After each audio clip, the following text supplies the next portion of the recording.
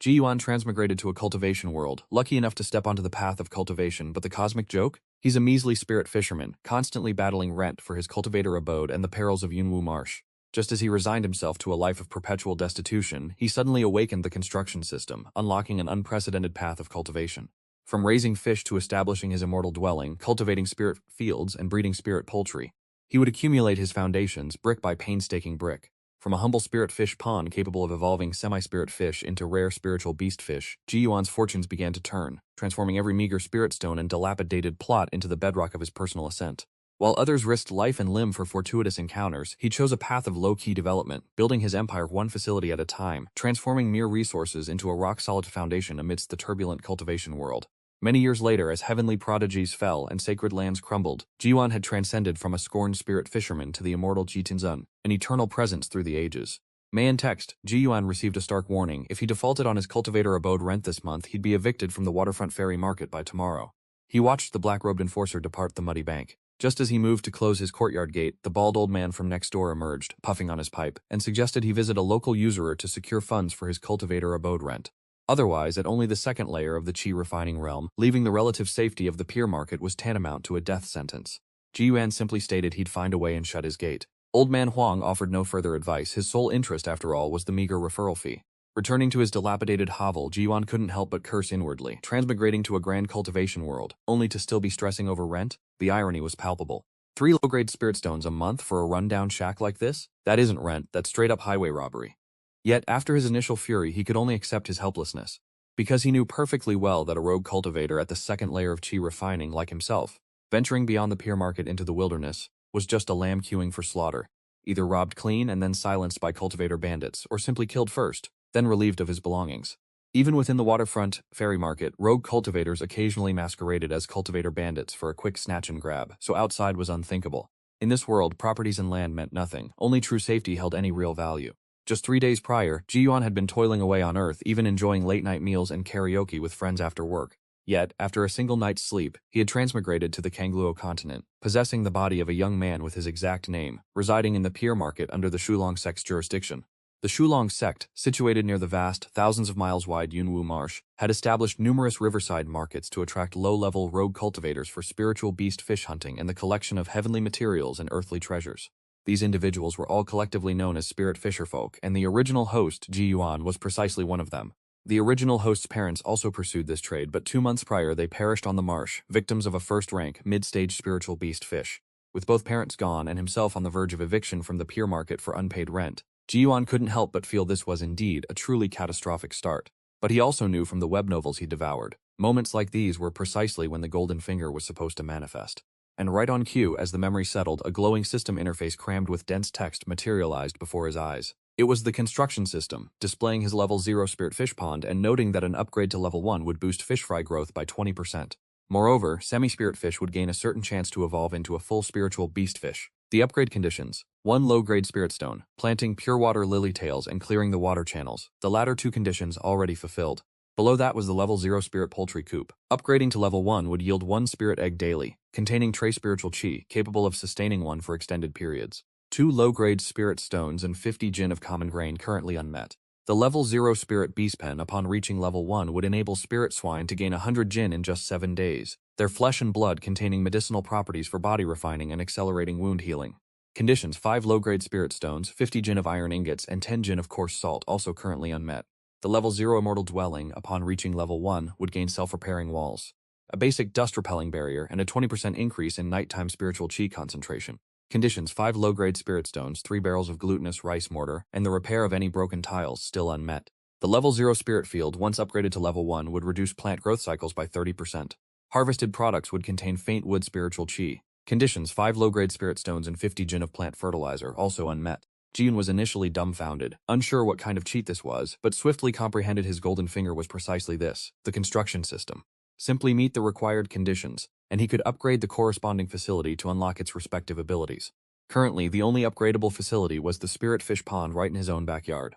The immediate requirements were 1 low-grade spirit stone, plus the pre-existing pure water lily tails and cleared water channels. Every spirit fisherfolk in the waterfront ferry market kept a small fish pond to store spiritual beast fish caught from Yunwu Marsh, so those last 2 conditions had naturally been met ages ago. The only hurdle remaining was a single low-grade spirit stone. which conveniently was also the entirety of Ji Yuan's current net worth. Otherwise, he wouldn't be on the verge of eviction for failing to pay his measly rent. Originally, there had been some savings at home, but the original host's parents on their ill-fated final fishing trip had converted everything into medicinal pills and talismans, only to tragically meet their end in Yunwu Marsh. After the spirit fish pond upgraded from level 0 to level 1, the primary benefit gained was a 20% increase in fish fry growth speed. And crucially, semi-spirit fish would gain a certain chance to evolve into a full spiritual beast fish. The former was self-explanatory, and Ji Yuan already possessed knowledge of semi-spirit fish and spiritual beast fish from the original host's memories.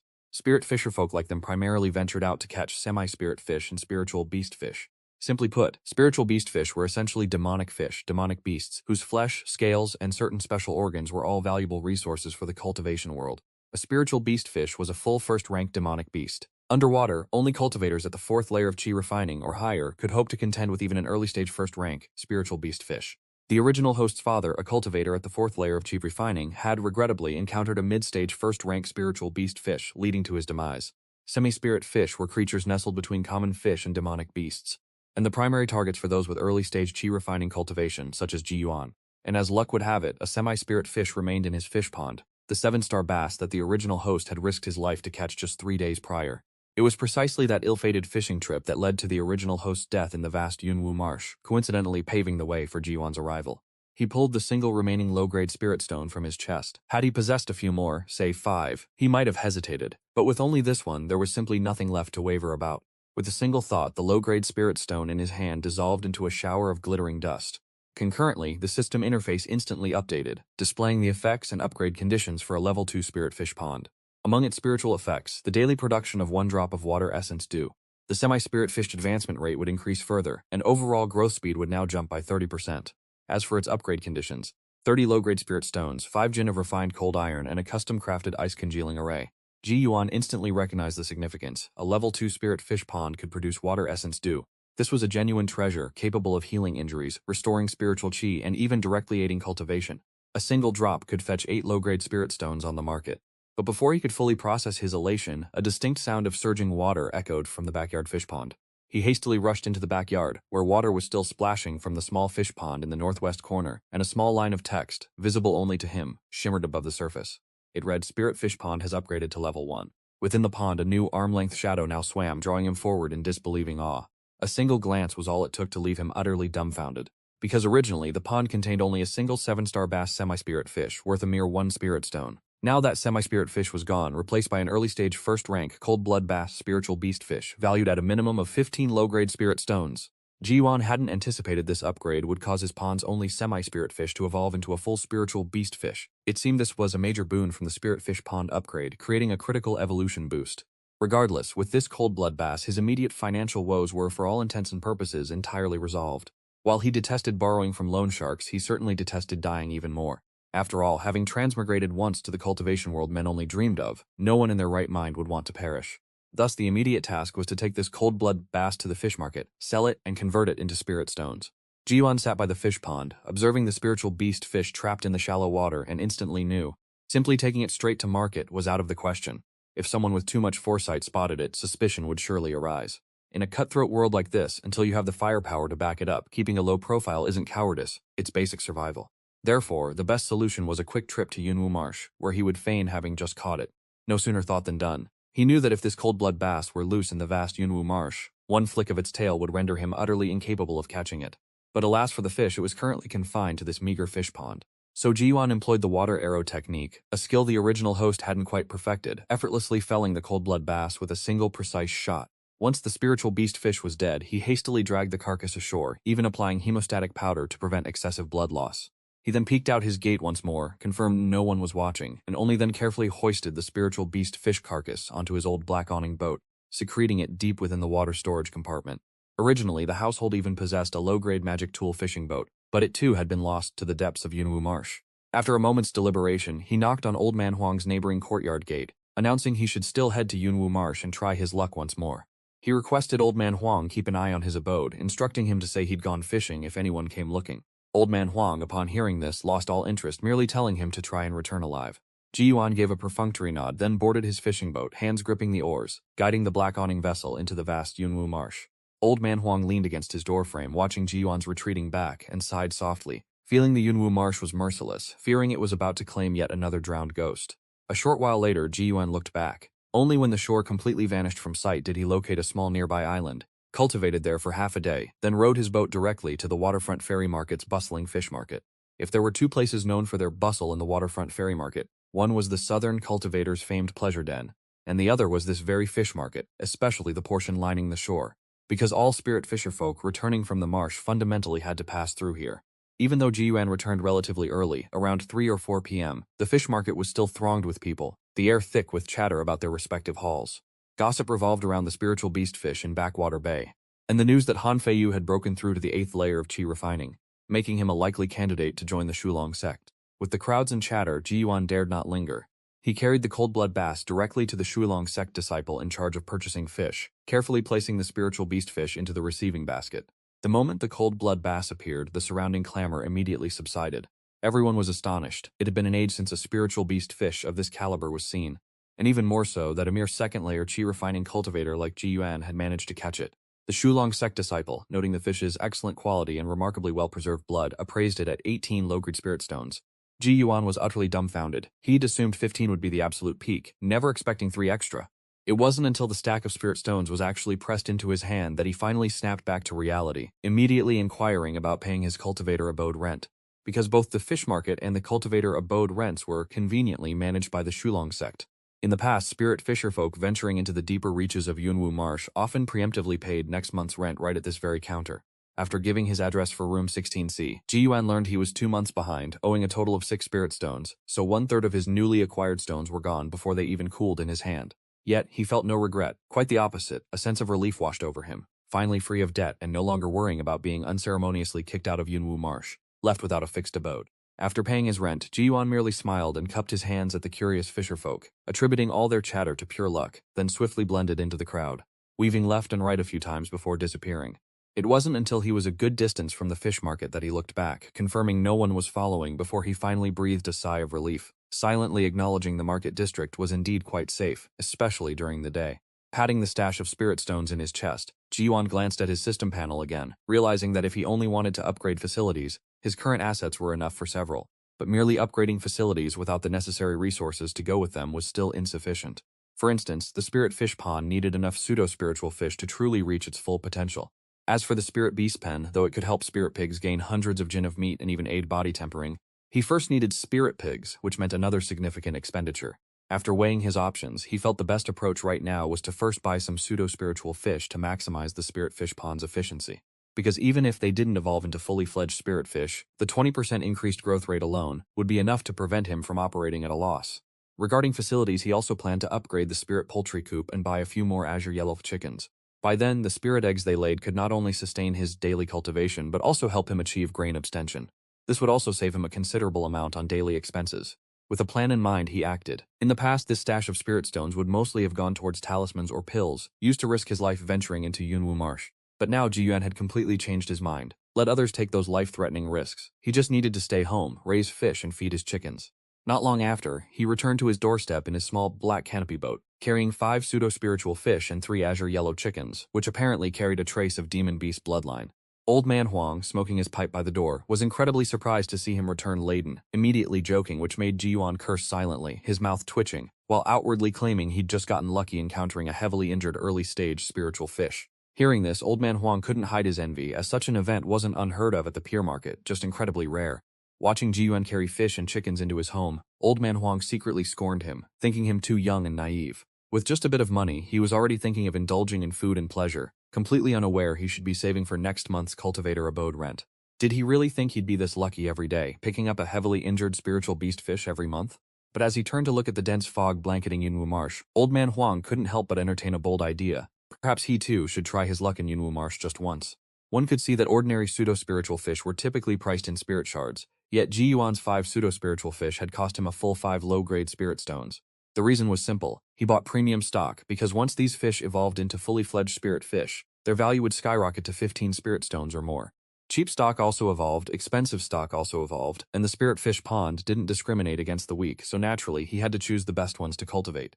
As for the 3 azure yellow chickens, they were even more expensive, directly costing him another 5 spirit stones. After all, the azure yellow chickens themselves were naturally imbued with some spiritual chi. Their flesh was not only highly nourishing, but they could also lay spirit eggs. Although the spirit egg laying rate was a bit low, roughly 1 egg every 3 days, and only 1 out of 10 eggs would actually be a spirit egg. But once laid, a single spirit egg was worth 5 spirit shards. 2 spirit eggs equaled 1 low-grade spirit stone. If they laid just a few more, these azure yellow chickens would quickly recover his investment. That's what the rogue cultivator selling the chickens said. While everyone else might say the same thing, Ji-Yuan believed it to be true. If he hadn't lacked the spirit stones, he would have bought a few more already. After all, the so-called rate only applied to others. For him, that rate was 100%. Because the azure yellow chickens he raised could lay 1 spirit egg every single day. After releasing all the fish into the pond, Ji-Yuan used wooden planks to assemble a simple chicken coop in the backyard. The moment he finished and put the 3 azure yellow chickens inside, a line of text appeared on the coop, indicating it was at level 0. The upgrade conditions for the spirit poultry coop were 2 low-grade spirit stones, which Ji-Yuan just happened to have left, and 50 jin of grain, which he also had at home. Before reaching foundation establishment and full grain abstention, even peak chi refining realm cultivators still needed to eat grain, though most would rely on grain abstention pills. Ji-Yuan looked at the last 2 low-grade spirit stones in his hand, feeling that these 18 stones were almost completely spent in less than half a day. Spirit stones truly didn't last long.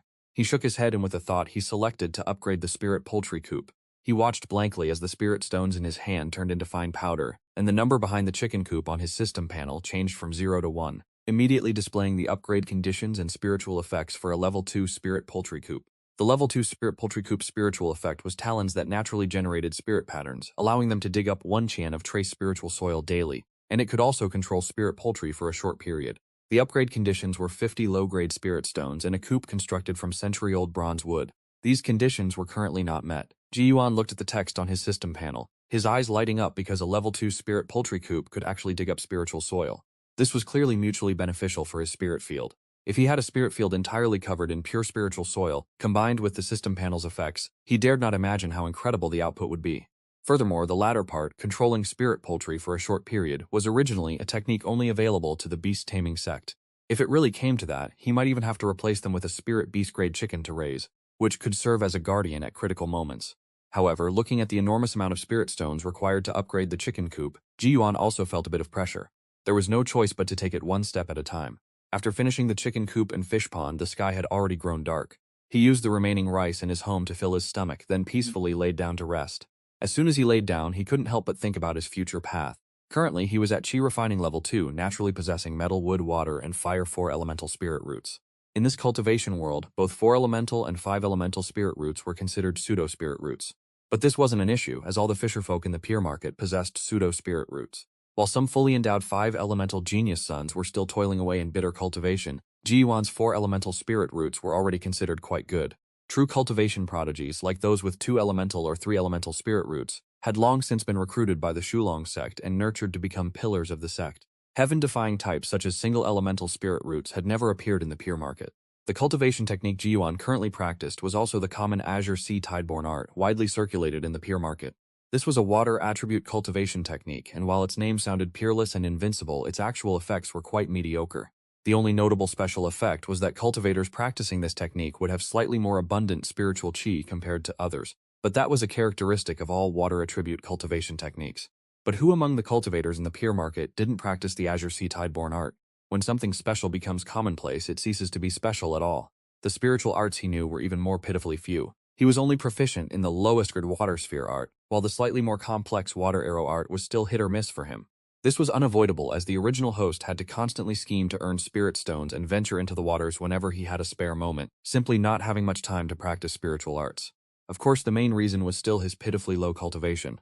At Chi Refining Level 2, a single water arrow art would completely drain the spiritual chi in his Dantian, and it would take half a day to recover. The relentless pressure of cultivator abode rent meant rogue cultivators in the market district simply had no mind to ponder such matters. But now, with his level 1 spirit poultry coop and spirit fish pond, he no longer needed to risk his life venturing out. He could just focus on cultivation. The next morning, Ji-Yuan went straight to the backyard upon waking. In the fish pond were still those same 5 pseudo-spiritual fish. Of course, he thought, it's not like they'd advance every single day. The system panel had only mentioned a certain probability, and who knew what that certain probability actually was? On the other hand, there was the chicken coop. After Ji-Yuan shooed the 3 hens out, he immediately saw 3 spirit eggs radiating a faint white glow. He quickly retrieved them, scattered a few handfuls of grain for the azure yellow chickens, then hurried back inside. With spirit eggs in hand, he obviously had to use them while they were still fresh. He quickly cracked one open and poured the spiritual liquid inside into his mouth. With a single gulp, he felt that pure spiritual qi and immediately circulated the azure sea tideborne art. The cultivation technique circulated, absorbing the spiritual qi provided by the spirit egg, guiding it along his meridians into Jiyuan's dantian. A moment later, having absorbed one egg, he felt a few more wisps of spiritual qi in his dantian and couldn't help but feel a little happy, as the effect of this spirit egg was even greater than he had anticipated. He felt that if all 3 spirit eggs were consumed, his cultivation might just break through to qi refining level 3.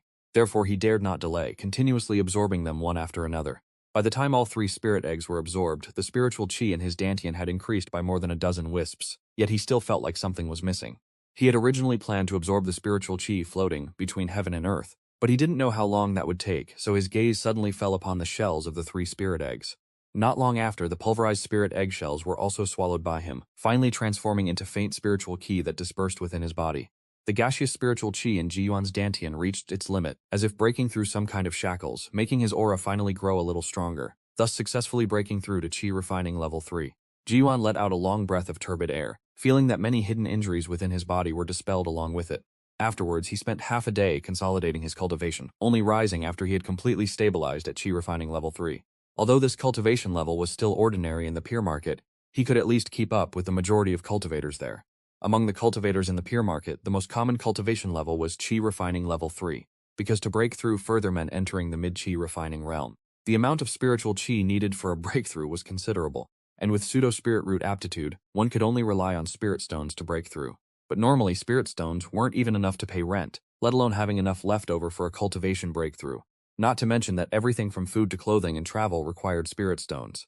The original host hadn't fully understood this before, but now Jiyuan realized that the cultivator abode rent was precisely the method the Shulong sect used to control the market districts around Yunwu Marsh. Fortunately, these concerns no longer had much to do with him, because with his system panel, he could essentially be self-sufficient on a small scale. After his cultivation breakthrough, he went to the backyard to practice the water arrow art again. Because the water sphere art didn't have much utility, it couldn't even kill a single spiritual beast fish. The truly reliable thing remained this water arrow art. Come dusk, after a day of arduous cultivation, Jiyuan was just about to rest when someone knocked on his courtyard gate. He rose to open the door and saw that it was Old Man Huang from next door. The old man cheerfully asked if Jiyuan was looking for a wife. In the market towns surrounding Yunwu Marsh, matchmaking for rogue cultivators was an extremely common affair. Though they called it forming a Dao companion pair, in reality, it was mostly just 2 weak rogue cultivators banding together to survive. For instance, the rent for a cultivator abode was 3 low-grade spirit stones a month. If alone, one needed to earn all 3. But if there were 2 people, each would only need to earn 1.5 spirit stones a month, making it sufficient. An extra person, especially a close partner, would also mean having someone to care for. Therefore, many rogue cultivators, once they reached a certain age, would seek out suitable partners in their own or neighboring market towns. After finding someone, they would meet a few times, live together for a period, and if compatible, they would form a Dao companion pair. This matchmaker profession was happily undertaken by many rogue cultivators, as it was both profitable and low risk. Just like Old Man Huang, who, relying on his age and wide network of rogue cultivators, had earned quite a few spirit stones through matchmaking. Jiyuan, knowing about this from the original host's memories, turned his head to look at the female cultivator behind Old Man Huang. Her appearance could only be described as average, but her figure was very good, and between her brows and eyes lay a hidden sadness, making her seem a little more pitiable.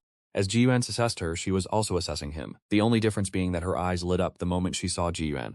For in the market towns around Yunwu Marsh, such handsome young men were truly rare. Old Man Huang, with clasped hands tucked into his sleeves, was about to speak when he saw 3 figures emerge from the courtyard to Jiyuan's left. It was the fisherfolk couple Lin Yue and Zhou Ling, along with their only son, Lin Hu. As soon as she emerged, Zhou Ling eagerly asked Old Man Huang if he knew of any suitable young women for her son, Lin Hu. Seeing this, Jiyuan secretly grumbled to himself that people were even competing over marriage matters. Old Man Huang smiled and introduced Wu Qin, saying she was very suitable and had a qi refining second-layer cultivation. Originally from Tai'an Market next door, her parents were swallowed by Yunwu Marsh while fishing, leaving her a weak young woman struggling to survive there, which was why she came to the waterfront ferry market. Lin Yue and Zhou Ling's hearts stirred with interest upon hearing this. For an orphaned young woman like her was arguably the best marriage prospect. No family drama from in-laws, simply gaining a helper for their own household once married. Not only would it greatly reduce their own pressure, but they could also have grandchildren sooner. Wu Qin, hearing Old Man Huang introduce her, couldn't help but lower her head, for if it weren't for extreme necessity, who would want to turn themselves into merchandise, displayed for others to choose? Just as Old Man Huang finished explaining that Jiyuan also had a similar plight to Wu Qin, having lost both parents, Wu Qin immediately looked up, her gaze at Jiyuan instantly becoming more intimate, as they were both considered fellow sufferers. Furthermore, if she truly had to choose between these two families, Wu Qin would choose Jiyuan even with her eyes closed. Because having no parents meant no need to serve demanding in-laws. They could simply live their own small lives as a couple. What's more, this young Master Ji before her was so handsome, completely unlike the dark and squat man next to him. Jiyuan naturally saw the fervent gaze in the young woman's eyes, but unfortunately he had no intention of finding a partner just to get by. His cultivation had just begun, and the yield from his spirit fish pond and spirit poultry coop was barely enough for his own cultivation needs. Marrying now would not only easily expose his secrets, but also force him to share a portion of his resources with a wife.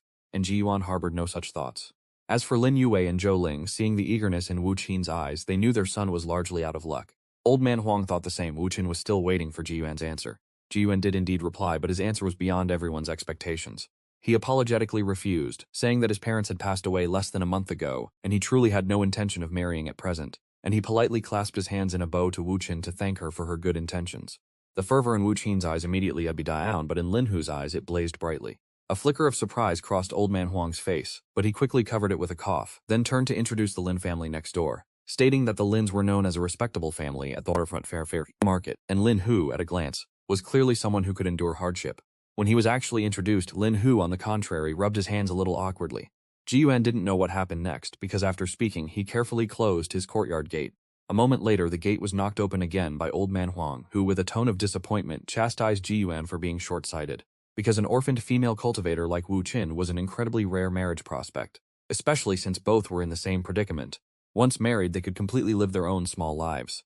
Most importantly, she didn't require a bride price. It was practically like finding a wife for free. Otherwise, if he were to find a partner on his own later, without 20 or 30 spirit stones as a bride price, which female cultivator would agree to follow him? Jiyuan understood that Old Man Huang was looking out for him, but he could only reiterate that he truly had no such intentions at the moment. Old Man Huang then declared it was too late, even if he wanted to, as Wu Qin and Lin Hu had already agreed, and a wedding banquet would be held tonight. Old Man Huang himself had to go home to bathe and change his clothes. With a successful match made, Old Man Huang's commission of 3 to 5 spirit stones was undoubtedly secured, which explained his enthusiasm for the matter. It was just that Jiyuan still found it quite strange, for he knew Old Man Huang was the type who wouldn't wake up early without profit, and he clearly knew Jiyuan couldn't even afford the matchmaker's fee. Yet he still bothered to introduce someone to him. Not long after, Lin Yue knocked on Jiyuan's door again, informing him that Lin Hu was getting married tonight and inviting him as a neighbor to be a guest. Jiyuan naturally didn't want to go, because attending would require a gift, at least 1 spirit stone, and he didn't have any gift money. But Lin Yue clearly stated that no gifts would be accepted. This was merely a gathering of neighbors for added liveliness, so Jiyuan had no choice but to go. The dinner was set with 3 tables, with Old Man Huang seated at the main table. Under the repeated toasts from Lin Yue and his son, Old Man Huang drank until he was thoroughly drunk, while Jiyuan sat alone in a corner, ate a little, then put down his chopsticks. During that time, he noticed Wu Qin, in her crimson wedding dress, covertly glancing at him several times, her eyes very complex, containing reluctance, regret, a hint of anger, but mostly, it seemed, a compromise with fate. In this chaotic era, Jiyuan himself hadn't yet found stability, let alone concerning himself with others. Therefore, after eating his fill, he bid farewell to Lin Yue, congratulated Lin Hu, and then left to return to his small home. That night, Jiyuan wasn't sleepy at all. He went to the backyard, looked at his small spirit fish pond and spirit poultry coop, his tiny private domain, and couldn't help but feel a surge of emotion. He circulated the spiritual chi in his dantian, casually conjured a spell, and the blue water attribute spiritual chi surged. The water arrow art, as if born from heaven, which the original host had arduously cultivated for years, had finally achieved great accomplishment. For the next 3 days, Jiyuan stayed home cultivating. Besides consuming spiritual eggs and absorbing environmental chi to increase his cultivation, he also conveniently learned the most basic water shield art. For these 3 days, the furthest he ventured was the spirit fish pond in his backyard, where he would meditate to recover spiritual chi while also checking if any semi-spirit fish had advanced to fully fledged spirit fish. It was a pity that probability was still just probability, unlike the spiritual eggs from the spirit poultry coop, which guaranteed 3 eggs every day. Relying on these 3 eggs, Jiyuan could just about sustain his daily cultivation needs. After all, previously, it was difficult to obtain even 1 spirit stone for cultivation in a month, whereas now the spiritual eggs absorbed in a single day had a value equivalent to 1.5 spirit stones. Comparing before and after, this world of difference in cultivation methods left Jiyuan immensely satisfied. Until the 4th day, perhaps because he had stayed home for too long, Jiyuan thought of taking a stroll outside his gate. In short, he could no longer go to Yunwu Marsh. That man-eating place could be left to others. In the waterfront ferry market, if he had no business, he should visit less often, lest too many visits attract unwanted attention.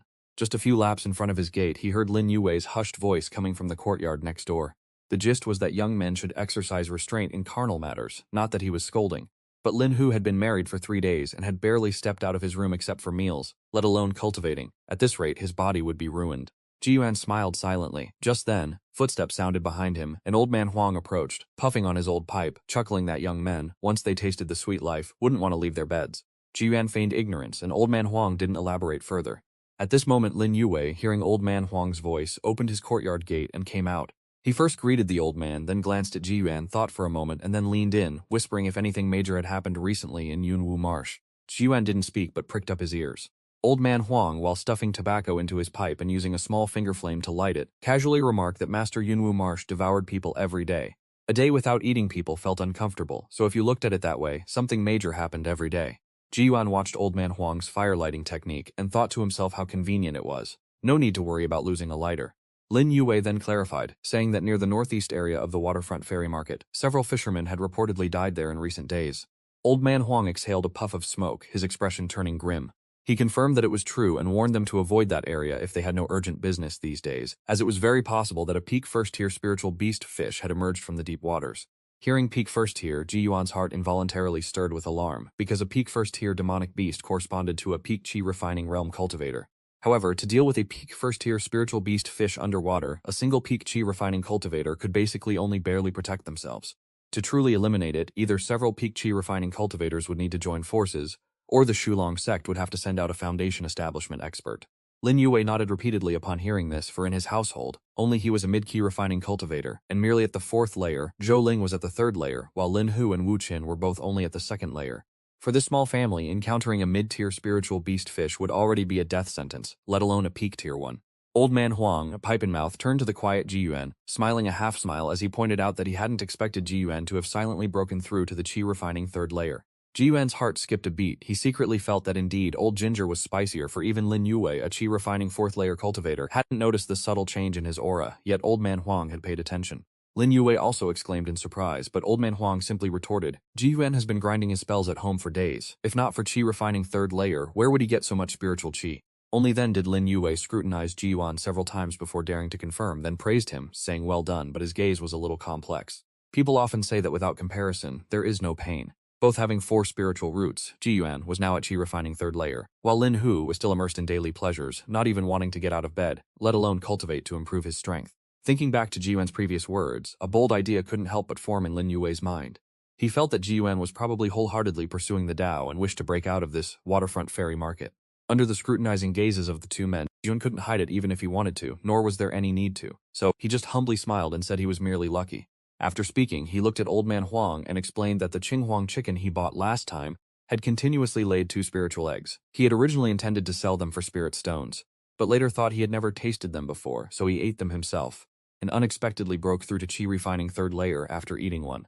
Old man Huang, exhaling smoke, said indeed this is the season for Qinghuang chickens to lay eggs, and your luck is truly not bad. Ji Yuan still used only the 2 words good luck to deflect. After that, he returned home, retrieved today's 3 spiritual eggs from the spirit poultry coop, and thus began his cultivation routine for the day. Not long after, he again heard Zhou Ling's loud scolding carry over from the house next door. She was blaming Lin Hu for being a good-for-nothing, asking how he could possibly not know the price of Azure Phoenix chickens. Lin Hu had just gotten married. How could the family afford spirit stones for these, let alone buy 2 at once? Ji Yuan, hearing this, simply remained silent. The days of cultivation were inherently mundane. Besides absorbing environmental chi day after day, all one could do was research cultivation arts.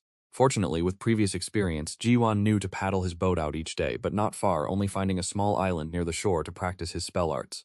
Doing so not only kept him out of the sight of cunning old men like old man Huang, but also prepared him for selling his spiritual fish later.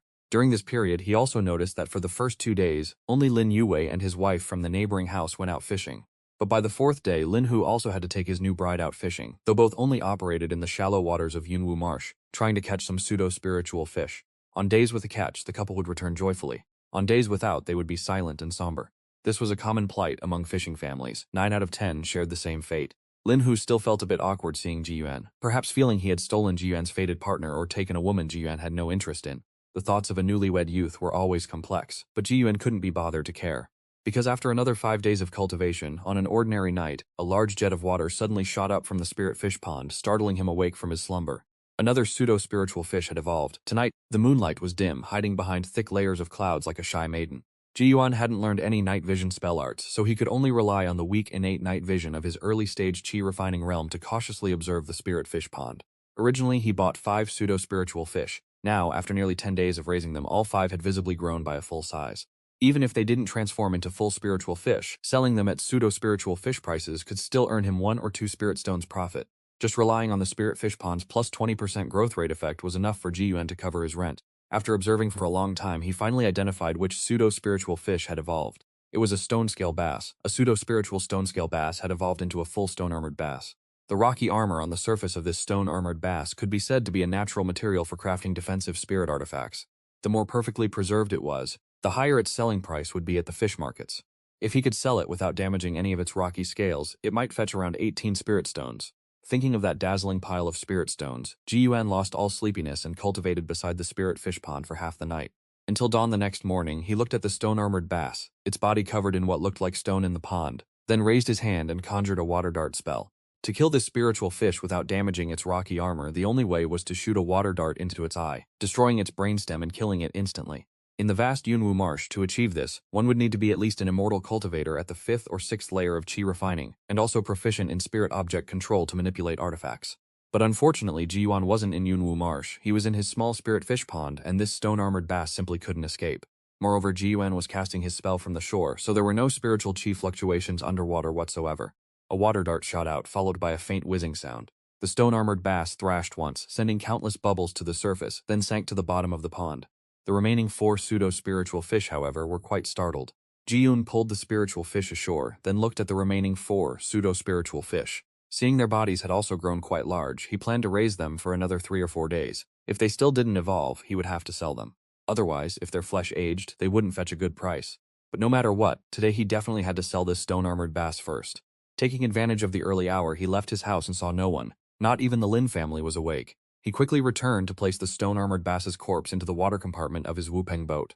Then he went to retrieve today's 3 spiritual eggs, preparing to find a small island in Yunwu Marsh to cultivate and refine them. But as soon as he stepped out, he saw Lin Yue and his wife already awake early, preparing to set sail. Unlike Jiyuan's small Wupeng boat, they both possessed spirit artifact fishing boats. Though only low-grade spirit artifacts, they were extremely convenient. Not only were they fast, but they didn't require manual paddling. Mid-grade fishing boats could even dive underwater, moving freely beneath the surface. Just like the mid-stage Qi-refining fisherfolk at the pier market, most would possess a spirit artifact fishing boat, a luxury Jiyuan's family once also had. Lin Yue saw Jiyuan awake early, setting out, and asked, while simultaneously thinking of his son Lin Hu, who was still asleep, a flame of anger inevitably rising in his heart. Zhou Ling, on the other hand, went straight back home to call out to someone. Jiyuan didn't want to say too much and offend others, so he just smiled, replied, and pushed off his boat. However, he hadn't paddled half a li before Lin Yue and his wife caught up. The two sped past Jiyuan in their spirit artifact fishing boat, even creating some waves that caused his Wupeng boat to sway slightly. Watching their retreating figures, Jiyuan felt no envy. There was a time when he too had to desperately work for his livelihood like that. Now he simply found a nearby reed bed, tied up his boat, and slipped inside, commencing his daily spiritual egg consumption. Furthermore, eating eggs continuously for the past few days had made Jiyuan discover a few details. For example, sprinkling a little fine salt on the eggs made them taste much better. He mused perhaps when living conditions improved later, he could even make fried eggs or scrambled eggs, and no longer have to eat the unpalatable eggshells. Carrying such grand illusions, he waited until around 11 a.m. before pushing his Wupeng boat towards the fish market. Having been out for so long already, there was no need to wait until afternoon. Upon arriving at the pier market's fish stalls, he found that indeed, there weren't many people left, so he carried the large stone-armored bass ashore. Unexpectedly, just as he placed the stone-armored bass into his fish basket, Old Man Huang's familiar voice echoed from behind Jiyuan, making him inwardly curse at the unexpected appearance of the old man here. Turning around, he indeed saw the bald, toothless old man carrying a pseudo-spiritual fish preserved fresh with spell arts. At this moment, the Shulong sect cultivator on duty rarely took the initiative to speak, clarifying that this was not just an ordinary stone-armored bass, but one with absolutely no damage to any of its armored scales. Hearing this, all the nearby fisherfolk turned around, gazing at the spiritual fish with astonishment. Stone-armored bass were not inherently rare, but one without any damaged rocky scales was extremely rare. Seeing this, Jiyuan inwardly cursed himself, truly greedy and inexperienced. If he had known, he would have deliberately damaged a few scales, selling it for a few less spirit stones, rather than ending up in this saintly display situation before everyone. Some praised his capability, while others doubted how someone with only early-stage cheese refining cultivation could possibly catch such a spiritual fish. They feared the fish wasn't even caught by him. Faced with this situation, Jiyuan could only smile and explain that this spiritual fish was indeed not caught by him but by his master. His master was simply busy breaking through their cultivation, having no time to come personally, and so had sent him, the disciple, to make the trip. With things reaching this point, he had no choice but to borrow the prestige of a powerful master to protect himself. Old Man Huang immediately pressed, saying it was no wonder he had been so mysterious lately, and then demanded to know which senior cultivator was his master. Because someone with the means to kill such a spiritual fish would have to be at least a 6th-layer qi-refining immortal cultivator, possibly even late-stage qi-refining. Ji Yuan could only offer an apologetic smile, stating that his master forbade him from revealing any details. Afterwards, he received 20 spirit stones from the cultivator on duty, which was already the highest price an early-stage spiritual fish could fetch. Anything higher would require a mid-stage spiritual fish. After storing the spirit stones on his person, he cupped his hands to thank the cultivator on duty, then quickly departed from this place of gossip and trouble. Even after he left, Old Man Huang's gaze continued to follow his back, carrying a hint of regret or contemplation. Jian was unaware of this. He simply hurried back to the pier market and immediately sought out a talisman shop. There he spent 12 low-grade spirit stones, a significant sum, to purchase a mid-grade lightning strike talisman. Once used, this talisman could rival a full power blow from a 6th-layer qi-refining immortal cultivator. For him at present, it was the best life-saving trump card. He couldn't afford a more expensive talisman, and a cheaper one wouldn't be effective enough. With this in hand, even if a cultivator bandit truly targeted him, he would have a chance to fight back. And purchasing this trump card had long been part of Ji Yuan's plans. Because while cultivation was important, life was even more so. He could always distinguish between what truly mattered. With the remaining 8 spirit stones, he used 5 to buy 3 more Azure Phoenix chickens. The chicken vendor was still the same cultivator from last time. Upon recognizing Ji Yuan, he smiled and asked about the previous chickens, hinting that they must be laying eggs like crazy. Ji Yuan was silent for a moment, then only replied that the meat was very fragrant, leaving the chicken vendor speechless. The last 3 spirit stones were used by Ji Yuan to buy 3 more pseudo-spiritual fish. Early the next morning, having no need to go out, he was already at home eating eggs. However, unlike the 3 eggs from previous days, starting today, he had to eat more. 6 spiritual eggs a day, digesting and absorbing them all was no easy feat. Yet, just as he finished absorbing 2 spiritual eggs, someone knocked on his courtyard gate. Ji Yuan unconsciously touched the lightning strike talisman in his chest pouch, and only after confirming nothing was amiss did he go to open the door. The person knocking was Old Man Huang again, but unlike before, today the old man showed a few more smiles upon seeing Ji Yuan. His attitude was more polite, and he addressed him as young Master Ji instead of little Ji as before. Ji Yuan maintained an attitude neither servile nor arrogant, asking the old man what brought him here. Old Man Huang said it wasn't anything big, just something concerning Ji Yuan's parents. A trace of surprise flickered across Ji Yuan's face, but in an instant his tone completely changed. Old Man Huang stepped into the house and immediately upon entering, looked around everywhere. Ji Yuan had already manipulated his control panel, temporarily deactivating the spirit fish pond's effects. Thankfully, this control panel came with an on-off switch. Otherwise, if a spiritual fish suddenly evolved with an outsider present, it would be truly difficult to explain. As for the spirit poultry coop, there were no issues because Ji Yuan had already put away all 6 of today's spiritual eggs. Who knew a mere 6 azure gold fowl could pique the interest of Old Man Huang? Noticing the sudden boom in Ji Yuan's spirit poultry population, Old Man Huang just had to ask. Ji Yuan casually brushed it off, claiming his master had developed a sudden insatiable craving for roasted azure gold fowl, citing its fresh, tender and succulent meat as the reason for his expanded flock. Having already activated the Borrow Master's prestige passive skill, Ji Yuan saw no harm in stacking another buff. Old Man Huang nodded knowingly, though his curiosity quickly got the better of him, pressing Ji Yuan about the true identity of this mysterious Grand Master. Ji Yuan, however, deflected the question, turning the conversation to the whereabouts of his own parents. Old Man Huang let out a hearty laugh, blaming his failing memory of old age before retreating inside. After a thoughtful pause, he finally admitted to having seen the Lu Yezhou. The Lu Yezhou Ji Qingyun's, the original host's father's, spirit artifact fishing boat, was a distinctive vessel. At the mention of it, Ji Yuan's calm facade instantly shattered, because Old Man Huang revealed the boat was currently with Luotong, who in turn swore he'd purchased it from one Lu Laizi. Luotong, the waterfront ferry market's premier spirit hog dealer, was the guy Ji Yuan always had to seek out when in need of any pig-related goods. Furthermore, within the original host's memories, Luotong and Ji Qingyun had been on rather friendly terms, enough for a respectful Uncle Luo greeting. But the Lu Yezhou was supposed to be long gone, buried deep within the Yunwu marsh, not suddenly resurfacing in Lu Laizi's possession. This implied only 2 possibilities, either a lucky find or, far more likely, a case of murder and theft. Sensing Ji Yuan's suddenly grim expression, Old Man Huang quickly backpedaled, assuring Ji Yuan he'd merely chanced upon the information and harbored absolutely no ulterior motives. And of course, to not overthink it. Ji Yuan, forcing a calm demeanor, merely nodded in thanks. Old Man Huang, seemingly eager to escape, advised him to cultivate diligently at home before excusing himself for business at the waterfront ferry market. Ji Yuan saw him off, watching Old Man Huang's retreating figure vanish towards the waterfront ferry market before finally re-entering his abode. The very first priority, reactivating the Spirit Fish Pond's passive resource generation. As for tracking down Lu Laizi to have a little chat about the boat. Honestly, Ji Yuan possessed absolutely zero intention of pursuing that particular death wish. Setting aside the fact that Lu Laizi was already a mid-stage qi refining cultivator, his network of shady connections at the waterfront ferry market was notoriously intricate. Rumor even whispered of deep ties to the Qin clan, meaning Ji Yuan, for all his burning desire for vengeance, was currently utterly outmatched and outgunned. Better to prioritize diligent cultivation and quietly stack his own strength first, safety first after all. So as for the friendly intel Old Man Huang had dropped, Ji Yuan merely filed it away in the future retributions section of his mental database. No further thoughts. After leaving Ji Yuan's place, Old Man Huang, navigating the waterfront ferry market's labyrinthine alleys with practiced ease, eventually stopped before a white-walled, green-tiled courtyard and knocked. The door was answered by a disheveled, pockmarked middle-aged man, Liu Lazy himself. Inside the main hall, Old Man Huang gulped down a cup of tea, let out a deep breath, and then ominously declared that trouble was brewing for Ji Qingyun's side.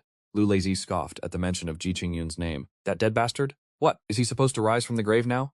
He had personally used a water missile art to shatter Ji Qingyun's skull, so the idea of the man being alive was, to him, utterly preposterous. Old Man Huang quickly clarified not Ji Qingyun himself but his very much alive son. He recounted how, just days prior, Ji Yuan was on the verge of being evicted from the waterfront ferry market, only to accidentally stumble upon a spirit fish. Liu Lazy simply nodded, commenting, guess his luck ain't half bad. But when Old Man Huang further revealed that yesterday, Ji Yuan had sold a stone armor-spotted fish at the market, and one without a single precious stone scale damaged, Liu Lazy's casual demeanor evaporated. Old Man Huang pressed on, explaining he diligently investigated and discovered Ji Yuan had taken a master who was at minimum a mid-stage qi refining expert, possibly even late stage. At this, Liu Lazy visibly calmed. After a tense silence, he fixed Old Man Huang with a piercing gaze, bluntly stating, "You want to eliminate a future problem, but you're too scared to offend Ji Yuan's master, so you want my hand to kill him off, is that it?" His scheme exposed, Old Man Huang visibly lost face, though he naturally couldn't admit it. He could only lamely argue that he was merely concerned Ji Yuan might discover something. And if that master behind Ji Yuan were ever to show his face, both of them would face grave consequences. Old Man Huang had no doubt about Ji Yuan having a master. Without powerful backing, how else could a mere nobody conjure up spirit fish like that? Liu Lazy merely shook his head, arrogant in his belief that their actions had been sufficiently discreet to escape Ji Yuan's notice. Besides, something big was brewing on the northeastern Maple Leaf Island, and he intended to profit from it first. As for that brat Ji Yuan, he could wait. Maple Leaf Island's gains took precedence. Old Man Huang, hearing this, urgently pressed for details. He'd noticed a suspicious number of fishermen flocking to Maple Leaf Island recently, despite a few already turning up dead. Liu Lazy shot him a glance, then conceded that since the news would be public in 2 days anyway, he might as well spill. Maple Leaf Island held the cave abode of a deceased Foundation establishment cultivator who had undergone seeded transcendence. Old Man Huang gasped, utterly flabbergasted. An immortal abode from a Foundation establishment senior. Even a tiny scrap of fortune from it could ensure years of carefree living, perhaps even catalyzing a breakthrough in his own cultivation. With such thoughts, he promptly took his leave. But just as Old Man Huang turned to go, Liu Lazy's voice cut through the air, a sudden, chilling reminder. "Don't you dare tell Ji Yuan anything about Ji Qingyun." Old Man Huang dared not turn, vehemently denying it on the spot. But Liu Lazy coolly reminded him who had initiated this little meeting in the first place, and who had reaped benefits from their arrangement. He'd do well not to forget that. Old Man Huang could only offer a choked understood. Only after Old Man Huang was completely out of sight did Liu Lazy let out a cold, derisive chuckle, mocking how Old Man Huang, a man of his caliber, still thought he could play the let fellow Daoists die for me game. On his way home, Old Man Huang's thoughts were heavy. He'd intended Liu Lazy to be his unwitting scout, the first to test the waters, but the man proved far more cunning and less easily manipulated than expected. Indeed, anyone who'd carved out a name for themselves in the cutthroat waterfront ferry market was anything but a fool. Fine then, if Liu Lazy wasn't in a rush, neither was he. Now Old Man Huang's mind was consumed by a single glittering thought. The Foundation Establishment Immortal Abode. 2 days later, while Ji Yuan was busy processing his 4 semi-spirit fish for market, the whispers of the Foundation Establishment Immortal Abode on Maple Leaf Island finally reached his ears. Upon hearing the news, he simply shrugged. No ecstatic cries of opportunity from Ji Yuan, unlike the other frantic fishermen. His thought process was simple. An immortal abode, so what? Does it have an upgrade path? Who knew? Maybe upgrading his own humble cave abode to level 100 would let it evolve into a divine palace, dominating the 9 heavens. After that brief, entirely hypothetical daydream, he returned to the pragmatic reality. His 4 semi-spirit fish, bought for 4 spirit stones and raised for half a month, had now netted him 6 spirit stones. Ji Yuan promptly reinvested 4 spirit stones into another batch of 4 semi-spirit fish, carefully stashing away the 2 profit stones. Gotta keep that emergency fund healthy. The thought of an immortal abode did, however, remind him to consider his own cave abode's next upgrade. An upgraded cave abode meant a 20% boost in nighttime spiritual chi concentration. Perfect for aiding his cultivation, or maybe even upgrading the spirit beast pen. Spirit hogs, which gained 100 caddies of meat daily, had flesh and blood that offered vital body tempering effects, and even provided healing support. Other cultivator spirit hogs offered no such benefits. At best, they simply tasted good. Plus, they only ever contained the faintest, most negligible trace of spiritual chi. Ji Yuan's primary target, however, was clearly body tempering. From the original host's memories, Ji Yuan knew that body tempering was largely considered a minor path in this cultivation world. Even a mortal martial saint couldn't stand against a mid-stage chi refining cultivator. After all, no matter how supreme your martial prowess, a cultivator could simply wield a flying sword with object manipulation art, turning you to dust from hundreds of meters away. Thus, the vast majority of cultivators dedicated themselves solely to immortal cultivation, neglecting their physical bodies entirely. But Ji Yuan disagreed. A strong physique was strength. To put it bluntly, a more robust body could even plow a few more fields during dual cultivation if you catch his drift. And if mere eating could boost his strength, why on earth wouldn't he? As Ji Yuan trudged back to his small Yunwu marsh abode, his 4 semi-spirit fish in tow, he noticed Old Man Huang and Lin Yue squatting by his door, seemingly engaged in hushed, suspicious conversation.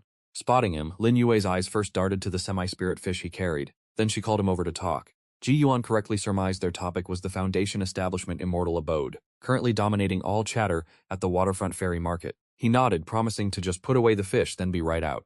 Not long after, Ji Yuan found himself squatting alongside Lin Yue. Lin Yue immediately asked if he'd heard the Maple Leaf Island rumors. Ji Yuan confirmed he had. Old Man Huang then leaned in, asking if Ji Yuan was interested, perhaps in the three of them joining forces to test their luck on Maple Leaf Island. Ji Yuan merely offered a small internal chuckle. A Foundation Establishment Immortal Abode drew the fiercest competition from even late-stage chi refining cultivators, and these 2 fourth-layer chi refining hacks actually wanted to try their luck. He stated plainly that as a mere early-stage chi refining cultivator, he'd best sit this one out. Lin Yue immediately countered, arguing that fortuitous encounters were unpredictable, and besides, they wouldn't actually land on the island, merely try their luck from the periphery. Old Man Huang, while calmly stuffing his old tobacco pipe, bluntly interjected, "We're not going to contend for any immortal abode. We're going to profit from the corpses." It wasn't just the waterfront ferry market. Even cultivators from the neighboring Tai'an and Jingde districts would be flocking there.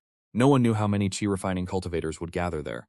But the more casualties, the more opportunity for them to scavenge a fortune. Only cultivators at 8th or 9th layer chi refining dared to truly covet that immortal abode.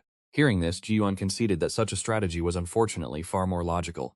His expression seemed to flicker with a hint of temptation, but after a brief internal struggle, he shook his head again. He was timid, he reasoned, only just reaching 3rd layer chi refining, knew no spells, and was utterly useless in a real fight. Best to just stay out of their way and avoid being a liability. With that, Ji Yuan rose, cupped his hands in a polite farewell, and promptly turned back into his house. He didn't even grant them the chance to continue their persuasive arguments. They weren't wrong, of course. A chaotic battle like this truly was a prime opportunity to profit from the dead. But the real gamble was guessing who would be doing the profiting, and who would simply be the profits. Ji Yuan, with his trusty facility upgrade panel, had far safer, more reliable ways to progress than risking his precious, albeit small, life. Outside, Lin Yue and Old Man Huang exchanged helpless glances, debating their next move. Ultimately, they decided the entire Lin family would venture forth. More bodies meant more deterrence, and crucially, more hands to help carry the loot. Naturally, the Lin family's full mobilization to Maple Leaf Island for their fortuitous encounter was hardly a secret to Ji Yuan, separated by just a thin wall. Lin Yue and Old Man Huang even had the audacity to knock on Ji Yuan's door, asking him to keep an eye on things while they were gone. This small favor Ji Yuan, of course, had no reason to refuse. And so Ji Yuan leaned against his doorframe, watching Old Man Huang summon his distinctive mantis boat while Lin Yue produced her sleek black wooden boat. Lin Yue then waited for Zhou Ling and Wu Qin, while Lin Hu clambered onto Old Man Huang's fishing vessel. Just like that, the party of 5 vanished into the vast, foggy expanse of the Yunwu marsh. Ji Yuan stared out at the mist-shrouded lake in silent contemplation for a long moment, then quietly shut his door, headed to the backyard, pulled out a spiritual egg, and kicked off another day of grinding. Ever since news broke about the chaos on Maple Leaf Island, Ji Yuan laid even lower than before. He spent all his time hiding in the backyard practicing techniques. With the neighbors gone, he didn't even have to hide his spellcasting indoors. Naturally, all this grueling midnight cultivation wasn't for nothing. He had completely consolidated the 3rd layer of the chi refining realm, putting him right on the verge of breaking through to layer 4, the mid-stage chi refining realm. He held off on the attempt only because he knew his spirit stone stash was too thin, and relying solely on spiritual eggs wouldn't guarantee a smooth breakthrough. Breakthroughs required momentum, so he planned to harvest and sell another fish first, using the profit to finance his push into the mid-stage chi refining realm. As for spells, he had fully mastered every technique inherited from the original host. His water arrow spell was now instant cast, hitting dead center wherever he pointed. 5 days later, none of the 4 pseudo-spirit fish from his second batch achieved a mutation, but since as they'd hit maximum size, he hauled them to the fish market. He netted 4 spirit stones, reinvested 3 back into a fresh stock of pseudo-spirit fish, and pocketed a clean 1-stone profit. Even without trying to pry, he picked up plenty of fresh gossip regarding Maple Leaf Island during his trip.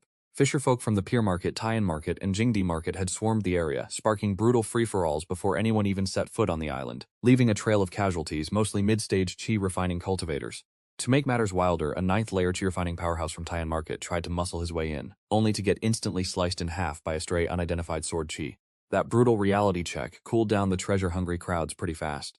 Thanks to all the conflict, prices for pills, talismans, and combat gear at the pier market surged overnight. None of this mattered to Ji Yuan, of course. He was perfectly content playing the peaceful spectator while the turbid tides of Yunwu Marsh raged around him. What he didn't expect was that upon returning home with his newly purchased pseudo-spirit fish, he spotted an arm-length dark shadow gliding inside his spirit pond. One of his pseudo-spirit fish had actually evolved. The newly evolved spirit fish resembled a bream, complete with a long, bone-like horn jutting straight from its snout. Visually, it was strikingly similar to a sword emperor fish, which usually fetched around 10 spirit stones. Except this variant was pitch black and covered in intricate glowing patterns. It was a black-horned bream, a rare evolution of the black-striped pseudo-spirit fish. Like the sword emperor fish, its true value lay entirely in its sharp horn. But because its horn possessed unique alchemical properties, market demand and buyout prices were significantly higher. A specimen like this could easily bring in at least 16 to 17 spirit stones. Checking the daylight and realizing it was still early, Ji-Yuan decided not to linger. Delaying meant inviting trouble. Raising his hand, he manifested a water arrow and flicked it forward, sending the black-horned bream belly up instantly. With the neighbors out, executing his harvest in total privacy was a breeze. A short while later, he flipped the fish at the market for a solid 17 low-grade spirit stones, bringing his total savings to a sweet 20 stones. If a war chest like this still wasn't enough to break through to mid-stage chi refining, he'd just have to cop it on the chin and try again next time. On his way back via the waterways, he unexpectedly bumped into a familiar face. Chu Tianhai was one of the few acquaintances of the original host, forcing Ji Yuan to pause for a brief exchange. Turns out Chu Tianhai had just fled Maple Leaf Island, covered in fresh bloodstains. Shaken to the core, Chu Tianhai recounted that the island had devolved into absolute madness. In his words, it was no longer a race for treasure. It was a frantic, bloody free-for-all. Kill or be killed, everyone attacked on sight to survive. He had only escaped with his life thanks to the swift speed of his spirit vessel. Hearing this, Ji Yuan couldn't help but wonder about his own neighbors who had rushed off to the island. He advised Chu Tianhai to rest up and head home before taking his leave. The two cupped their hands in farewell, steering a high-speed spirit vessel, the other rowing a tiny wooden skiff, parting ways. Ji Yuan could tell Chu Tianhai had likely secured some good loot on the island, hence his eagerness to rush back. An orphan who started with nothing, Chu Tianhai had carved out a living in the pier market purely through sheer grit and risky gambles. Otherwise, he wouldn't have reached the 4th layer of chi refining or owned a spirit vessel at such a young age. Ji Yuan held a decent amount of respect for the guy's survival instincts. Back at his abode, Lin Yue's family and old man Huang were still missing. Ji Yuan didn't care to pry and went straight to check his spirit pond. Finding no new evolutions, he retreated to his room, laid out all 20 spirit stones, and began circulating the Azure Surge art to clear his mind. Once fully focused, he cracked open 2 spirit eggs and swallowed the rich liquid spirit essence inside. Repeating the process until he absorbed 6 spirit eggs, late night had already fallen. Total silence enveloped his surroundings, save for the gentle lapping of the Yunwu marsh waves against the shore. Looking at the spirit stones before him, Ji Yuan grabbed a pair without hesitation and refined their pure spiritual chi directly. 2, 4, 8. The stones turned to fine dust one by one. He remained unhurried. Time was on his side, and as long as he stayed alive, spirit stones would keep rolling in. Yet, in this tranquil state, after draining 12 spirit stones, he felt an invisible bottleneck shatter within his soul. The barrier holding him back was breached. Surrounding environmental chi flooded his meridians, settling deep into his dantian. Just like that, he officially stepped into the mid-stage chi refining realm. Suppressing a quick wave of excitement, he grabbed 2 more spirit stones to immediately solidify his new realm. It wasn't until the morning sun trickled through the window that Ji Yuan finally opened his eyes. Having fully stabilized his mid-stage foundation, he exhaled a long breath of turbid air. Walking into his backyard, the sky felt clearer, and his survival prospects looked infinitely brighter. But first things first, he raided the coop for 6 spiritual eggs and inspected the fish pond, where no new evolutions had occurred. Only now did he have a moment to assess his overall progress. Though advancing to mid-stage chi refining didn't cause a massive life tier jump, his environmental perception had sharpened dramatically. And his dantian spiritual chi capacity was a whole different story.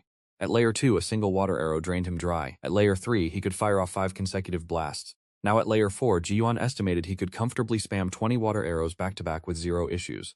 This firepower upgrade only intensified his itch for body tempering. He needed a tougher physical shell ASAP. Draining 14 spirit stones to reach layer 4 left him with 6 stones, just enough to fund a facility upgrade.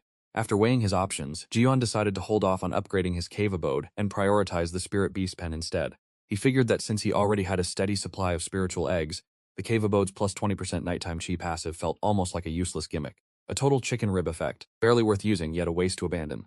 It offered virtually no immediate boost to his current combat effectiveness. The pigsty, however, was a game-changer. Raising spiritual swine provided meat that fortified bones and beefed up physical stats. Who knows, once his physique buffed up, he might even find a fair female cultivator for dual cultivation, a pleasant fantasy that took him a moment to shake off. While 6 spirit stones paid for the pigsty upgrade, how was he going to purchase the spiritual piglets? Market rates showed a piglet cost around 2 to 3 spirit stones, while a fully grown spirit pig fetched 8 to 10. His system-boosted pigsty could make a spirit pig gain 100 pounds in just 7 days. On paper, running a fast-growing livestock farm was an absolute goldmine, but he didn't dare exploit it openly. Selling spirit fish could easily be blamed on luck in the marsh, but mass-producing spirit pigs was way too flashy. Other farmers took half a year to raise a pig. If his matured in 2 weeks, anyone with half a brain would suspect a cheat. Of course, this caution was partly because the pier market was too small. In a larger trade city, he could easily diversify his sales locations.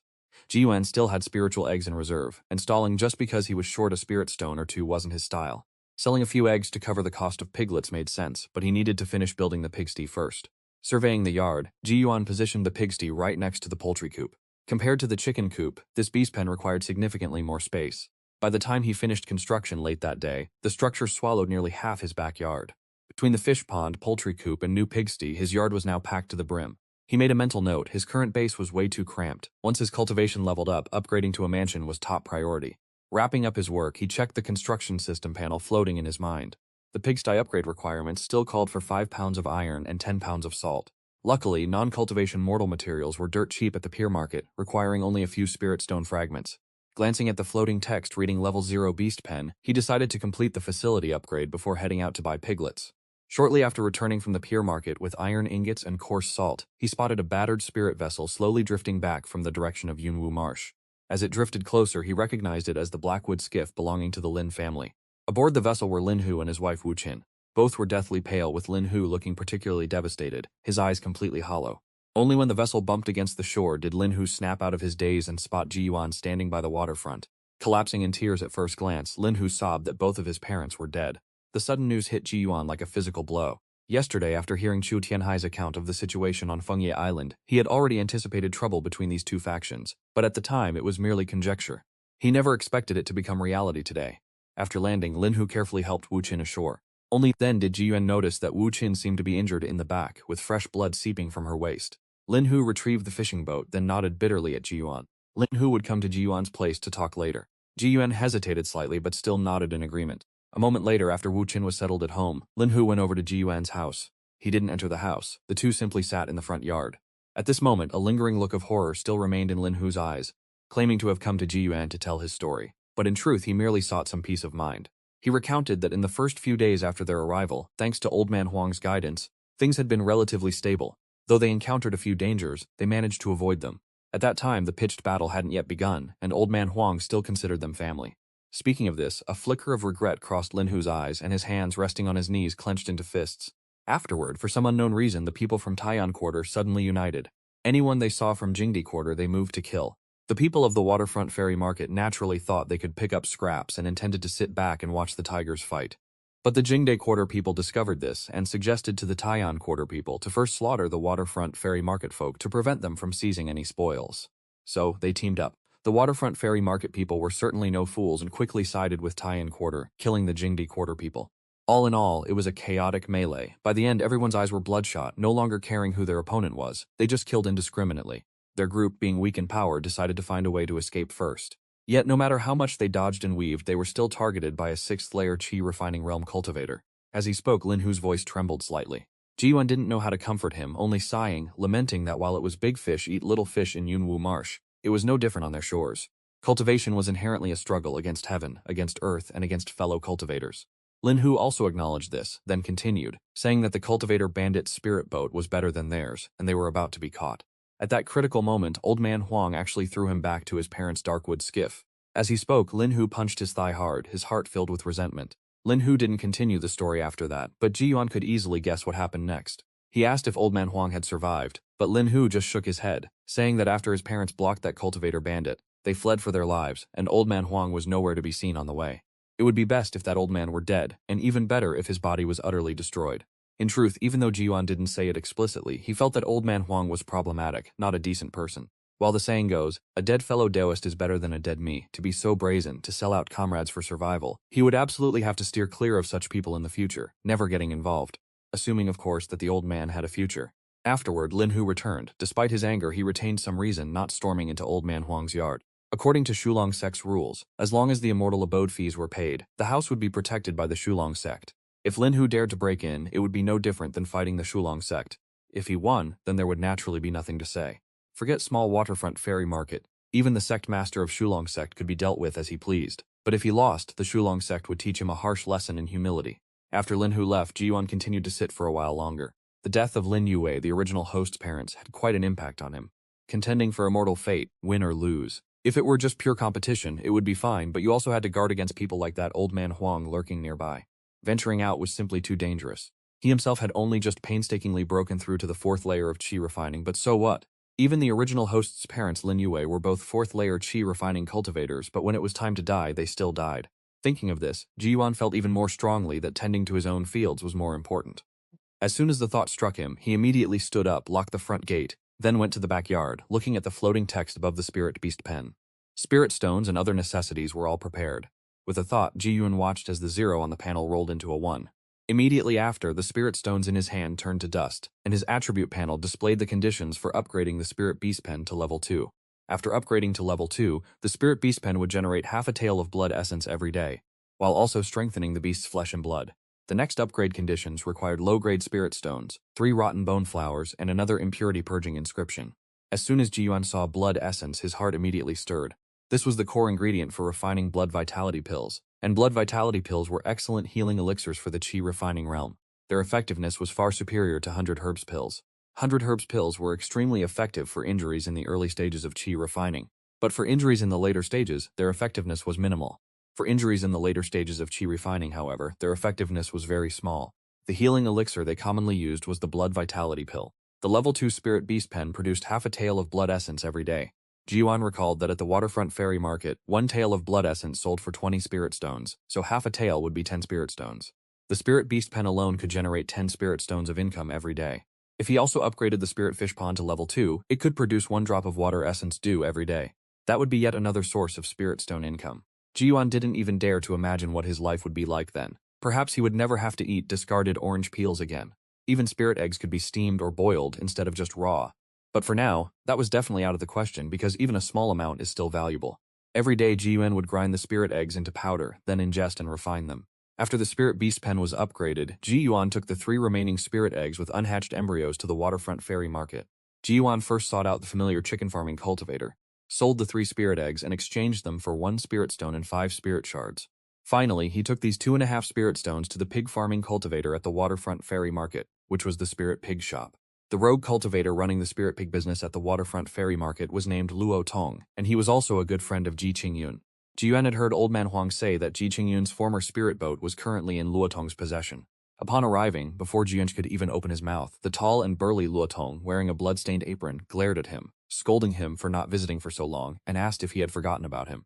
Ji Yuan hastily laughed and explained that he had just been busy lately. Luo Tong immediately assumed he didn't have enough immortal abode fees, and instantly took out 3 spirit stones, telling him to take them and pay first.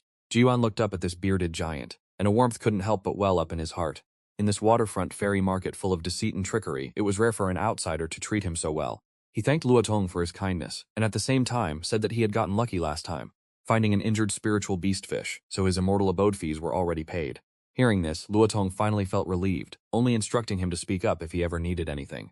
Afterward, Luo Tong said no more, put away the spirit stones, and then picked up a 4 to 5 jin piece of spirit pig meat from the chopping block, wanting to give it to Ji Yuan to take home and nourish his body. But Ji Yuan refused, saying that he'd come today because he had something to discuss.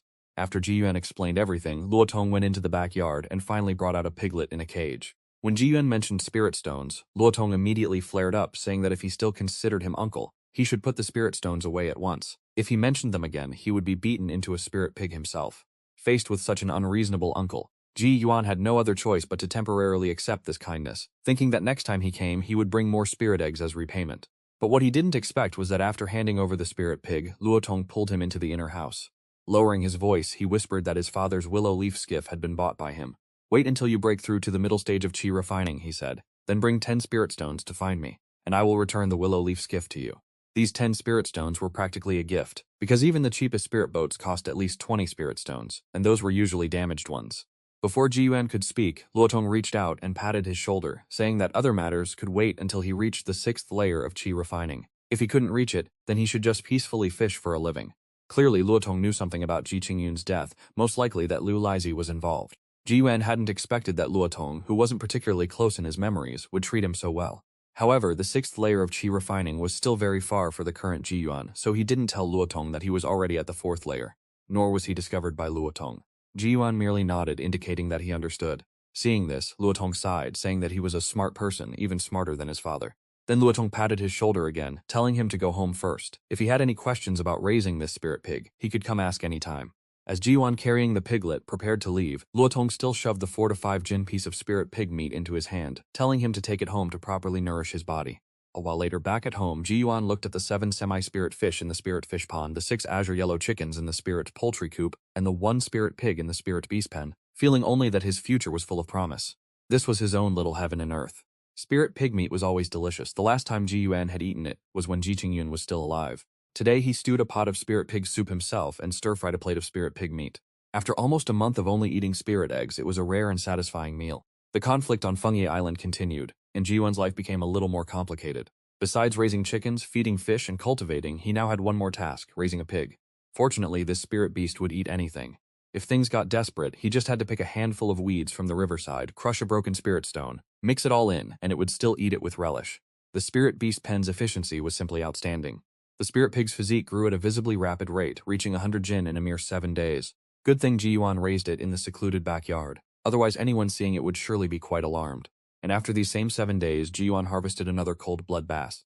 This one too had evolved from a 7-star bass, which meant another trip to the waterfront ferry market. This time, Ji Yuan specifically brought 6 spirit eggs, which wasn't even a full day's yield. Knowing Luotong's character, if he brought too many, the old man certainly wouldn't accept them, and it'd be hard to explain their origin anyway. As for the spirit stones from selling the fish, Ji Yuan already had plans. Having cultivated for so long, it was high time he learned a more advanced spell art. Spiritual artifacts were far too expensive. The income from one spiritual beast fish wouldn't cover it, plus artifacts required an artifact control spell to use, adding another layer of expense. For Ji Yuan right now, learning a slightly more powerful spell art was the most cost-effective option. Arriving at the fish-selling district with Ji Yuan's mid-stage chi-refining realm cultivation, selling a spiritual beast fish was no longer a rare occurrence. After collecting his spirit stones, he headed straight to Luotong's stall.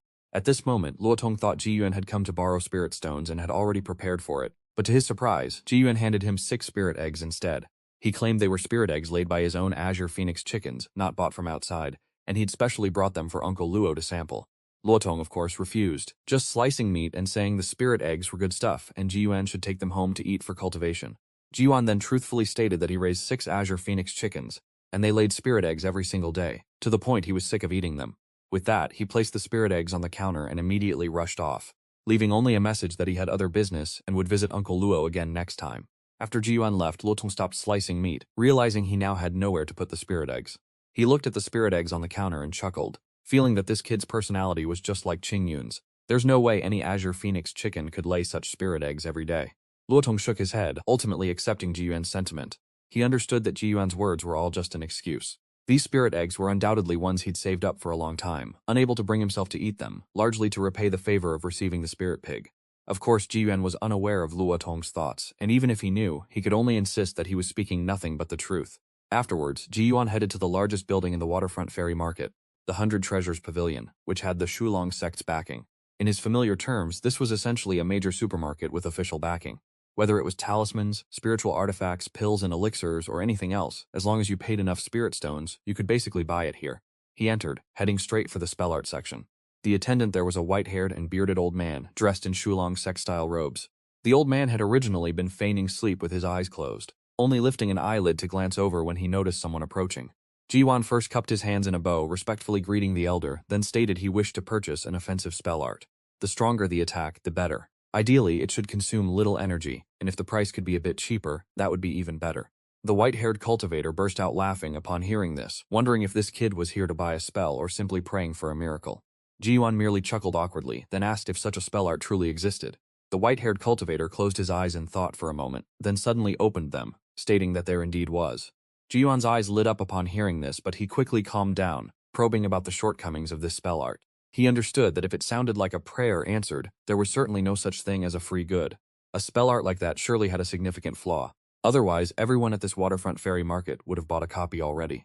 The white-haired cultivator then said the spell art was called Water Drop Finger. Its effect was roughly as he described, the only drawback being intense pain in all 10 fingers every time it was cast, truly a case of harming oneself before harming the enemy.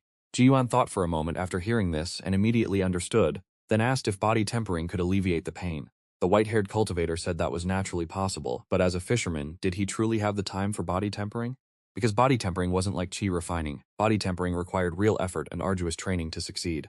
Ji Yuan looked incredibly conflicted but ultimately stated that he still wanted to try, then asked for the price of this spell art in spirit stones. The white-haired cultivator replied, 10 spirit stones for the first stage, practice that first. If you master it, then consider the second stage.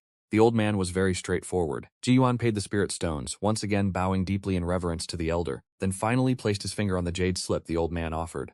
As a surge of unfamiliar memories flooded in, Ji Yuan paused for a moment before standing up and bidding farewell. Water Drop Finger, true to its name, allowed one to condense water spiritual chi at the fingertips and then shoot it out. Because of its small attack range, its consumption was naturally low, and with its condensed attack method, each strike dealt extremely high damage. Ji Yuan carefully sensed it, estimating that once mastered, its effect would be similar to the Six Meridians' divine sword, striking wherever pointed and leaving enemies no defense. Only this side effect was also not minor, but thankfully he could just go home and continue raising pigs.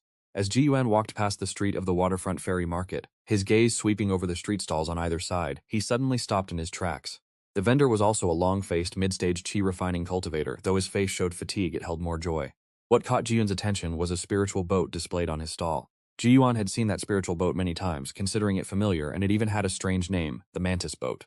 The boat's stern was slightly damaged, and the spiritual boat was stained with blood. The long-faced cultivator, seeing Ji Yuan stop before his stall, immediately introduced it as a high-grade vessel, swift and capable of protecting its occupant's safety. Hearing those 4 words, protect its occupant's safety, Ji Yuan almost saw the residual soul of Old Man Huang cursing loudly upon that very spiritual boat. He wasn't sure if the cultivator before him had killed Old Man Huang, but with the old man's spiritual boat having drifted here, his chances of survival were slim. Ji Yuan felt his storage pouch, revealing a bitter smile as he said his funds were tight lately, so he could only look. The long-faced cultivator didn't show any contempt. Instead, he smiled, saying, feel free to look. No spirit stones, no purchase, but looking doesn't cost money, does it? Rarely encountering a fisherman with such a temperament, Ji Yuan actually squatted down to examine it carefully. Feng Yidao actively cupped his hands to strike up a conversation, introducing himself and asking Ji Yuan for his name. Ji Yuan responded, giving his name, then looked for a bit longer before standing up to leave. The cultivator abode fee was due soon. Although Ji Yuan had spirit stones, he still felt it wise to keep some in reserve. Back home, he first checked everything, confirming that the spirit fish pond, spirit beast pen, and other facilities were all in order. Then carefully put away his spirit stones before heading next door to Lin Hu's house. Ji Yuan didn't explicitly say Old Man Huang had died, only that he'd seen the old man's spiritual boat being sold by others. Lin Hu merely lifted his head and roared upon hearing this, feeling that heaven truly had eyes. The next day, Shulong sect disciples came to collect the cultivator abode fee. Unlike last time when he was still in debt, this time Ji Yuan even paid next month's fee in advance, so they wouldn't have to bother him again.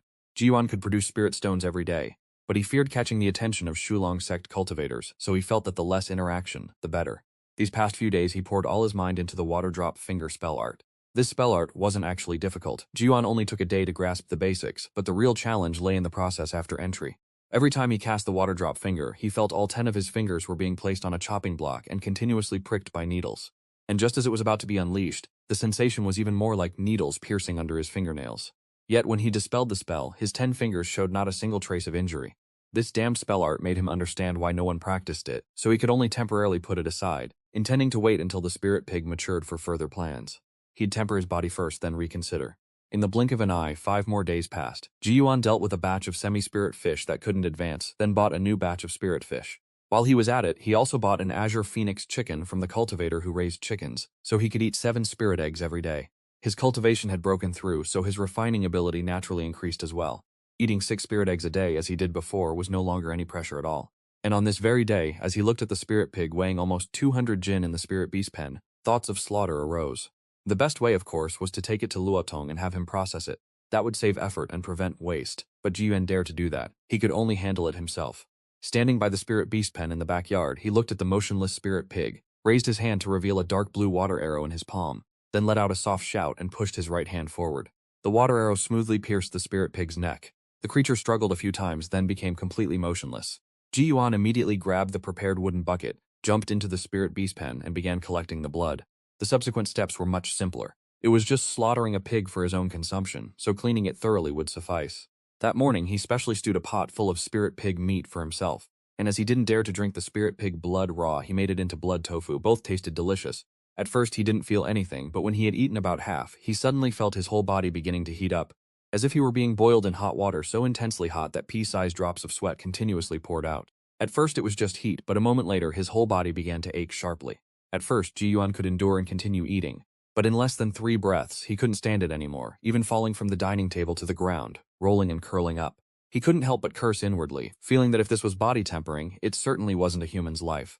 For a moment, Jita felt a little regretful for choosing this path, but for the sake of strength, he had no other choice but to grit his teeth and endure. He would ache for a while, eat for a while, then eat for a while, and ache for a while again. Later, he suddenly smelled a foul odor. Raising his arm to look, he discovered a layer of mud-like substance had appeared on it at some unknown point. Ji-Yuan immediately thought of washing sinews and refining marrow. He only knew that the Foundation establishment realm had a similar effect, never expecting body tempering could achieve this too. Moreover, just by clenching his hand slightly, he could feel a surge of explosive power. He no longer had the mind to clean up and hurriedly went to wash himself clean. After changing into a brand new set of clothes, he examined himself in the mirror to check for changes. His appearance grew more refined and his skin, once weathered, now became fair and smooth. If before he still resembled a sun-beaten fisherman, constantly exposed to the elements, now he fully embodied the look of a pampered young master from a wealthy family. In other words, he finally possessed a measure of the dignified bearing befitting a cultivator. Having savored the initial benefits, Ji-Yuan spent the next 4 or 5 days entirely at home. Even when a semi-spirit fish successfully ascended into a fully fledged spirit fish, he was too lazy to bother with it. He dedicated himself entirely to processing the meat at home, adopting a eat until you drop, as long as you don't drop dead approach. Thankfully, he was a cultivator, and the spirit beast's flesh, infused with a trace of spiritual qi, could be directly refined through his cultivation methods. For several consecutive days, he single-handedly devoured the nearly 200 Jin spirit beast, experiencing the profound benefits of body tempering firsthand. The physical augmentation was a given, but the most surprising effect was on his water droplet finger technique. Now, he could execute it without any pain, and with a casual flick of his finger, he could unleash a fingersword technique with devastating offensive power. He'd tested it at his doorstep, observing his water droplet finger strike the water and cause a significant section to erupt violently. If aimed at another person, he feared a single strike would leave a massive gaping hole. Furthermore, compared to the bulky and conspicuous water arrow art, the water droplet finger consumed far less energy and was much harder to detect. The water droplet finger was without a doubt an absolutely perfect weapon for discreet assassination attempts. After devouring an entire spirit beast, Ji-Yuan found himself with absolutely no desire for more of it, at least for the short term. Merely recalling the distinct flavor of the spirit beast's flesh was enough to make him feel a wave of nausea. After taking one more day to recover at home, he finally decided to take the fully fledged spirit fish to the waterfront ferry market. Unsurprisingly, the fish sold for a tidy sum of 18 spirit stones. With this, the total spirit stones in his possession finally reached a respectable sum of 20. With cultivation techniques no longer a priority, Ji-Yuan planned to stash these spirit stones, pondering whether to upgrade his spirit fish pond to level 2 or invest in a protective Dharma artifact. But just as he was preparing to leave, he suddenly overheard hushed whispers circulating throughout the waterfront ferry market. News regarding the outcome of the conflict on Maple Leaf Island. It seemed the waterfront ferry market, along with Taiyan Quarter and Jingde Quarter, had all gained absolutely nothing. Ultimately, all the treasures and benefits from that Foundation Establishment immortal abode were seized by a Foundation Establishment true master from the Shulong sect. Even the fisherfolk who managed to survive and return alive could only consider it a completely wasted journey. As for Lin Yue and his wife, their deaths were even more utterly pointless. Upon hearing this news, Ji-Yuan remained rooted to his spot for a long moment before slowly making his way back to his small riverside abode. A saying from his previous life involuntarily surfaced in his mind. In the eyes of high-tier cultivators, low-tier cultivators are mere ants, and in the eyes of sect disciples, rogue cultivators are equally insignificant. The true cultivation world, in fact, didn't boast a myriad of realms. At most, there were only 3 forms of address: senior, Taoist friend, and ant. With the Maple Leaf Island concluded, those who had gone to fish for treasures began returning, one after another. Liu Lazy, injured as he was naturally among their ranks. He knew he had made his fair share of enemies, but he hadn't anticipated so many would dare to seize this opportunity to ambush and kill him. 3 individuals had ganged up on him, and if he hadn't prudently accumulated a considerable fortune beforehand, he likely would have perished then and there. Back at the waterfront ferry market, he spent 2 days recuperating, and only then did his injuries show a slight improvement. Yet, each time he reflected on his recent predicament, a festering discomfort still gnawed at his heart. And for him, an unhappy heart found only one true remedy: murder. Such was Liu Laizi's modus operandi, as it had always been. With thoughts of murder swirling, he involuntarily recalled the individual Old Man Huang had mentioned previously, Ji-Yuan. Old Man Huang, of course, had already been fed to the fish, and Liu Laizi had personally watched it happen, without lifting a finger. So if he wanted to orchestrate Ji-Yuan's demise once more, Old Man Huang was clearly out of the picture. Who then? Liu Laizi pondered, his eyes closed in thought. For years, his tried-and-true method of elimination involved locating a close confidant of the target, bribing them with spirit stones, and then colluding to jointly execute the deed. Out in the wider world, this method might not be quite so effective. But alas, this was the waterfront ferry market, a place nestled on the fringes of Yunwu Marsh, where the principle of men die for wealth, birds die for sustenance was amplified to an infinite degree. Years ago, Ji Qingyun himself fell victim to Lu Lazy bribing old man Huang, who then lured him into a meticulously laid trap leading to his demise. And now that same insidious method was poised to ensnare Ji Yuan once more. The question remained, who to approach this time? Lu Lazy didn't truly understand Ji Yuan, but he didn't need to. There was always someone who understood his target far better. He spent an entire day making discreet inquiries, approaching several individuals, quickly gathering intelligence, and eventually pinpointing a suitable candidate. Of all the people Ji Yuan could have befriended, he chose none other than someone like Chu Tianhai. In Lu Lazy's estimation, Chu Tianhai was precisely the infamous desperado of the waterfront ferry market, the kind of man best described by the saying, "Those with nothing to lose fear not those with everything." Therefore, approaching him was an absolutely dependable choice. That very night, Lu Lazy arrived to knock on the courtyard gate of Chu Tianhai's residence. At such a late hour, anyone seeking a visit was almost certainly there for urgent business. Yet, despite the urgency, Chu Tianhai still clutched a water arrow talisman firmly before cautiously opening the door. The man who appeared before him was a pockmarked middle-aged individual. Chu Tianhai frowned instantly, for Lu Lazy's unsavory reputation in the waterfront ferry market was notoriously well known. Practically no one was unaware of it. Lu Lazy claimed he was there to offer a path to riches, then meticulously scanned his surroundings to ensure no one else was observing before subtly gesturing towards the inner house, urging him to talk inside. Chu Tianhai hesitated for a moment, but ultimately allowed Lu Lazy to enter. Inside, the two men sat facing each other, with no offer of tea or refreshments. Lu Lazy cleared his throat and posed a direct question. "Tell me, which is more important, spirit stones or life itself?" Chu Tianhai replied, "Life, of course," but his right hand had already subtly drifted towards his hip where his Dharma artifact was concealed.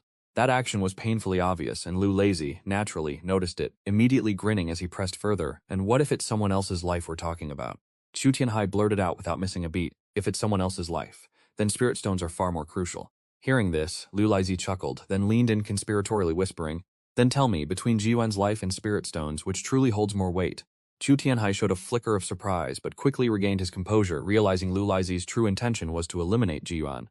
For a scoundrel like Lu Lazy, once he set his sights on someone, there was virtually no other outcome beyond murder. If there were any other intentions, he would have approached Ji Yuan directly, not come to him. Lu Lazy shook his head, insisting, "One cannot call it killing. Rather, we'd be assisting Ji Yuan in escaping the arduous suffering of the waterfront ferry market." Chu Tianhai merely let out a derisive sneer upon hearing this. Seeing his reaction, Lu Lazy extended his palm, pressing the question once more. "So, between spirit stones and Ji Yuan's life, which is truly more valuable?"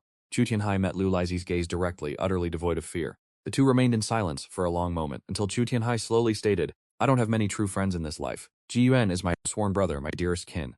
Lu Lazy found this utterly hilarious, bursting into open laughter, then told Chu Tianhai to cut the theatrics and state plainly what it would take for him to agree to the job.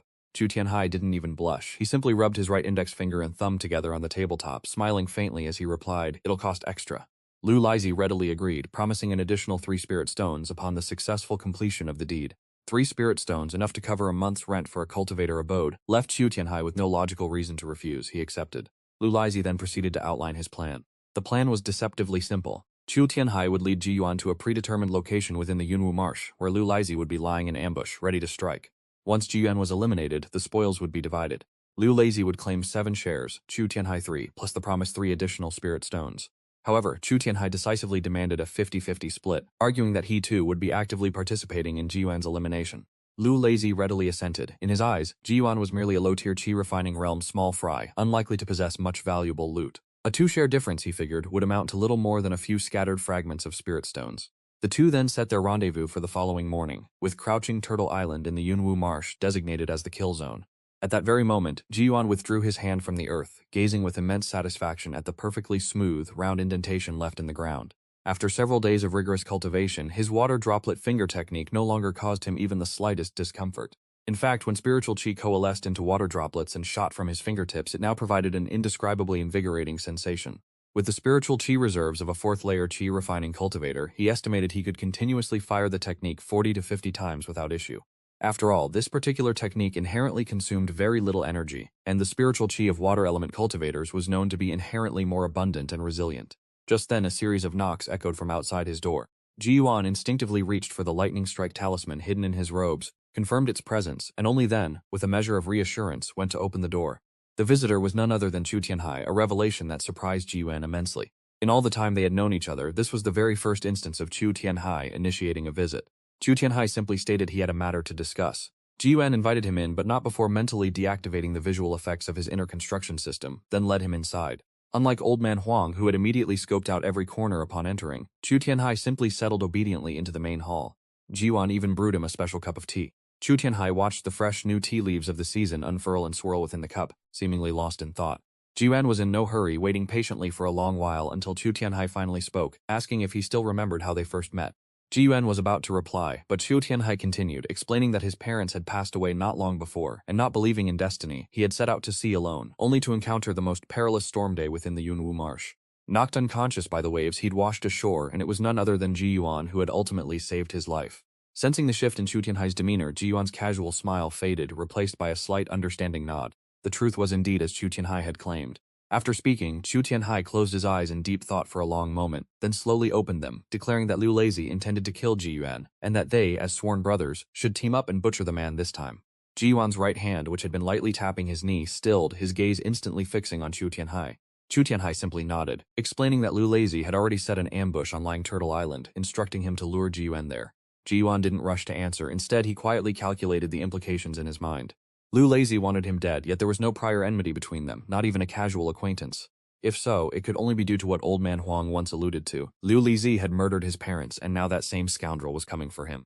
Considering this, Ji-yuan chuckled dryly and asked why Chu Tianhai would reveal such information to him. Wouldn't it be more beneficial to simply join forces with Liu Lazy instead? Chu Tianhai merely shook his head, stating quite naturally that he had few friends, and Ji-yuan was his only one. At this pier market he could be ordered to kill anyone, but killing Ji-yuan was out of the question. If Liu Lazy truly wanted Ji-yuan dead, then the two of them could simply turn the tables and eliminate him. Ji-yuan nodded subtly, then double-checked. If my memory serves, Liu Lazy is already at the 5th layer of qi refining, correct? Chu Tianhai confirmed this, but added that Liu Lazy had been wounded on Maple Leaf Island, and furthermore, he himself was now at the 4th layer of qi refining. At this point, Chu Tianhai seriously appraised Ji-yuan, finally unable to hide a hint of surprise upon realizing Ji-yuan had also entered the mid-stage of qi refining. In his mind, Ji-yuan was still stuck at the 2nd layer of qi refining.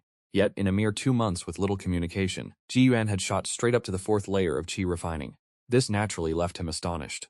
Ji-yuan merely smiled, attributing it all to sheer luck.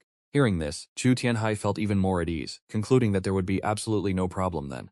After all, a wounded 5th layer qi refiner facing 2 perfectly healthy 4th layer qi refiners, eliminating him should be trivial. Chu Tianhai, who clearly wasn't a novice to killing, was about to stand up decisively when Ji-yuan remained seated, raising a hand to stop him.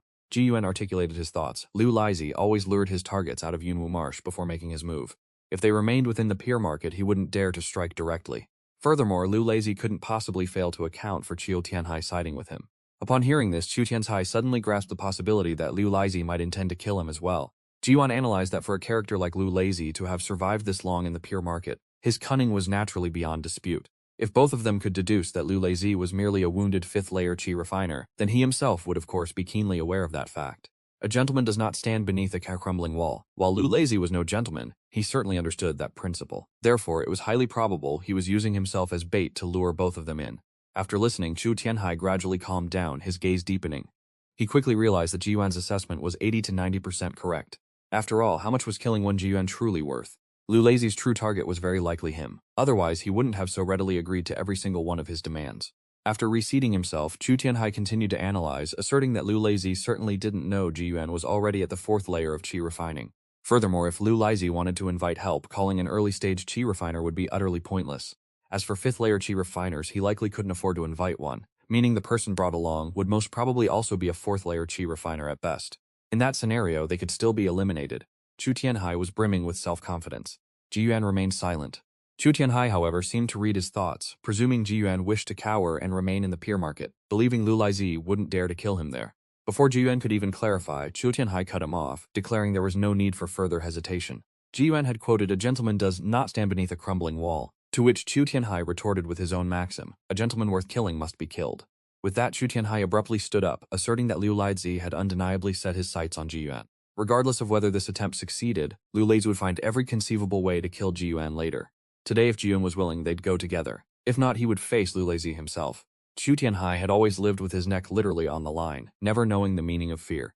Many thoughts flashed through Ji-yuan's mind at this moment. He was a 4th layer qi refiner, equipped with offensive arts like water arrow and water droplet finger, plus a lightning strike talisman and a healthy sum of 20 spirit stones. Moreover, Chu Tianhai's words indeed held a certain logic. Liu Lazy had targeted him. If he didn't deal with the man while he was injured, waiting for him to recover would mean constant, sleepless nights of worry for Ji-yuan himself. He wouldn't even be able to sleep peacefully. At that thought, Ji Yuan muttered a curse under his breath before springing to his feet, deciding to make one more trip to the pier market, acquire some essentials, and then, as he put it, butcher the bastard. Chu Tianhai, who had already been preparing to leave, turned around, a grin spreading across his face. He then corrected Ji Yuan's butcher the bastard phrasing, suggesting a more cultivated alternative. En route to the pier market, Ji Yuan curiously asked Chu Tianhai if he was in fact an educated man. Chu Tianhai replied that his father enjoyed reading ancient texts, and he, having been exposed to them since childhood, had absorbed a smattering of knowledge. Ji Yuan retorted that he hadn't noticed much refinement, observing that Chu Tianhai seemed to have only mastered a few choice curses. Chu Tianhai immediately retorted, proudly rattling off a whole litany of other curses he knew. Hearing this, Ji Yuan shot him a suspicious glance, asking if he was secretly taking the opportunity to hurl insults at him. Chu Tianhai shook his head again, stating that Ji Yuan was his true sworn brother. Besides, if he wanted to curse him, he wouldn't need to wait for a special opportunity. Ji Yuan promptly delivered a punch, causing Chu Tianhai to clutch his shoulder and gasp sharply, then ask in surprise if Ji Yuan had already undergone body tempering. Ji Yuan immediately denied it. The two continued to chat and laugh, seemingly oblivious to the pressure of the impending life-and-death battle. Upon reaching the pier market, Ji Yuan headed straight for the 100 Treasures Pavilion. Of his 20 spirit stones, he used 10 to purchase a mid-grade golden body talisman. Ji Yuan knew that if he could acquire a lightning strike talisman as a trump card, Lu Laizi might very well have one too. Hence, a life-saving protective talisman became utterly invaluable. With the remaining 10 spirit stones, he spent 5 to buy a 100 herbs pill for healing. The final 5 spirit stones, following Qiu Tianhai's suggestion, were used to acquire a killer combo, a water orb talisman for 1 spirit stone, and a bottle of yang poison liquid for 2. Simply apply the yang poison liquid onto the water orb talisman before throwing it, and the water orb transforms into a potent poison orb. This way, even if it didn't directly inflict injury, a mere splash of the toxic liquid onto an opponent could yield surprisingly devastating results. Upon hearing this, Ji Yuan couldn't help but feel that Chu Tianhai was truly a rather dirty fighter. Afterwards, the two sat on Chu Tianhai's spirit airship, watching the scenery continuously recede. It was only then that Ji Yuan gradually began to feel a touch of tension. Chu Tianhai instructed that they first needed to observe who Lu Laizi had brought along. He knew most of the 4th-layer chi refiners at the pier market, and he would leave the weaker opponent for Ji Yuan. He also emphasized that once they initiated combat, they absolutely must not hold back. Once they gained the upper hand, they were to fight until the opponent was utterly dead. Ji Yuan also indicated his understanding. Though he had never killed before, in the face of life or death stakes, he comprehended this principle perfectly. Hearing this, Chu Tianhai said nothing further. He wasn't a man of many words. After his instructions, he fell silent until about half an hour later, when the spirit airship beneath their feet abruptly slowed. They had arrived. Lying Turtle Island, true to its name, was shaped precisely like a massive recumbent turtle. On the sandy shore of the island, Lu Laizi sat cross-legged. Chu Tianhai's spirit airship gradually approached but did not directly dock. Lu Laizi slowly opened his eyes, glancing at the figures on the spirit airship before sneering. I never expected such a touching display of brotherly loyalty at this pier market. Chu Tianhai realized Lu Laizi had predicted their alliance. His gaze unconsciously swept over Lying Turtle Island behind Lu Laizi. At this juncture, he completely trusted Ji Yuan's previous deductions. Lu Laizi clearly knew he and Ji Yuan would join forces, yet still dared to sit here so brazenly waiting. This heavily implied he had backup, and reinforcements were on their way. He reasoned that if Chu Tianhai genuinely wanted to dispose of Ji Yuan, there would have been no need to bring him all the way here for Lu Laizi to strike. A petty early-stage chi refiner like Ji Yuan could have been dealt with easily on the journey over. Daring to openly bring Ji Yuan to Lying Turtle Island implied their true intention was to kill him. The words barely left his mouth when 3 water orbs shot out from behind Chu Tianhai. The distance was already negligible, compounded by Ji Yuan's sudden ambush. Lu Laizi barely had time to cast a spell, able only to crush a defensive talisman. A shimmering azure turtle shell shield instantly materialized before him. The water orb slammed into the turtle shell, producing a dull thud before exploding, spraying water everywhere. Chu Tianhai hastily maneuvered the spirit airship back, outwardly feigning fear of Lu Laizi's counterattack, but in reality dodging the potential spray of toxic water. Lu Laizi also used the recoil to retreat a short distance, wiping water from his face before glaring furiously at Ji Yuan, cursing him as insidious and only capable of cowardly sneak attacks. Only then did Ji Yuan stand up from the spirit airship, completely ignoring Lu Laizi and simply telling Chu Tianhai to charge forward. 2 against 1, kill him first. Whether Lu Laizi called for reinforcements or not, since none are visible yet, it means they haven't arrived, so just kill him first. Chu Tianhai was just as decisive. The spirit airship immediately closed in, and in a flash the 2 cultivators were on shore. Lu Laizi frantically retreated, loudly cursing. I never expected Chu Tianhai would also seek my death. Just then, from the dense reed bushes on Lying Turtle Island, a middle-aged man draped in a straw raincloak emerged. The man, slightly hunched and gripping a bamboo pole, chuckled. How could this possibly be? Because if Lu Laizi is killed, the Qin family will never let me off the hook. The moment he appeared, Chu Tianhai's expression instantly darkened. He recognized him as old boatman Wu, a seasoned veteran among 4th-layer chi refiners. He immediately told Ji Yuan to focus on killing Lu Laizi, while he would handle this new arrival. The name Old Boatman Wu was of course one Ji Yuan had also heard before. Among the cultivator bandits at the waterfront ferry market, Old Man Wu the boatman was notoriously ruthless. He never fished, rarely came ashore, and spent his years wandering Yunwu Marsh, savagely attacking any solitary chi refining realm cultivator at early or 4th level stages. It wasn't that no one had tried to kill him. Unfortunately, he knew Yunwu Marsh like the back of his hand. Every time he managed to escape. In terms of raw strength, he was indeed far more formidable than a wounded Lu Lazy. Hearing that Jiuan intended to kill him, Lu Lazy not only didn't drop his guard but instead scrutinized Jiayuan, only then realizing he was already at the mid-chi refining realm. He immediately understood that his decision to kill Jiuan was correct, because if he didn't act now, Jiuan would likely seek vengeance once his cultivation improved. With that, he waved his right hand and a dark gold broadsword flew from his waist, enlarging as it met the wind, instantly slashing toward Jiuan. Jiuan had just come ashore and instinctively reached for his golden body talisman, but ultimately held back. With a thought, his dantian surged with spiritual chi.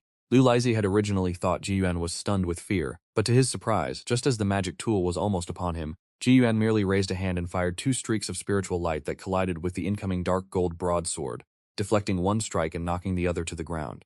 Lu Lazy was utterly astonished, for this was the first time he had seen such a spell. Its offensive power was so potent enough to punch a hole straight through someone.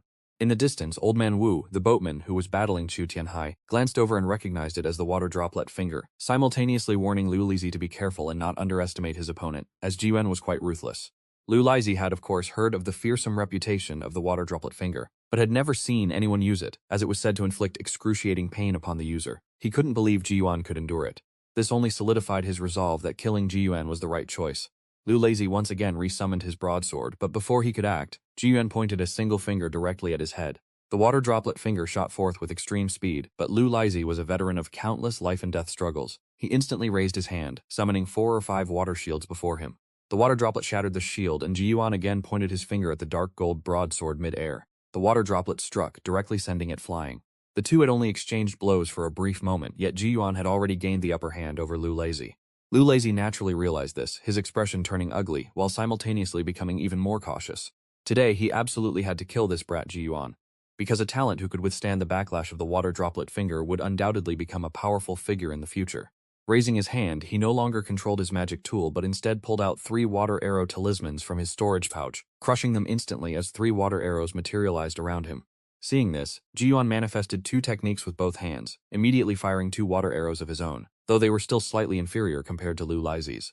Lu Lazy waved his hand, firing off his 3 water arrows, then summoned 3 more water arrows but suddenly couldn't resist scratching his face, the itchiness becoming unbearable. Just as Jiuan was using his water arrows to counter the incoming water arrows, he suddenly discovered that the sand beneath his feet had become incredibly mucky. As he lifted his foot, he tripped and fell to the ground. Facing him, the 3 water arrows summoned by Lu Lazy immediately diverted downwards, shooting straight towards him. Jiuan panicked, resorting to his only mid-grade protective talisman, the golden body talisman. A golden aura materialized, enveloping his entire body, and the 3 unavoidable water arrows struck him but were all blocked by the golden body. Even so, the enormous impact force flung him back several meters, leaving his internal organs aching painfully and fresh blood oozing from the corner of his mouth. Jiuan muttered a curse, thinking himself lucky that he had body tempered. Otherwise, even with the golden body talisman, this blow would have severely injured him. He wiped the blood from his mouth, then looked up at the incoming broadsword, quickly rolling to the side and firing 2 water droplet fingers, flipping over that troublesome broadsword. Although this was also a magic tool, unfortunately, Jiuan's water droplet finger was extremely effective against it. If he hadn't known that technique, he feared he would have fallen here. Opposite him, Lu Lazy only felt an unbearable itchiness on his face. If not for that, he believed he could have used his magic tool to shatter Jiuan's golden body talisman just now. He cursed inwardly, wondering where this brat got so many spirit stones to afford a mid-grade talisman. He summoned his broadsword again, but the itch on his face was so intense it was almost unbearable. He finally concluded that 9 times out of 10, something was amiss. He recalled Jiuan's sinister sneak attack earlier, then thought of the water droplets that had splashed onto his face, immediately realizing that Jiuan must have slipped him poison at that moment. Lu Lazy roared curses, calling Jiuan a treacherous sneak attacker and a demonic scoundrel. At the same time, he pulled a detoxification pill from his storage pouch and swallowed it, his hand still ceaselessly scratching at his face, to the point where even his hands began to itch. In a daze, he suddenly heard a thunderclap above his head, and his heart immediately cried out that something was very wrong. But it was too late. Before he could even dodge, a purple lightning bolt struck directly at his head, flinging him back over 10 meters. He lay sprawled on the sand, unmoving and breathless. In the distance, Chu Tianhai and Old Man Wu the boatman, who were locked in combat, couldn't help but simultaneously turn their heads. Before their eyes stood a young man covered in mud and grime, slowly rising. A faint golden glow enveloped his body, and as he raised both hands, 2 water arrows materialized. The arrows pointed directly at Old Man Wu the boatman, who held a green bamboo pole. Ji Yuan gravely told him to surrender or die. The choice was his. Old Man Wu did not rush to act, only glanced at Lu Laizi's corpse, his expression shifting continuously. As for Chu Tianhai opposite him, he had been bruised and battered by the bamboo pole. Chu Tianhai's original intention was for both of them to team up and then kill Old Man Wu. But seeing Ji Yuan had already spoken, he said nothing more. Old Man Wu forced a laugh, praising Ji Yuan as a young hero, then remarked that he never expected Lu Laizi, who had dominated the waterfront ferry market for over a decade, would ultimately perish by Ji Yuan's hand. Ji Yuan replied that his crimes were far from paid for. The water arrows in his hand had not dissipated, even showing a faint tendency to shoot out. Old Man Wu then agreed that death wasn't enough to atone for his sins, then tossed aside the bamboo pole in his hand, admitting that since Lu Laizi was dead, stubbornly continuing was pointless. Today, he had encountered misfortune and accepted defeat. Only then did Ji Yuan say he should have done so earlier. With that, Ji Yuan dispelled his water arrow technique, simultaneously feigning a sigh of relief. But Old Man Wu still couldn't help but admit Ji Yuan's formidable prowess. Not only could he endure the pain of the water droplet finger, but he also carried 2 mid-grade talismans, truly powerful. After speaking, he even made a show of cupping his hands at Ji Yuan. But precisely at the moment he straightened up, Chu Tianhai's expression drastically changed. Before he could even speak, he hurriedly flung out a water sphere, but instantly understood it was too late. For just as Old Man Wu cupped his hands, a streak of blood-red light shot out from his chest, aiming directly at Ji Yuan opposite him. This old fiend had never intended to surrender. Chu Tianhai cursed inwardly, thinking that while Ji Yuan's strength was formidable, he was still young and lacked experience. How could he trust such a treacherous and cunning cultivator bandit? But just as that thought flashed through his mind, he saw a stream of azure light. It was the water droplet finger. It was even faster than the blood-red streak, not in raw speed, but because it had been unleashed first. From the very moment Old Man Wu bowed his head, Ji Yuan had already made his move. At such close range, the azure spiritual light directly pierced straight through Old Man Wu's glabella, exiting from the back of his neck. His body fell heavily to the ground. Simultaneously, the embroidery needle that had pierced Ji Yuan's protective golden aura also dropped, just barely missing striking his glabella. Chu Tianhai immediately stepped forward, directly launching a water arrow that, like bursting a watermelon, splattered Old Man Wu's brains and gore onto Chu Tianhai himself. Ji Yuan had been fine a moment ago, but when he saw the headless corpse, his face immediately turned chalk white. Chu Tianhai glanced at him, managing a strained smile on his bruised face, then told him to get used to it because he'd be killing a lot more people in the future. With that, Chu Tianhai walked towards Lu Laizi's corpse again, clearly intending to deliver another blow, but unexpectedly, Lu Laizi was still alive. Ji Yuan, who was dry heaving at the time, immediately stood up, leaping and landing beside Chu Tianhai, his hands already condensing a water droplet finger. At this point, Lu Laizi's forehead was split open and blood seeped from his 7 orifices. Though still alive, he was breathing shallowly, on the verge of death. He looked at Ji Yuan approaching, curled his lips, and in a faint voice said that he had used this very method to kill Ji Yuan's parents back then. He then asked Ji Yuan if he knew who had helped him lure his parents out. Ji Yuan was genuinely curious about that, so he asked who it was. Lu Laizi told Ji Yuan to come closer, and he would tell him. But Ji Yuan's right index finger shot out. A water droplet finger directly pierced through the tiger's mouth of Lu Laizi's right hand, making him let out a grunt, and an unusual red flush appeared on his face. Lu Laizi forced a smile, praising Ji Yuan as a man of character, then finally revealed the answer, Old Man Huang. With that, his lifeless eyes gazed at the clouds in the sky, who knew what this dying man was truly thinking. Ji Yuan heard that answer and was both surprised and unsurprised. Surprised because the previous relationship between Ji Qingyun and Old Man Huang had indeed not been bad. Whenever there was good food for festivals, they would always make sure Old Man Huang received a share. He never expected that Old Man Huang would have a hand in harming Ji Qingyun. Unsurprised because Old Man Huang was truly that kind of person. One could already see his character from the way he treated the Lin Hu family. Chu Tianhai stared into Lu Laizi's eyes for a moment before declaring him dead. Ji Yuan uttered a soft affirmation, then fired another water droplet finger, piercing Lu Laizi's glabella. Chu Tianhai then bent down to take the storage pouch from Lu Laizi's waist, after which he pulled out a small porcelain bottle from his own storage pouch, pouring a drop of black liquid onto the corpse. In moments, the corpse dissolved into putrid sludge, leaving not even a scrap of clothing. Ji Yuan couldn't help but be moved, feeling that this method of destroying evidence was excellent, a precious item to carry when roaming the Jianghu. Before Ji Yuan could even open his mouth, Chu Tianhai proactively informed him that it was corpse-dissolving fluid. At House Shuat-ju at the waterfront ferry market, just mentioned that Chu Tianhai recommended you, and Lima Li would sell it to you. 1 spirit stone per bottle. Ji Yuan responded with a grunt, and then Chu Tianhai melted Old Man Wu's corpse in the same manner. He then collected the bamboo pole and dark gold broadsword, the 2 magic tools on the ground. Meanwhile, Ji Yuan picked up the embroidery needle that Old Man Wu had tried to use for his final assassination attempt. Chu Tianhai believed one shouldn't linger in places of trouble, suggesting they move elsewhere before splitting the spoils. He was clearly highly experienced in murder and robbery. Ji Yuan agreed, and not long after, a spirit boat headed straight north, deeper into Yunwu Marsh. An hour later, at a small reed patch northwest of the waterfront ferry market, Chu Tianhai emptied out all the items from both storage pouches. The first things that caught their eyes were several pink female cultivators' undergarments, seemingly used. Chu Tianhai cursed Old Man Wu under his breath and tossed them aside, only then beginning to split the loot. Lu Lazy, perhaps having just undergone a major battle in Yunwu Marsh, didn't have much wealth on him. He only had 5 spirit stones, and as for pills, only 2 detoxification pills remained. Healing elixirs like the 100 herbs pills were already depleted, and talismans were in a similar state. Only a few low-grade ones remained, such as water shield talismans and water ball talismans. Magic tools included the black gold broadsword from before, plus a dark blue spirit boat. Chu Tianhai muttered that this old man on Fungi Island must have suffered significant losses, while Ji Yuan's eyes were fixed on Old Man Wu's loot. A single glance sparked a profound realization in his mind. Murder and arson truly paved the road to riches. Spirit stones alone were piled high, he estimated close to 40 pieces. Remaining elixirs included 4 bottles, 2 of 100 herbs pills, 1 detoxification pill, and 1 blood-burning pill. Talismans consisted of over 10 low-grade and 2 mid-grade, a lightning strike talisman and a water image talisman for evasion. A pity he never got to use them before meeting his untimely end. As for magic tools, Old Man Wu had several: a spirit boat, a bamboo staff-shaped artifact, and the embroidery needle used for sneak attacks that Ji Yuan had just recovered. Chu Tianhai mentioned there were also cultivation arts, then shook out 3 jade slips, each inscribed with the name of a spell. Ji Yuan with a keen eye picked up one of them, recognizing it as the object manipulation art. Staring at the magic tools scattered on the muddy ground, then at the still warm spell jade slips in his hand, Ji Yuan couldn't help but think a rather bold thought. Is that all? Why bother with spirit farming? Murder and arson for a golden belt definitely beats spirit fields for quick cash. Otherwise, acquiring these spells and magic tools would take him untold years of careful saving. But now, a single lucrative encounter has made him quite fat. Chu Tianhai gleefully snatched up the 2 remaining jade slips, but a quick glance had him cursing. Thought I found some treasures, but it's just street vendor trash. It was just object manipulation, cloud mist, and fireball art. He declared he already knew all of these, then unceremoniously shoved them into Ji Yuan's hand. Ji Yuan, knowing none of them, promptly stored them away. Immediately after, both their gazes dropped to the ground, because the joyous occasion of splitting the spoils had finally arrived, and there was no need to squabble. Everything would be divided equally. With a total of 46 spirit stones, Ji Yuan received 20. For elixirs, Ji Yuan's share included 1 bottle of 100 herbs pills containing 3, a single detoxification pill, a single blood-burning pill, and a handful of low-grade talismans. The only 2 mid-grade talismans were the lightning strike talisman and the water image talisman. Since Chu Tianhai already possessed a water image talisman, he opted for the lightning strike talisman. After these were distributed, the magic tools remained, the most crucial part. 2 1-square-foot storage bags, 2 low-grade spirit boats, the black gold broadsword, and the bamboo staff were all low-grade magic tools.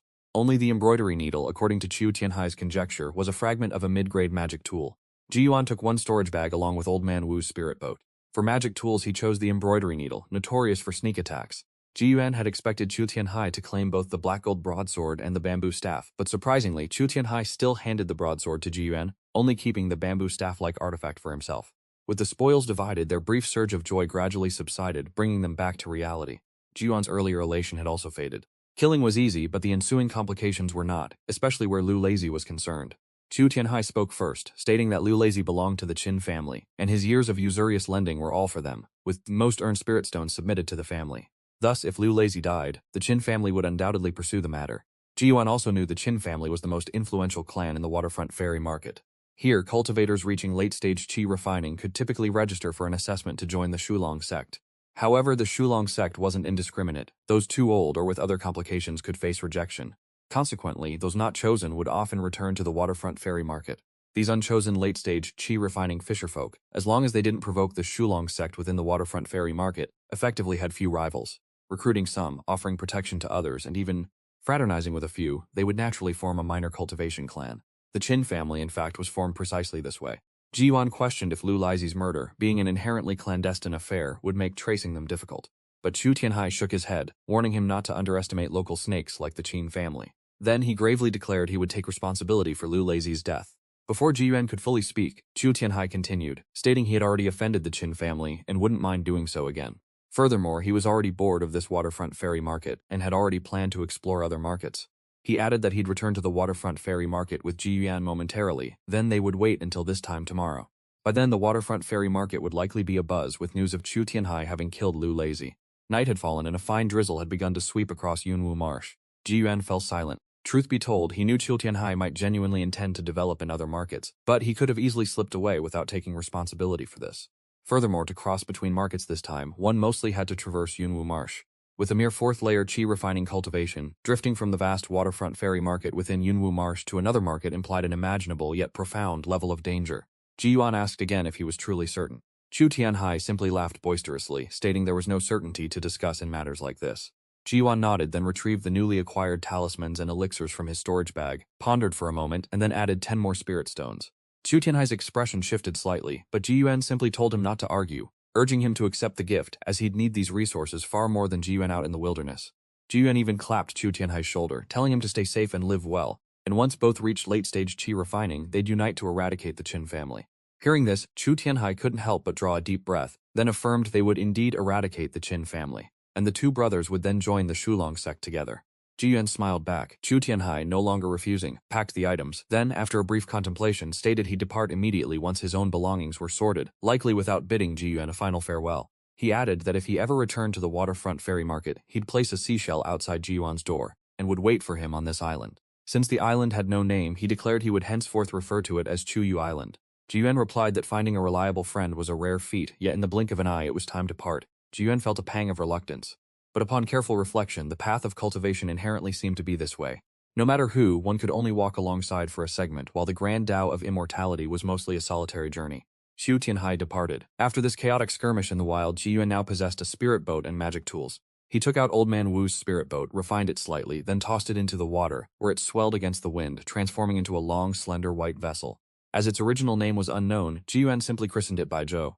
Baizhou's hull was incredibly sleek, with a sharp, pointed bow that greatly enhanced its speed. Ji Yuan estimated that this Baizhou was likely approaching the threshold of a mid-grade magic tool. On second thought, it made perfect sense. A highwayman like Old Man Wu, who thrived by preying on Yunwu Marsh, would naturally possess no inferior spirit boat. This Baizhou would likely serve him well for a considerable period. Returning to shore and seeing no one else around, Ji Yuan retracted the boat into his storage bag and quietly made his way home. Back home, his first order of business was activating his facility's effects, then changing into a fresh set of clothes. Only then did he allow himself a moment of respite. Sipping a cup of hot tea brewed that morning, Ji Yuan began to mentally retrace the day's battle. After thorough deliberation, Ji Yuan conceded that his survival today was entirely a matter of resources. This wasn't merely combat, it was unequivocally a battle of resources. Whether it was Lu Laizi's water drop artifact, the 2 life-saving golden body talismans, or the 2 lightning strike talismans that decisively turned the tide at the last moment, just those 2 mid-grade talismans alone were beyond the means of an ordinary cultivator. His victory today, therefore, was simply a testament to his superior resources. Old Man Wu, in fact, possessed even more resources, but was too reluctant to deploy them. He largely believed Lu Laizi could handle Ji Yuan. Then he and Lu Laizi would jointly take down Chu Tianhai with minimal personal loss. Unexpectedly, Lu Laizi ended up flipping the boat. Pondering this, Ji Yuan further grasped that resources not only needed to be possessed, but one also had to be willing to use them. As for the ultimate demise of Old Man Wu, Ji Yuan had naturally been prepared. After Old Man Huang's betrayal, Ji Yuan now grudgingly trusted only Chu Tianhai, and even then, only because they had a shared murder bond. A highwayman like Old Man Wu was by definition untrustworthy. Therefore, in this cutthroat cultivation world, while personal combat awareness was undoubtedly important, paramount above all else were resources.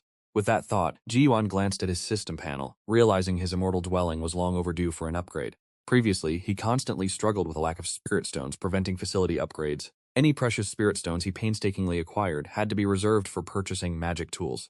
Now things were different. He had unexpectedly stumbled upon a windfall, not just magic tools, but 3 of them and even the object manipulation art. Thus, the remaining spirit stones should unequivocally be used to upgrade his immortal dwelling first.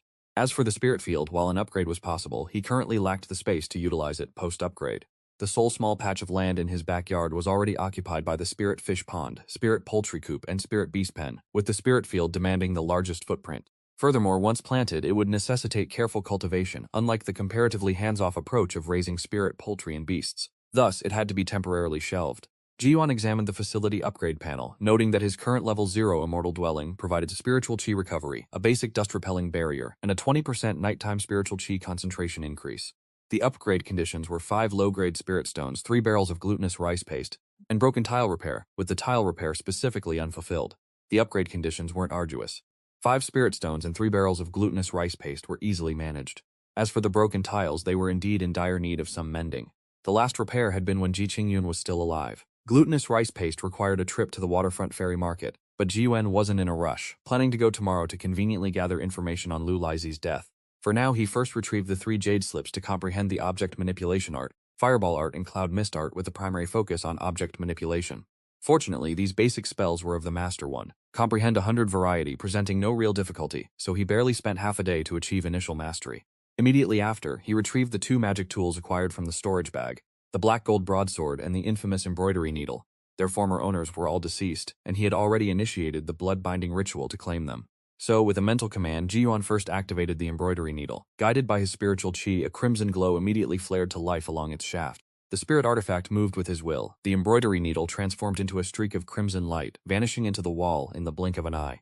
Even though he was the one controlling it, feeling that raw power still sent a shiver down Ji-yuan's spine. If this spirit artifact had still been in Lu Lazy's hands, Ji-yuan figured he'd be nothing more than a pile of minced meat by now. He carefully re-evaluated, concluding that even a golden body talisman would be hard-pressed to block this needle. And even if it somehow managed, it would likely be shattered almost instantly. Once his golden body talisman shattered, he'd be nothing but a lamb ripe for the slaughter. With that thought, Ji-yuan let out a slow breath, inwardly grateful this terrifying spirit artifact was now in his possession. With another mental command, he recalled the embroidery needle from within the wall. Qiu Tianhai had previously mentioned this needle might originally be part of a complete set, which, when assembled, would form a mid-grade spirit artifact. Unfortunately, he only possessed this single piece. Even so, Ji-yuan bestowed upon the silver needle a rather ominous name, Life Snatcher.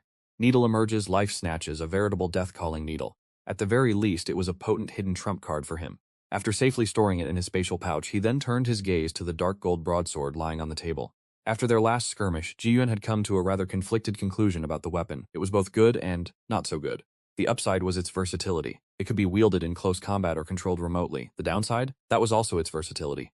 On the surface, it seemed capable of anything, but in truth, it truly excelled at nothing. Still, it was a spirit artifact after all.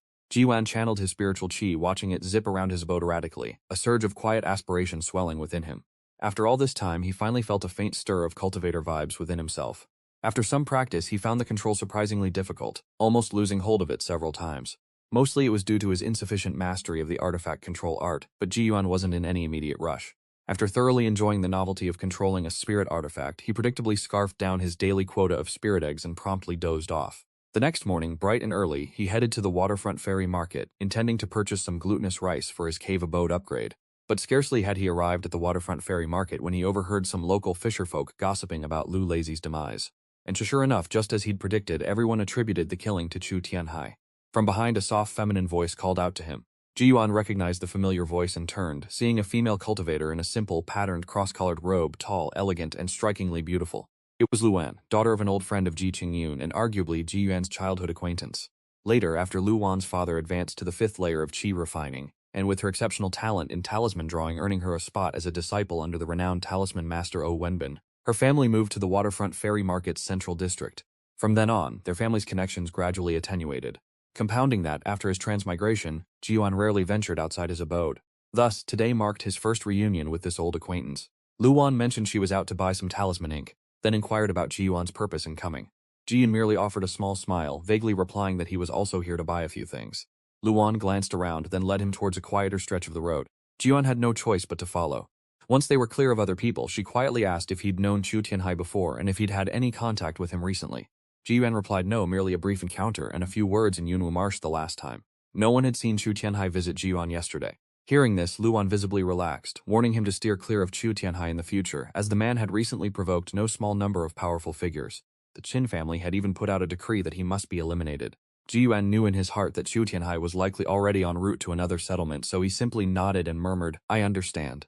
The two exchanged a few more pleasantries, mostly Luan doing the talking while Ji-yuan quietly listened. As they parted ways, Luan initially tried to press some talismans into his hand, but he politely declined. Ji-yuan understood that true cultivation meant self-reliance, and any favor, if it could be avoided, was best left unavowed. After bidding Luan farewell, Ji-yuan immediately visited a rice shop and purchased over 10 jin of glutinous rice. He had no idea how much would suffice, but buying a bit extra now was always better than making multiple trips. Then he reconsidered. If he held off on upgrading the spirit field, his remaining spirit stones could be used to acquire another spirit beast piglet to raise. He'd personally experienced the tangible benefits of body cultivation during his last confrontation, so naturally, he wouldn't squander an opportunity to enhance his strength this way. Only this time, he avoided Luo Tong's establishment, deliberately choosing another vendor and spending 2.5 spirit stones on a single spirit beast piglet. After returning home, settling the new piglet, preparing its feed, and even patching up a few roof tiles, he noticed 2 glowing characters, conditions met, flickering behind his cave abode's icon. With a mental prompt, Ji-yuan immediately selected the upgrade option. Unlike the previous upgrade, which had felt almost imperceptible, this time, as his cave abode upgraded, he distinctly felt a tangible transformation.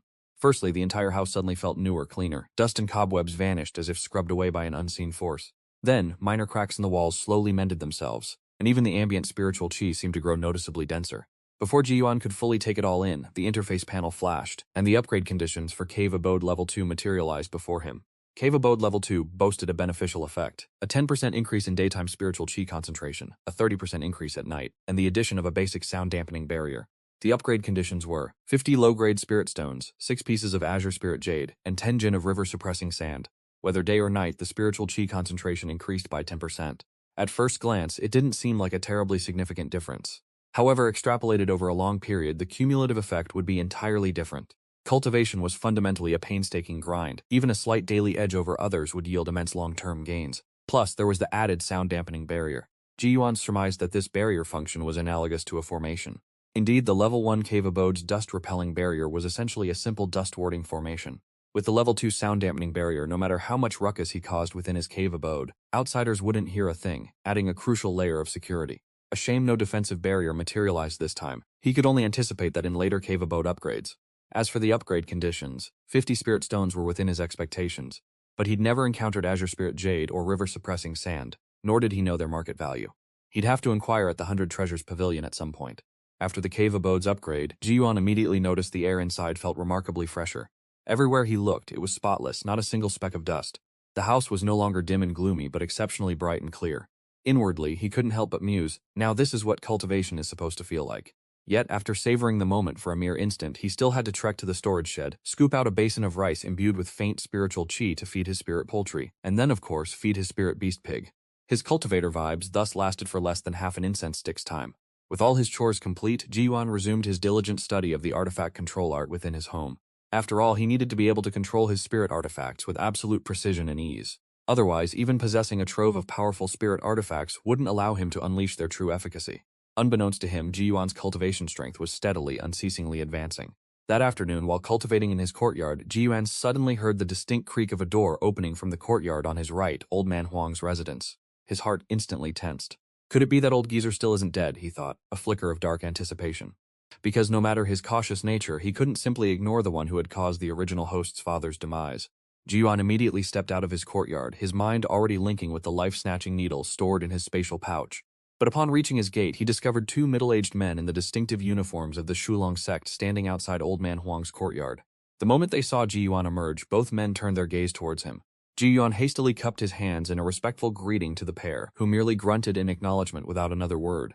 Ji-yuan then turned his head to peer into Old Man Huang's courtyard, spotting 2 more Shulong sect cultivators within. Unable to help himself, he asked what was happening.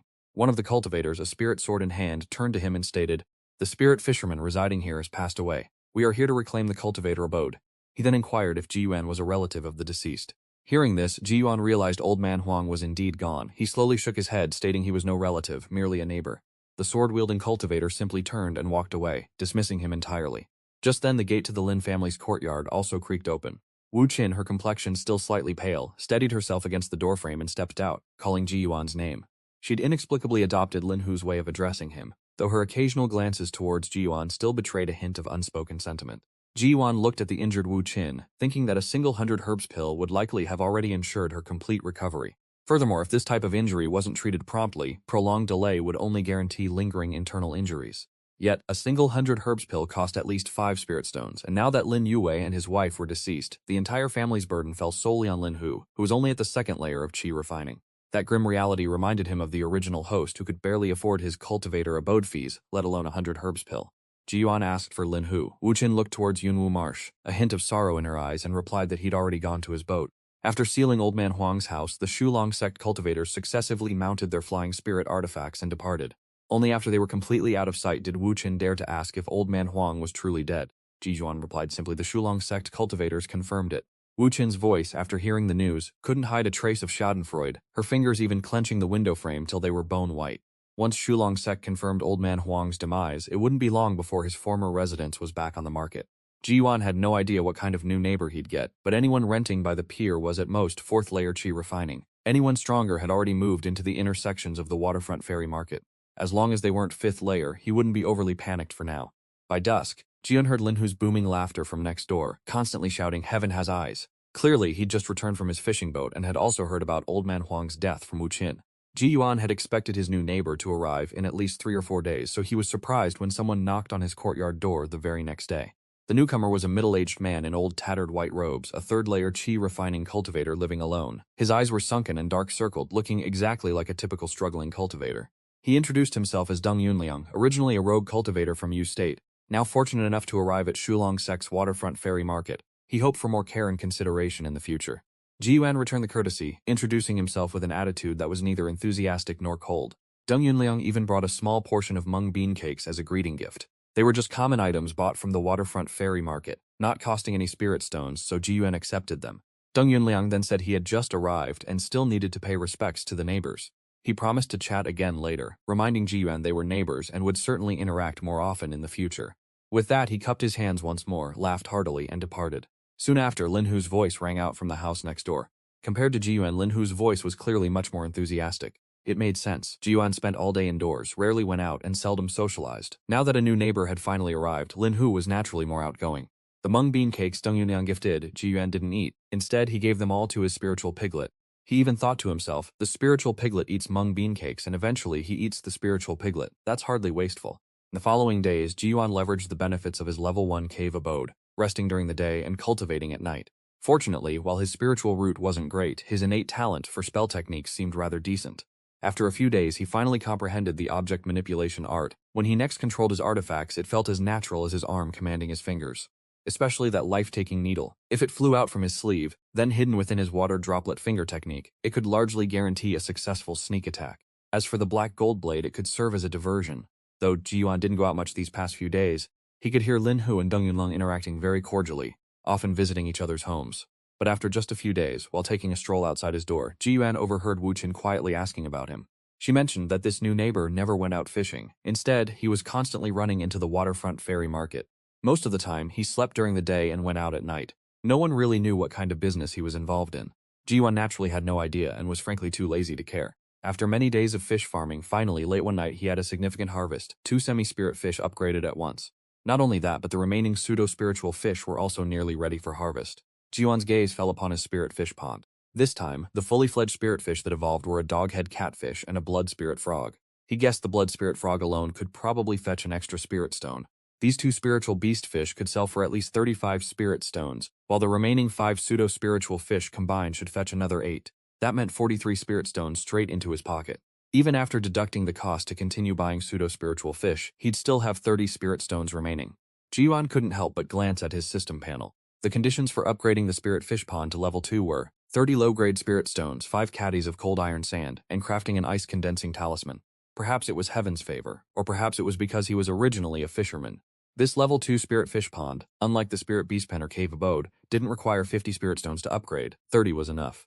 Most importantly, after the spirit fish pond upgraded, it could produce 1 drop of water essence dew every day, valued at 8 spirit stones. This was a stable source of income, far more consistent than selling evolved spirit fish or fully grown spiritual piglets. 8 stones a day, 80 in a week, 8,000 in a month. Just from that calculation, Ji Yuan was already happily fantasizing. He felt he had to upgrade immediately. As for spell techniques, he wasn't lacking any at the moment. Besides, learning too many wouldn't benefit him since his 4th layer chi refining cultivation couldn't fully utilize them anyway. Simply put, his mana bar was limited. 1 object manipulation art to control artifacts plus the water droplet finger as a basic attack was already almost enough. Artifacts were the same. So for now, the best use of these spirit stones was to upgrade the spirit fish pond, securing a stable income of spirit stones. That would make everything much simpler in the future. The only problem was he didn't know the price of this cold iron sand. Plus, for crafting the ice-condensing talisman, he wasn't sure if he could just buy and apply one, or if he absolutely had to craft it himself. If he had to craft it himself, wouldn't he also have to learn talisman crafting techniques? After much thought, he decided to just go to the waterfront ferry market tomorrow and ask about the cold iron sand first. Anyway, it was getting dark, and at night the spiritual chi concentration in his room would increase. With such excellent cultivation conditions, Ji Yuan dared not waste it. Early the next morning, after a night of arduous cultivation, Ji Yuan rose early. He first casually dispatched the 2 spirit fish with 2 fingers, then went to his door. With a thought, he released his white arc spirit boat by the shore. Finally, he wouldn't have to row an old black canopy boat to sell fish anymore. He couldn't help but feel a little sentimental. It was, more or less, like a sparrow exchanging for a cannon. He hadn't even gotten on the boat to put the fish in when a middle-aged man walked up the small path beside him, yawning widely.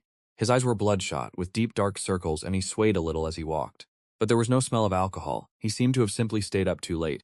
The man first saw the spirit boat by the lake, his eyes lighting up. Then he saw Ji Yuan carrying 2 spirit fish and immediately stopped in his tracks. Deng Yunliang asked Ji Yuan if he was going to sell fish, his eyes now much clearer.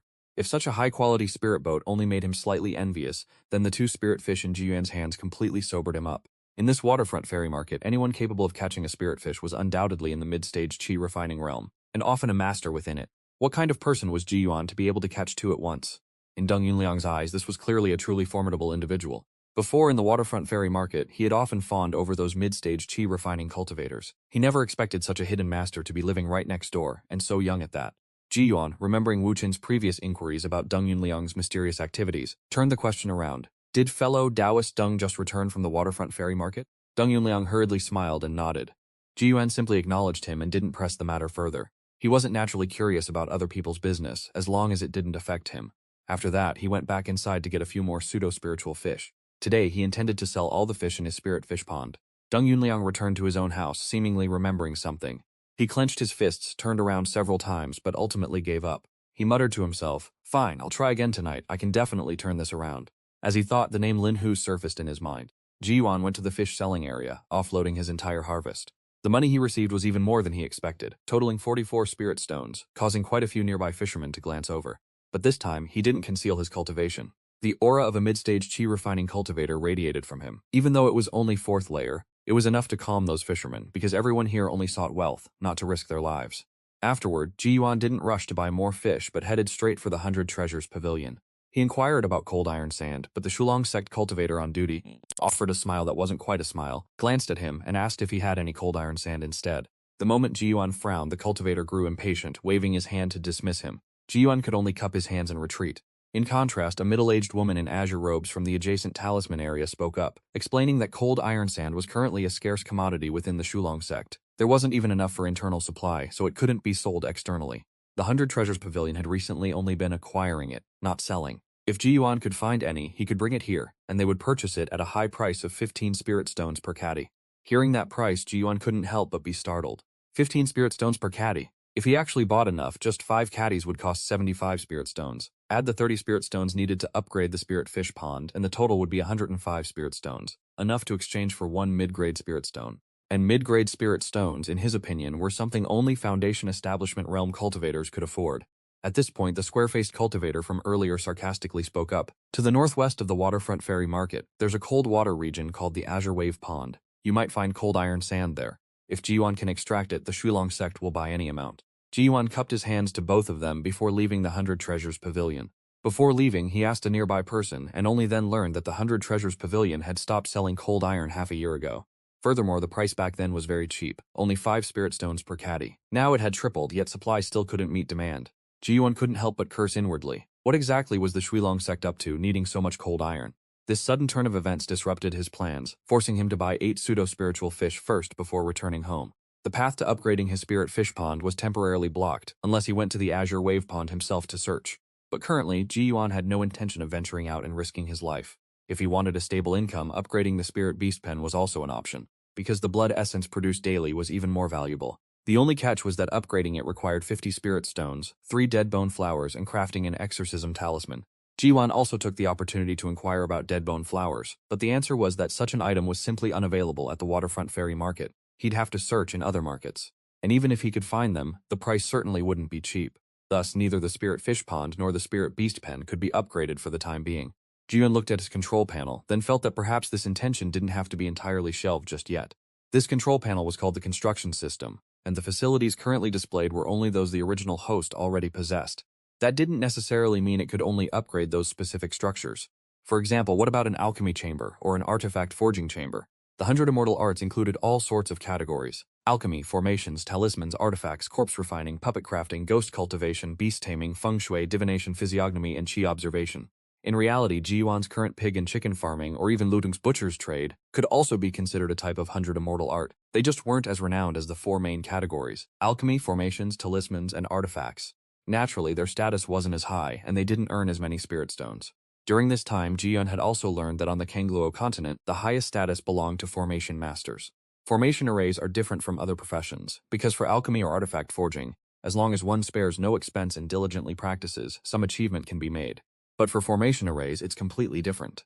This field relies almost entirely on innate talent. After researching, Ji Yuan felt that formation arrays were very similar to mathematics in his previous life on Earth.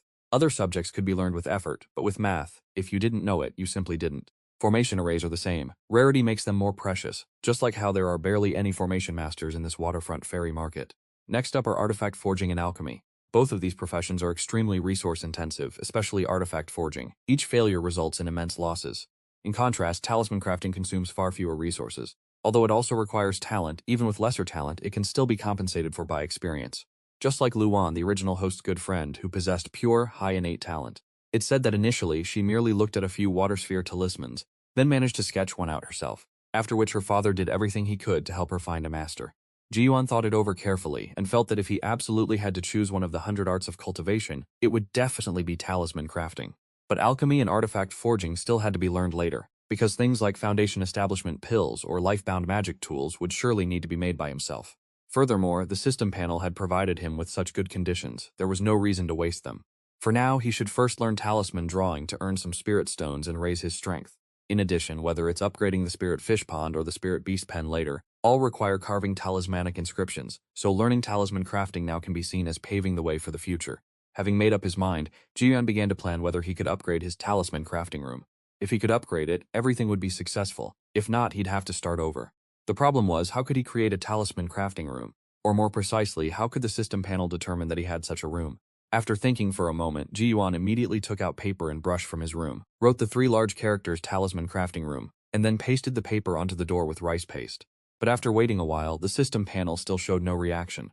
Sensing something was off, he flipped to the back and cycled through the names, changing talisman crafting chamber to talisman workshop, then to talisman inscription room, toggling back and forth repeatedly. Finally, when he pasted the 3 characters talisman chamber onto the door, the system panel finally changed. It displayed level 0 talisman chamber with a level 1 effect. Success rate of tier 1 talismans increased by 20%. Success rate of tier 2 talismans increased by 5%. The upgrade conditions were 10 low-grade spirit stones, 1 copy of introductory talisman arts, and successfully drawing 1 tranquil mind talisman. The last condition had not yet been met. Only then did Ji-yuan truly feel that it had finally appeared. Ji-yuan looked at the effect of the level 1 talisman chamber, and in his heart, there was only a simple and direct feeling.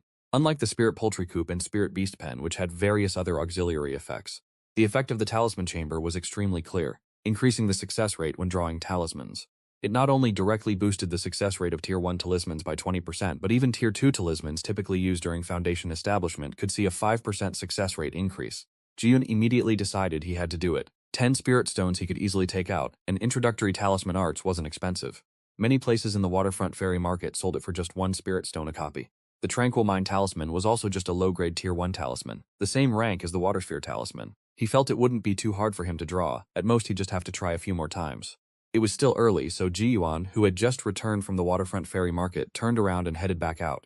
First, he bought a copy of Introductory Talisman Arts. This item was very cheap, and it introduced various Tier 1 talismans, commonly used by chi refining cultivators. Next were talisman paper, talisman brush, and talisman ink, the 3 essential elements for drawing talismans. Regarding talisman paper, the Tier 1 varieties sold at the waterfront fairy market primarily had 3 types, from lowest to highest quality: green demon talisman paper, cloud pattern talisman paper, and superior dragonfish talisman paper. Since he hadn't even truly started, Ji-yuan naturally chose the cheapest green demon talisman paper. 1 spirit stone could buy 100 sheets. This paper was made from 10-year-old green demon grass and black spirit fish blood. Each sheet could withstand the limit of spiritual energy twice, but its weakness was that it was very prone to spontaneous combustion. For talisman ink, he also bought the lowest grade vermilion profound ink. Basic 5-element talismans could all use it, but if he wanted to draw higher grade talismans, he would naturally need to prepare ink with corresponding attributes. This ink also wasn't expensive, only costing him 2 spirit stones. The only thing truly expensive was the talisman brush. After all, a talisman brush was also a type of spiritual artifact, so even though Ji-yuan only bought an entry-level talisman brush, it still cost a hefty 22 spirit stones.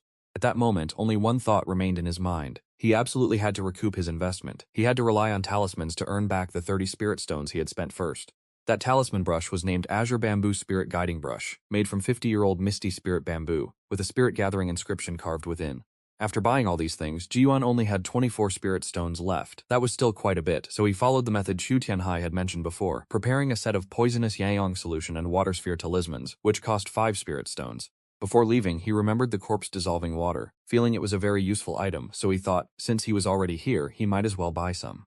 Not long after, following some searching, Ji-yuan finally found house number 9 that Xu Tianhai had mentioned, located in the northwest corner of the waterfront fairy market. Aside from being at the end of an alley, the house had nothing special about it.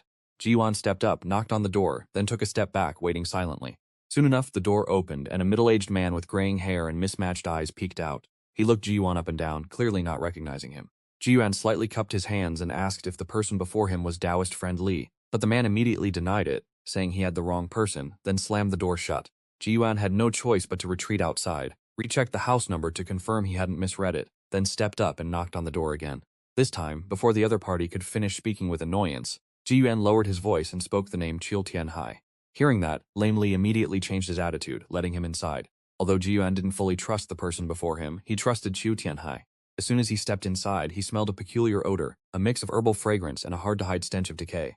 His gaze inadvertently swept over a closed room on his right, and he immediately understood that this Lam Li was another alchemist. Lame Li was indeed lame, walking with a limp. Once inside, the man even poured Ji-yuan a cup of tea, then casually asked where that brat Chiu Tianhai had gone.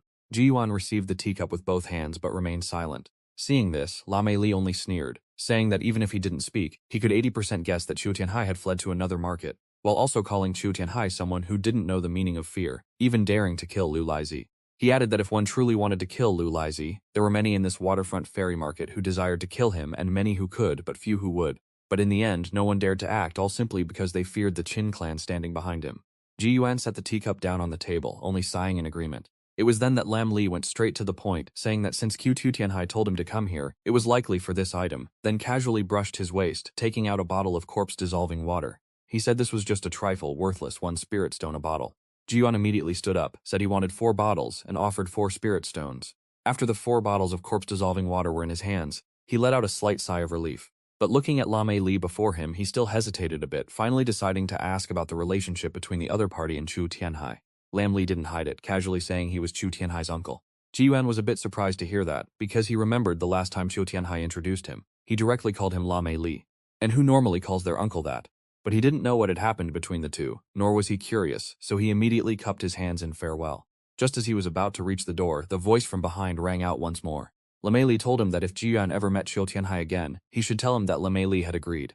Ji-yuan nodded in acceptance. By the time he returned home, the sky was already growing dim. As he was taking out the key to open the courtyard gate, the gate of the Lin family next door suddenly opened.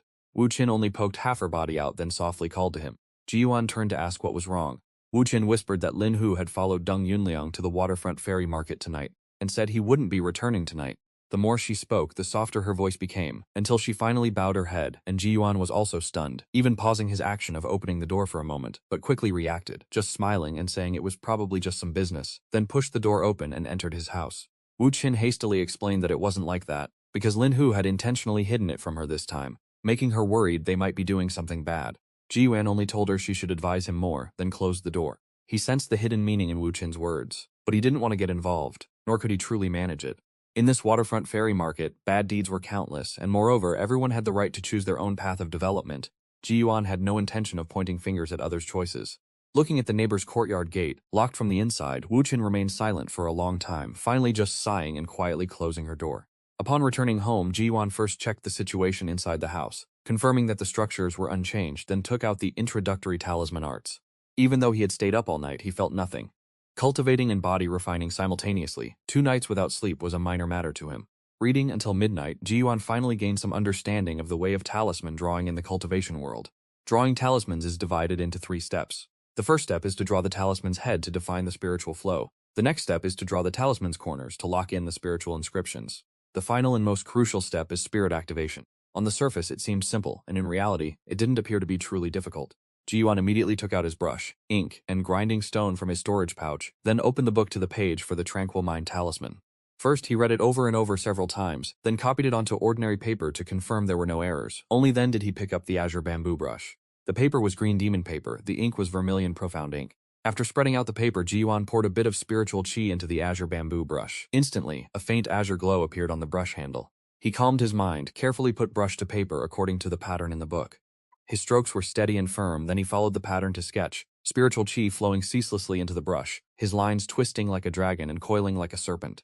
Ji-yuan couldn't help but inwardly celebrate, feeling he might actually possess some talent for crafting talismans, but the very moment that thought flickered, his brushstroke faltered, and the entire spirit talisman paper instantly burst into flames without a spark. Watching the talisman paper turn to ash and dissipate, Ji-yuan immediately calmed down. After all, what he was burning wasn't just paper, it was clearly money. A long while later, having regained his composure, he picked up the brush once more. Having learned from the previous attempt, this time, his mind was as tranquil as still water. With his green bamboo brush in hand, he completed the drawing in one go. Then gazing at the semi-finished mind-calming talisman on the table, Ji-yuan finally cracked a smile, feeling even more confident in his talisman crafting talent. Now, all that remained was the final step, spirit activation. Spirit activation, as it was called, involved infusing spiritual chi into the talisman paper, activating the spiritual energy already embedded within, making the entire talisman paper come alive. Only then could it be considered a success. Ji-yuan waited until his mental state was once again stable, then picked up the brush again, lightly tapped once, and infused spiritual chi, but the talisman still burned away. Watching the magnificent fireworks sparkle on the table, Ji-yuan couldn't help but curse under his breath. Out of options, he could only start over. Fortunately, this was only the second talisman paper, so Ji-yuan wasn't too heartbroken yet. But by the third, fourth, fifth, and finally a continuous streak of 10 burnt talismans, he genuinely started to feel the pain. Ji-yuan felt something was off. There had to be a mistake somewhere. He put down his talisman brush, silently replaying the entire process in his mind. The talisman drawing step was definitely not the problem. The issue could only be in the spirit activation step. When faced with an insoluble problem, consult the books. He reopened the introduction to Talisman Dao, meticulously examining the contents word by word, yet in the end he found no errors. Not long after, dawn broke and Ji-yuan tried drawing a few more talismans, but the results were exactly the same. Looking at the small piles of ash on his table, he finally had to accept the truth. No wonder everything in this cultivation world required a proper lineage. Without a master, one couldn't even grasp the basics of talisman crafting. Ji-yuan rubbed his temples, starting to wonder if he should also seek out a master for the Talisman Dao. But at that very moment, a name suddenly surfaced in his mind: Luan. She was the Talisman Dao genius of Pier Market, and had even apprenticed under Wu Wenbin, the renowned Talisman Dao Grandmaster of Pier Market. So for a minor issue like this, seeking her help shouldn't be a problem.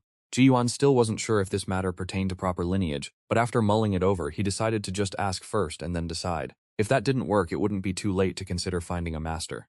Just as Ji-yuan finished feeding the Azure Phoenix chickens and spirit hogs, and was gathering spirit eggs, preparing to leave, he heard the laughter of Deng Yunliang and Lin Hu coming from outside the gate. Those two had been in Pier Market all night, only returning together at dawn. Judging by their appearance, they seemed to have had a great time, but what exactly they'd been up to, no one knew. Ji-yuan deliberately waited in the courtyard for a moment, only quietly closing his door and leaving once he heard the gates of the two neighboring yards clang shut. He first headed to Luan's home, encountering Lu Song, her uncle, just as before. Perhaps due to years of living in luxury and a long absence from physical labor, Lu Gulsong, whom Ji-yuan remembered as somewhat thin and dark-skinned, had now transformed into a rather portly middle-aged man. Seeing Ji-yuan arrive, Lu Song was naturally a little surprised. When he learned Ji-yuan was looking for Luan, Lu Song honestly told him that she had gone to Grandmaster Wu's place and wouldn't be back until evening. As their two families had a history of interactions, and Ji-yuan and Luan's relationship had always been quite good, Lu Song didn't hide anything. Ji-yuan understood, then chatted with Lu Song for a bit, reminiscing about old times, before declining the invitation to stay for lunch and finally taking his leave. Lu Song stood at the doorway, hands clasped within his sleeves, watching him depart. A moment later, the voice of Li Chulin, Luan's mother and Lu Song's wife, echoed from inside the house. She remarked that Ji Qingyun's son looked quite handsome, but alas, good looks weren't worth much. Compared to Lu Song, who still maintained some ties, Li Chulin was too lazy to show herself, so even though she had seen Ji-yuan, she hadn't bothered to come out.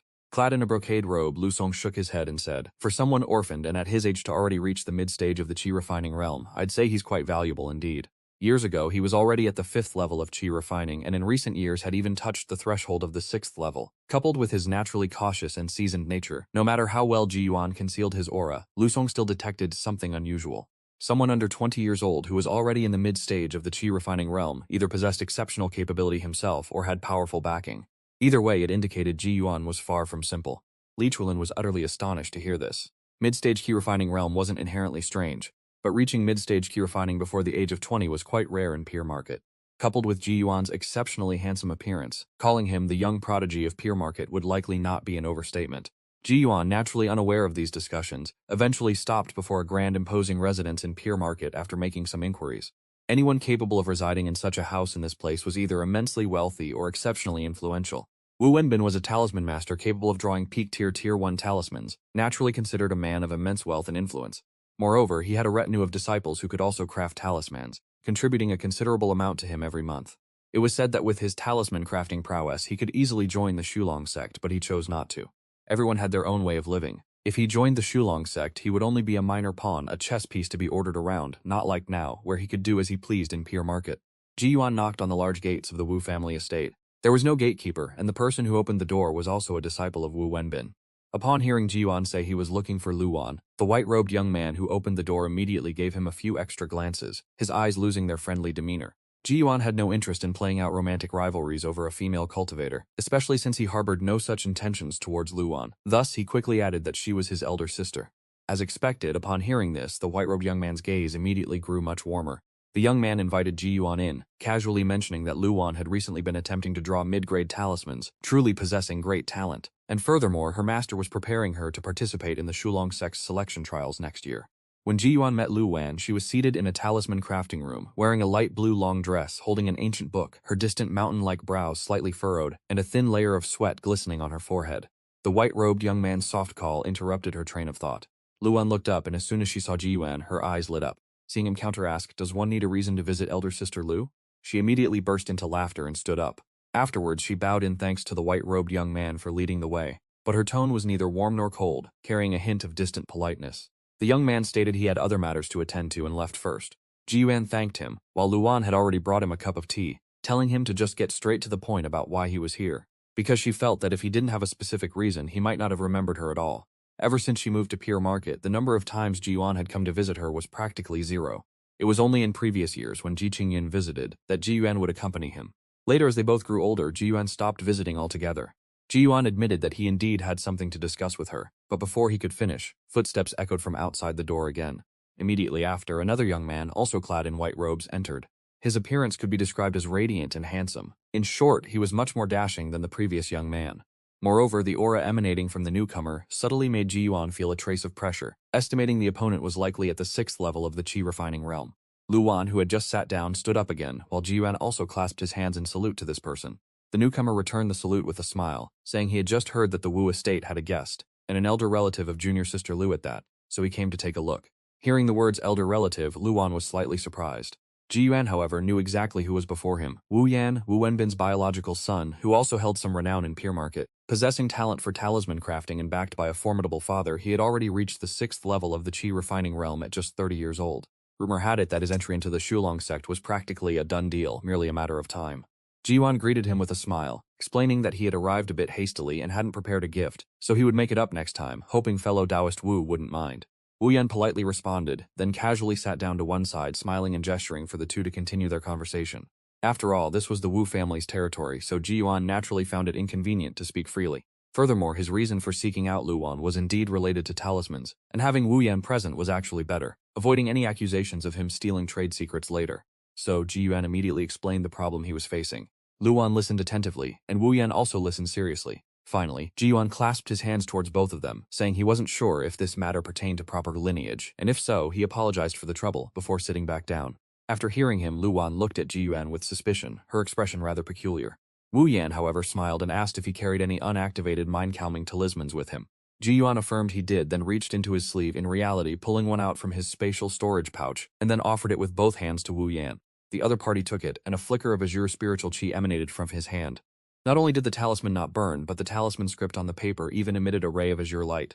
At that moment, Ji-yuan stared blankly at the successfully activated talisman in Wu Yan's hand, then recalling Wu Yan's recent actions, something seemed to click in his mind. He immediately took out another completed mind-calming talisman and tried directly infusing a trace of spiritual qi into the paper.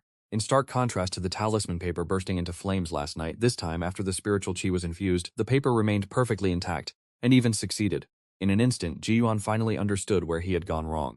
It turned out that the final spirit activation step didn't require a talisman brush at all. One simply needed to directly infuse spiritual qi by hand. Realizing this, he couldn't help but blush. Ji-yuan coughed dryly, inwardly blaming that Introduction to Talisman Dao book for not explicitly stating that one shouldn't use a talisman brush for spirit activation. Wu Yan, hearing this, chuckled and said, "It's probably hard for an ordinary person to even think of using a talisman brush for spirit activation." Luan, however, grew even more suspicious, as she didn't believe Ji-yuan could possibly be ignorant of this point. Instead, she felt he was deliberately finding an excuse to approach her. Nevertheless, she still thoughtfully explained that the spiritual energy released by a talisman brush focused on a single point, making it very difficult to activate the entire talisman paper simultaneously, which was why using one's hand was best. Ji-yuan fully understood after hearing this, immediately revealing a mix of excitement and anticipation, hastily thanking the two for resolving his confusion, then stating he needed to return and try it out himself. Wu Jin smiled and nodded, telling him that if he had any further questions about the talisman Dao in the future, he was welcome to come and ask. Ji-yuan inwardly had to admit that Wu Yan was indeed a good person. However, he also knew that the reason for such kindness was largely because Wu Yan believed him to be Lu Wan's genuine elder relative. After all, the look in Wu Yan's eyes as he gazed at Lu Wan was one Ji Yuan had seen far too often in his previous life, the possessive gaze of an owner. Fortunately, Ji Yuan felt absolutely nothing for Lu Wan himself. Reborn into a new life, stepping onto the immortal path, he had but one thought, to see what other centuries awaited him on the Grand Tao. Ji Yuan came and went, but the main reason for his hurried return was that his system panel had refreshed. His talisman workshop could finally be upgraded. After he left, Wu Yan turned his head to look at Lu Wan, his gaze considerably softer. Honestly, he did harbor feelings for Lu Wan, and not just him, even both their families were actively trying to set them up. One reason was Lu Wan's decent looks, making her quite the little beauty. The other was her innate talent. Lu Wan's talent on the talisman path was exceptional. Joining the Shulong sect was essentially a sure thing. Therefore, if he could just secure Lu Wan and then join the Shulong sect together, then in the eyes of the world, they would be an immortal couple, and it would also greatly benefit his own cultivation path. But specifically, it was this second point that was the main reason Wu Yan valued Lu Wan so highly. Because looks, after all, weren't worth much. If he wanted, he could easily find younger, prettier female cultivators with better figures than Lu Wan. Then, Wu Yan inquired about the identity of the person who had just left. Lu Wan hastily explained that Ji Yuan was not her family, his name was Ji Yuan. Wu Yan's smile remained undiminished, assuming he was a cousin if not a direct younger brother, but Lu Wan then clarified he wasn't a cousin either. It was at this point that Wu Yan genuinely looked a little surprised, because that person had clearly referred to himself as her younger brother and called her sister. If he wasn't a direct younger brother, nor a cousin, then what kind of younger brother could he possibly be? Hearing this question, Lu Wan pondered for a moment before hesitantly offering a possible answer. Perhaps he was just the neighbor's kid. In that very instant, the smile on Wu Yan's face immediately froze. Upon returning home, Ji Yuan immediately summoned the system panel in his mind. Following his thought, the 0 on it instantly turned into a 1. The talisman workshop was consequently upgraded to level 1. The panel immediately refreshed, displaying the upgrade conditions for the level 2 talisman workshop. Ji Yuan stared at the lines of text appearing on the panel, blinking, even momentarily thinking he'd misread something. He didn't know or had ever heard of things like Cloud Mother Spirit Thorns or Crimson Marrow Thunder Jade listed further down. But he understood very clearly that the 200 Spirit Stones at the top were mid-grade, which, if converted, would amount to a staggering 2,000 low-grade Spirit Stones. With just a glance, Ji Yuan knew. Before reaching Foundation Establishment, he shouldn't even think about upgrading the Talisman Workshop further. On second thought, it made sense. First-tier talismans were meant for the Qi refining realm, while second-tier talismans were mostly for early-stage Foundation Establishment cultivators. Now that a level 2 Talisman Workshop could increase the success rate of second-tier talismans by 20%, it was understandable that he would need to reach Foundation Establishment before upgrading it to level 2. Thinking this, Ji Yuan reassured himself that the current level 1 Talisman Workshop was already enough for him to dominate the Qi refining realm. Looking at the 20% increased success rate, he once again plunged into arduous cultivation mode. Ever since learning that Kai Ling didn't require a talisman brush, Ji Yuan's success rate for drawing Calm Heart talismans had soared. He could consistently succeed with 2 out of 3 attempts right off the bat, but he only ever drew 2 successful talismans. Afterward, he would paste one onto himself for quiet contemplation and wouldn't waste any more effort. The reason was quite simple: Calm Heart talismans didn't make money. Even before starting, Ji Yuan had already set his sights on the most profitable talisman at the pier market, the water-repelling talisman.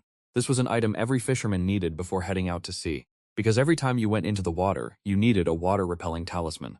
And the few people who actually knew water-repelling techniques rarely used them, because every trace of spiritual qi beneath the water was incredibly precious. The price of water-repelling talismans wasn't low either. One could sell for 2 spirit stones. Therefore, for the next few days, aside from going to the pier market to buy spirit talisman paper, Ji Yuan barely went anywhere else, dedicating himself wholeheartedly to talisman crafting. Whenever his spiritual energy ran dry, he would start eating spirit eggs to recover. Fortunately, the stock of spirit eggs was still sufficient. Eating 7 or 8 a day was enough to sustain his consumption. Not only that, in less than 2 days, the second spirit pig he was raising also matured, adding another hardship to his life besides eating eggs, eating spirit pig meat. Although the spiritual qi contained in spirit pig meat wasn't abundant, something was better than nothing, right? Ji Yuan stewed some, roasted some, and stored it in his room. Whenever he got tired from drawing talismans, he would take some out to eat, and whenever he ate so much that his body felt uncomfortably hot, he would stop to continue drawing talismans. Repeating this cycle, he quickly drew his first water-repelling talisman. In a level 1 talisman workshop, as long as one talisman succeeds, the success rate for the next one automatically increases by 20%. So, succeeding with the second talisman would be much easier. As each sheet of spirit talisman paper disappeared, one water-repelling talisman after another gradually appeared. Ji Yuan finally saw the light of victory, or rather the light of breaking even. Previously, buying the talisman brush, ink, and other supplies had cost him nearly 30 spirit stones, and now to recoup his investment, he needed at least 20 water-repelling talismans. Fortunately, during his last visit to the pier market, he had bought another 100 sheets of spirit talisman paper. Even if his personal success rate was almost 0, Relying solely on the talisman workshop's success rate was enough for him to recover his capital. In the blink of an eye, 3 more days passed. During these 3 days, even though one semi-spirit fish had advanced to a fully fledged spirit fish, Ji-yuan had no time to deal with it. It wasn't until he finished drawing the last sheet of paper, looking at the thick stack of water-repelling talismans in his storage bag, a total of 32, that he leaned back and collapsed onto the ground. For no other reason than that this period had been genuinely exhausting. His entire day, apart from cultivation and eating, was an endless cycle of drawing talismans, and even when resting, he would only snatch a brief nap before rushing to wake up, truly embodying the cultivate for money mindset. But the efforts of these past few days were not without reward. The biggest gain, of course, was the thick stack of talismans in his storage bag, which in his eyes was almost equivalent to a pile of spirit stones. Next, Ji-yuan's ability to precisely control spiritual chi had also significantly improved. When drawing talismans, he had to inject spiritual power into the talisman brush, then release it from the tiny tip. Without refined control over spiritual power, it would naturally be impossible to accomplish. In other words, if he were to fight others now, whether casting spells or controlling artifacts, Ji-yuan could execute much more precise maneuvers. Then there was body refinement. After several consecutive days of eating meat, even though he had only consumed half a spirit pig, he still felt his physique had become a level stronger. The most obvious feeling was that the skin on his body had become much tougher. Although he still couldn't withstand something as abnormal as the water drop finger, regular water ball techniques hitting him no longer caused significant damage. Increased strength was always a wonderful thing. So in that wonderful feeling, Ji-yuan drifted off to sleep. When he woke up again, it was already early the next morning. Feeling refreshed, he tidied himself up, collected today's 7 spirit eggs, and also butchered the spirit fish. After everything was done, as he was preparing to depart for the pier market, he suddenly heard the Lin family next door seemingly arguing. Having stayed indoors for 5 or 6 consecutive days, Ji-yuan wasn't sure what had happened, but the 2 houses were only separated by a wall, and Lin Hu and Wu Qin were arguing right in their courtyard, so even if he didn't want to listen, he still understood everything. It turned out that previously, every evening, Deng Yunliang had been going to the pier market to visit the gambling dens, and somehow he had even dragged Lin Hu along. The first night they went, Lin Hu actually won money, and as soon as he won, he immediately became addicted. How could fishing earn money as quickly as gambling? And it was much more leisurely. But in the following days, Lin Hu started losing continuously. Seeing his meager family fortune about to be lost completely, he still insisted he could win it back, leaving Wu Qin with no choice but to argue with him. Ji-yuan didn't want to meddle in other people's family affairs, but just as he pushed open his door, he saw a middle-aged man sitting at the gate of the neighboring courtyard, sighing deeply. As soon as he saw Ji-yuan, Deng Yunliang excitedly stood up, hastily forcing a smile, and asked if he was about to go out. Ji-yuan merely nodded indifferently. Deng Yunliang seemed oblivious to the attitude, still rubbing his hands together, saying he had something to discuss. Ji-yuan told him to wait until he returned to talk about it. After learning that Deng Yunliang was a gambler, he wanted nothing more to do with this person. Gambling was never something to be sympathized with, no matter where you were. But Deng Yunliang frantically pleaded to borrow 3 spirit stones, saying that he only needed that amount to pay this month's rent for his cultivator abode, and he would return 5 by next month at the latest. Ji-yuan decisively refused, jumping onto his white boat.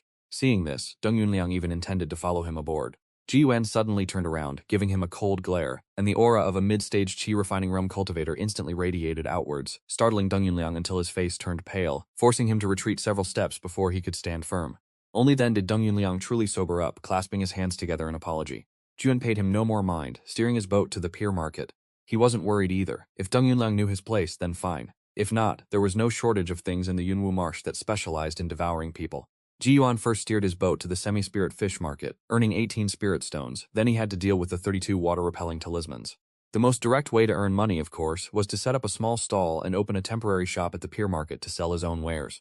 Doing so could sell a talisman for 2 spirit stones, recouping 64 spirit stones, but the drawback was that it was too time-consuming. Who knew how long it would take to sell 32 water-repelling talismans? Moreover, at the same price point, others would definitely prefer to buy from Baibao Tower, as it was a large trading guild with guaranteed quality. Another option was to wholesale them to Baibao Tower or other shops. So of course it couldn't be sold for a full 64 spirit stones, as the merchants also needed their profit. But in return it saved him a great deal of effort. And crucially, it didn't waste his precious cultivation time. Ji-yuan naturally opted for wholesale, as he didn't have the luxury of sitting around in a stall. With that time, he could draw talisman to earn far more spirit stones, so for convenience he'd just sell to Baibao Pavilion. Upon arriving at the familiar establishment, he withdrew 32 water-repelling talismans from his storage pouch, prompting an extra glance from the Shulong sect cultivator on duty. The man asked if he had drawn these himself. Ji-yuan calmly admitted it. The cultivator on duty flipped through them, remarking that he hadn't seen Ji-yuan before, and he must have only recently begun, but with such a success rate and quality, his talent was truly exceptional. The man even suggested that when the Shulong sect held its disciple selection next year, Ji-yuan should apply via the talisman Dao. Who knew, he might even become their junior brother. As soon as these words left his mouth, the other cultivators on duty all shot glances in their direction. Ji Yuan hadn't expected such a turn of events. Just as he was about to modestly reply, a familiar laugh echoed from behind him. The person remarked that they wondered what handsome talent had emerged in the waterfront ferry market to earn such high praise from senior brother Liu. The newcomer was none other than Wu Yan, making Ji Yuan sigh inwardly that this waterfront ferry market was truly too small. They could even run into each other here. Just as he was thinking of a way to gloss over the conversation, he heard Luan's cheerful call. Since she had already arrived, he couldn't help but turn, cup his hands in greeting to both, and offer a smile. But after Wu Yan clearly saw Ji Yuan's face, the smile on his own face instantly froze. There was no other way, as the impression Ji Yuan had left on him last time was truly too profound, and what he remembered most wasn't Kai Ling but the matter of the junior brother. However, upon careful reflection, Wu Yan had come to realize that Ji Yuan probably held no romantic intentions towards Luan. If he did, at his age, he certainly wouldn't have pulled such a stunt, much less claim to be Luan's junior brother. He'd probably have been eager to declare himself her Dao companion instead. Thus, Wu Yan knew he had overreacted last time, while Ji Yuan simply chuckled and said he still had to thank fellow Taoist Wu for his guidance then. Otherwise, he might still be stuck in that predicament even now. Senior brother Liu of the Shulong sect chuckled from behind, asking, "Could this be the disciple that old Wu Wenbin just took in?" In his words, old Wu naturally referred to Wu Wenbin. The reason senior brother Liu was so familiar with Wu Yan was that Wu Yan's joining the Shulong sect was practically a done deal, and Luan was almost in the same boat. Therefore, to cultivators on duty like them, these two were practically already considered junior brothers and sisters. Furthermore, Wu Yan had a wealthy father, so striking up a friendship with him now was certainly not a bad thing. Wu Yan heard this and replied that regrettably he wasn't yet, then looked at Ji Yuan and asked if he had such intentions. Ji Yuan merely sighed, saying he feared Grandmaster Wu wouldn't find him agreeable.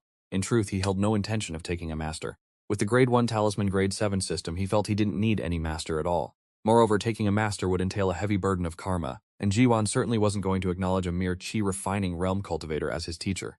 Wu Yan, however, said whether it would work out or not, his father would have to assess it first. Next time Ji Yuan came by, he'd let his father examine Ji Yuan's aptitude. Ji Yuan thanked Wu Yan outwardly, but inwardly resolved never to set foot in the Wu family again. It was then that senior brother Liu spoke up from behind, telling him to accept the spirit stones, and if he had more to sell later, to bring them to Baibao Pavilion. Ji Yuan turned to see a small mound of spirit stones piled on the counter, a slight shock in his heart, but he quickly recovered, casually waved a hand, and used object manipulation to sweep them all into his storage pouch, having already counted them, a grand total of 60. For a significant power like Baibao Pavilion, an intermediary fee of just 4 spirit stones was already quite steep, so Ji Yuan again cupped his hands to thank senior brother Liu for his consideration, stating he would return to diligently cultivate. With that, he bade farewell to Luan and Wu Yan, then hastily took his leave. Luan turned to watch his retreating figure, a trace of bewilderment in her heart. Ji Yuan had never seemed to avoid her like this before, nor had he seemed this strong. After returning home that day, Lu Song had informed her that Ji Yuan was already in the mid-stage chi-refining realm, and from today's display it seemed he possessed such innate talent even in talisman drawing. Wu Yan also noticed this point. He stepped forward to exchange a few words with senior brother Liu, who then produced a water-repelling talisman that Ji Yuan had just drawn. Wu Yan took it with both hands, while Luan also stepped closer, lowering her head to observe. Both realized Ji Yuan's talisman writing style was merely ordinary. The true issue lay only in his success rate. Selling 32 water-repelling talismans in such a short amount of time meant his success rate likely reached 20 to 30%, even though he had just begun his cultivation journey. For a novice with such a success rate, this talent could probably rival even Luan's. After all, ordinary cultivators just starting to learn talisman drawing. Don't even mention 20 to 30 were, just getting 2 or 3 successful talismans out of 50 sheets of paper would already be considered excellent. Realizing this, a touch of pressure began to well up in Wu Yan's heart. His gaze inadvertently flickered towards Luan, thinking that by then, it might very well be a case of the Lord has no intentions, but the lady has a heart. What's more, Ji Yuan was quite handsome, coupled with decent talent. Wasn't he precisely the dream man for female cultivators? Ji Yuan, of course, was oblivious to these thoughts. Walking the streets of the waterfront ferry market, his mind was utterly engrossed in his storage pouch. There was no other way, for he had been poor for far too long, never having seen so many spirit stones at once, so he meticulously counted them several times. A grand total of 98. Just 2 more low-grade spirit stones, and he could exchange them for a mid-grade one. With so many spirit stones now in hand, the next obvious question was how to spend them. What Ji Yuan anticipated most was naturally continuing to upgrade his facilities, because everything he currently possessed stemmed from these construction upgrades. Only by continuously upgrading facilities could he make greater strides. However, for his immediate facilities, either the Spirit Fish Pond or the Spirit Beast Pen, while he now had enough spirit stones, the other 2 conditions weren't so easily met. If those 2 weren't easy, then perhaps he should follow the Talisman Grade 7 system's guidance and first construct a pill refining room and an artifact forging room. Upgrading them to level 2 would be difficult, but reaching level 1 should still be no problem. It's just that doing so would require another period of development. As he mused vaguely, a flash of insight suddenly sparked in Ji-yuan's mind, as if he had figured something out. He poured so much effort into upgrading facilities. Wasn't the ultimate goal always to enhance his own strength? Now with 98 spirit stones in hand, to break through to the 5th layer of the chi refining realm, even for a quad spirit root like him, or even a pentaspirit root, it would be more than enough. If that's the case, what was he waiting for? First, raise his cultivation realm, then talk. Ji-yuan had initially been contemplating buying more Azure King chickens or semi-spirit fish, but the moment the thought of breaking through arose, he instantly disregarded everything else. Everything else could wait until after he had successfully broken through. Upon returning home, both his neighbors' houses were quiet. Deng Yunliang had likely retired, and Lin Hu, he didn't know if he'd gone out to sea or was also resting. In short, no one was gawking at his door, which was fine. Back home, Ji-yuan first fed his Azure King chicken and semi-spirit fish a little, because he knew this breakthrough would take at least a day or two, and his nurtured creatures still needed care. Ji-yuan looked at his pets and thought that in the future, he might have to pursue the path of constructs. Otherwise, if he were to travel far or enter closed-door cultivation for too long, these creatures would be left unattended. As for raising a demonic beast, he currently didn't dare to even consider it. Because a demonic beast with such sentience would at least be a 6th or 7th tier great demonic beast, perhaps even a legendary transformed great demonic beast. Therefore, the path of constructs was still more reliable. Having finished all his tasks, Ji-yuan returned to his room, which was now a talisman grade 7. If it were before, he would surely have to meditate for a long time to calm his mind. But now, he merely had to casually stick a mind-calming talisman onto himself, and everything was settled. With his mind tranquil, Ji-yuan immediately took out today's 7 spirit pills, initiating his cultivation breakthrough. A moment later, the batch of spirit pills had been entirely consumed by him. With a thought, he then retrieved spirit stones from his storage pouch, not being stingy at all, and in one go, he took exactly 50, placing them around himself. Gazing at the dazzling white circle of spirit stones surrounding him, Ji-yuan's heart was as steady as a rock. He casually waved a hand, grasping 2 spirit stones in each hand, while simultaneously urging his Azure Sea Tide cultivation art. Immediately, an unprecedentedly pure stream of spiritual chi surged into his meridians, cold yet carrying a trace of dampness. The spiritual chi traveled through his meridians, eventually sinking into his dantian. Cultivation in the chi refining realm was inherently not mysterious. It was merely the continuous absorption of spiritual chi floating between heaven and earth, transforming external energy into one's own. Moreover, compared to breaking through from the 3rd to the 4th layer, going from the 4th to the 5th layer had even fewer bottlenecks worth mentioning. The most crucial factor was still continuous accumulation, like water flowing into a river. As 4 spirit stones turned to fine powder, slipping from Ji-yuan's grasp, then another 4, then yet another 4, he no longer paid attention to how many spirit stones he had absorbed. He only knew that outside the window, day turned to night and night turned to day again.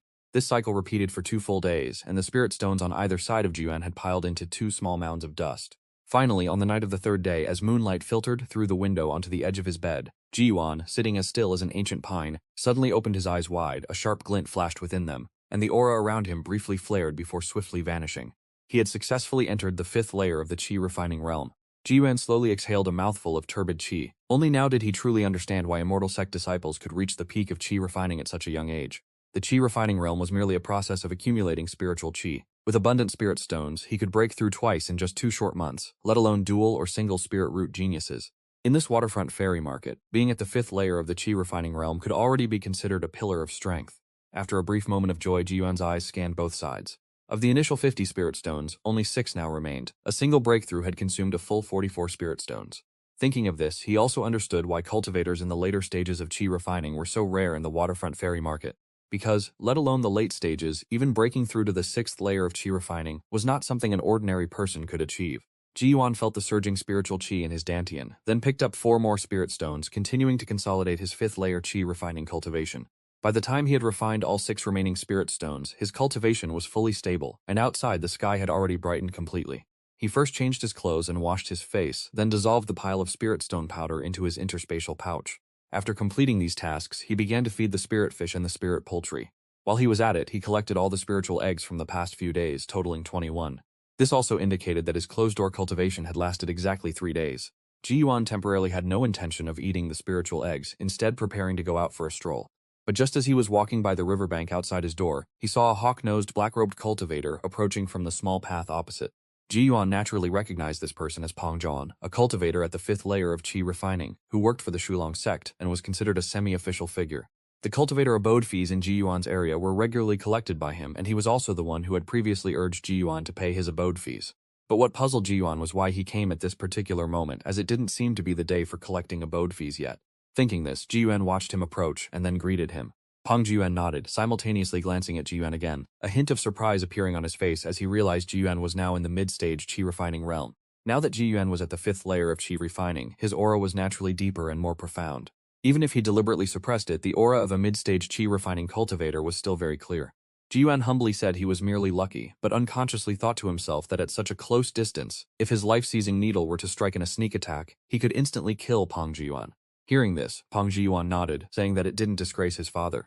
Done speaking, he turned and went to the Lin family's door next door, knocking loudly. A chaotic commotion immediately erupted from within the house, and very quickly, the door opened. Lin Hu turned pale with fright the moment he saw Pang Jiyuan. Pang Jiyuan coldly stated that the overdue cultivator abode fees from last month were due, and if they couldn't pay today, they should get out of the peer market. Hearing those familiar words, Jiyuan couldn't help but feel a little distracted. As for Lin Hu, he frantically explained that according to the old rules, they could still owe for 1 month, and if he was just given until next month, he would definitely pay in full. He pleaded for a few more days, promising he would go out to sea to earn money soon. As he spoke, he tugged at Pang Jiyuan's sleeve, pleading miserably, almost to the point of kneeling. But Pang Jiyuan merely replied coldly, "The rules have changed. From now on, cultivator abode fees will no longer be allowed to be owed." Pang Jiyuan coldly urged Lin Hu to hurry, saying if he couldn't pay, he should pack up and get out. Deng Yunliang, who was nearby, heard the commotion and also stepped out, hands tucked into his sleeves pretending to watch the show. After all, his own cultivator abode fees from the previous month were fully paid, so this matter didn't concern him. Just then, Wu Qin's weak voice came from behind the door, saying that there was only 1 spirit stone left in the house. Pang Jiyuan casually took it and said coldly, still 2 stones short. Lin Hu immediately turned his gaze to Jiyuan, hesitated for a moment, then looked towards Deng Yunliang, opening his mouth to beg him to lend 2 spirit stones, promising to repay them next month. But Deng Yunliang only scoffed, saying he had no more spirit stones, then was reminded by Lin Hu that he had just won a few last night. Deng Yunliang then waved his hand, saying he was saving those for tonight to recoup his losses, telling Lin Hu not to think about it, and not intending to watch the drama any longer, he turned to go back inside and catch up on sleep. Jiyuan stood there observing coldly, but then some distant memories unconsciously surfaced in his mind. He remembered that when Ji Qingyun was alive, the relationship between the Ji and Lin families was very good. They often visited each other, and if one family made something delicious, they would share it with the other. Even when Ji Qingyun went out to sea, he would call Lin Yue to come along. And Jiyuan at home always played with Lin Hu, who had an honest nature, always following behind him, calling out Brother Ji again and again. Thinking of this, Jiyuan couldn't help but sigh inwardly, then finally spoke up, saying he would pay on Lin Hu's behalf. With that, he took 2 spirit stones from his sleeve and handed them over. Pang Jiyuan merely glanced at them, said nothing further, used an object manipulation art to collect the spirit stones, and then departed. Because he didn't care who paid. As long as someone paid, it was fine. After Pang Jiyuan left, Lin Hu looked at Jiyuan standing at the door, his back to the morning sunlight, and suddenly felt that Brother Ji now seemed both very close and very distant, yet there was no doubt that he stood bathed in light. Lin Hu opened his mouth, a trembling sound escaping his throat. Jiyuan merely sighed, advised him to stop gambling to live his own life well, and without mentioning repayment, he turned and went back inside his house. Lin Hu immediately replied loudly, asserting that he would never gamble again in this life, then bowed deeply towards Jiyuan's doorway. After that, he wiped his face, went back to pack a few things, then boarded his small black canopied boat and set off for Yunwu Marsh. As for his original Blackwood spiritual boat, there was no need to ask. If one did, there would only be one answer. He'd gambled it all away. On the other side, Deng Yunliang saw this scene and wanted to speak but held back. Back home, he was still a little distracted as he hadn't expected Jiyuan to be such a person who valued loyalty and righteousness. Previously, seeing Jiyuan always at home and rarely going out, he had assumed Jiyuan was a cold-hearted and unrighteous cultivator. But witnessing this today, he hadn't expected the other party to be willing to step in and help Lin Hu. Moreover, Jiyuan disliked gamblers. Although Deng Yunliang didn't want to admit this point, he felt it very clearly. Associating this with what happened today, he couldn't help but start wondering if Jiyuan would blame him for Lin Hu's gambling. After all, Lin Hu was led down that path by him. Once Jiyuan truly placed the blame, how could someone merely in the early-stage qi refining realm like him withstand a mid-stage qi refining cultivator? Deng Yunliang recalled the last time he asked to borrow money, and Jiyuan's eyes then were as cold as if looking at a dead man. Thinking of this, he shuddered, his face turning pale with fright, and an idea immediately sparked in his mind. He couldn't just sit and wait for death. And as a true gambler, Deng Yunliang's first reaction was to take a gamble. He picked up a cup of tea, drained it in one gulp, then began to ponder carefully. Although this Jiyuan was only in the mid-stage qi refining realm, he seemed very wealthy. He used such a good spiritual boat, and occasionally one could hear the cries of green emperor chickens from his backyard. Recently, it even seemed he was raising spirit hogs. Deng Yunliang couldn't help but curse inwardly, feeling that even what those spirit hogs excreted was probably better than his own food. The more he thought, the more he was certain this neighbor must have a lot of money. And the more he thought, the more his greed was aroused. If he could deal with this neighbor, the gains would surely be substantial. What's more, Jiyuan was an orphan. This made it even more convenient, because even if he killed him, there would be no consequences. The most important question now was, how could an early-stage chi-refining cultivator like him kill a mid-stage chi-refining cultivator? Furthermore, seeing how Ji Yuan effortlessly produced 2 spiritual items last time, Deng Yunliang understood very well that the man was absolutely a ruthless fighter. If he went himself, it would surely be seeking death. To kill him, he could only find others. And it just so happened that during this time, by frequenting various gambling dens in the pier market, he had indeed made quite a few friends.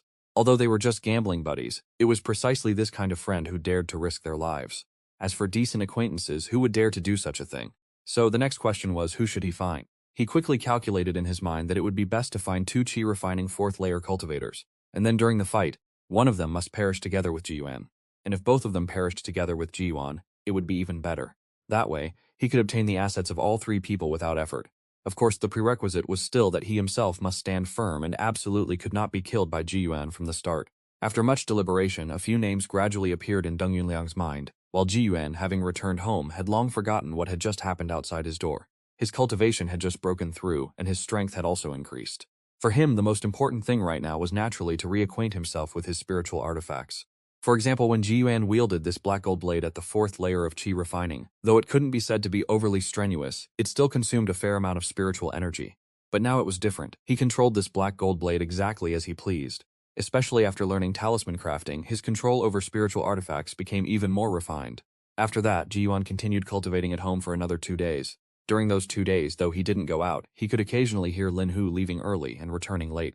It seemed that after saying he wouldn't gamble anymore, that kid had truly stayed away from gambling.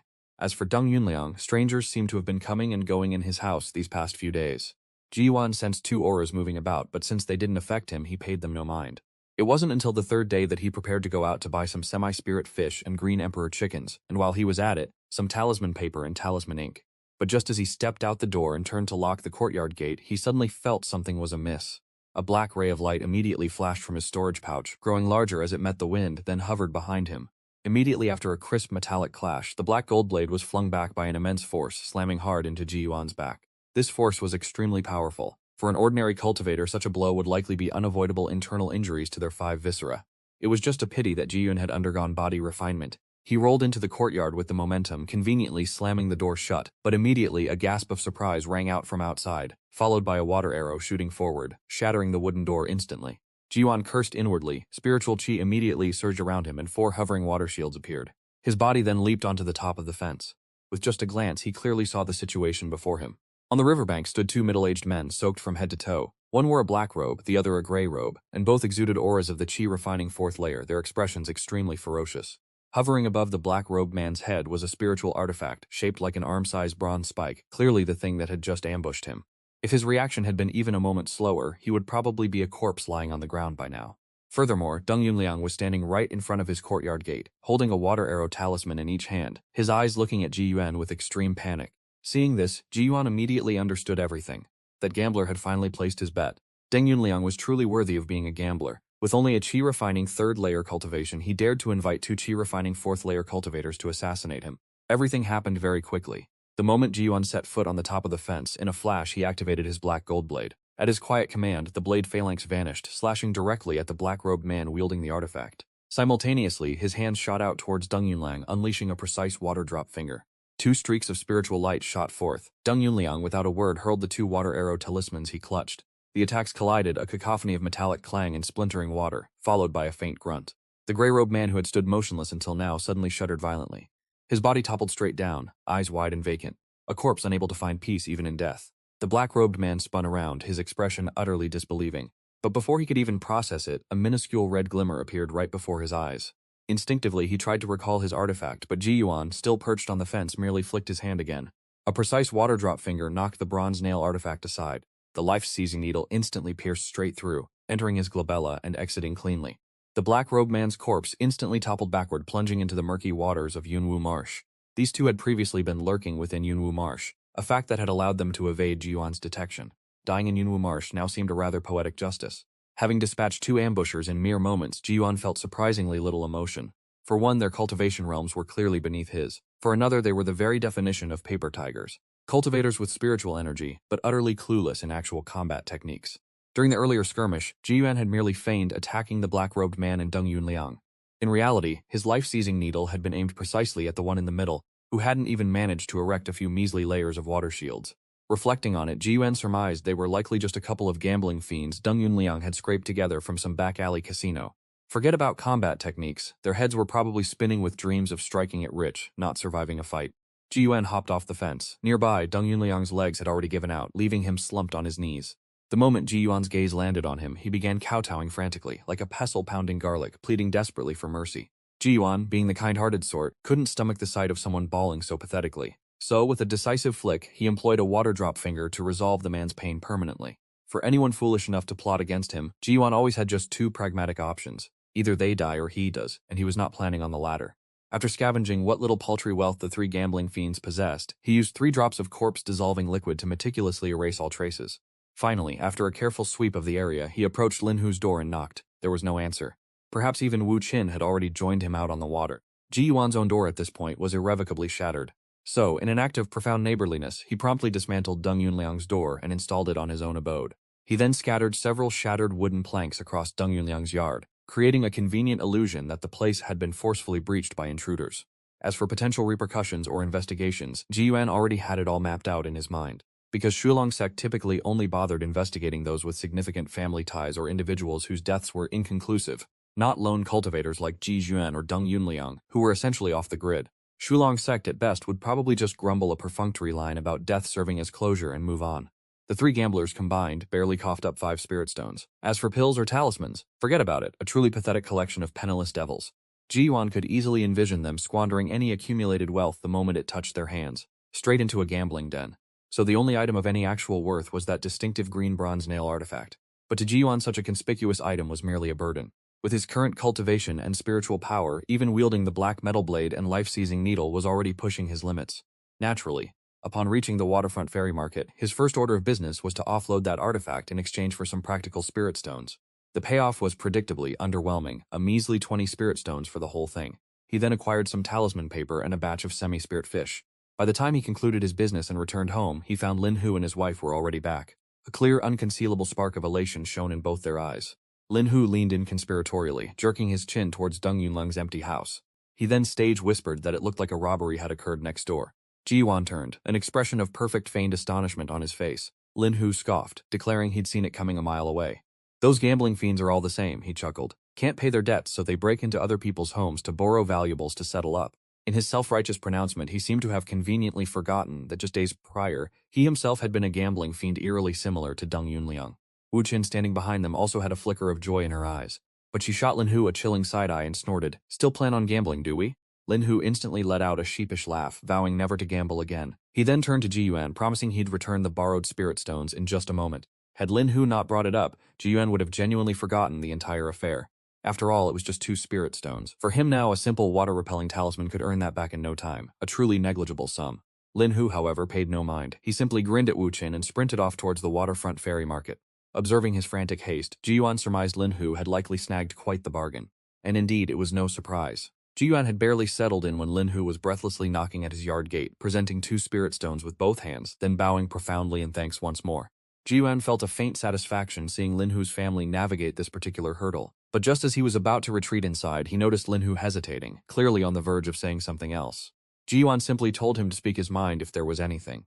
Lin Hu scratched his head awkwardly, bringing up how Ji Yuan's original family had once shared rather good relations with the Lu family. The moment Ji Yuan asked, which Lu family, the name Luan's family immediately clicked in his memory. Lin Hu hastily confirmed, relaying gossip he'd picked up at the pier market. It seemed Luan and the O family had a major falling out. Rumor even had O Wen been publicly berating her for being unreasonable and not knowing her place. Ji Yuan felt a faint pang of concern. The last time he'd encountered Luan was at the 100 Treasures Pavilion in the company of Wu Yan. To Ji Yuan, she was at the very least an acquaintance. Lin Hu added that he didn't know the precise details, only that O Wenbin intended for Luan to become a Dao companion to his son. Luan, however, had refused utterly, leading to this whole debacle. He concluded with a baffled shake of his head, apparently unable to fathom why anyone would refuse the esteemed position of Grandmaster O's daughter-in-law. Ji Yuan recalled their previous 2 interactions, and indeed, the situation did seem to align with his observations. Wu Yan's gaze towards Luan had been undeniably adoring, yet Luan had consistently maintained a polite but utterly formal demeanor towards him. That Luan would dare to refuse so bluntly, however, genuinely caught Ji Yuan by surprise. The Lu family's strongest was Lu Song, a mere 5th-stage chi-refining realm cultivator, not even approaching late stage, but against the O family, even a late-stage chi-refining master would be inconsequential. Owenbin could craft top-tier, first-grade talismans and was himself a formidable late-stage chi refining realm cultivator. Given such a colossal power imbalance, for Luan to still refuse so unequivocally, it truly spoke volumes about her stubborn personality. Facing this predicament, Ji-yuan was powerless to intervene. He could only hope the O family wouldn't act with excessive ruthlessness. Lin Hu, oblivious to the gravity of the situation, skipped off joyfully, no doubt having snagged another treasure. Ji-yun meanwhile cast one final scrutinizing glance at Deng Yunliang's now vacant yard, satisfied that this particular chapter was decisively closed. He then shut his own yard gate, resuming his diligent pursuit of cultivation. On the second day following Deng Yunliang's demise, Lin Hu burst forth with joyous news. He had successfully advanced to the third stage of the Qi refining realm. Later that same day, Wu Qin too ascended to the third stage of the Qi refining realm. It was then that Lin Hu finally revealed to Ji Yuan that while fishing in Yunwu Marsh, he had fortuitously stumbled upon a local treasure called the Jade Lotus Root. He took it to the waterfront ferry market and, to his astonishment, netted 30 spirit stones.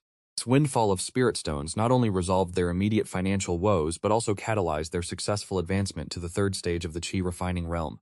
With both spouses now at the third stage, they could net a significantly larger haul of semi-spirit fish when out on the boat together. This, they realized, was the path to truly stable income. Ji Yuan, naturally, offered his congratulations, though he politely declined their subsequent dinner invitation. Though the days of arduous cultivation proved demanding, Ji Yuan's secluded life was surprisingly fulfilling. Beyond his routine cultivation and consumption of spiritual eggs, he diligently utilized his daytime breaks to craft talismans and began delving into other foundational spell arts. 5 days after Deng Yunliang's unceremonious exit, a new family moved into the adjacent yard.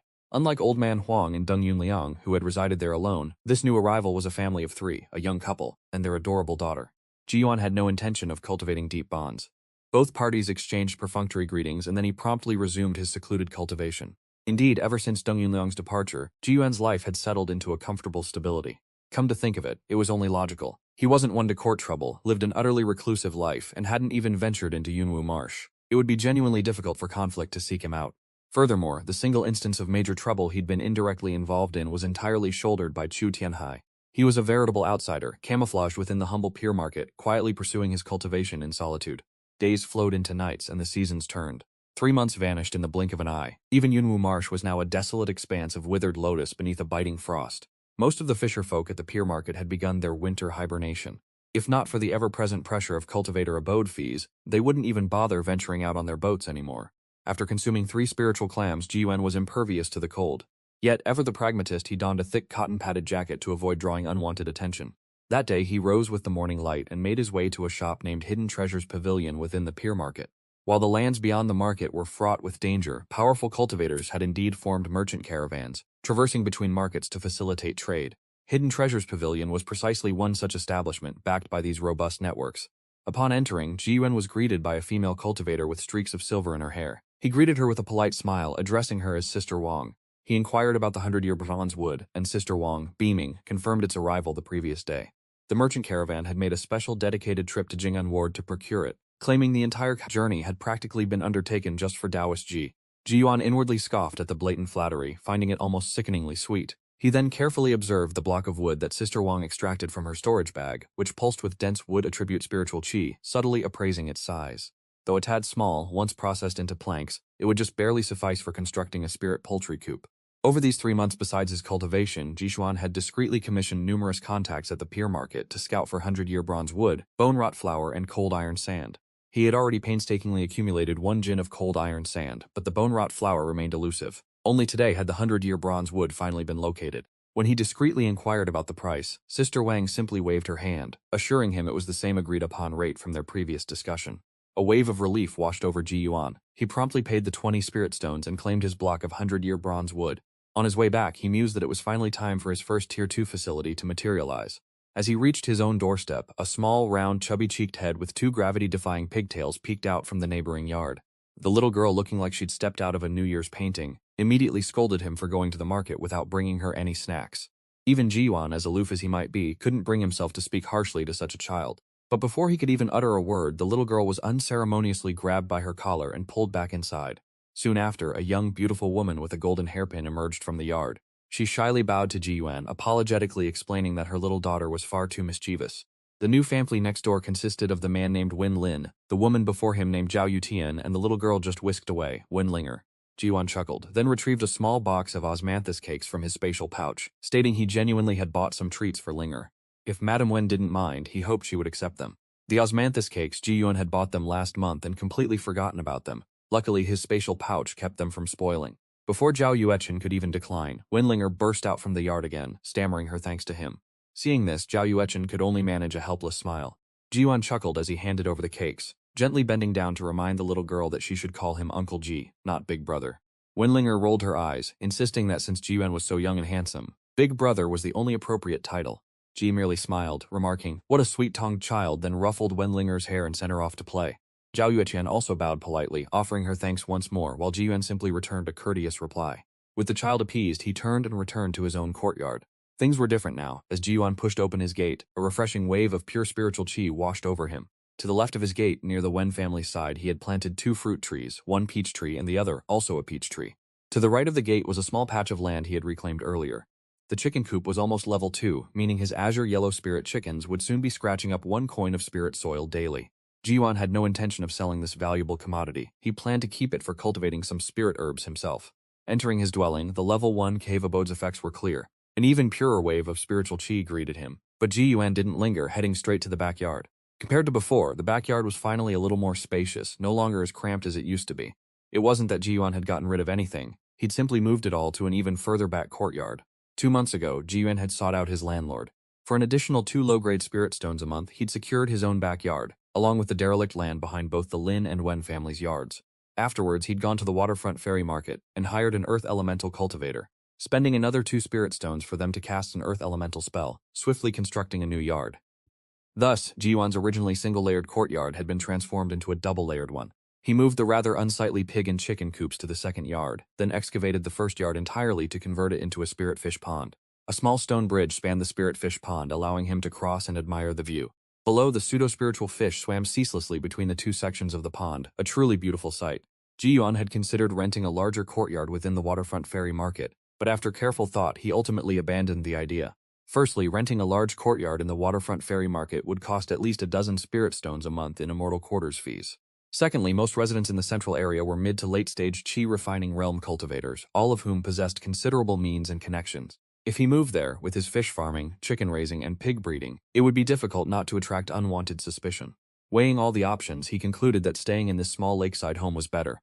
If anything truly went awry, being close to Yunwu Marsh meant a quicker escape.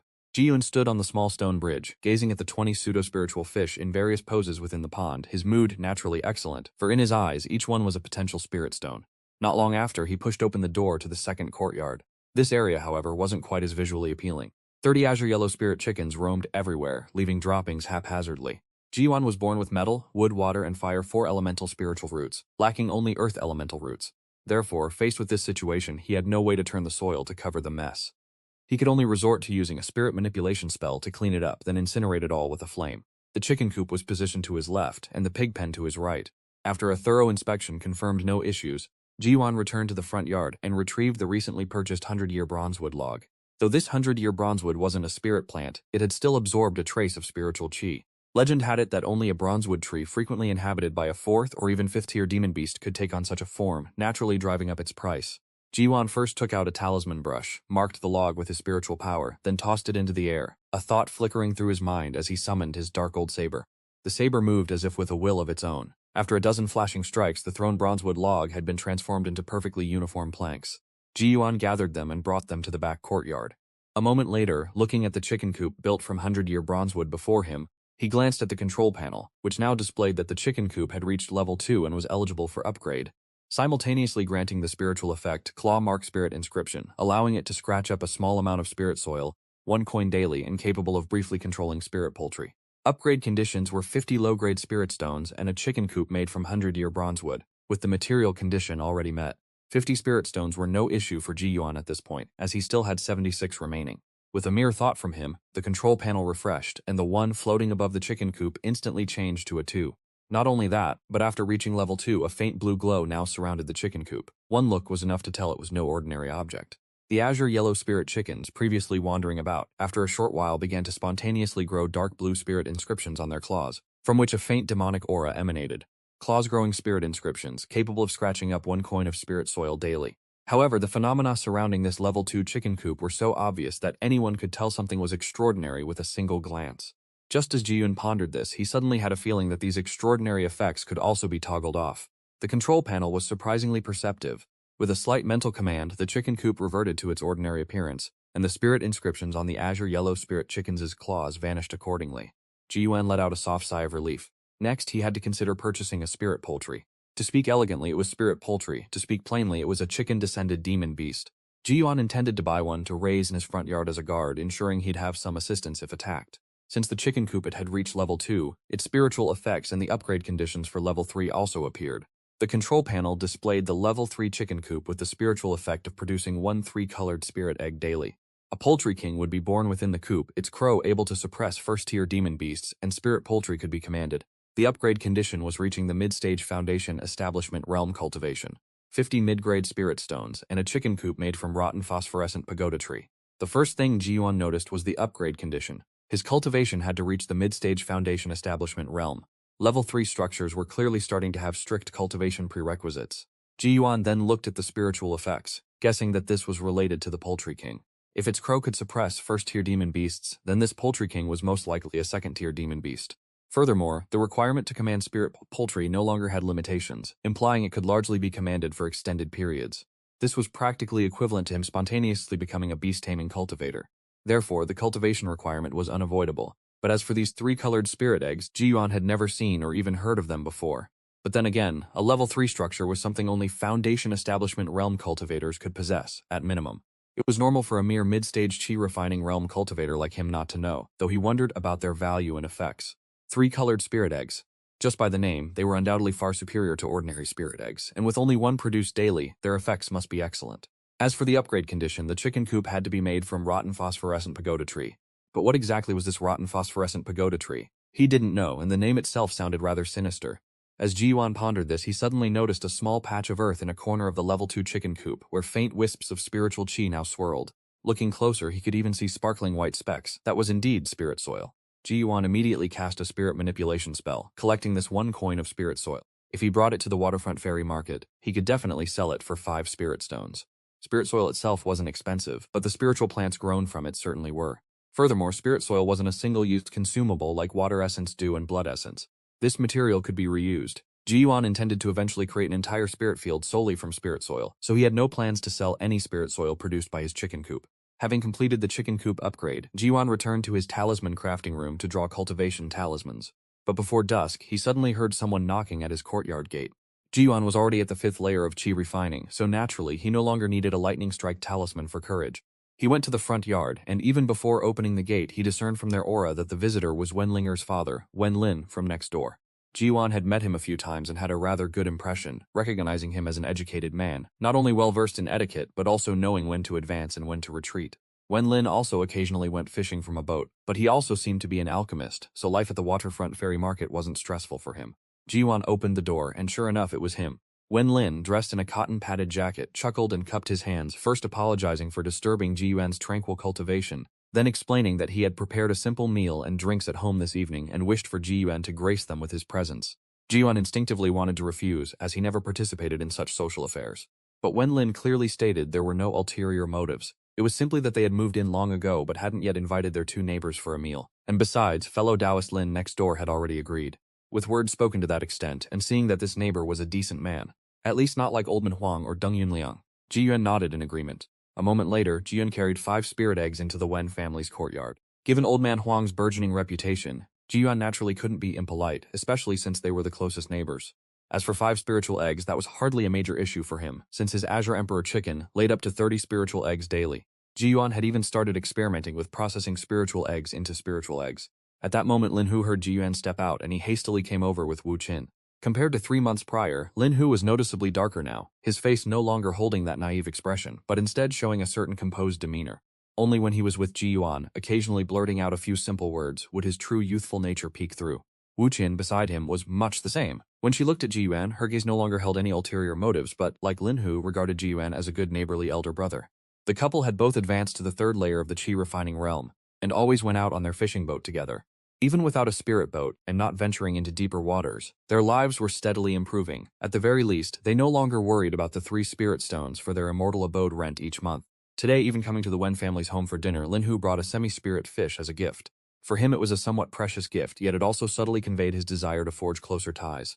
Zhao Yechan's cooking skills were excellent, and with quality ingredients like spiritual pork and semi-spirit fish, Ji Yuan too rarely got to enjoy such a truly satisfying meal. After they had eaten their fill, the group settled down inside to rest.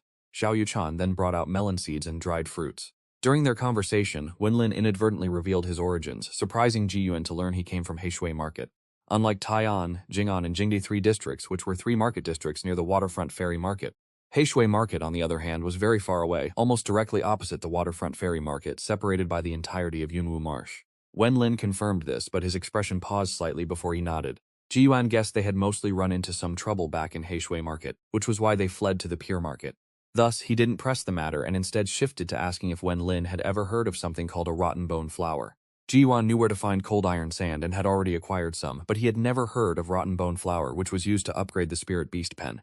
So, encountering a fellow Taoist from so far away, he naturally wanted to inquire. Wenlin furrowed his brow in thought for a moment upon hearing this, but ultimately shook his head, stating he had indeed never heard of such a thing. Just as Ji Yuan thought there was no news to be had, Wenlin pointed him to a path, saying that on the 3rd day of each month, storefront A18 at the Pier Market would open. The people there traveled throughout all the market districts of Yunwu Marsh, so Ji Yuan could go there and ask around. If even they didn't have it, then it meant there was no rotten bone flour to be found in all of Yunwu Marsh. Ji Yuan secretly noted the location, immediately stood up and bowed to Wenlin in gratitude. Wenlin only added that prices there would be a bit higher, advising him to be prepared. For Ji Yuan, simply learning this piece of information during one dinner was an unexpected boon. As for the Wen family's secrets, Ji Yuan had no desire to delve into them, because he knew that the more secrets one learned, the deeper one sank, and by the time one realized it, it might already be irreversible. It was now the 19th of November, so he could only wait until the 3rd of December. Ji Yuan cultivated at home for a while, accumulating a few more spirit stones, then took them to buy an entry-level magic tool. The magic tool was called the Dragon Scale Shield. Despite its imposing name, it cost him a hefty 25 spirit stones. In reality, it was merely an entry-level magic tool crafted from the shell of a first-tier spiritual tortoise from Yunwu Marsh. Nothing flashy, but highly practical. Thus, including his spirit boat, Ji Yuan now simultaneously possessed 4 magic tools: the white boat for escape, the black gold blade for offense, the life-seizing needle for stealth attacks, and now the dragon scale shield for self-defense. Ji Yuan reluctantly considered himself a well-rounded combatant. The weather grew increasingly harsh, so cold that even Lin Hu didn't dare take his boat out to Yunwu Marsh. It was precisely in such weather that Ji Yuan arrived at storefront A18, the one Wen Lin had mentioned. Stores ranked A typically occupied the best locations in the Pier Market and commanded the highest rents. Storefront A18 was a slight exception, as its location happened to be tucked into a corner between 2 rows of buildings. Unless one was intentionally seeking it out, an ordinary person walking by would never even notice this place. Ji Yuan was no different. If he hadn't specifically come searching this time, he wouldn't have even known a store was hidden within. His first impression after stepping inside was the pervasive gloom. Not only that, but the shop didn't display any goods like normal stores. Instead, there were only 3 rooms enclosed by black fabric, completely disconnected from each other. Additionally, an old man sat outside these rooms, smoking a pipe. He raised his head to glance at Ji Yuan, then lowered it again, merely stating that the rooms were occupied and to wait for now. Ji Yuan didn't understand the implications, but could only obediently comply. He stood by and waited for about half an incense stick's time before the black curtain of one room was pulled aside, and a young man in noble white robes stepped out, his brows slightly furrowed. The man subconsciously looked up at Ji Yuan, causing both to be somewhat surprised as they recognized each other. Ji Yuan greeted Oyan, inwardly surprised to encounter him here of all places. But on second thought, it made sense. Given the mysterious nature of this place, its clientele were highly likely the wealthy elite from the market districts surrounding Yunwu Marsh. With Oyan's status and position, he was naturally one of their target customers. The truth was quite close to Ji Yuan's conjecture, which was why Oyan was so astonished to see Ji Yuan's figure appear here. Ever since Ji Yuan first appeared beside Lu Wan, Oyan had thoroughly investigated Ji Yuan's background, with the result being nothing more than an ordinary fisherman.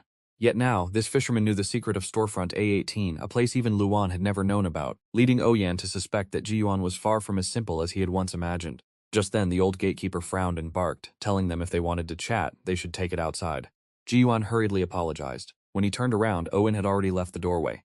His attitude was indeed a world apart from before. Since their parting at the 100 Treasures Pavilion, this was the first time Ji Yuan had encountered Oyan again. Now it seemed, it was mostly due to Lu Wan, otherwise he couldn't imagine any connection between himself and the Yu family. In the past 3 months, Ji Yuan had met Lu Wan several times, not by fate, but because Lu Wan had personally set up a humble stall to sell talismans, specifically right here in the Pier Market. Ji Yuan had seen her stall several times while passing by. He heard that when she first started, the O family had come to persuade her, but then caused a commotion in the street, leading the O family to lose face and subsequently ignore Lu Wan. With that thought fleeting through his mind, Ji Yuan finally stepped into the room partitioned by black fabric, whose curtain had just been drawn back. Inside the room, there was only a table and 2 chairs placed opposite each other. Seated within was a cultivator entirely cloaked in black, whose gender was indistinguishable. The moment he stepped in, Ji-yuan felt as if everything outside no longer concerned him. Not a single extraneous sound reached him. Even the curtain automatically closed behind him. He subconsciously turned his head to look back, and the black-robed cultivator slightly raised their head to glance at him, then asked in a hoarse voice if he was a first-time visitor. Ji-yuan turned back, sat down opposite them, and calmly confirmed that he was. The black-robed cultivator then asked if a new prominent figure had just appeared in the pier market, and was curious to know how he had learned of this place. Ji-yuan remained silent for a moment before retorting, "Does one have to answer such questions just to buy things?" Hearing this, the black-robed cultivator replied that it wasn't actually necessary, they were just curious. They added that if he didn't want to say, it was fine. A guest was a guest, so he should just state what he wanted directly. Ji-yuan immediately stated his needs: 5 caddies of cold iron sand and 4 rotten bone flowers. What he lacked most right now were the materials to upgrade his spirit fish pond and spirit beast pen. The black-robed cultivator told him to wait a moment, then fell silent as if discussing something with the 2 adjacent rooms. Ji-yuan, for his part, was in no hurry. After a wait, the black-robed cultivator spoke again, saying that regarding the rotten bone flower, whether they succeeded or not, they would give him an update next month. As for cold iron sand, it was currently a critical immortal resource that the Shulong sect was heavily purchasing, and they dared not interfere. If Ji-yuan truly needed it, he was best advised to acquire it piecemeal himself or go mine it personally. Hearing that reply, especially the last sentence, Ji-yuan couldn't help but widen his eyes in astonishment, finally realizing that the strictness of the cold iron sand procurement had far exceeded his imagination. The black-robed cultivator forced a smile, reminding him that if Ji-yuan wanted cold iron sand, he must have surely inquired at the 100 Treasures Pavilion beforehand. And once he had inquired, he would naturally know how desperately the Shulong sect currently lacked this resource. If he still wished to compete with them for immortal resources, he truly didn't understand whose territory this pier market ultimately was. After hearing the other party's explanation, a layer of cold sweat broke out on Ji-yuan's back. Indeed, during this period, his procurement of cold iron sand had been far too blatant. Not only did he travel everywhere asking for it, but he once even intercepted an order of cold iron sand right in front of the 100 Treasures Pavilion. If it hadn't been for that, he wouldn't have been able to accumulate a full caddy in 3 months. Thinking back now, he realized he had indeed inadvertently come close to losing his life. Ji-yuan let out a sigh of relief, then stood up and bowed deeply to the black-robed cultivator. For this was clearly life-saving information, deserving of a profound show of gratitude. But immediately after, the black-robed cultivator stated the total was 10 spirit stones, making Ji-yuan's smile instantly freeze on his face. He inwardly cursed, as the other party had collected spirit stones without even delivering the goods, and so many at that. Ji-yuan only hesitated for a moment before he immediately felt a heavy aura emanate from the black-robed cultivator, indicating at least a late-stage chi refining master, so he forced a bright smile and handed over 10 spirit stones. After taking them, the black-robed cultivator retracted their aura, then explained that they didn't have the cold iron sand, so they weren't charging for it. This was payment for the rotten bone flower. This item was extremely rare, but they knew where it could be found. If they acquired it, this would serve as a deposit. If not, they would return his money next month. Hearing this, Ji-yuan truly breathed a sigh of relief, clasped his hands in thanks once more, and then withdrew from the room. There was finally news regarding the rotten bone flower, allowing him to shed yet another worry. Regardless, he would just wait a month and see. By then, if the people at storefront A18 couldn't resolve it, he could at least purchase a location lead from them. He would decide further once he reached late-stage chi refining himself. On his way back, Ji-yuan no longer dared to continue collecting cold iron sand. Even when 2 cultivators came directly to his door to inquire, he told them he no longer needed it. On one hand, he worried the Shulong sect was laying a trap. On the other, he feared accumulating too much would draw unwanted attention. 10 days later, a flying ship descended from the sky before a small island shrouded in black mist. The person on the ship didn't land on the island, but merely hovered above the water and slowly spoke, informing the old ghost that the rotten bone flower he had longed for day and night finally had someone inquiring about it. Immediately after, a deep voice echoed from within the island, and the black bones parted, revealing a gloomy path. A tall man cloaked in rotten sackcloth slowly emerged. He had a towering physique, but his body was riddled with festering, decaying wounds, a truly horrifying sight. He was clearly still alive, yet a dense aura of death emanated from him. In just a few steps, he swiftly reached the shoreline. The long-bearded man on the flying boat stroked his beard with a chuckle, stating that every trade had its own rules, and the identity of the one seeking the corrupted bone flower naturally could not be revealed. The man in sackcloth merely nodded upon hearing this, not pressing the issue or perhaps not daring to. He then directly inquired how this transaction would proceed. The long-bearded man clarified that the other party wished to purchase 4 of them, asking if the old ghost was willing to sell. The man in sackcloth, referred to as the old ghost, pondered for a moment before stating he wouldn't trade for spirit stones, but preferred bartering.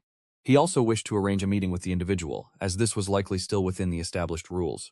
The long-bearded man chuckled, saying that naturally isn't an issue. However, whether the other party is willing to meet, I cannot say. The old ghost seemed unconcerned, merely instructing him to ask first. He reasoned that anyone who knew of the corrupted bone flower could hardly refuse a meeting. At that point, simply telling them to come here would suffice. With that, the old ghost casually tossed out a slip of paper. The long-bearded man caught it with one hand, glanced over it, then clasped his hands in farewell. The flying boat immediately sliced through the water and sped away. The long-bearded man quickly vanished amidst the vast Yunwu marsh, and the black bones on the island once again closed in.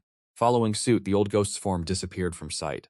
That day, Ji Yuan once again visited the familiar chicken-selling cultivator's shop to inquire if the cinnabar crown chicken he had ordered last time had arrived. Ever since his spirit poultry coop leveled up to Tier 2, it could temporarily control Tier 1 spirit fowl. Naturally, Ji Yuan couldn't pass this up, so he had long ago gone to the chicken-selling cultivator to place an order. However, to his surprise, the shop only sold some types of pseudo-spiritual chickens, similar to azure yellow chickens. The true spirit fowl Ji Yuan needed all required pre-orders. Because of this, Ji Yuan had visited several times, only to receive the same reply each time: "It hasn't arrived yet." Today he came again to ask. The chicken-selling cultivator nodded profusely, saying the goods had arrived and were waiting for him. Ji Yuan subtly touched his waist pouch and feigned, "Oh, it seems I didn't bring my spirit stones. I'll have to go back and look for them." Seeing this, the chicken-selling cultivator immediately pleaded for mercy.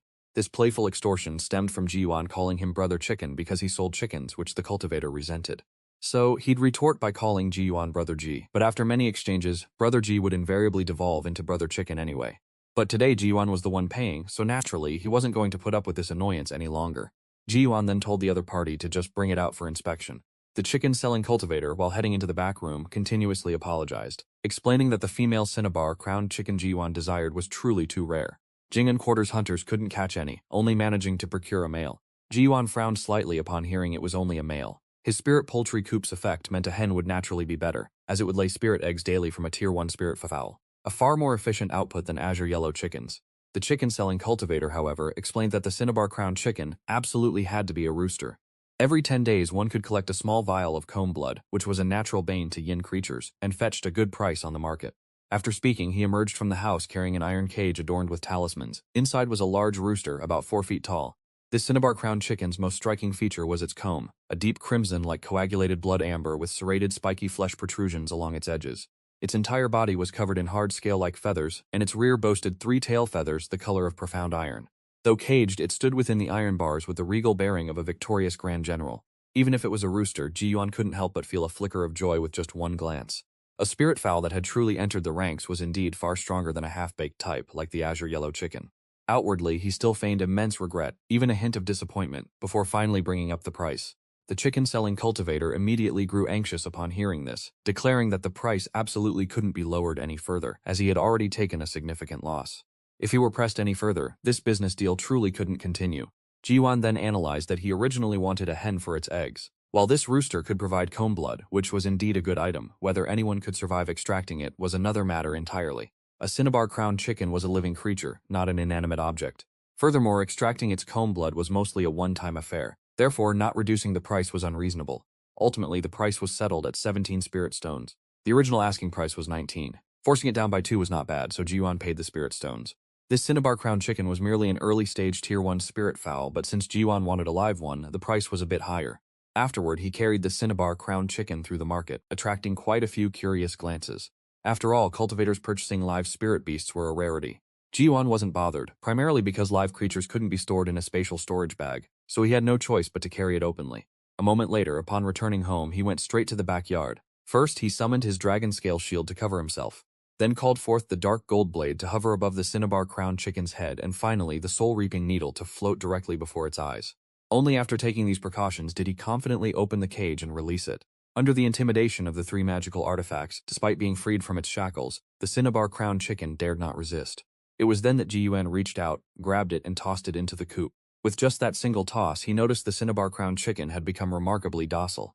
An invisible connection seemed to have formed between himself and the fowl. Not only that, all the azure yellow chickens in the backyard simultaneously raised their heads, as if intimidated by something, and dared not move. Until the cinnabar crown chicken strutted out of the coop with a smug air, craned its neck, and let out a resounding crow.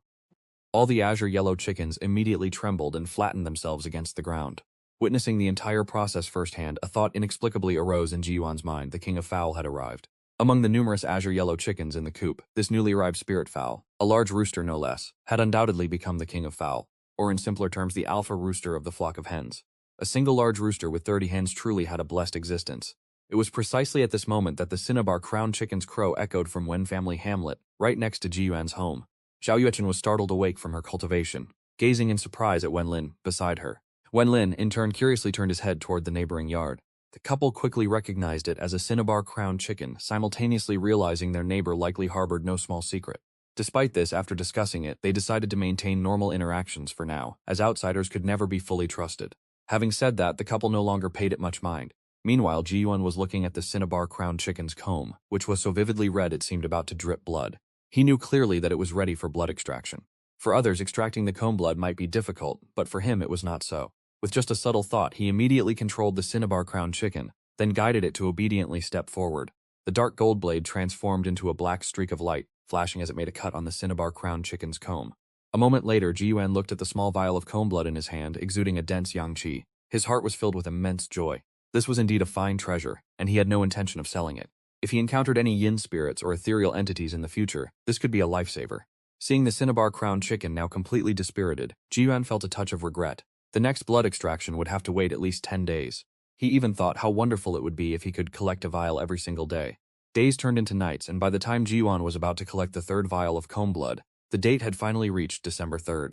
Ji Yuan didn't know the exact value of this corrupted bone flower, so over the past month he had diligently accumulated quite a few spirit stones.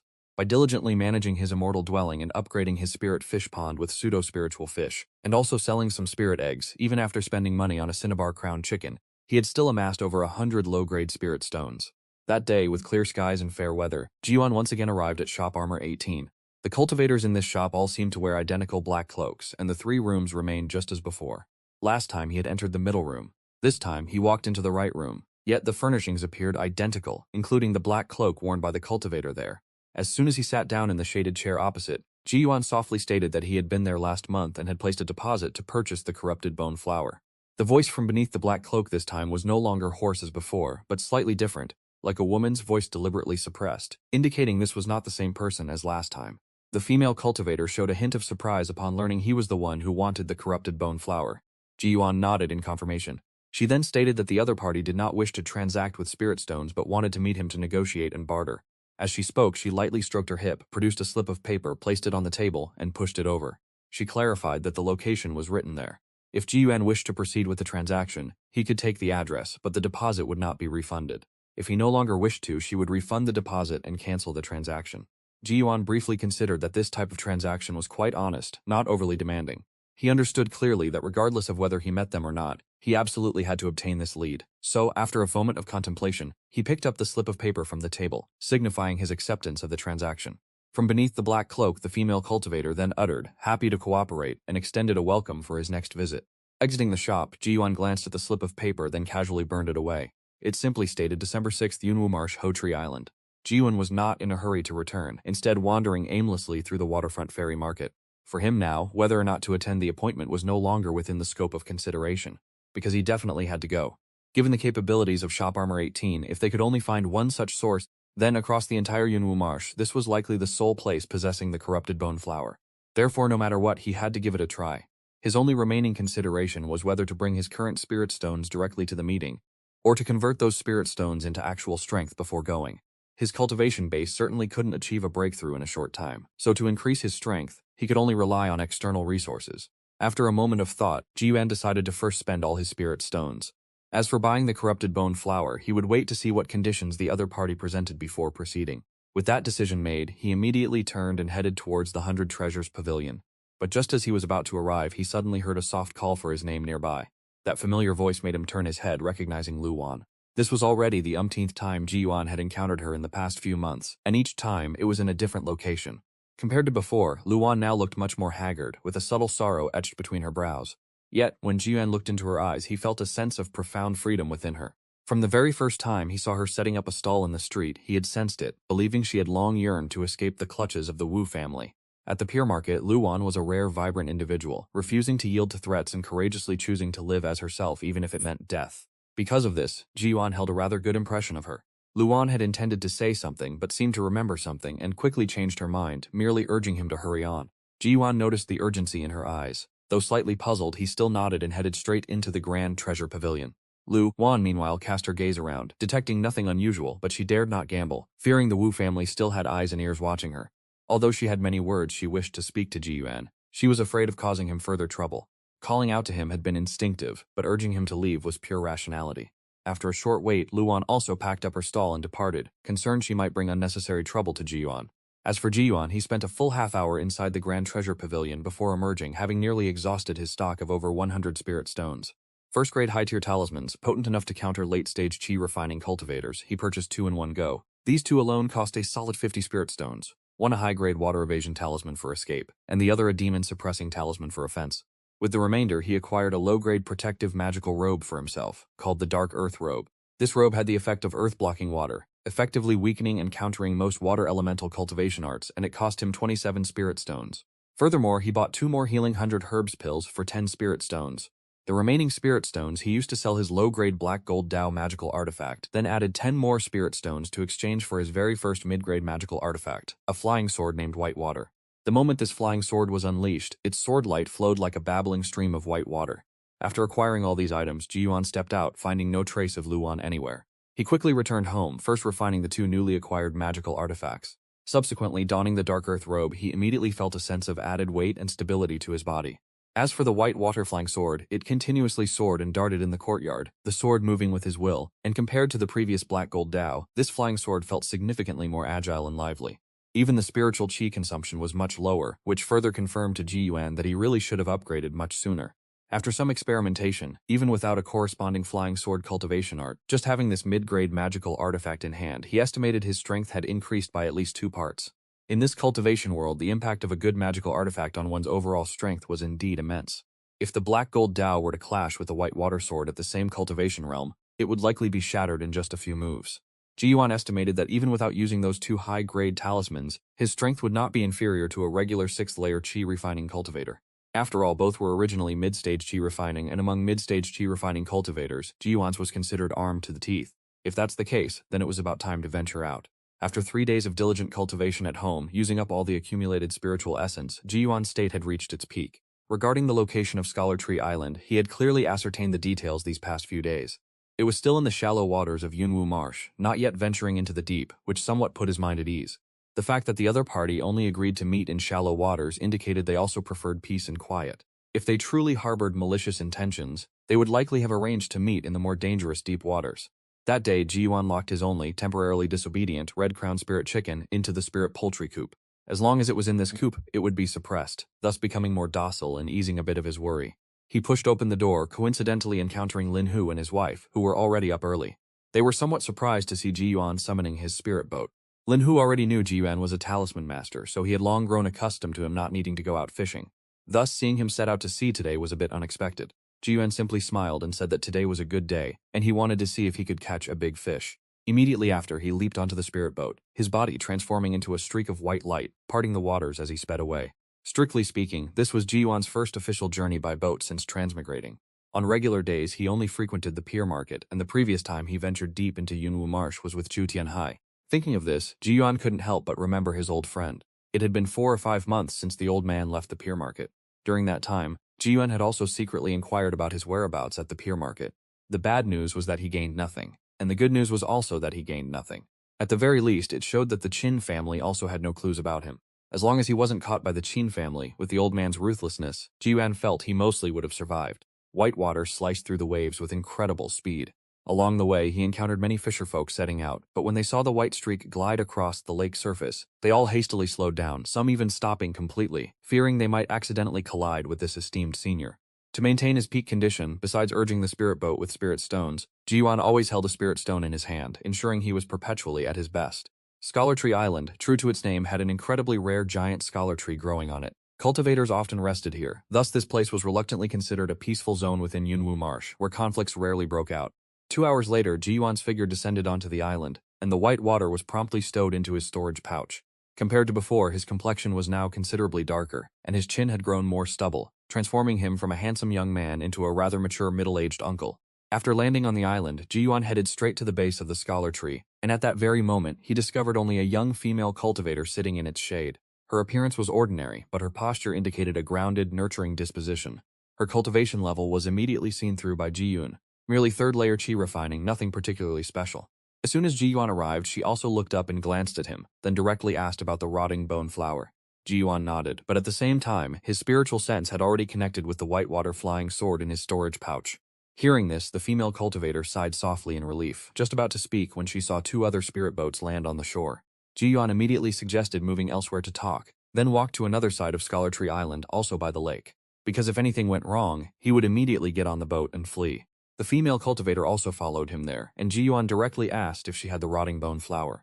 The female cultivator nodded slightly, and without waiting for him to ask further, she reached into her bosom and took out a small jade box. When opened, inside was a flower resembling a phoenix flower, entirely grayish-black, emitting wisps of black smoke along with a musty odor. She stated that this was the rotting bone flower the senior needed, then offered the jade box with both hands. This bold action surprised Ji Yuan somewhat, so he didn't take it, merely silently observing the female cultivator before him, saying nothing. Seeing his reaction, the female cultivator said that it was just a small single flower, surely not enough for the senior, so she offered it as an initial deposit. Ji Yuan did not change his attitude because of her somewhat melancholy smile. On the contrary, he smiled and asked if this was a deposit, then how could he acquire the rest? Seeing Ji Yuan still not accept it, the female cultivator had no choice but to put away the rotting bone flower, then clarified that she wanted to invite him to help her kill someone. If he could accomplish it, she would naturally present the remaining rotting bone flowers with both hands. This request was already within Ji Yuan's expectations, so he wasn't surprised, only asking who needed to be killed. The female cultivator gritted her teeth, articulating each word, Black Fog Island's Ghost Island Lord. Ji Yuan frowned slightly, as he had never heard of this individual, so he asked which market ward she belonged to. Scholar Tree Island, where he was now, was close to Jing'an Ward, considered a public area among the many market wards of Yunwu Marsh. The female cultivator stated she was from Scholar Tone Ward, then, without waiting for Ji Yuan to press further, continued that the Ghost Island Lord was also from their Scholar Tone Ward. He had a cultivation of 5th layer chi refining, but because he occupied the fortified Black Fog Island, which was easy to defend and difficult to assault, many people in Scholar Tone Ward could do nothing about him.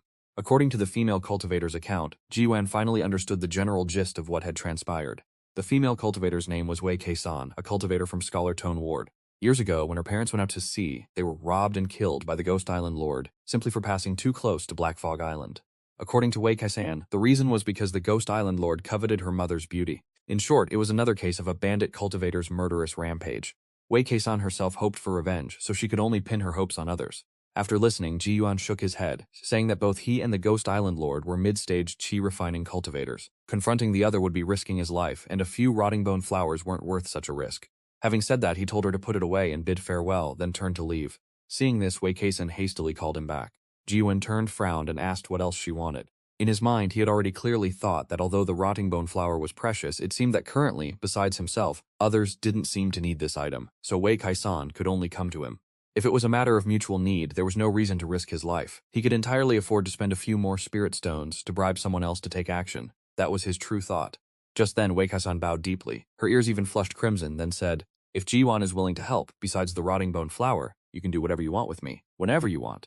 For a moment, Ji Yuan didn't know what to say, so he remained silent for a while before softly cupping his hands and simply bid her to take care. Immediately after, his figure leaped up. As he landed on the lake's surface, the white water automatically appeared, waiting for him as he transformed into a streak of white light and flew away. Wei Kei-san seemed to want to call out again, but Ji Yuan was nowhere to be seen, so she could only let out a sigh. Though he departed, Ji Yuan hadn't completely left. After leaving Wei Kei-san's sight, he quickly went ashore, and from behind a nearby island he restrained his aura, hiding in the reeds to secretly observe her figure. Scholar Tone Ward was located near Blackwater Ward, quite far from here. Ji Yuan guessed that with Wei Kei-san's strength, she couldn't possibly have traveled such a long distance to Scholar Tree Island to meet him. If that were the case, it was highly probable that she was currently living in the nearby Jing'an Ward. He wanted to follow and see what was truly going on. After just a few words, Ji Yuan wasn't entirely convinced by Wei Kei-san's story. Her narrative had too many loopholes, whether it was about her parents or her origin from Huayan Quarter. After a short wait, he saw Wei Kei-san piloting an ebony spirit boat away. An early-stage chi-refining realm cultivator, adrift from the outer markets, could afford a spirit boat. This was starting to get genuinely interesting. Ji Yuan immediately summoned White Pearl to follow closely behind. He trailed from a distance, and after about an hour, he realized Wei Kei-san wasn't heading towards the nearby Jing'an Quarter, but straight north. Just as a strange feeling arose in his heart, and he considered turning back, he suddenly spotted a pitch-black spirit boat flash out from a nearby island.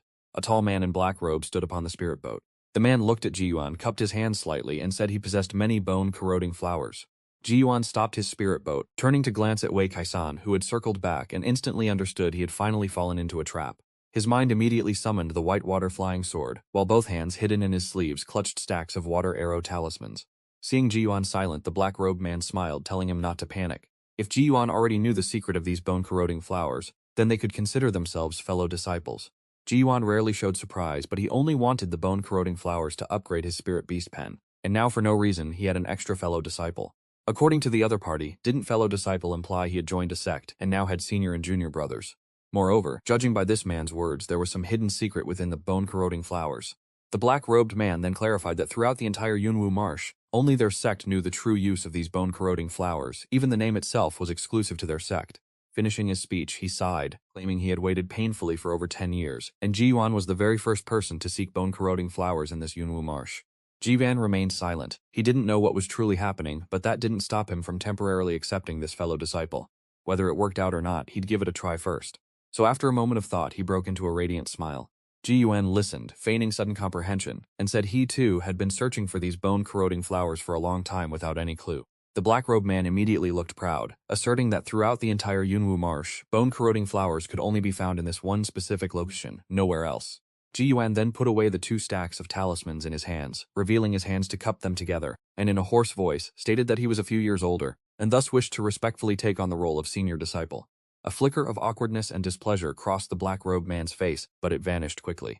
He simply said that currently only the 2 of them remained in the sect, so who was senior disciple and who was junior disciple was entirely up to them. Ji-yuan immediately went with the flow, naturally accepting the address, then cast a glance at Wei Kei-san, who stood beside the black-robed man. Noticing Ji-yuan's gaze, the black-robed man chuckled, saying that he had actually prepared 3 paths for Ji-yuan just now.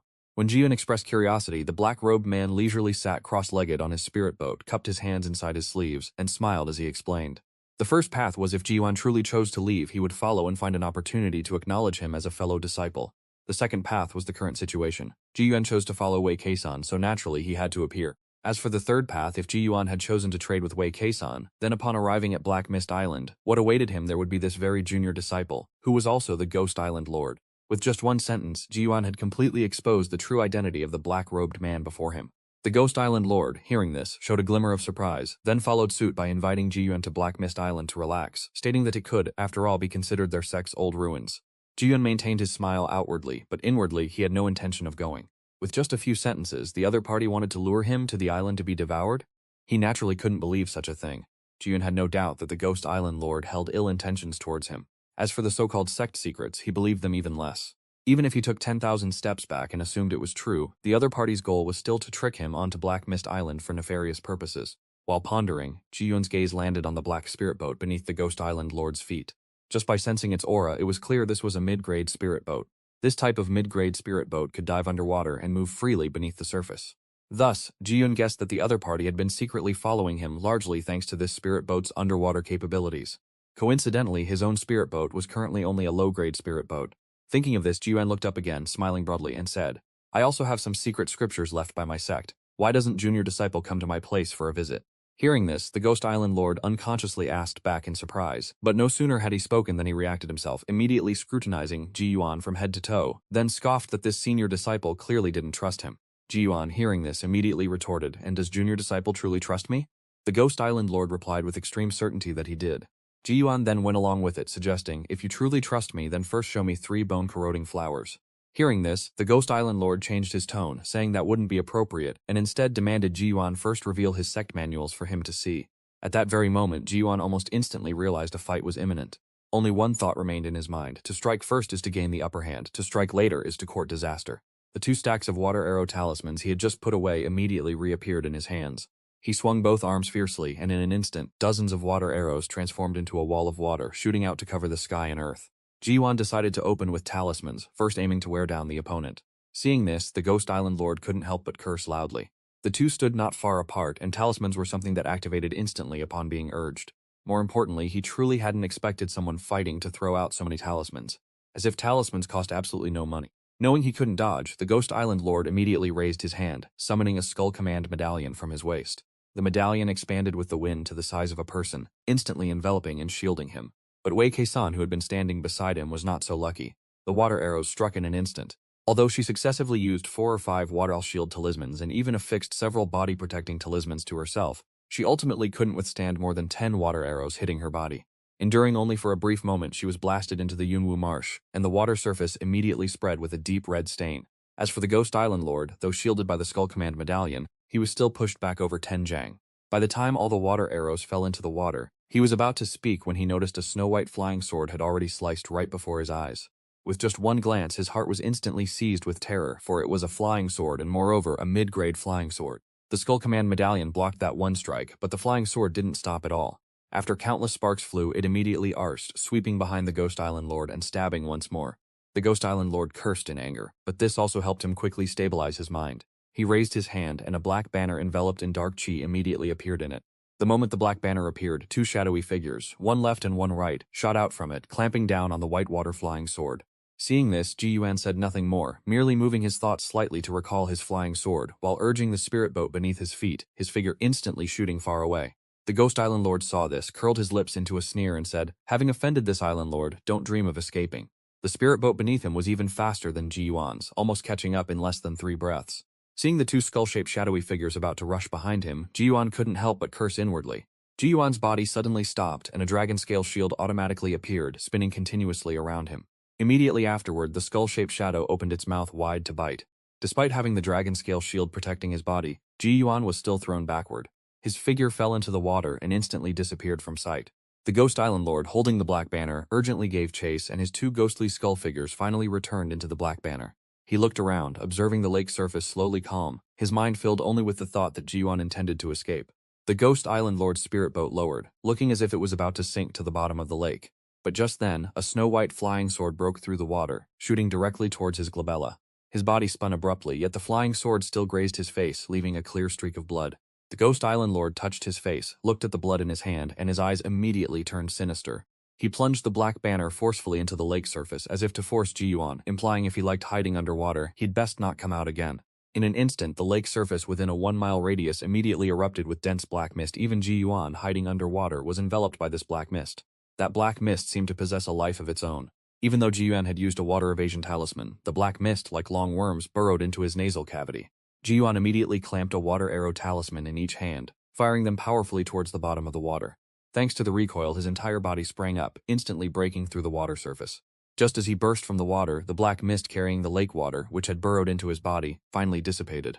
Ji Yuan finally let out a sigh of relief, because if he continued to hide underwater, even if the Ghost Island Lord didn't kill him, he would surely suffocate from the water.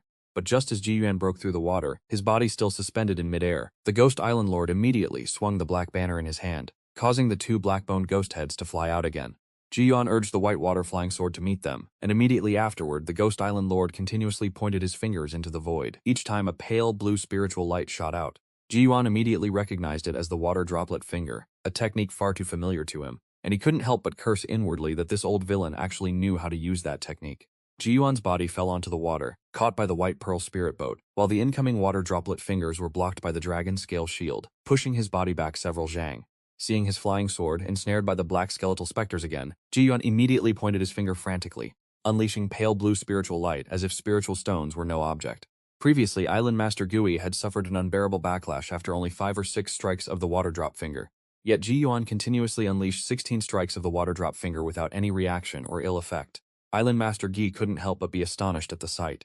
In just a moment of distraction, the two black skeletal specters were shattered by Ji Yuan's water drop finger, and the white water flying sword, now freed, once again shot directly towards Island Master Gui. After a brief moment of shock, his spirit boat immediately sank, and his figure vanished beneath the lake's surface. This time it was he who dove underwater. Ji Yuan raised his hand to recall his flying sword, allowing the white boat beneath his feet to continue gliding forward. But just as he intended to escape this area, the black bone mist drifting across the lake's surface began to swirl incessantly. He glided several miles without being able to escape from that black bone mist. Ji Yuan immediately felt a strange sensation, because previously this black bone mist had clearly covered less than a mile, yet now he had traveled so far and was still enveloped by the black bone mist. 2 words, spirit formation, suddenly appeared in his mind. He guessed that only a spirit formation could have such an effect. And the black banner Island Master Gui held in his hand was very likely a formation banner. But in the small Yunwu marsh and in the hands of a mere mid-stage chi-refining realm cultivator, how could a spirit formation appear? Could it truly be related to the so-called sect inheritance the opponent had mentioned? Since he couldn't escape, Ji Yuan stopped trying to run.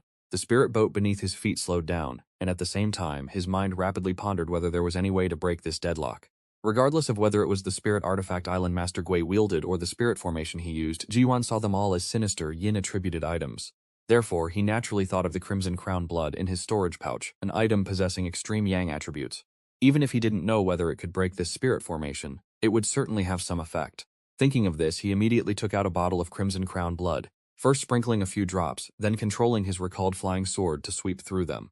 In just a flash, a few streaks of blood now adhered to the body of his flying sword. Wherever the flying sword passed, the black bone mist was immediately torn apart like a curtain.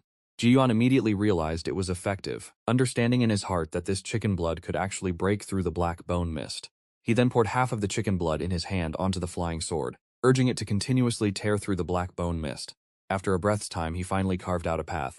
Ji-Yuan rode his spirit boat and shot out, but just as he escaped, he saw Island Master Gui sitting cross-legged on a black boat, clearly having been waiting for a long time. Island Master Gui smirked, seemingly revealing a mocking smile, and didn't forget to mention that Ji-Yuan even possessed the blood of a Crimson Crown chicken. Seeing this, Ji-Yuan's heart immediately panicked. Daring not to delay further, he instantly activated the Water Evasion Talisman, a high-grade talisman he had spent over 20 spirit stones to purchase. His figure vanished from the lake's surface in a flash, but precisely as he disappeared, a colossal golden Dharma seal descended from the sky, smashing straight into the lake's surface. As soon as the Dharma seal hit the water, it immediately stirred up huge waves, surging and churning. The high-grade golden seal talisman had missed its target. Island Master Gui slammed his thigh and suddenly stood up, angrily cursing under his breath. But before he could make another move, Ji-Yuan's cold voice echoed from a distance, telling him he should also taste what it's like to be suppressed. Before Ji-Yuan's voice had even faded, a shimmering golden suppressed character descended from the sky, bearing down upon Island Master Gui. That was also a high-grade demon-suppressing talisman. Island Master Gui, startled, hastily shouted a plea for peace, then slapped a talisman onto himself with his backhand. In a flash, countless black scales immediately sprouted from his black robe. An ethereal black serpent phantom appeared, its head held high, intercepting the descending demon-suppressing talisman on his behalf. But even so, the black scales growing on his black robe were continuously peeling off. Although Ji-Yuan couldn't discern the origin of the high-grade body-protecting talisman he had just used, he knew that this demon-suppressing talisman had a natural suppressing effect against this type of heretical demonic cultivator. Therefore, he didn't waste this opportunity, raising his hand to unleash the white water flying sword to assist in the attack once more. The flying sword, stained with chicken blood, seemed to be even more effective than the talismans. As soon as it swept past, those black scales were continuously chopped off. Under the combined assault of both, the black serpent phantom's disintegration sped up, and the demon-suppressing talisman also grew dimmer. Island Master Gui's body slumped, and with a loud shout, he called forth the black banner formation flag he had placed at the bottom of the water. He grabbed it with one hand, and, with a swift twist, the white water flying sword was immediately trapped within the formation flag. However, compared to earlier, the blood-stained white water flying sword had almost broken free several times, indicating that the formation flag wouldn't be able to trap it for much longer. At this moment, Ji-Yuan again raised his hand, unleashing several water-drop finger strikes, aiming directly at the pale-faced Island Master Gui. He let out a cold laugh, not dodging. He merely raised his hand, summoning a Skull Command medallion to block in front of him. Although the water-drop finger was powerful, it didn't have much effect against a body-protecting spirit artifact. Even if two streams of spiritual light reluctantly pierced through the medallion, they were still blocked by the Dharma robe on Island Master Gui's person. Island Master Gui secretly breathed a sigh of relief as he watched the water-drop finger dissipate into splashes, but immediately afterward, he seemed to glimpse a red light within those shattered water splashes, like the blooming stamen of a flower. He immediately felt that something was amiss, but it seemed to be slightly too late, because that red light instantly pierced through the talisman's and Dharma robe's defenses, appearing before his face, and finally burrowing into his glabella. Island Master Gui grunted, his body involuntarily pulled backward by that red light. The formation flag, which had been enclosing the flying sword, lost its control and immediately sprang open. The white water flying sword once again escaped its predicament, growing larger with the wind, instantly transforming into a 3-foot-long pristine blade. The snow-white sword light flashed, and a large head flew into the air. Ji-Yuan steered the white boat closer, still uneasy, and with a flick of his hand, 2 fireballs shot out, incinerating Island Master Gui's head and corpse. Finally, what remained on his spirit boat were only the somewhat tattered Dharma robe, the black banner formation flag, the Skull Command medallion, and a storage pouch. Ji-Yuan quickly approached. As his figure swept past, all the spoils of war simultaneously vanished. He also conveniently retrieved the white water flying sword and the life-snatching needle. Afterward, he found Wei Keizan's corpse at the location of their initial confrontation. But an early-stage chi-refining realm cultivator like her didn't possess a storage pouch. Her only spirit artifact was that spirit boat. Ji-Yuan took the spirit boat and the jade box hidden in her bosom, then dripped a single drop of corpse-dissolving water to destroy the corpse and erase all traces. Afterward, relying on the little spiritual energy he had left, he urged the white boat to swiftly depart from this place. The battle had lasted quite a while and caused such a huge commotion, with even 4 high-grade talismans being used. It was likely it had long since attracted the attention of opportunistic cultivators. At this moment, he naturally had to quickly get far away from this area. Less than half an incense stick's time after Jiyuan left, 2 flying boats descended from the sky. 2 late-stage chi-refining realm cultivators, arriving from afar, saw such a huge commotion and deduced that a late-stage battle, possibly with casualties, had just occurred here, so they decided to go to Jing'an Ward to ask Old Man Ji if he knew anything.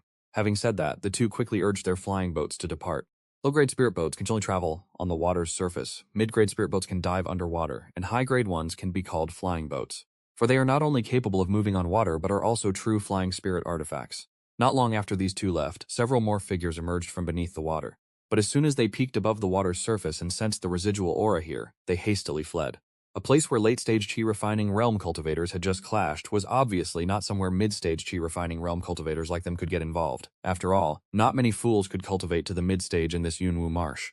As for Jiyuan, he urged his spirit boat, aimlessly wandering through Yunwu marsh, while holding spirit stones in his hand to recover his depleted spiritual energy. After circling like this for a full day, ensuring no one was following him, and with his own state fully recovered, he then found a nearby patch of reeds, recalled his white boat, slipped inside, and with a backhand, took out Island Master Gui's storage pouch. As there were no more restrictions at this point, his spiritual energy immediately penetrated inside. With just a glance, Jiyun knew he had struck it rich this time. The first thing he saw in the storage pouch was a neat row of jade boxes. Their style was identical to the jade box containing Wei Kaisan's corpse bone flowers.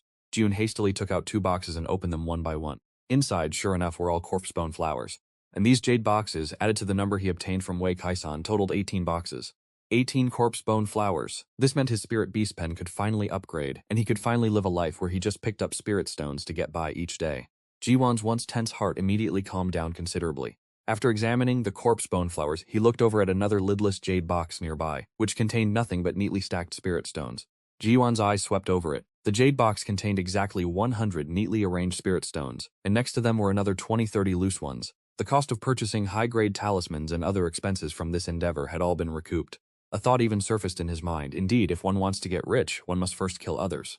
As for pills, besides common types like spirit recovery pills and 100 herb pills, there was also a bottle of pitch-black pills. Even the bottle itself was black, and Jiyuan had no idea what they were for. There were no high-grade talismans left, but 6 mid-grade talismans remained, and a handful of low-grade talismans. These items weren't of much use to Jiyuan. He roughly estimated that if he were to convert these talismans and pills into spirit stones, they would probably fetch 70 to 80 pieces. After examining those items, his gaze was drawn to another jade box in the corner. Compared to the jade box holding spirit stones from earlier, this jade box was clearly more exquisite, with 2 hollowed-out layers, intricately carved with fine flowers and plants, and even fitted with a dainty golden lock. Jiyuan, with just a slight thought, took it out. The golden lock was merely decorative, and he casually flicked it open. There was no danger. Inside the jade box lay a jade slip quietly resting.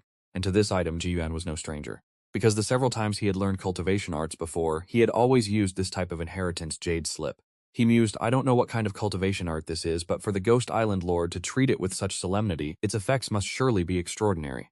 Jiyuan pressed his hand onto the jade slip, channeling a wisp of spiritual chi into it. In an instant, a torrent of unfamiliar immense memories flooded his mind, causing a subtle stinging pain. He inwardly cursed. Why is there so much information for just one cultivation art? But then he froze, taking a closer look, and immediately realized he had truly stumbled upon a treasure. Jiyuan was overjoyed, for the jade slip didn't contain a single cultivation art. What was recorded within was the sect the Ghost Island Lord had mentioned. That sect was named the Yin Ghost Sect, and their greatest expertise lay in refining Yin ghosts. For example, the Ghost Island Lord's formation flag, which rivaled a mid-grade magical artifact, was called the Yin Ghost Flag, and its corresponding array was the Yin Ghost Formation. The 2 black skeletal ghosts he had unleashed earlier, capable of entangling a flying sword, were precisely the Yin ghosts he had refined. From the information within the inherited jaded slip, refining Yin ghosts required methods that were both filthy and extremely cruel. First, one must select a cultivator born during a Yin hour, then subject them to brutal torture until death. Only then would the resulting ghost spirit be sufficiently malevolent. Furthermore, it also recorded the method for cultivating rotten bone flowers. To do so, one must use the leg bones of those who died unnatural deaths, stuff 3 rotten bone flower seeds into them, then bury them in a place where yin qi converges. Beneath them, a layer of spirit stones must be placed, along with many other conditions. As for its use, Jiyuan flipped through the memories in his mind, and his eyes suddenly lit up when he saw that if the crushed juice of the rotten bone flower was applied to the Yongquan and Mingmen acupuncture points, it could temporarily increase spiritual qi absorption speed. Seeing this effect, Jiyuan was initially joyful, but then a wave of apprehension washed over him. He couldn't believe something as inherently filthy and evil as the rotten bone flower would need to be applied to his Mingmen and Yongquan points. In his heart, he absolutely dared not try it. But on second thought, if there truly were no basis for it, why would it be recorded in the jade slip? After finishing the contents of the jade slip, Ji-yuan pondered for a moment and then guessed a possibility. The jade slip's content was incomplete and the information was not comprehensive. Because what was recorded inside, apart from the method for constructing the yin ghost formation and cultivating rotten bone flowers, only consisted of miscellaneous tidbits. For instance, the yin ghost sect was merely a subsect of a major sect, and its disciples were absolutely forbidden from admitting their affiliation when outside. One could possess a maximum of 5 yin ghosts at once, any more and they would turn on their master. And other similar trivialities. Not even a single decent cultivation art was recorded. After reading it, Ji-yuan finally understood why the Ghost Island Lord had been so agitated earlier, when he mentioned having a secret scripture left by his sect. Because he must have known the contents of this jade slip were incomplete. If that's the case, then the matter of the rotten bone flower increasing cultivation efficiency is even more something he absolutely cannot risk trying. After finishing the jade slip's contents, Ji-yuan didn't rush to refine the formation flag artifact. Instead, he took out something else from his storage pouch, a ring. The ring was entirely black, made of an unknown material, resembling a bone bracelet with a skull carved upon it. Ji-yuan hesitated for a moment, but finally used his spiritual power to lift it into the air, then channeled a wisp of spiritual chi into it. As the spiritual chi flowed in, the ring immediately emitted a wisp of black bone-like mist. This black mist transformed, ultimately forming the character for yin. The symbol lingered for 2 breaths before dissipating, and the ring returned to its ordinary appearance. Ji-yuan surmised this ring was some kind of token. Unsure of its purpose, he put it away, finally turning his attention to the magical artifacts he had acquired, especially the black yin ghost flag and that mid-grade magic boat. Good stuff had to be saved for last, so he first picked up the skull protection token. This was a low-grade magical artifact. It had withstood several blows from the white water flying sword earlier, showing some wear but was still functional. Its quality was originally even better than Ji-yuan's previous dragon scale shield, but after suffering damage, they were now merely on par. Ji-yuan planned to sell it off once he returned to the waterfront ferry market. As for the black magic robe, it was also a low-grade magic robe, but the damage was even greater. Having been hit by a high-grade demon-suppressing talisman and stabbed multiple times by Ji-yuan's mid-grade flying sword, the fact that it hadn't shattered on the spot was already a testament to its good quality. Wei Kai-san's magic boat was just an ordinary low-grade magic boat, even inferior to Ji-yuan's white boat, so it could only be sold for spirit stones. After examining these items, Ji-yuan picked up the palm-sized black magic boat, channeled spiritual chi into it, and began to refine it. Unlike low-grade magical artifacts, as soon as this mid-grade magical artifact was refined, a stream of information flowed into his mind. This magic boat was named the Black Wind Boat. It glided across the water like a black gust of wind, and when fully urged, could even ride the wind for a brief period, achieving incredibly swift speeds. Even underwater, it was slightly faster than a regular mid-grade magic boat. It was truly an excellent magical artifact. Ji-yuan looked at the white boat in his storage pouch, thinking of how old boatman Wu had lent it to him earlier. Now it was time to trade his sparrow gun for a cannon. After finishing the refinement, Ji-yuan took out the formation flag, which immediately emanated wisps of black smoke, the yin ghost flag. For him, although he had gained many rewards today, the most practical and valuable item among them was still this formation flag. The Ghost Island Lord was dead, so the formation flag naturally became ownerless. Ji-yuan took it and immediately began to refine it. With a gentle hum from the formation flag, it finally acknowledged him as its master. After clearly sensing this state of the yin ghost flag, he was somewhat surprised. With just a slight thought, 2 black skeletal ghosts immediately flew out from within the flag, circling around him. This was something Ji-yuan had not expected. He had originally thought that after killing those 2 yin ghosts, the yin ghost flag would only function as a simple formation flag. But now, with the yin ghost still present, it could still be used as a magical artifact. Having received a partial inheritance from the yin ghost sect, Ji-yuan naturally understood that with these 2 yin ghosts, it was like having an extra mid-key refining stage cultivator assisting him, just like when he had fought the Ghost Island Lord earlier. These 2 yin ghosts could directly entangle that mid-grade azure flying sword. After inspecting the yin ghosts, Ji-yuan immediately recalled them back into the formation flag. Considering the yin ghosts now numbered 4, he wondered how many people the Ghost Island Lord had harmed over the years. Thinking of this, he felt that his actions this time could to some extent be considered eliminating harm for the people. Ji-yuan didn't rush to test the effectiveness of the yin ghost formation. Instead, he first thoroughly refined the black wind boat. Only when its use was completely unhindered did he plant the yin ghost flag into the patch of reeds. Then with a thought, an area 1 mile in radius was immediately enveloped in black bone mist. Previously, when Ji-yuan was inside the formation, he couldn't distinguish directions. But now, controlling the formation himself, he could see through its entirety. The pure yin ghost formation was actually an illusory formation, just like how Ji-yuan had been trapped inside it before. If he hadn't had something as useful as vermilion rooster's blood, he would likely still be stuck there now. But once yin ghosts were added to the yin ghost formation, it gained an additional layer of killing formation effectiveness. With yin ghosts using the yin ghost formation to slay enemies, they would be like fish in water, their power amplified manifold. However, the corresponding consumption would also be extremely high. Otherwise, the Ghost Island Lord would have used this move to kill Ji-yuan earlier. Yet Ji-yuan still found it strange. Logically speaking, aren't formations all powered by spirit stones? Yet this yin ghost formation required him to use his own spiritual chi to control it. He once again flipped through the memories in his mind, quickly understanding the issue. It turned out this formation was also incomplete. The current yin ghost formation could be controlled with one's own spiritual power precisely because the Ghost Island Lord had personally attempted to patch it up, leading to this effect. To say the Ghost Island Lord lacked comprehension, yet he could patch up the formation himself. But to say he possessed comprehension when he modified a formation originally powered by spirit stones to use one's own spiritual power. Ji-yuan truly didn't know what to say. Ji-yuan didn't know if he possessed such comprehension, but even if he didn't, it wouldn't matter. This time, after returning, he would prepare to acquire an enlightenment chamber for himself. Thinking this, he raised his hand and recalled the formation flag, and the black bone mist all around him dissipated accordingly. After that, he leaped out of the patch of reeds. Seeing that he was about to fall into the water, the black wind boat automatically appeared. Ji-yuan slapped a water-repelling talisman onto himself, his body shot forward, and the black wind boat also plunged into the water, vanishing without a trace in an instant. Moving underwater now was no different than walking on dry land. Ji-yuan admired the underwater scenery of Yunwu Marsh as he continued to advance. But he hadn't gone far before he spotted a spiritual beast fish resting among the seaweed. Ji-yuan immediately unleashed his water drop finger technique. The cold-blood bass, sensing danger, immediately thrashed its tail vigorously, stirring up countless mud and sand, then attempted to flee. But Ji-yuan turned his boat and gave chase. A moment later, seeing the cold-blood bass already in his storage pouch, he couldn't help but sigh with a touch of emotion. Indeed, this was a world where the big fish ate the small, and the strong always remained strong.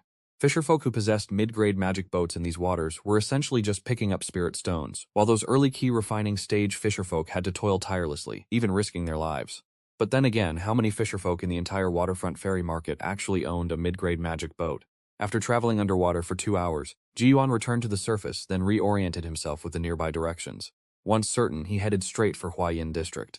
Although the Ghost Island Lord was dead, there were still quite a few good items left on Black Mist Island, such as unharvested rotten bone flowers or materials for nurturing yin ghosts. Others weren't yet aware the Ghost Island Lord was dead. This was the perfect opportunity to seize treasures. If he waited for the news to spread, it would be too late. However, Huayin District was quite far. Even though Ji-yuan traveled quickly without delay the entire way, by the time he returned to the waterfront ferry market, 5 days had already passed. This harvest was truly abundant, over 60 rotten bone flowers plus a large bag of rotten bone flower seeds and some other filthy materials used to cultivate yin ghosts. Besides these, there was nothing else, as everything had already been in the Ghost Island Lord's previous storage pouch. As dusk settled, Ji-yuan squinted from afar, observing the riverbank near his home. The 3 households were unchanged, and he quietly breathed a sigh of relief. Having been out for so long, what he worried about most were the structures within his home. Just as he came ashore and stored his magic boat, before he even had a chance to open his courtyard gate, someone emerged from the neighboring Lin family's house. Lin Hu, upon seeing Ji-yuan return, was clearly overjoyed, excitedly rubbing his hands together. He asked where Ji-yuan had been for the past few days and felt relieved to see he was safe. The feeling of being cared for by others was always quite pleasant. Ji-yuan could tell that Lin Hu was genuinely worried about his safety and not for any other reason. He merely chuckled, replying that he'd taken a detour to the deep waters, which explained his delay, then casually asked if everything at home was all right.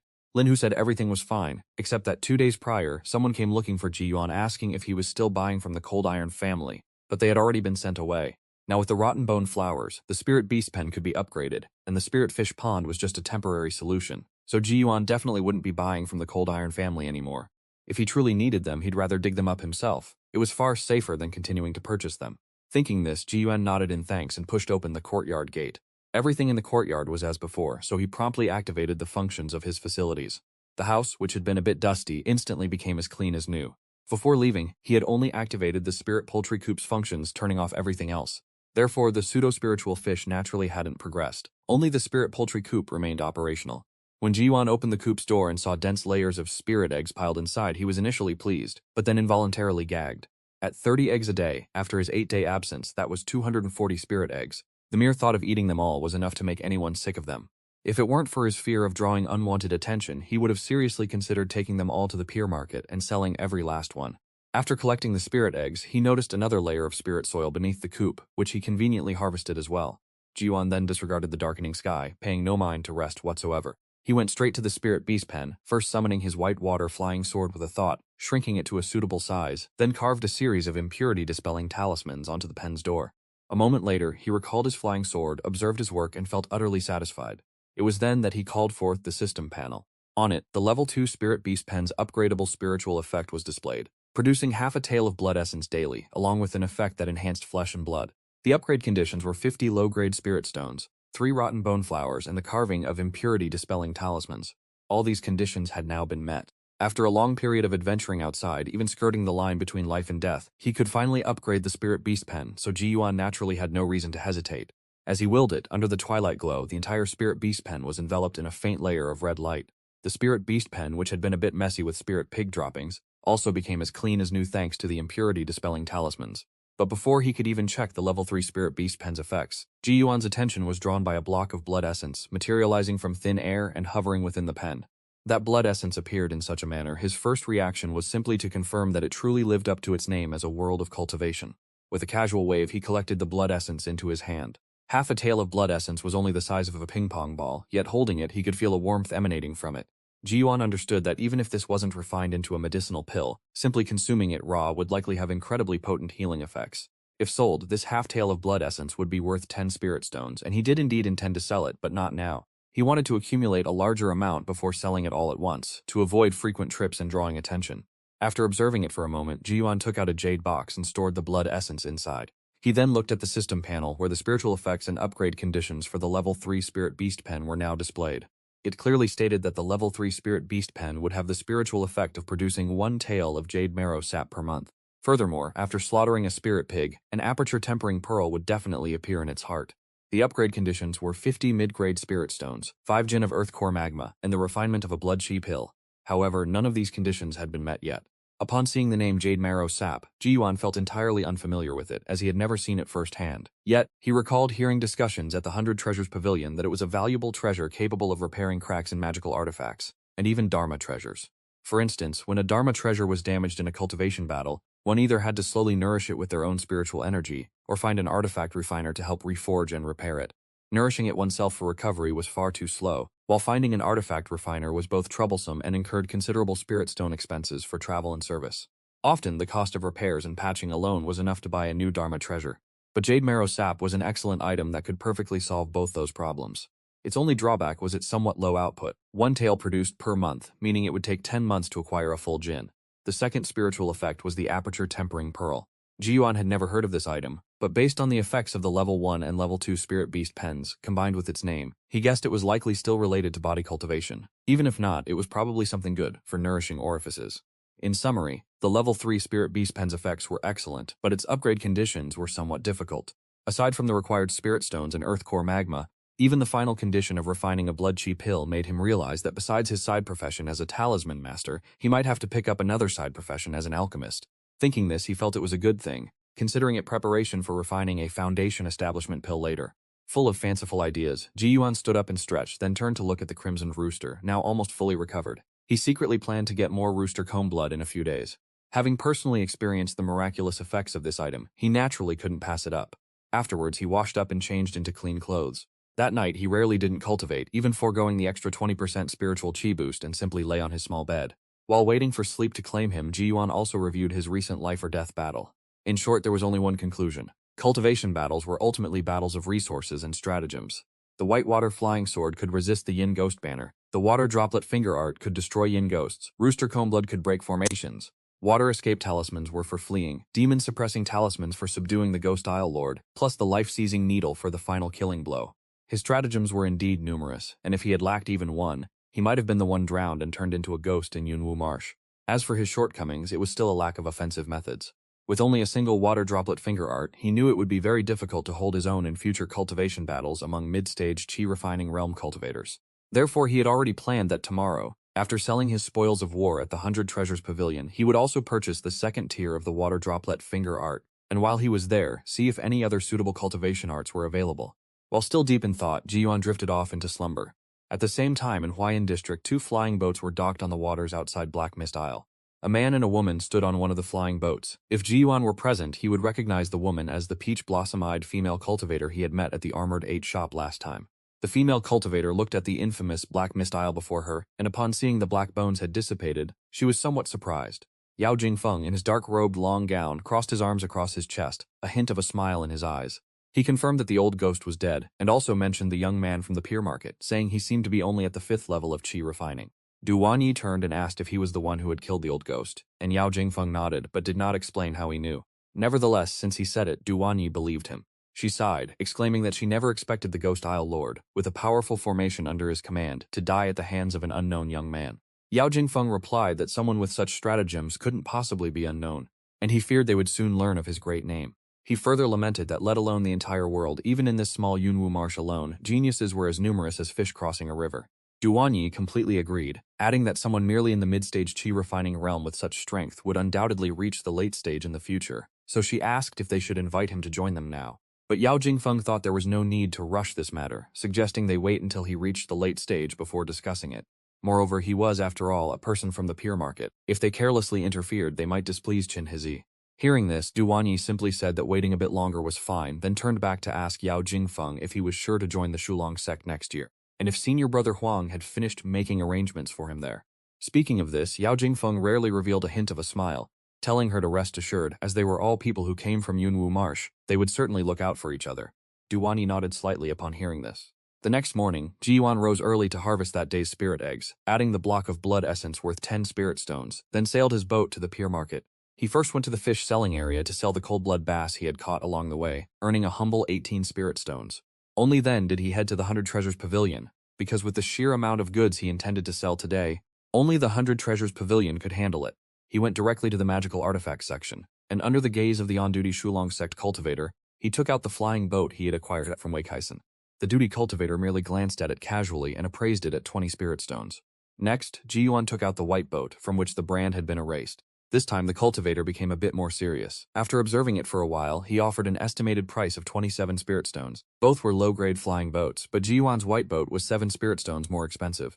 Ji Yuan immediately agreed to the transaction, but just as the duty cultivator was about to hand over the spirit stones, he pulled out the tattered robe of the Ghost Isle Lord, along with his skull protection token. The moment these two items appeared, the cultivator instantly understood that these were clearly spoils of war from a murder and robbery. Because of this, he looked at Ji Yuan much more seriously. Especially after seeing Ji Yuan's appearance and age, he showed even greater interest, even remarking that this was indeed a vicious and ruthless individual, and simultaneously told him to work hard, as he still had a chance to become their junior disciple. Ji Yuan cupped his hands, thanking the duty cultivator for his compliment. After inspecting each item, the other party gave a final price of 76 spirit stones. Ji Yuan had no question, so he immediately sold all the goods. He had originally planned to sell all the unnecessary medicinal pills and talismans too, but then he reconsidered. He wasn't short on money right now, and it was better to keep them, as they might prove useful eventually. After that, he went to the cultivation arts section, where the same silver-haired old cultivator from last time was on duty. However, the old man clearly had no impression of Ji Yuan, merely lifting his head for a quick glance before slumping back down. Ji Yuan stepped forward, smiling, and asked if they had the second tier of the water droplet finger art here. Both names were individually familiar, but combined they were quite rare, making the silver-haired old cultivator ponder for a moment.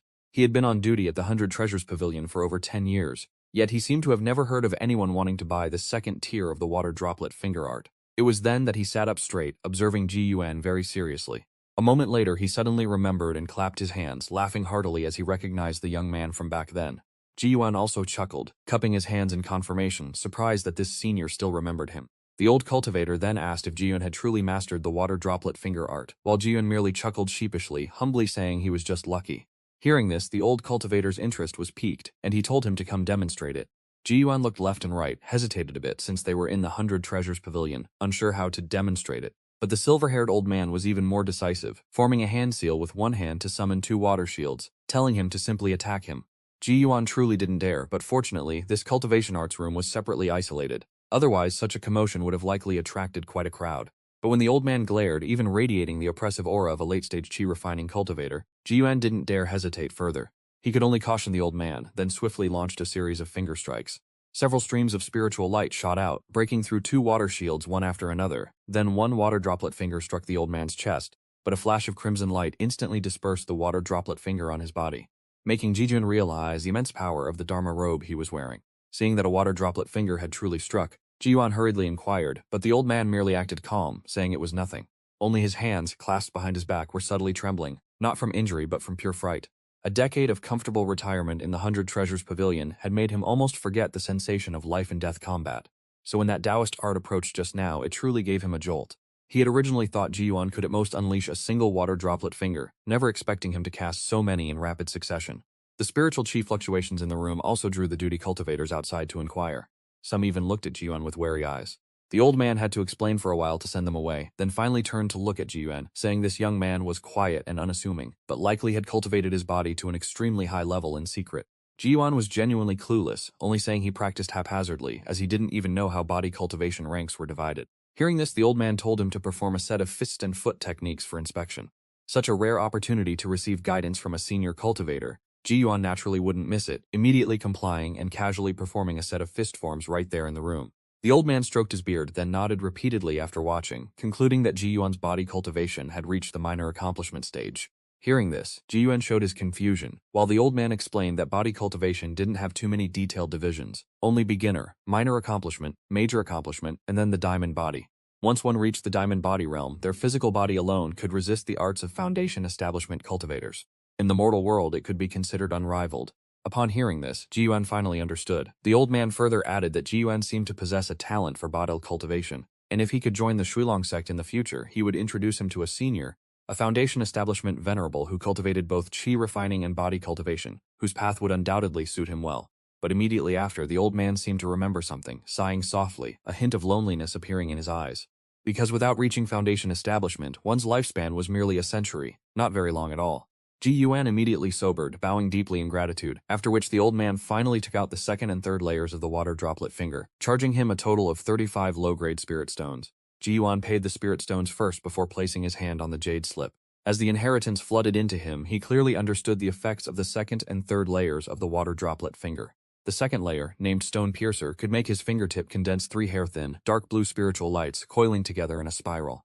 After hitting a target, the spiritual lights would continuously pierce the same spot with the force of dripping water eroding stone, and thanks to the accumulated damage, even the opponent's Dharma artifacts or protective spells would be extremely easy to break. This second layer of water droplet finger could be said to be an incredibly sharp armor-piercing weapon, while the third layer, named Detonating Touch, could only be cast at the late-stage qi refining realm.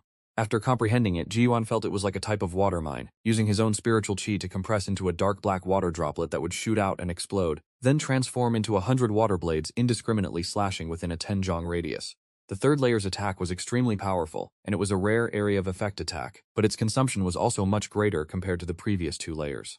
Jiyuan thought nothing of it. For now, he'd just go back and practice the second layer, as the third layer would likely have to wait until he reached late-stage qi refining. Just as the white-haired old man was about to lie down and rest, Jiyuan asked if there were any suitable spells for flying swords, then raised his hand to summon his white water flying sword. The old man commented that this flying sword had a water attribute, and its quality was decent. After a moment of contemplation with closed eyes, he thought that in terms of offense, Jiyuan already had the water droplet finger, and pursuing extreme offense further wouldn't be very meaningful, so he took out another jade slip for him to inspect. Jiyuan pressed his hand onto it. This time it wasn't the full content, just a brief introduction, but after a quick glance his eyes lit up. The old man chuckled, saying that the first layer, Entangling Wave, of the Vast Wave sword art was used for enemy control, and could be combined with the effects of the water droplet finger's second layer. The second layer, Mirror Foe, could disrupt enemies, and whether used for evasion or escape, its effects were quite good. The third layer, Ninefold Wave, was for ultimate offense, and in his experience this set of sword techniques was the most suitable for Jiyuan. Jiyuan also agreed, immediately nodding vigorously, deciding to choose this set, while mentally preparing himself to be fleeced, as this type of spell required buying all 3 layers at once. But to his surprise, the old man eventually shook his head, saying no spirit stones were needed. Jiyuan looked up, reflexively thinking he had misheard. The old man then laughed, explaining that he had obtained this sword art from a cultivator bandit years ago, later adding it to the sect's scripture repository, so he had the right to decide whether to charge for it or not. Before Jiyuan could finish speaking, the old man waved his hand over the jade slip. A flash of blue light appeared, and a stream of memories immediately entered Jiyuan's mind. Only then did he truly believe he had received it for free.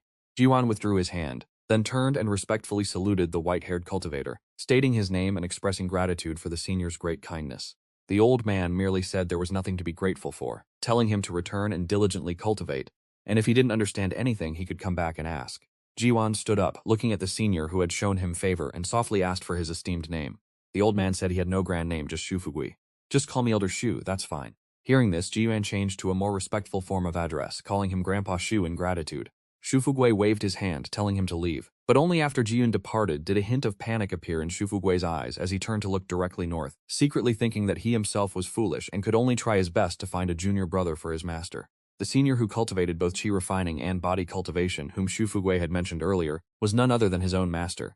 It was just a pity that he himself lacked talent for body cultivation, making it hard to even begin, let alone inherit the mantle. Now, after much difficulty, he had finally met a junior with body cultivation talent like Ji Yuan. Naturally, he was willing to lend a hand and offer some guidance. If it worked out, all the better. If not, he lost nothing. After leaving, Ji Yuan also pondered for a long time, not understanding why Elder Shu was so kind to him. After much deliberation, he still couldn't figure it out, so he could only conclude that the other party was simply a good person. On the path of cultivation, resources, techniques, companions, and locations were all important, and perhaps this Elder Shu was his noble benefactor on his grand path to immortality. Finally, Ji Yuan went to buy a few more high-grade talismans for self-preservation, then began to ponder quietly on his way home. He knew he had to learn the water droplet finger, the vast wave sword art, and he also needed to try modifying the ghostly yin formation. All these things relied on his own comprehension, so he suddenly wondered if he could use the method of creating talisman chambers to create an enlightenment chamber for himself. Although his spirit root was only a 4-element spirit root, Ji Yuan felt his comprehension wasn't bad. Even so, if he could increase it a bit more, it would be even better. Just like the things he read in his previous life's novels. Heaven-defying comprehension. 10,000 times comprehension. Thus, after returning home, Ji Yuan immediately found paper and brush and once again wrote down the 3 characters, Enlightenment Chamber. He looked left and right, then finally pasted the black-on-white paper onto his utility room door. The moment the paper was pasted, the system panel immediately refreshed. Success. The panel displayed Enlightenment Chamber, Level 0. Level 1 spiritual effect was Calm Mind Gather Qi, increasing personal comprehension by 10%. The upgrade conditions were 10 low-grade spirit stones, 3 clear heart grass, and 1 caddy of profound crystal sand, all of which he currently hadn't met. Ji Yuan glanced over it, seeing the spiritual effect was incredibly simple, just a 10% increase in comprehension. But for him, that was already very good, and he felt the Enlightenment Chamber should be this simple and brutal. It's just that compared to other facilities, 10% seemed a bit low. But upon closer thought, it was probably because comprehension was too precious and too difficult to acquire.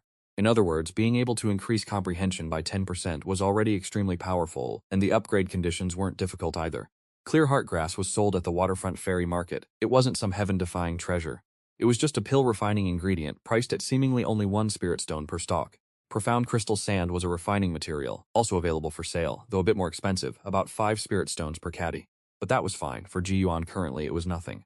So as soon as he got home, he pushed the door open and went out again. Outside in the yard, the 3 members of the neighbor Wen family were fishing by their door.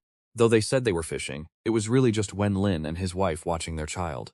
Seeing Ji Yuan come out, Wen Lin handed the fishing rod in his hand to Zhao Yuetian, stood up and laughed, saying, "Brother Ji, you just got back and have to leave again?" Ji Yuan smiled back, replying that he still needed a few things, so he had to make another trip to the market. He already had a good impression of the Wen family, not to mention they had helped him before. Wenlinger held a small fishing rod, shaking her head as she reminded him about buying New Year's goods and hoped he'd remember to buy her delicious food. Hearing this, Ji Yuan, who was about to summon his spirit boat, paused, only now remembering that this world also had New Year's traditions, and it was almost year-end. Every year, the original host had celebrated the New Year with his parents, but this year it seemed he was alone. Across both his lives, this seemed to be the first time he was celebrating the New Year alone, so he just smiled back, promising to definitely bring something for Linger. Wen Lin and his wife naturally exchanged pleasantries for a while, then watched Ji Yuan summon his spirit boat and depart. Once the boat was in the water, no longer needing to fish, Wen Lin decisively put down his fishing rod. Zhao Yuetian stood beside him, watching Ji Yuan's departing back, and quietly asked about the spirit boat just now. Wen Lin confirmed it was a mid-grade spirit boat, and a good one among them at that. If it hadn't lacked a bit of material, it likely would have reached high grade. Afterwards, they also understood that Ji Yuan's departure for a few days must have been for making a fortune, and couldn't help but sigh with emotion that by simply finding a random place to live, they could encounter such a neighbor. It seemed they should indeed try to befriend him. Zhao Yuetian strongly agreed, believing it was fate to begin with. A moment later, Ji Yuan sailed his boat back, picking up some clay figurines on the way for Wen Linger, then hurriedly entered his house. Arriving in the living room, he looked at the pile of miscellaneous items before him, then immediately chose to upgrade the Enlightenment Chamber. As the 3 items in his storage bag vanished, the system panel refreshed once more. The effects of the Level 2 Enlightenment Chamber appeared, clearly stating that the Level 2 Enlightenment Chamber's spiritual effect was an increased comprehension boost to 20%. If one encountered a bottleneck, they would receive an additional 10% comprehension. The upgrade conditions were 20 mid-grade spirit stones, 3 illusory heart flowers, 1 bottle of earthfin spirit marrow, and 1 beginner-level mid-grade spell, all of which he currently hadn't met. The upgrade conditions remained largely the same, primarily requiring spirit stones and certain immortal materials, with 1 new addition, mastering an intermediate-level spell. This particular spiritual effect was truly a powerful boon for secluded cultivation, especially for boosting one's comprehension when encountering a bottleneck. This truly demonstrated a profound understanding of a cultivator's plight. With comprehension boosted by 30% when hitting a bottleneck, there was truly nothing more one could ask for. Jiyu dared not waste such an excellent opportunity, so for the foreseeable future, apart from visiting the waterfront ferry market for some survival and cultivation supplies, he went nowhere else. In the past, he might have needed to occasionally draw talismans to make ends meet, but now that was unnecessary. Half a tael of blood essence alone was worth 10 spirit stones daily, plus 30 spirit eggs and the comb blood from his red-crested spirit chickens. And on top of that, he was now raising a spirit pig. After acquiring the spirit pig, he rarely ate spirit eggshells anymore, mostly using them to feed the pig. Furthermore, his semi-spirit fish occasionally evolved, making Jiyuan feel like he simply couldn't spend all his newfound wealth. With his increased spirit stone income, his cultivation method became more luxurious. He directly transitioned to consuming cultivation pills. The most suitable cultivation elixir for the qi refining realm was the spirit gathering pill, which could accelerate a cultivator's absorption of heaven and earth spiritual qi, and shorten the time required for a grand cycle. Its selling price was not cheap, with a single pill costing 10 spirit stones, but this was still well within Jiyuan's affordable range. Thus, during the day, he stayed in his enlightenment chamber to comprehend techniques or went to the talisman drawing room to draw talismans, and by night he began cultivating with pills. Under this cultivation regimen, the fastest thing he comprehended was the second layer of the water droplet finger. He surmised it was due to having the first layer as a foundation, so by the third day of secluded cultivation, he had already comprehended stone penetration. Therefore, he specifically went out to find a reed marsh, raised his hand, and observed 3 hair-thin streams of spiritual light condensing at his fingertips. In comparison, the concealment level of the second layer's stone penetration was even stronger than the first, though striking the exact same spot 3 times consecutively with the spiritual light was a bit difficult, requiring coordination with the Azure Wave sword art for better effect. After a period of experimentation, Jiyuan returned home to his arduous cultivation. He had originally thought the second breakthrough would be the first layer of the Azure Wave sword art, or perhaps his cultivation nearing a breakthrough limit, but unexpectedly, the sword art remained unmastered. Instead, his talisman saw a breakthrough. That day, he forgot he was in the enlightenment chamber and not the talisman drawing room. Taking out his talisman brush, he began drawing talismans, inadvertently breaking past the threshold of mid-grade talismans that had vexed him for so long. His very first attempt produced a golden body talisman, the kind that had saved his life before, and after drawing that first one, Jiyuan immediately moved to the talisman drawing room.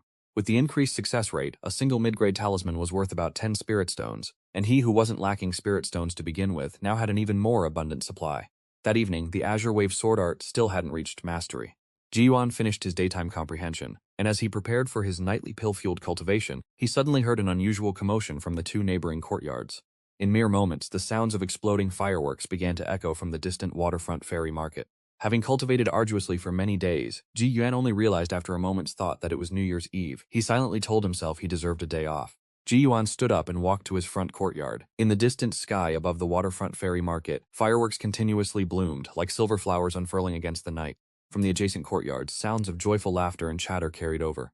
Wu Qin, rarely one to speak loudly, was arguing with Lin Hu over which part of the sky had the most beautiful fireworks. From the other courtyard, Wenlinger's childish voice continuously rang out, mixed with Zhao Yueqian's calls for the girl to slow down. At this moment, Jiyuan felt a rare pang of loneliness. The bustling cheer belonged to others. He, it seemed, had nothing of the sort. Compounded by the fact that his sword art still hadn't reached mastery, the sense of loneliness in his heart became even clearer. Reflexively, he summoned his white water flying sword, letting the supple flying sword coil around his finger. Just then, a large firework exploded right above his head. Jiyuan looked up, seeing the sky erupt like a blossoming fire tree, and in that fleeting moment, he seemed to gain a flash of insight. With a stir in his heart, he immediately controlled the flying sword to leave his hand. The white water flying sword shot out, its sword light like rolling waves. Right on that New Year's Eve, Jiyuan's Azure Wave sword art officially reached mastery. Where the white water flying sword passed, a faint pale blue ripple of water vaguely stirred. Jiyuan then urged the flying sword to change direction, allowing the wave entanglement effect to impact himself. In that instant, he felt his entire body sink into a quagmire. Even lifting his leg became incredibly difficult. However, this slowing effect lasted for exactly 1 breath. After a single breath, Jiyuan felt his body return to normal. Reflecting, even that was remarkably good, because in life and death battles, just 1 breath was enough to turn the tide. Even when fleeing, if it granted him a single breath, he could urge his black wind boat to carry him far away. And in combat, once an opponent was caught in the wave-like motion, then whether he unleashed a life-reaping needle for a fatal strike or utilized the water droplet finger's second layer, stone penetration, to break their defenses, everything would become incredibly easy. His sword art had finally reached mastery, causing Jiyuan to breathe a sigh of relief, even making the fireworks above his head seem much more beautiful. Afterward, he ceased cultivation, instead stewing a hind leg from the spirit pig he had butchered a few days prior, and stir-frying a few spirit eggs. After a moment's thought, he even plucked another semi-spirit fish from his spirit fish pond to steam. Originally, he had planned to slaughter an Azure Imperial chicken to celebrate, but ultimately abandoned the idea. With just these dishes, he already found it sufficient. After celebrating New Year's alone and eating his fill, Ji-won went to draw a mid-grade talisman to compensate for the loss of this semi-spirit fish he had just consumed. A single semi-spirit fish was worth 1 spirit stone, while a mid-grade talisman was worth 10 spirit stones. All in all, a small profit of 9 spirit stones, perfectly satisfactory. Early the next morning, which was the first day of the new year, Ji-won was woken by Lin Hu's New Year's greetings and then hosted Wen-lin's family of 3. After receiving New Year's greetings, he thought he should also go offer his greetings to others. His chosen recipients were few. Luotong, the butcher at the waterfront ferry market, and Old Master Shu from the 100 Treasures Pavilion.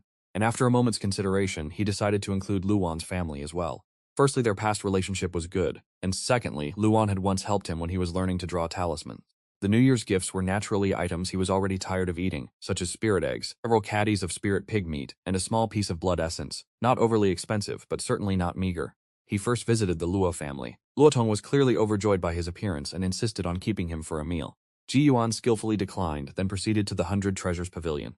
Just as he reached the entrance, he saw Old Master Shu emerging from inside the 100 Treasures Pavilion. Shu Fugui seemed very interested upon seeing him, mistakenly thinking Ji-yuan had come because he still couldn't comprehend the Azure Wave sword art. He had originally believed this young man would come to seek his guidance within a few days of returning home, never expecting him to hold out until now. It seemed he was still young indeed, overly confident in himself. Ji-yuan took out his New Year's gifts from his spatial pouch, smiling as he said it was the first day of the new year, and he had specially come to offer his greetings to Grandfather Shu. Hearing the words New Year's greetings, Shu Fugui involuntarily froze, for he had forgotten how many years it had been since anyone had come to offer him New Year's wishes. In the end, he merely said that Ji-yuan's intentions were enough, casually accepting the gifts without even looking at them. Shu Fugui then immediately stated that he had an urgent matter requiring his return to the Shuilong sect according to sectarian orders, and that he would bring Ji-yuan some good things upon his next return. Ji-yuan was somewhat surprised by this and was about to exchange a few polite words when Shu Fugui gave him no chance, bluntly saying that if he wanted to seek guidance on anything, he'd better be quick, as he had no time for idle chatter. Hearing this, Ji-yuan couldn't help but be stunned, because he had clearly only come to offer New Year's greetings, yet somehow he was misunderstood as coming to seek guidance. Shu Fugui in turn believed Ji-yuan had come because of the sword art, and that the New Year's greetings were merely an excuse, as few cultivators truly bothered with such things. But Ji-yuan was genuinely a little flustered because his Azure Wave sword art had already reached mastery. Hearing this, it was Shu Fugui's turn not to believe it, so he immediately requested Ji-yuan to demonstrate it once. Ji-yuan immediately agreed, also saying it would be troublesome for Grandfather Shu to offer him a pointer or two. The two then walked together to the empty plot of land beside the 100 Treasures Pavilion. With a shift of his inner intent, Ji-yuan summoned his flying sword and at the same time unleashed the wave entanglement effect. Pale blue water ripples shimmered through, leaving even a few traces of water on the ground. Seeing this, Shu Fugui was utterly astonished, never expecting this young man to have truly learned it already. Ji-yuan recalled his flying sword but didn't ask Shu Fugui how long it had taken him to learn it back then, because whether it was fast or slow, asking would surely lead to someone's heartache. So he just smiled and said it was all merely a stroke of luck. Finally, Shu Fugui simply told him that since he had achieved mastery, he should continue to practice diligently, as there was nothing further to guide him on, then reiterated that he had to return to the Shulong sect first, and any other matters could wait until his return. After speaking, Shu Fugui retrieved the Shulong sect's standard flying ship, the Water Dragon Boat, from his spatial pouch. The magical boat grew with the wind, carrying Shu Fugui into the sky. After seeing him off, Ji-yuan glanced around, noticing that the nearby cultivators who had gathered to watch were all casting benevolent glances his way. Someone capable of befriending a Shulong sect cultivator was certainly worth befriending themselves. Seeing this, Ji-yuan somewhat surmised that after today's events, he would likely attract the attention of those with ulterior motives. But he wasn't afraid, for his cultivation was about to enter the 6th layer of qi refining. Among the mid-key refining stage cultivators in Yunwu Marsh, he considered himself unmatched. Once he entered the 6th layer of qi refining, with his formations and numerous hidden methods at hand, he would even dare to contend with a 7th layer qi refining cultivator. Immediately afterward, he went to the Liu family's home. However, what surprised him slightly was that, on the first day of the new year, the Liu family's door was tightly shut. Seeing the locked door, Ji-yuan didn't bother to knock, simply buying some more talisman paper, talisman ink, and other supplies like semi-spirit fish before returning home. As the new year passed, Ji-yuan's life returned to its simple routine. Cultivation, cultivation, always cultivation. It was just that his enlightenment chamber now served other purposes as well. Both the water droplet finger and the Azure Wave sword art had achieved mastery, so his next focus for comprehension was the Yin Ghost formation. He wanted to complete the formation array so that his Yin Ghost banner could fully unleash its great power. Over 10 days later, one night, Ji-yuan swallowed a spirit-gathering pill, then held spirit stones to cultivate. Suddenly, his aura surged, but in a flash, he retracted it. The surrounding heaven and earth spiritual qi converged around him, forming a small qi vortex, and the spirit stones in his hand visibly turned into powder at an alarming rate. After continuously absorbing 6 spirit stones in this manner, Ji Yuan finally opened his eyes and exhaled a mouthful of turbid qi. After extensive cultivation, he had finally broken through to the 6th level of the qi refining realm. Level 6 was already considered a minor master in the Yunwu Marsh, just shy of the late-stage qi refining realm. And once you hit late-stage qi refining, you're pretty much peak combat power in this marsh. To get any stronger, you'd need to join the Shulong sect. Thinking of this, Ji Yuan couldn't help but feel a little excited. After all, this year marked the Shulong sect's triennial recruitment, and he briefly considered trying out, but relying on his current cultivation level wouldn't be enough to qualify. He'd heard that to pass the Shulong sect's trials, one had to independently slay a late-stage first-tier demonic beast. If so, joining would only be possible by relying on talismans. With his age not yet 20, being able to draw mid-grade first-tier talismans might give him a chance to try. However, after careful consideration, Ji Yuan ultimately abandoned the idea. Joining the Shulong sect meant giving up his precious freedom. Especially with so many powerful cultivators within the sect, placing his humble constructions would likely be difficult. Better to just grind it out in this peer market until he reached late-stage qi refining first. Without solid power, even joining the Shulong sect would just relegate him to some glorified stable boy. After his breakthrough, Ji Yuan cultivated at home for another half a month, finally reaching the day of the Shulong sect's recruitment, and prepared to go out. Even if he wasn't participating, watching the excitement was good. Missing this time meant waiting another 3 years for such a spectacle.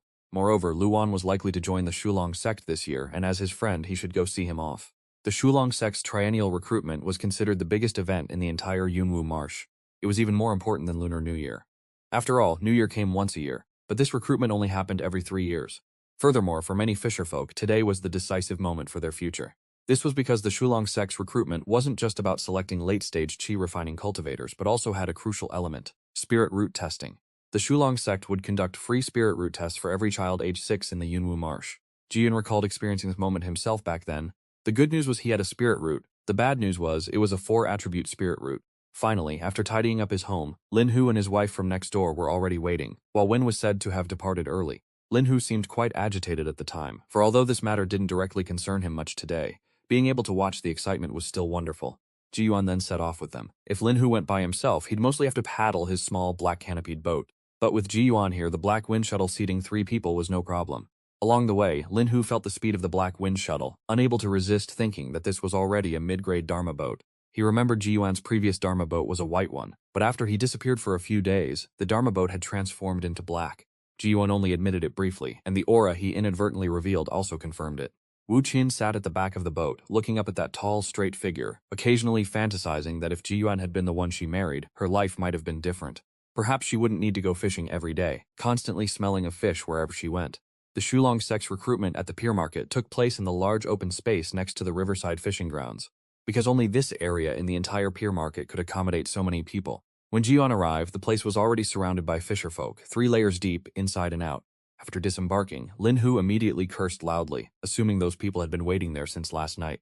Ji Yuan retracted his Dharma boat and walked forward by himself, while Lin Hu, understanding the hint, chose not to follow. Noisy chatter reached his ears.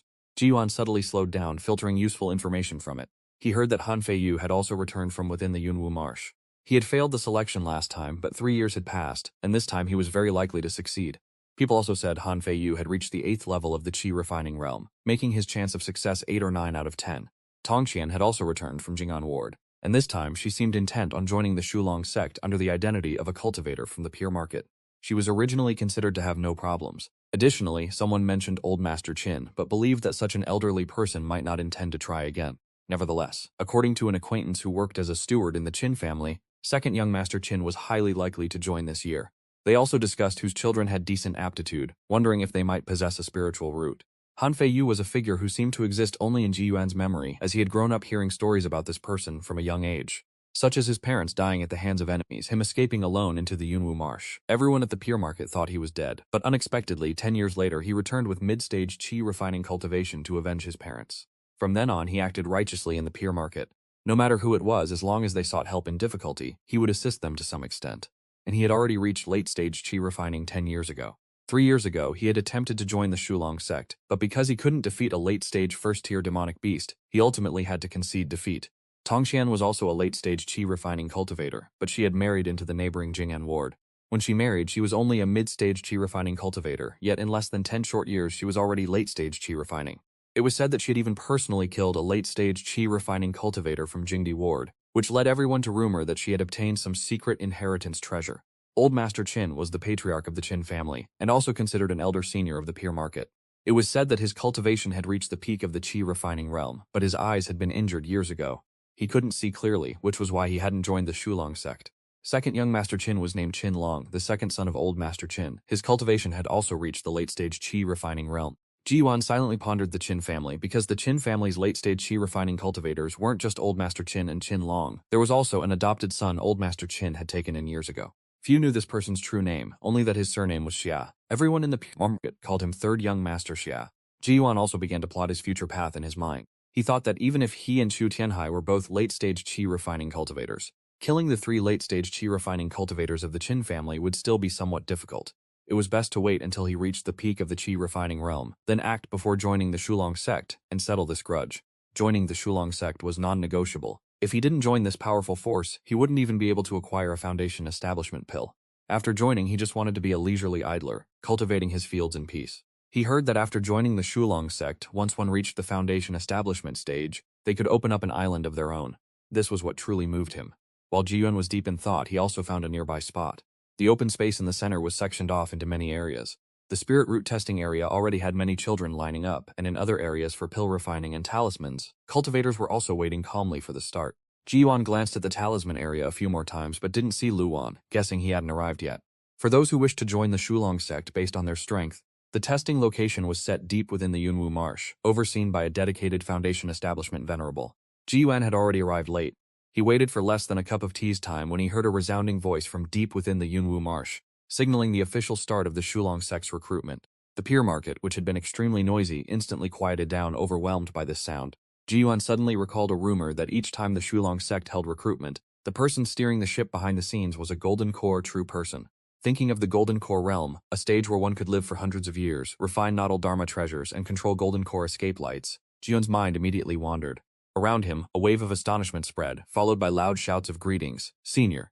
Ji Yuan also looked up, only to see a middle-aged female cultivator sitting cross-legged on a lotus leaf-shaped Dharma treasure, having appeared in the sky above the area at some unknown point. She wore a dark green Dharma robe, her hair simply tied up with a wooden hairpin, her attire extremely plain, yet exuding an air of majesty. This was a foundation establishment cultivator, as a foundation establishment cultivator would always be present to oversee the Shulong sect's recruitment. The female cultivator in green simply told everyone to continue in a detached manner, then paid no further attention.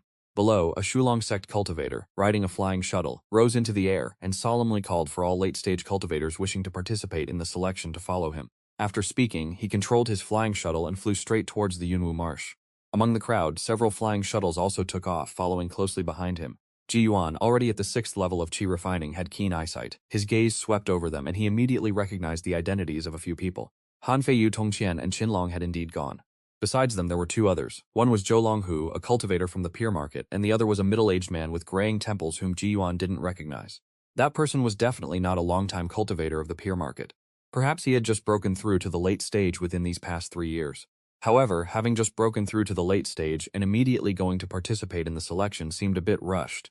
But this matter had nothing to do with Ji Yuan. This time, he was just an outsider. Watching the show quietly was enough. Finally, he turned his head to look at the spirit root testing area, just in time to hear the Shulong sect cultivator declare impassively that Zhang Tie possessed a 4-attribute spirit root of metal, earth, water, and fire, and was eliminated. In an instant, a long-ago memory in Ji Yuan's mind suddenly resurfaced. It was the original host's spirit root test that year, a similar scene. He still remembered how the Shulong sect cultivator, missing his left ear, had coldly glanced at him, then impassively declared that Ji Yuan had a 4-attribute spirit root of metal, wood, water, and fire, and was eliminated. Now this scene was replaying for someone else. The young man named Zhang Tie, upon hearing he had a 4-attribute spirit root, not only wasn't disappointed but was instead very happy, throwing himself into a woman's arms, excited that he also had a spirit root. Having a spirit root meant one could also become a cultivator. Regardless of future prospects, those without spirit roots truly could not become immortal cultivators. Just like the next 4 or 5 children who were tested, they had no spirit roots at all. They would face a very difficult life in this peer market. If they encountered slightly cold parents, they might even be sent to the mortal world. A familiar voice came from behind him. Ji Yuan smiled and turned around, seeing that Wen Lin had arrived. He remarked that there were fewer people here and asked Wen Lin why she didn't try out in the pill refining area. Ji Yuan already knew that Wen Lin was a pill refiner. Wen Lin gave a bitter laugh, admitting she knew her own limits and didn't want to make a fool of herself. Wu Linger, held in his arms, watched the spirit root testing area with wide eyes, asking when she could get her spirit root tested because she wanted to go too. Wen Lin immediately replied, "The child is still young, she'll have to wait until next time." Wu Linger was only 4 years old, so she could only get tested 3 years later. As they chatted, Ji-Yuan's peripheral vision caught the spirit root testing cultivator suddenly leaping up, then saw him forcefully raise his head, exclaiming in shock that Uncle Master Shu and a heavenly spirit root had appeared. The female cultivator in green abruptly lowered her head, raised her hand, and 4 formation flags dropped to the ground, layers enclosing the entire spirit root testing area, while also shooing away the curious fisherfolk. In the center, the dark-skinned child, still oblivious to what was happening, turned to look around, tears even welling in his eyes. Wen Lin beside him couldn't help but look at the scene with some surprise, while Wu Linger curiously asked, "What's a heavenly spirit root?" Zhao Yechen took a deep breath, gently explaining that it was the most powerful spirit root. Wu Linger then clapped her small hands, happily declaring that she wanted to have a heavenly spirit root too someday. Very quickly, that Foundation establishment cultivator from the Shulong sect used a spirit boat to take the youth and his parents away. The spirit root testing then resumed. Unless something truly unexpected happened, that family would never have to return to this waterfront ferry market again. While it wasn't quite a one-person achieves Tao, even chickens and dogs ascend to heaven scenario, the entire family ascending together was still achievable. The tests continued, but everyone's attention had already been captured by the heavenly spirit root from earlier. Even if a few triple spirit roots, called true spirit roots, appeared in subsequent checks, no one paid them any mind.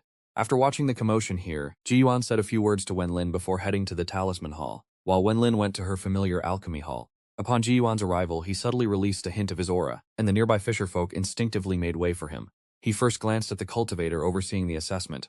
Currently, only an elderly grizzled cultivator with a joyful expression was there. At present, he was the only one whom the Shulong sect had recruited through the path of talismanry. To join the Shulong sect via talismanry, the rules were exceedingly simple. Use 10 sheets of mid-grade bamboo pattern talisman paper, and if you could draw 3 mid-grade talismans, you'd be admitted. Ji-Yuan turned to observe the cultivators currently being tested, a total of 10 people, each in a small, separately partitioned cubicle to focus on drawing talismans. This setup was actually simpler than the alchemy and artifact forging areas, as those facilities provided each person with a private meditation chamber to avoid external disturbances. In this talisman drawing area, examinees couldn't see each other, but spectators could clearly watch them. Then someone lamented that Master Lu had failed again, and everyone felt it was a pity.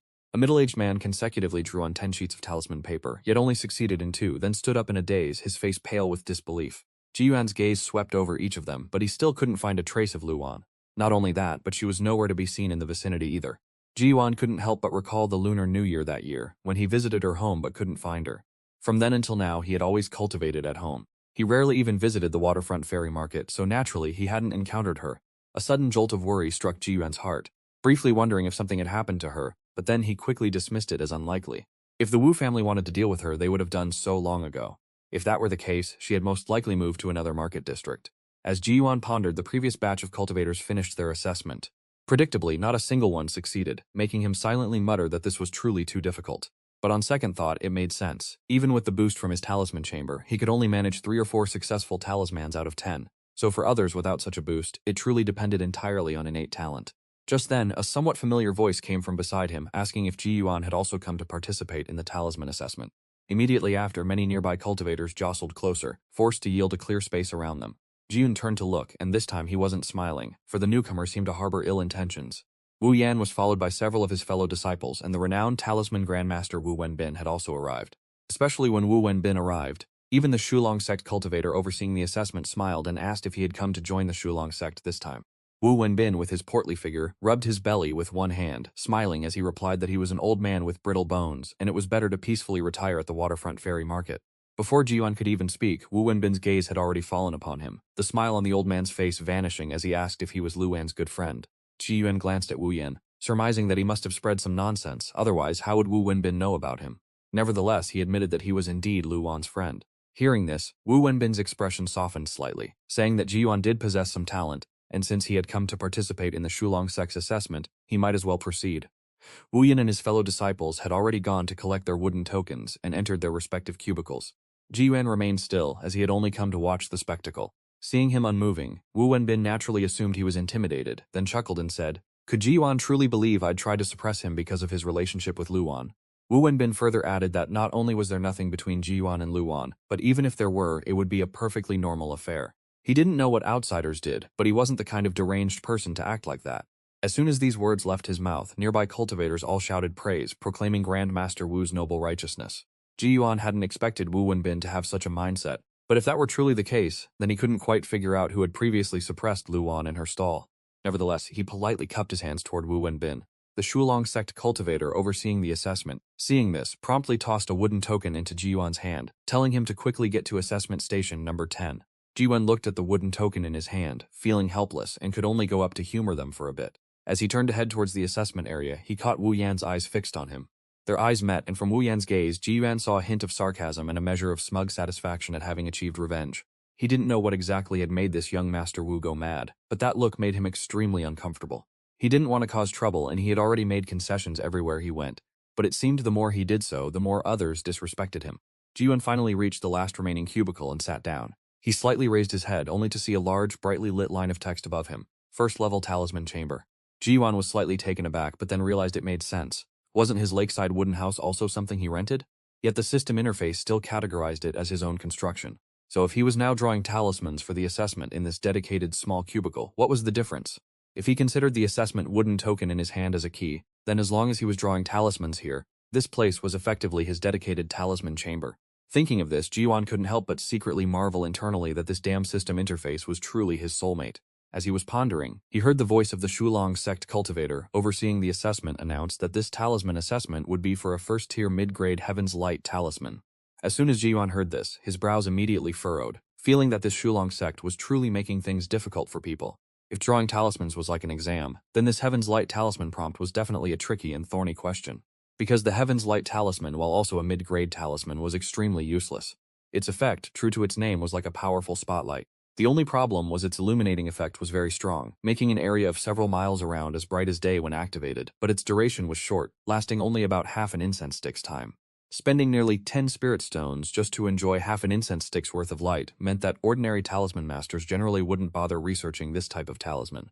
Ji-Yuan was no different. If not for the enlightenment chamber boosting his comprehension, he probably wouldn't even remember the talisman script for the Heaven's Light talisman. In that instant, Ji-Yuan understood why the pass rate for this assessment was so low. It was clearly designed to trip people up. Just as he was recalling the talisman script of the Heaven's Light talisman, he suddenly felt a wave of spiritual chi fluctuation emanating from nearby. Immediately afterward, the surrounding spectators erupted in cheers, praising young Master Wu's prowess, believing that with such a success on his first try, he would surely join the Shulong sect this time. Ji-Yuan poured a bit of spiritual energy into his wooden token, and the clamor instantly vanished. He couldn't help but feel that cultivation truly offered convenient amenities. Because this wooden token had no other function, only a small sound-insulating array. Once activated, it could block external disturbances, yet still allow others to clearly see his actions, preventing cheating. Still, the fact that Wu Yan could successfully draw the Heaven's Light talisman on his first attempt somewhat surprised Ji-Yuan. On second thought, it made sense. As Wu Wenbin's biological son, Wu Yan had undoubtedly advanced further than ordinary people in the art of talisman drawing. Moreover, they also had the experience to know the Shulong sect's selection style, which consistently featured difficult and tricky talismans. Ji-Yuan even mused that Wu Wenbin might have guessed the assessment prompt, perhaps even opening crash courses before the exam to rake in a pile of spirit stones. But very quickly, he shook his head, not allowing himself to think wildly anymore, instead focusing on recalling the drawing method for the Heaven's Light talisman, all while continuously sketching in the air with his hand. Outside the assessment area, Wu Wenbin watched the performance of his disciples, unable to resist stroking his beard and chuckling. The Heaven's Light talisman had indeed been correctly guessed by him. Days before the selection, he had specifically taught the drawing method and key points for this talisman. With a success rate of 3 out of 10 talismans, he believed that 1 or 2 people should surely succeed. By then, he would have a few more disciples within the Shulong sect. If Wu Yan could join, that would be even better, as he had painstakingly groomed several disciples to enter the Shulong sect, and if Wu Yan got in, this investment would yield returns. By then, combining the strength of several disciples, it might even be possible to create a pseudo-spirit root foundation establishment stage cultivator. If that could be achieved, then perhaps he himself could also break through. Foundation establishment was Wu Wenbin's true goal. Once he reached foundation establishment, not only would his strength greatly increase, but his lifespan could also extend to over 200 years. Especially Wu Yan's immediate success in drawing a Heaven's Light talisman only further boosted his confidence. Immediately after, Wu Wenbin turned his head to look at that punk Ji-Yuan. Although he disliked Ji-Yuan in his heart, a smile still graced his face. Seeing Ji-Yuan's hurried demeanor, he assumed the young man had probably never drawn a Heaven's Light talisman before. Standing there trying to imitate, perhaps even misremembering the talisman script. Truly ridiculous. In his eyes, a self-taught talisman master with no background like Ji-Yuan would amount to nothing more than this. Being able to draw a few water-repelling talismans to maintain his livelihood was already decent. Wu Wenbin had always thought these things, but he never voiced them, nor did he ever show it externally. Regardless of who it was, he always maintained an amicable demeanor. That was why in recent years the fisherfolk at the waterfront ferry market were all willing to call him Grand Master Wu. Old man Wu Wenbin glanced back at Wu Yan, who after his initial success had consecutively botched the next 2 talismans. Wu Wenbin knew this was simply a matter of temperament. That first success had inflated Wu Yan's confidence, though it was always prone to overinflating anyway. It was precisely this trait that made him so incredibly arrogant and conceited. Wu Wenbin was acutely aware of this, just as he knew Wu Yan's disposition was largely thanks to Old Man Cheng's constant spoiling since childhood. By the 4th attempt, Wu Yan failed once more. Wu Wenbin merely needed a glance to predict the outcome. He knew Wu Yan's chances were now utterly gone. Given his temperament, a string of consecutive failures like this would undoubtedly make him impatient. And for talisman crafting, impatience is the deadliest foe. A hot head ruins everything. True to his prediction, Wu Yan's subsequent talismans continued to fail one after another. In stark contrast, another disciple, Mei Chen, had already succeeded with 2 talismans by his 7th attempt. If he could manage one more success within his next 3, he'd secure a spot in the Shulong sect. This caught Wu Wenbin somewhat off guard. Mei Chen was typically unremarkable, never flashy, and even his daily talisman crafting usually boasted a perfectly average success rate. Among Wu Wenbin's numerous disciples, Mei Chen was always just another face in the crowd. The only thing that ever truly left an impression on Wu Wenbin was Mei Chen's impeccable tidiness. Be it his everyday clothes, the talisman tools on his work table, or even the talismans he crafted, everything was organized to perfection. As for Ji Yuan, Wu Wenbin spared him a glance. Seeing he still hadn't begun, the old man figured he was simply preparing to give up. A crowd of disciples continued to fail. Even Wu Yan only managed another success on his 9th attempt, only for the 10th to immediately fail him again. 2 successes out of 10 meant naturally no chance of joining the Shulong sect. This outcome had been well within Wu Wenbin's predictions. Wu Yan let out an annoyed curse, finally setting down his talisman brush before rising to stalk out of the chamber. Mei Chen, in the adjacent chamber after his 7th success, then saw his 8th and 9th attempts fail consecutively. Wu Wenbin was already resigning himself to having no disciples join the Shulong sect this round. His thoughts drifted to Luan, wondering how effortlessly she would have crafted 3 Heavenlight talismans. What a pity she couldn't make it today. But just then, within a small, unassuming chamber, the spiritual chi subtly stirred. Immediately after, a young man in white robes suddenly rose, his eyes gleaming with elation, for his 3rd Heavenlight talisman had finally succeeded. Mei Chen, beaming, set down his brush, clutching his 3 successful Heavenlight talismans as he rushed out of the room. Only upon seeing Mei Chen's departing figure did Ji Yuan, lost in thought, finally snap back to reality, realizing more time had passed than he'd thought. He quickly grabbed the standard talisman brush and paper supplied by the Shulong sect, took a shallow breath, and looked up. The notification talisman level 7, tier 1 remained clearly visible before his eyes. He recalled the opening strokes of the Heavenlight talisman, dipped his brush in talisman ink, and with a practiced flourish, completed the talisman in one fluid motion. Seeing his first attempt succeed, Ji Yuan was genuinely taken aback. He took the talisman paper, imbued it with spiritual chi, and as a snow-white spiritual light flashed, his first Heavenlight talisman was officially a success. Wu Yan, having just exited, happened to turn around and witness the exact moment Ji Yuan completed his talisman, causing him to instinctively halt his steps. He hadn't expected Ji Yuan to possess such skill. For Ji Yuan to succeed on his very first attempt at the supposedly unfamiliar Heavenlight talisman made Wu Yan instantly assume he'd extensively studied this talisman path before. Certainly no novice, at least at a proficient level. But Wu Wenbin saw things differently. The old man had just witnessed Ji Yuan's entry into the craft with his own eyes, which was clearly just a last-minute copy.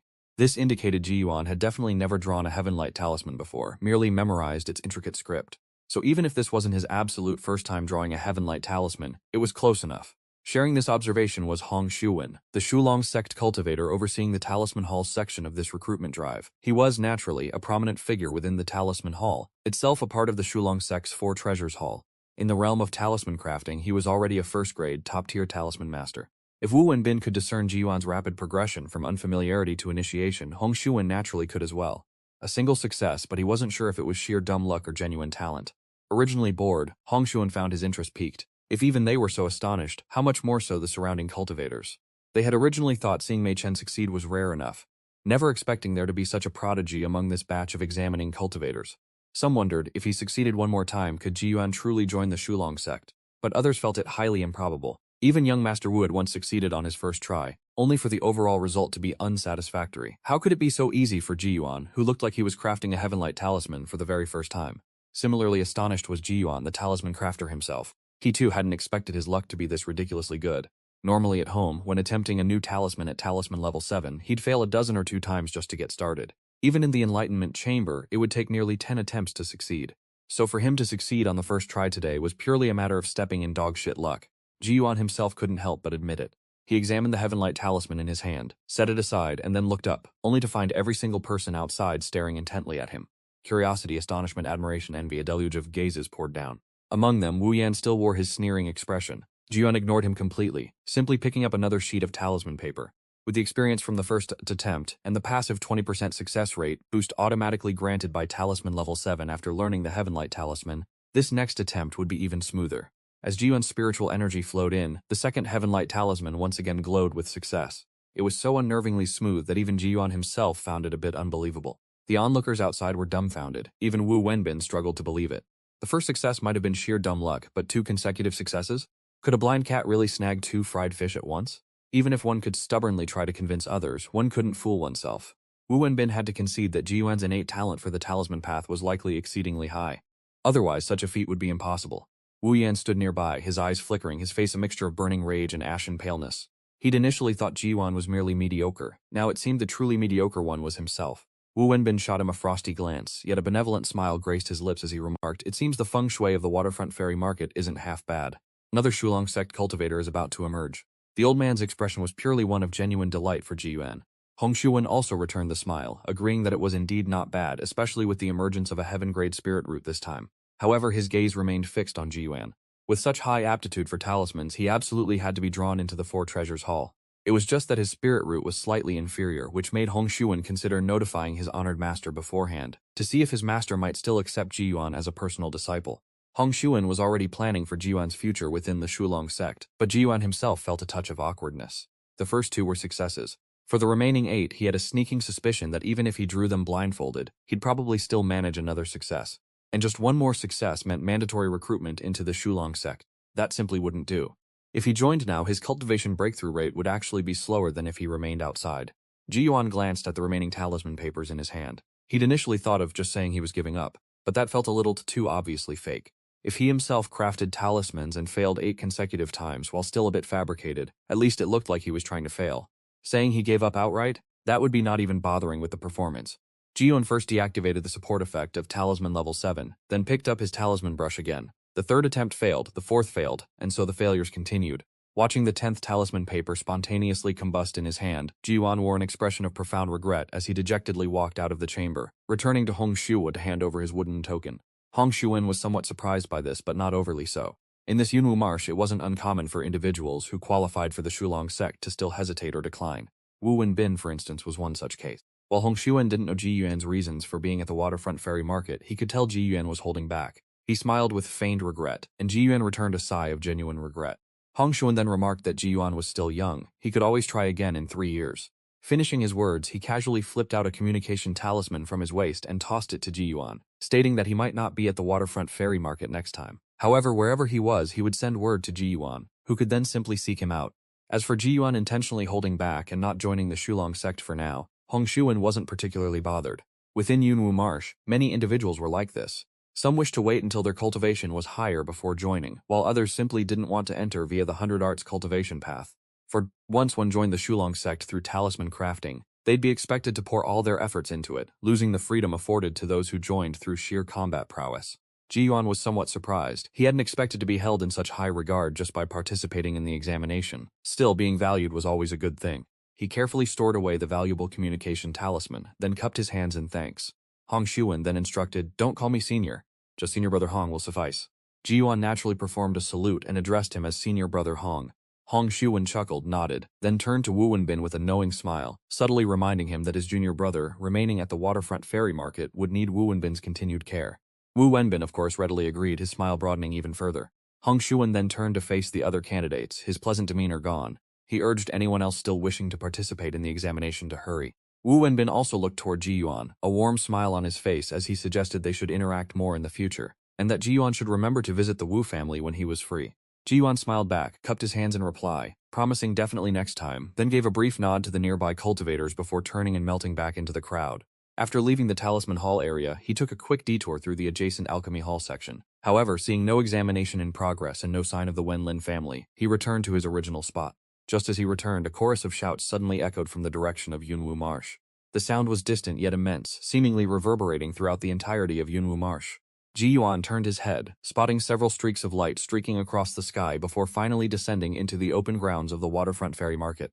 Initially, 5 cultivators set out to participate in the sect recruitment trials, but only 3 returned. These were a pale middle-aged man, Han Feiyu in his dark blue robes, and Dong Xian exuding a mature aura, seemingly unharmed, alongside Qinlong, who was bleeding from all 7 orifices and barely standing. The other two, well, they simply didn't come back. As soon as the young cultivator announced Han Feiyu and Dong Qian had successfully joined the Shulong sect, the surrounding crowd immediately erupted in cheers. Han Feiyu and Dong Qian hastily cupped their hands in gratitude, a sight that made Ji Yuan note a late-stage qi refining cultivator rarely offered thanks to an early-stage one. But Ji Yuan knew this was a one-time courtesy. Next time they met, they'd be high and mighty immortal sect disciples, while the heavily injured Qinlong struggled to pilot his flying boat away. Ji Yuan, however, waited there for quite some time longer. As the trials concluded, the Shulong sect disciples also departed. With the spectacle over, the crowd gradually dispersed as well. Ji Yuan waited all day, but Lu Quen never showed, making him assume she'd simply gone to another market district. But just as he was about to give up and leave, he spotted a familiar figure in the dispersing crowd. Everyone else was leaving the open grounds, but she had just arrived from the outside. Not only that, she appeared quite badly injured, with a bruised mouth and a noticeable limp. Ji Yuan saw her, and she saw him back. Seeing her state, Ji Yuan naturally moved to inquire, but Lu Quan subtly shook her head from within the crowd. Her appearance was rather pitiful, yet held a glimmer of stubborn determination. Ji Yuan immediately deduced what had transpired. But what then? His expression remained utterly unchanged, his steps unwavering. When he reached Lu Quan's side, he merely paused for a split second, discreetly handed her something, and then continued on his way. The two of them exchanged not a single word. Only after Ji Yuan had departed did Lu Quan look at the item in her hand, a chunk of blood essence weighing a solid half-ounce.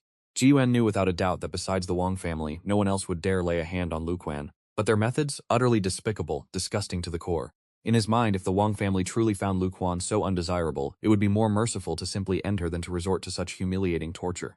He could tolerate their usual antics of sabotaging her market stall and making her life difficult. But to see her on the cusp of the Shulong sect trials, only for them to deliberately injure her and prevent her participation? To watch your life-changing opportunity vanish before your eyes. That kind of devastating blow wasn't something an ordinary person could easily bear. Sitting on his black windboat on the way home, Ji Yuan couldn't help but recall the faces of the Wang father and son. Wang Yan, being young, at least wore his malice on his sleeve, his expressions giving him away. But the old fox Wang Wenbin was another story entirely. Whenever Ji Yuan recalled him, all he saw was that infuriating, perpetually smiling face. For this kind of person, Ji Yuan had one perfectly accurate term, a smiling-faced tiger. Every time he recalled Lu Quan's miserable state, Ji Yuan couldn't help but sigh. He wanted to help, but more often than not, his strength simply wasn't enough. If he were already at late-stage qi refining, or even better, peak 10th level qi refining, then there'd be no need for discussion. Even if Lu Quan didn't say a word, he would carve a bloody path straight to the Wang family and demand an explanation. Alas, right now, he was merely a 6th level qi refining cultivator. Giving her half an ounce of blood essence to ensure her survival was already pushing his limits.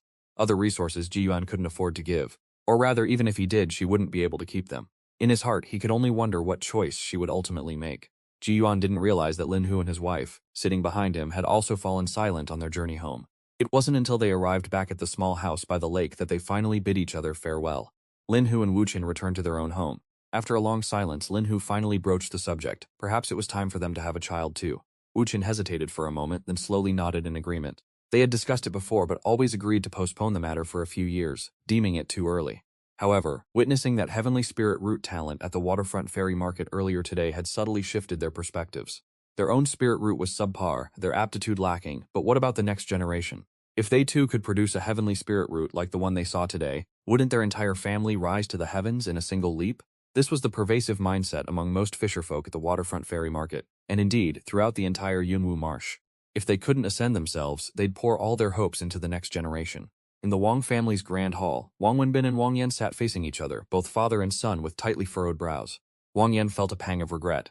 He mused that if he'd only known, he should have found a way to eliminate Ji Yuan earlier, instead of letting his momentum grow to this formidable state.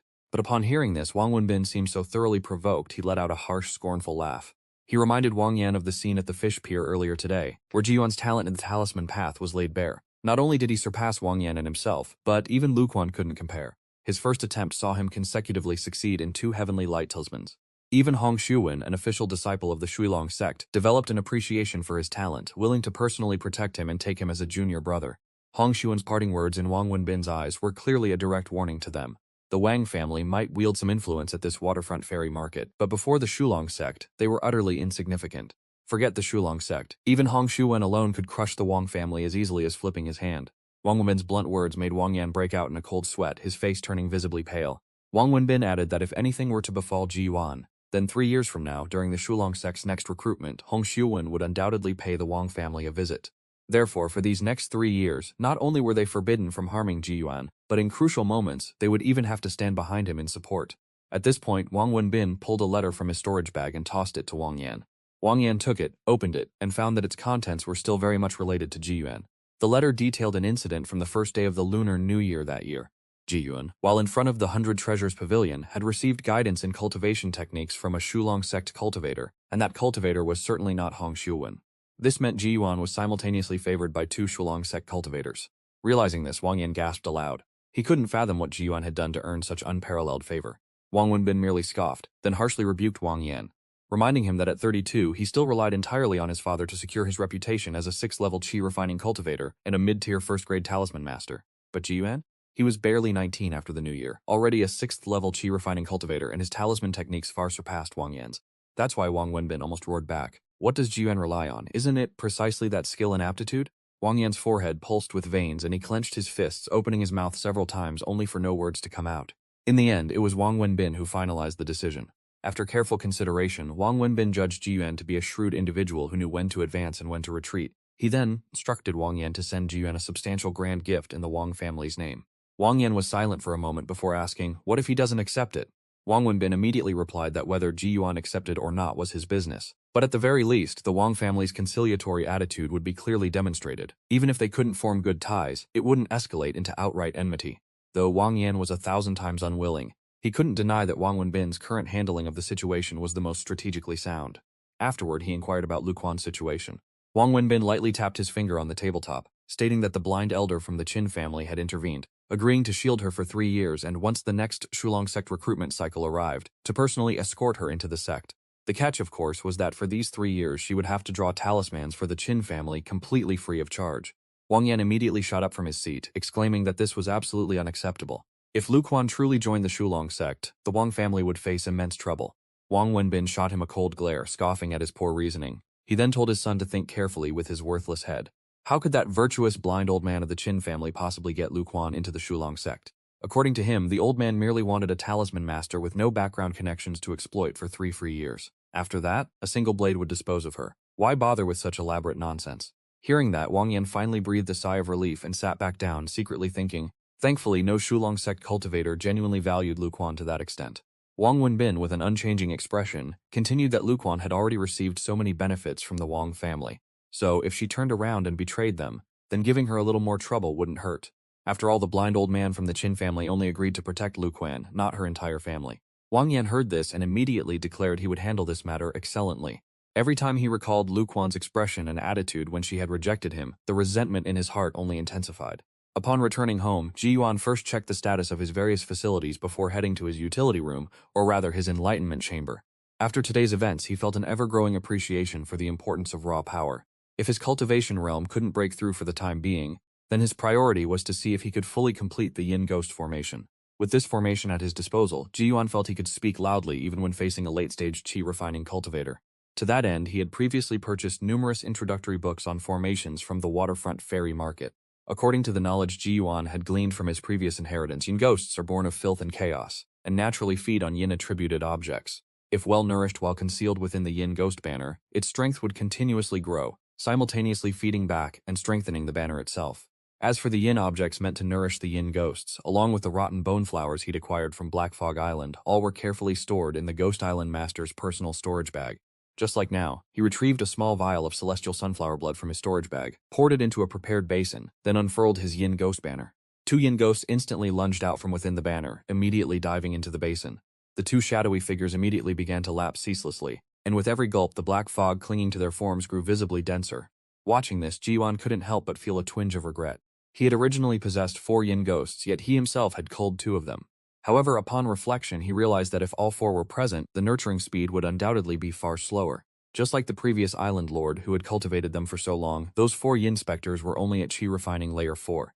Had he focused on nurturing just 2, they might have already reached Qi refining layer 5. Ji Yuan calculated that after another half-month of careful cultivation, these 2 Yin specters should finally hit Qi refining layer 5. However, by then the Yin-attuned materials left by the former island lord would be almost exhausted. He would then have to forge his own path forward. Thinking of that, he pondered where he would need to scrounge up new Yin-attuned materials. But he ultimately decided to wait until after his breakthrough to deal with that. because the most pressing concern was still the overhaul of this Yin-Spectre array. Immediately after, he closed his eyes and summoned the memories of the Yin-Spectre banner from his mind.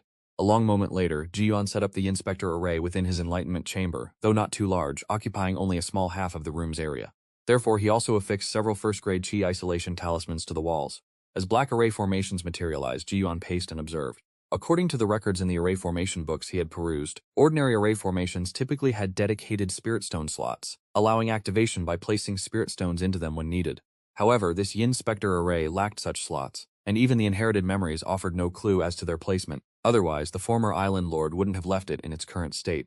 Given this, Ji-Yuan felt he needed to add several spirit stone slots to this Yin-Spectre banner. The only remaining question was where to place them. He stroked his chin, furrowing his brows in thought, continuously pacing within the array formation. He tried selecting each node, but every time he picked one, he'd trace the array patterns only to discover a blockage. A blocked path meant that spiritual energy couldn't flow through the array patterns to all parts of the formation, inevitably leading to issues during activation. After a thorough period of contemplation that yielded no clues, Ji-Yuan had to pause, preparing to consult more books for any relevant records, and cultivate for a bit while he was at it.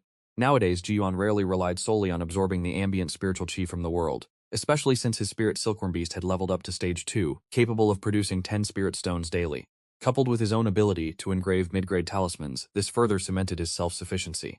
Most of the time, Ji-Yuan would first consume a spirit-gathering pill, then use spirit stones to commence his cultivation. The spirit Nuan still ate as usual, but he now used its eggshells to feed his spirit swine or the pseudo-spiritual fish he was raising. Immortal Ji, after all, had long since graduated from the eating eggshells phase of his cultivation journey. The next morning, Wang Yan knocked on the door of Ji-Yuan's courtyard, personally bringing a grand gift. Ji-Yuan estimated that, if converted into spirit stones, this gift could be worth as much as 70 to 80 pieces. The gift was indeed substantial, so Ji-Yuan, ever the pragmatist, politely declined. Wang Yan remembered Wang Wenbin's instructions. Simply showing the right attitude was enough. So seeing Ji-Yuan decline the gift, he didn't force it, merely exchanged a few polite words and then departed. Throughout the entire process, he maintained an utterly pleasant demeanor, even wearing a welcoming smile. Ji-Yuan recognized the shadow of Wang Wenbin in him, a genuine smiling tiger cut from the same cloth. Ji-Yuan closed his door and continued cultivating, but barely a day later, someone else knocked on his courtyard door, and this time it was Lin Hu.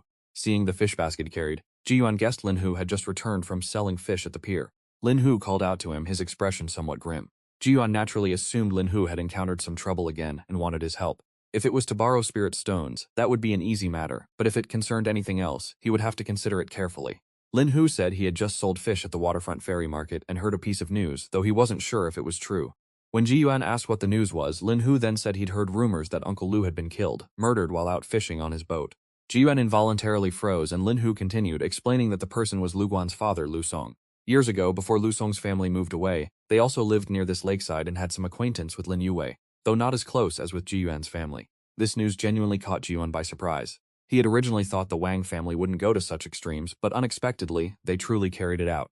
When he then asked about Lu Guan's family, Lin Hu just shook his head, saying he didn't know. To be honest, this news still affected Ji-Yuan somewhat, so after Lin Hu finished speaking, he specifically made a trip to the waterfront ferry market. Sure enough, he overheard many people discussing it, as the prior conflict between Lu Guan and the Wang family had already become a hot topic for many. Now with a murder, and the deceased being a mid-stage qi refining cultivator, the number of spectators drawn to the drama naturally increased even more. Ji-Yuan thought for a moment, then went to the Lu family's residence, only to find the main door still tightly locked. After asking the neighbors on both sides, he learned that the Lu Guan family had moved away before the new year. Ji-Yuan didn't know where their new home was, so he had no choice but to return home. A few days later, he heard another piece of news, stating that the Qin family had sheltered Lu Guan, and furthermore declared that the matter with the Wang family was concluded here. Any further trouble would result in the Qin family's intervention. Thus, the long-standing feud was forcefully brought to a halt, temporarily concluding. Ji-Yuan figured that the Qin family and the Wang family, the two great clans of the waterfront ferry market, must have reached some unspoken agreement. Half a month later, Ji-Yuan encountered Lu Guan, dressed in morning clothes, at his door. She had come to repay the blood essence debt. Meeting her again now, the former liveliness in her eyes was gone, replaced by what seemed like stagnant water, yet also like a deep well, its depths unfathomable. Ji-Yuan refused several times, but seeing her resolute attitude, he eventually accepted it. However, as he saw her preparing to leave, Ji-Yuan hesitated for a moment before gently reminding her that the Qin family wasn't entirely trustworthy either. Upon hearing this, a slight change flickered in Lu Guan's eyes, but it was quickly masked. She merely said she understood and told him not to worry. Ji-Yuan didn't say anything more. His words were spoken, and if Lu Guan could speak like that, she surely had a plan. Afterward, Lu Guan asked Ji-Yuan if he also intended to join the Shulong sect. Ji-Yuan chuckled, saying, "Who in this waterfront ferry market doesn't want to join the Shulong sect?" Lu Guan took a deep breath, finally saying, "Then, I'll see you at the Shulong sect." Though Ji-yuan didn't fully grasp her meaning, he still nodded in response. 2 months passed like this. With the assistance of the Enlightenment Chamber, Ji-yuan finally succeeded in overhauling this incomplete Yin Spectre array. With 5 Spirit Stone slots, fueled by 5 Spirit Stones, the Yin Spectre array was finally complete. Ji-yuan gazed at the perfectly repaired Yin Spectre banner in his hand, letting out a long sigh of relief. Regardless of whether he truly possessed innate array formation talent or simply relied on the Enlightenment Chamber's aid, this was undeniably his own effort. Now that the array formation was complete, he could hold his ground against even a late-stage chi-refining cultivator. Ji was prepared to leave the island, seeking a small, uninhabited island to test this fully upgraded Yin Spectre array. Stepping out from his house into the front courtyard, the 2 peach trees on his right were in full bloom, their faint fragrance permeating the air, attracting no small number of bees and butterflies. Looking at these peach trees, Ji-yuan involuntarily recalled how, when Wu Ling'er visited a few days prior, he had promised her the peaches that would bear fruit this year. Though, looking at these 2 saplings barely taller than a man's head, whether they would bear fruit this year remained an open question. Leaving the door without seeing anyone else, Ji-yuan summoned his black wind boat and quietly departed. Half an hour later, a nameless, desolate island in the Yunwu Marsh was suddenly engulfed by a wave of black yin energy. Immediately afterward, a chillingly malevolent aura diffused in all directions, causing the nearby spiritfish to scatter in terror. Ji-yuan roamed the island within his activated formation, accompanied by 2 yin ghosts, both having advanced to the 5th layer of chi refining. No longer needing his own spiritual energy to control the formation, he felt as if a fish had returned to water. He inwardly assessed that with this formation and his 2 yin ghosts, he could dispatch an ordinary 6th layer chi-refining cultivator even without lifting a finger. Unless an opponent came prepared with powerful yang-attributed items like rooster blood, it would be extremely difficult for them to breach this yin ghost formation. After all, this formation was already considered to have stepped into the threshold of a first-tier formation. Especially within Yunwu Marsh, he estimated the number of people capable of deploying such a spiritual formation could be counted on one hand. After testing the formation and finding no issues, Ji-yuan waved his hand to retract it, as keeping it active would only waste spirit stones. But the instant he retracted the formation, he suddenly sensed a flicker of danger. A dragon scale shield materialized behind him in a flash, accompanied by a crisp metallic clang. Ji-yuan immediately flicked his wrist, replanting the Yin Ghost banner, which caused the formation to re-emerge, and simultaneously summoned his white water flying sword, despite still being unsure what had actually happened. Not only that, a golden body talisman was slapped onto his person, while his hands already clutched 2 lightning strike talismans. As black mist surged, his figure flickered and vanished into the ghostly fog. Simultaneously, through the formation, he clearly saw the ambusher, a female cultivator in her 40s with an iron sword on her back, radiating a late-stage chi-refining aura, yet Ji-yuan didn't feel overly threatened, estimating she was merely a 7th-layer chi-refining cultivator. What concerned him most was that he'd never met this person. Why would an unknown assailant suddenly attack him? Could she also be a cultivator bandit? Upon falling into the formation, the female cultivator also realized something was amiss. She quickly formed hand seals, summoning the iron sword from her back to hover beside her, and a blue silk cloth continuously spun around her body. Unsure of the situation, she didn't act rashly, instead warily scanning her surroundings. Ji-yuan, observing the entire situation within the formation and seeing that the female cultivator wasn't easily provoked, seized the opportunity to ask for her reason. Hearing this, the female cultivator coldly retorted that all those of the demonic path deserved extermination, and she believed he had harmed innocent cultivators. Upon hearing this, Ji-yuan immediately deduced that she was a rare righteous path cultivator in Yunwu Marsh. She must have passed by chance, sensed the aura of the Yin Ghost formation, and consequently mistook him for a demonic cultivator. On second thought, it made sense. This Yin Ghost formation, upon appearing, indeed exuded an overwhelming amount of Yin Qi, and if he were in her shoes, he would also assume the other party was a demonic cultivator. Ji-yuan then explained that this formation was something he acquired after eliminating a demonic cultivator, not something he forged himself. The female cultivator remained suspicious, arguing that a thief would never admit to being one. Ji-yuan continued, pointing out that demonic cultivators couldn't be as honorable as he was. Moreover, if he were truly a demonic cultivator, he would have attacked long ago, with no need for such lengthy discourse. The female cultivator wanted to speak further, but he interrupted, giving her no chance, adding that he hated demonic cultivators as much as she did, which was why he had slain that fellow. If she intended to attack him simply because he used a demonic cultivator's formation, he feared it would truly dishearten righteous path cultivators across the land. As soon as these words ended, the female cultivator finally wavered. After a moment of thought, she told him she would believe him if he showed his face. Ji-yuan hadn't gone far. In fact, he was standing directly opposite her. With a mere thought, the nearby black mist dispersed and his figure became clear. Seeing this, the female cultivator was startled, having never expected Ji-yuan to be so close. If he had suddenly attacked at that moment, even if she didn't die, she would have been severely wounded. Moreover, after clearly seeing his appearance, she became even more astonished both by his looks and his age. She finally admitted her misunderstanding, retracted her spiritual artifact, cupped her fists, and introduced herself as Hu Fang from Jingde District. Ji-yuan returned the gesture, introducing himself as Ji-yuan of the waterfront ferry market. Once the misunderstanding was resolved, Hufang suggested he dismantle the formation. In her heart, she felt both fear and a touch of admiration, for this was a formation, something she had never heard of anyone possessing in Yunwu Marsh. Only after Ji Yuan retracted the Yin Ghost Formation did she look towards the northwest waters and loudly proclaim that this was someone from the waterfront ferry market, not a demonic cultivator. Just like her, this person also specialized in slaying demonic cultivators. Hearing this, Ji Yuan was instantly startled, a chill running down his spine, realizing there was still another hidden master nearby. Especially when he saw a spiritual boat break through the water and emerge, his fear intensified. Two late-stage chi refining cultivators. If they were truly bent on fighting him to the death, he wasn't at all confident he could escape. Fortunately, the misunderstanding had been resolved. Through this incident, he reminded himself that unless absolutely necessary, this ghost banner should never be casually displayed again. When the middle-aged man landed in front of him, Ji Yuan looked closely and found the other party somewhat familiar, a question suddenly arising in his mind. Could this be Senior Du Kang? Du Kang laughed heartily, confirming it was indeed him, and added that since they were both from the waterfront ferry market, there was no need to call him Senior. Brother Du would suffice.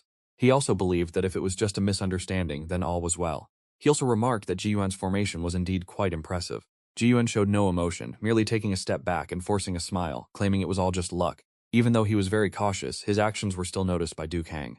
Du Kang told him to rest assured, as they weren't cultivator bandits, so there was no need to be afraid. Ji Yuan merely smiled, cupped his hands, and said that everything was due to good fortune.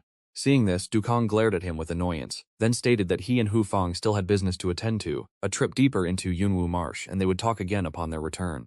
Ji Yuan also cupped his hands to the two of them, bidding them farewell as they departed. After they had gone some distance, Hufang finally asked Du Kang who had previously owned that formation. Du Kang said in a deep voice, that belonged to the Ghost Island Master of Huayan District. Though this person was only a mid-stage chi refining cultivator, a few years ago Han Feiyu once fought him, and he, relying on the power of this formation, was able to contend equally with 7th layer chi refining Han Feiyu. Later, someone from their sect stepped in to mediate, and only then did the two sides cease their conflict. Unexpectedly, this time Ji Yuan secretly killed the Ghost Island Master and even seized his formation. Hufang, already well aware of Han Feiyu's great renown, became even more curious about what kind of person Ji Yuan truly was. Du Kang let out a breath, saying that he, like her, was hearing this name for the first time. Hufang immediately guessed that Ji Yuan must be a rising star, and perhaps it wouldn't be long before they met him in their sect. Du Kang nodded, thinking it was a good thing, because if they still couldn't defeat their opponent later, they could then ask Ji Yuan for help. With his formation, the success rate would surely be much higher. Hufang also expressed her agreement upon hearing this. As for Ji Yuan, after they departed, he hastily steered his boat, diving underwater and disappearing. But he wasn't in a hurry to return to the waterfront ferry market, instead circling Yunwu Marsh for 2 full days. It wasn't until the 3rd day that he finally came ashore and returned from a different direction of the waterfront ferry market. However, as soon as he reached his courtyard gate about to push it open, his peripheral vision, as usual, darted to the side of the door, and that single glance made him involuntarily halt. Beside the door was a conch shell. Ji Yuan had never forgotten his agreement with Chu Tianhai. Before Chu Tianhai left Autumn Rain Island to take on his responsibilities, the two had agreed that upon his next return he would place a conch shell by Ji Yuan's door. At that time, the two of them would meet on Autumn Rain Island. Since last autumn, from that day on, every time Ji Yuan returned home, he would check if there was a conch shell by the door, only to be disappointed. Now, after waiting from last autumn to this spring, he finally saw the conch shell beside his door. This meant that Chu Tianhai had returned. Ji Yuan let out a long sigh of relief, for no matter what, it was good that he had returned. He then pushed open the door and entered, first checking the situation inside the house, ensuring there were no issues, then harvesting the spiritual eggs and spiritual soil that had accumulated over the past 2 days before leaving. He had turned off the spirit pig raising function, as the amount of blood essence generated was shockingly high. When he wasn't home, he dared not activate this facility's function, while the spirit chicken raising function was much better. The black wind boat sliced through the water. Ji Yuan only vaguely remembered the location of Autumn Rain Island, but he wasn't worried as he would find it once he reached the general area. Half a day later, after some meandering, he finally spotted the familiar small island. He steered the boat to shore, and as he jumped onto the sand, the black wind boat was also retracted into his spatial storage bag. Stepping onto the soft sand by the shore, Ji Yuan cautiously surveyed his surroundings, for he couldn't detect any sign of Chu Tianhai. Something was off, because if he were truly here, he would have appeared long ago. Ji Yuan immediately formed a hand seal with one hand, summoning his dragon scale shield. The tortoiseshell shield rotated around his body, granting him a temporary sense of security, and he slowly proceeded deeper into the island. The surrounding reeds had sprouted anew, dense enough to hide a person without issue. After entering, he softly called out Old Hai because directly calling Chu Tianhai's full name was too conspicuous, potentially inviting trouble if overheard, but he called out several times with no reply. Autumn Rain Island was not large to begin with, so Ji Yuan immediately knew that Chu Tianhai was not on the island. A suspicion couldn't help but arise in his heart. Could something unexpected have happened? Thinking this, Ji Yuan quickened his pace, running from one end of the island to the other. Sure enough, on the sandy shore, several deep furrows remained, filled with water that had flowed in from the lake. Not only that, the nearby reeds even bore traces of scorching. Clearly, a battle of spiritual arts had once taken place here. Ji Yuan carefully examined the surrounding situation, realizing these battle traces were still quite fresh, indicating the incident hadn't happened long ago. He immediately considered the possibility that Qiu Tianhai had come here to wait for him but was discovered and attacked by others. So where was he now? Finding no one on the island, Ji Yuan then propelled his black wind boat around Autumn Rain Island a few more times, but still found nothing. Afterward, he piloted the boat underwater to continue his search. He searched repeatedly but still found nothing. If that were the case, there was only one possibility. During the clash, one side had fled and the other pursued. But where they ultimately went, no one knew. Trying to find someone in the vast Yunwu marsh was like searching for a needle in a haystack. Unable to find the person, Ji Yuan didn't leave but chose to stay on a small nearby island, waiting through the night, yet ultimately discovered nothing unusual. Qiu Tianhai didn't return, nor did anyone else come to Autumn Rain Island, so Ji Yuan helplessly returned to the waterfront ferry market first. Qiu Tianhai, having been a prominent figure at the waterfront ferry market, was even called the second Han Feiyu by some. Therefore, if he were to return and be spotted, people at the waterfront ferry market would surely start gossiping. This time upon his return, Ji Yuan didn't go home but went straight into the market. Both sides of the road were mostly stalls with thatched roofs, selling talismans. Medicinal pills and various miscellaneous items were on display, and no small number of fisherfolk passed by. Ji Yuan deliberately slowed down to listen to their words, but regrettably, after walking through 2 streets, he still heard no news regarding Qiu Tianhai. Helplessly, he detoured to a secluded courtyard and knocked on the door. After a moment, footsteps sounded from within the courtyard, then the door swung open, and a middle-aged man with graying hair and shifty eyes poked his head out. Old Man Li, as usual, was about to ask who he was looking for and turn him away, but upon seeing Ji Yuan's face clearly, he immediately invited him inside and even offered tea. The last time Ji Yuan visited, Old Man Li had seen that his cultivation was only at the 4th layer of the qi refining realm. But upon meeting again, Ji Yuan was now at the 6th layer, just like him. Such rapid cultivation progress in less than half a year couldn't help but make Old Man Li take him more seriously. Upon entering, Ji Yuan didn't drink the tea but immediately stated that Qiu Tianhai had returned. Old Man Li froze for a moment, then urgently asked where the person was, what the situation was, and if he was all right. Despite still being Qiu Tianhai's uncle, merely hearing the news of his return immediately made Old Man Li lose his usual composure. Ji Yuan shook his head, saying he hadn't met Qiu Tianhai, then pondered for a moment before recounting how he and Qiu Tianhai had made an appointment a year ago to meet in a specific place after returning, but this time, upon arriving, he found no one, only traces of a battle. Hearing this, Old Man Li immediately understood, stood up, and prepared to go out to inquire. Jia Yuan also wanted to accompany him, but Old Man Li calmly analyzed that he himself was Qiu Tianhai's uncle. The Qin family also knew this, so no one would suspect him if he inquired, but if Ji Yuan went scouting, he could very likely attract unwanted attention, so it was better to wait here. Having said that, Old Man Li quickly stepped out, his movements agile, completely devoid of his usual limping gait. Seeing this, Ji Yuan understood that this was a deep old man, so he didn't go out but took out an introductory volume of alchemical principles and began to carefully read it. He thought that when establishing oneself, knowing many people was always good, especially when his facilities could still be upgraded. It wasn't until noon that Old Man Li returned with a somewhat grim expression, saying he hadn't heard anyone mention anything. It was highly likely that Qiu Tianhai had either killed that person or was still on the run. He told Ji Yuan to go back and wait, because if Qiu Tianhai did return, he wouldn't seek out Old Man Li, but he would definitely seek Ji Yuan. At this point, Ji Yuan had no other choice but to agree. Before leaving, he instructed Old Man Li to inform him if there was any news, then left his address before departing. Perhaps due to his excessive worry for Qiu Tianhai, after returning home, Ji Yuan found it difficult to cultivate peacefully. Helplessly, he entered the Enlightenment Chamber to try and comprehend the 2nd layer of the Azure Wave Sword Art, as the Enlightenment Chamber, after all, had the effect of calming the mind and condensing qi. 3 days passed like this, and Ji Yuan finally received a message from Old Man Li saying that someone had seen Qiu Tianhai in Yunwu Marsh, but there was no specific information on his exact location or clearer details. Helpless, Ji Yuan could only go out into the streets himself to inquire, but the results were no different from what Old Man Li had said. Just as he was about to return, he unexpectedly met Lu Wan. Compared to her previously lively demeanor, she now seemed incredibly cold, only glancing indifferently at anyone she met. Ji Yuan recalled her words from last time, so he didn't go up to greet her. The two simply nodded from a distance, considering it a greeting. That night Lin Hu, the fishmonger from the fish market, returned and knocked on the door of Ji Yuan's courtyard. After entering, he carefully took a sealed letter from his person, and even lowered his voice, saying that Lu Wan had asked him to deliver it.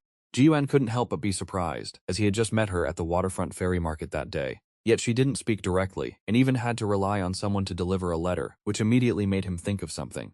He maintained a calm expression, accepted the letter from Lin Hu, and instructed him absolutely not to tell anyone about this matter. Lin Hu immediately nodded vigorously, saying he wouldn't even tell Wu Qin. After seeing Lin Hu off, Ji Yuan returned inside and opened the letter. The handwriting in the letter was delicate and carried a faint scent of pear blossoms. The letter stated that Chu Tianhai was currently hiding near Azure Wave Pond, that the Qin family knew his location, and had dispatched Qi, a cultivator at the 6th layer of the Qi refining realm, along with 2 other 6th layer Qi refining realm guards. Furthermore, there seemed to be other grievances between him and the Qin family, not merely the matter of Lu Laizi, so if Ji Yuan went there, he absolutely had to be careful. After reading, Ji Yuan wasn't surprised that Lu Wan knew about Chu Tianhai's whereabouts. Because she was now a member of the Qin family, and with her talent in talisman crafting, the Qin family would certainly not treat her badly. What truly surprised him was why she would proactively tell him this. Ji Yuan still remembered very clearly that when Chu Tianhai had just fled from Yunwu Marsh, when he met Lu Wan at the waterfront ferry market, she had warned him to stay away from Chu Tianhai. Yet now she was actively informing him of Chu Tianhai's location, making the entire sequence of events somewhat inconsistent. After some thought, Ji Yuan believed this might be a test from Lu Wan for him. She wanted to see if he was truly a lone wanderer of the Great Tao or a person with flesh and blood capable of empathy. This was an optimistic guess. If he thought pessimistically, it would mean she had truly pledged allegiance to the Qin family, and he was the sacrifice she had chosen. In that case, she might have colluded with the Qin family to set an ambush, intending to capture both him and Chu Tianhai. Of course, this possibility was very small, not to mention that Lu Wan's nature was not that of such a person. Moreover, on the surface, he and the Qin family had no grievances or enmity. As for Lu Lizi's death, even if the Qin family knew now, they would surely be able to distinguish between important and trivial matters, knowing how to weigh the pros and cons. Ji Yuan also considered the possibility that she deliberately created conflict between him and the Qin family, so he could weaken the Qin family's forces, or it could simply be that things weren't as complicated as that, and she only knew that he and Chu Tianhai had a good relationship, so she informed him. Although there were many possibilities, the good thing was that he finally knew Chu Tianhai's location. As for whether he should go to Azure Wave Pond to find Chu Tianhai, he already had his answer. He definitely had to go. If it were decades or centuries after his transmigration, his mindset might have changed, becoming like many other cultivators, willing to abandon friends. But currently, he had only transmigrated for a short half-year, and he couldn't yet bring himself to do such a thing. Ji Yuan's mindset at this moment was still one of reciprocity. Receiving a wooden peach, he would return a jade chungjiao. Furthermore, the Qin family had only dispatched 3 individuals at the 6th layer of the Qi refining realm. Under the Ghost Shadow Array, he felt confident that even if he couldn't kill them, protecting his own life wouldn't be an issue. Besides, he had already planned to visit Azure Wave Pond for a long time, as he had never forgotten that the area was famous for cold iron sand. Who knew the opportunity to upgrade his spirit fish pond might also lie there? After making his decision, Ji Yuan casually burned the letter, then immersed his mind in his storage pouch, beginning to analyze his current situation. He still had a considerable amount of spirit stones left. Even though he used spirit stones for cultivation every day, he still had 79 left. Regarding talismans for a 6th-layer Qi refining realm cultivator like him, mid-grade talismans no longer held much value, only usable as ordinary attacks. He currently possessed 2 high-grade talismans, a water evasion talisman for escaping and a golden seal talisman for attacking. The reason he bought the golden seal talisman was because he had been struck by one before and had experienced its power firsthand.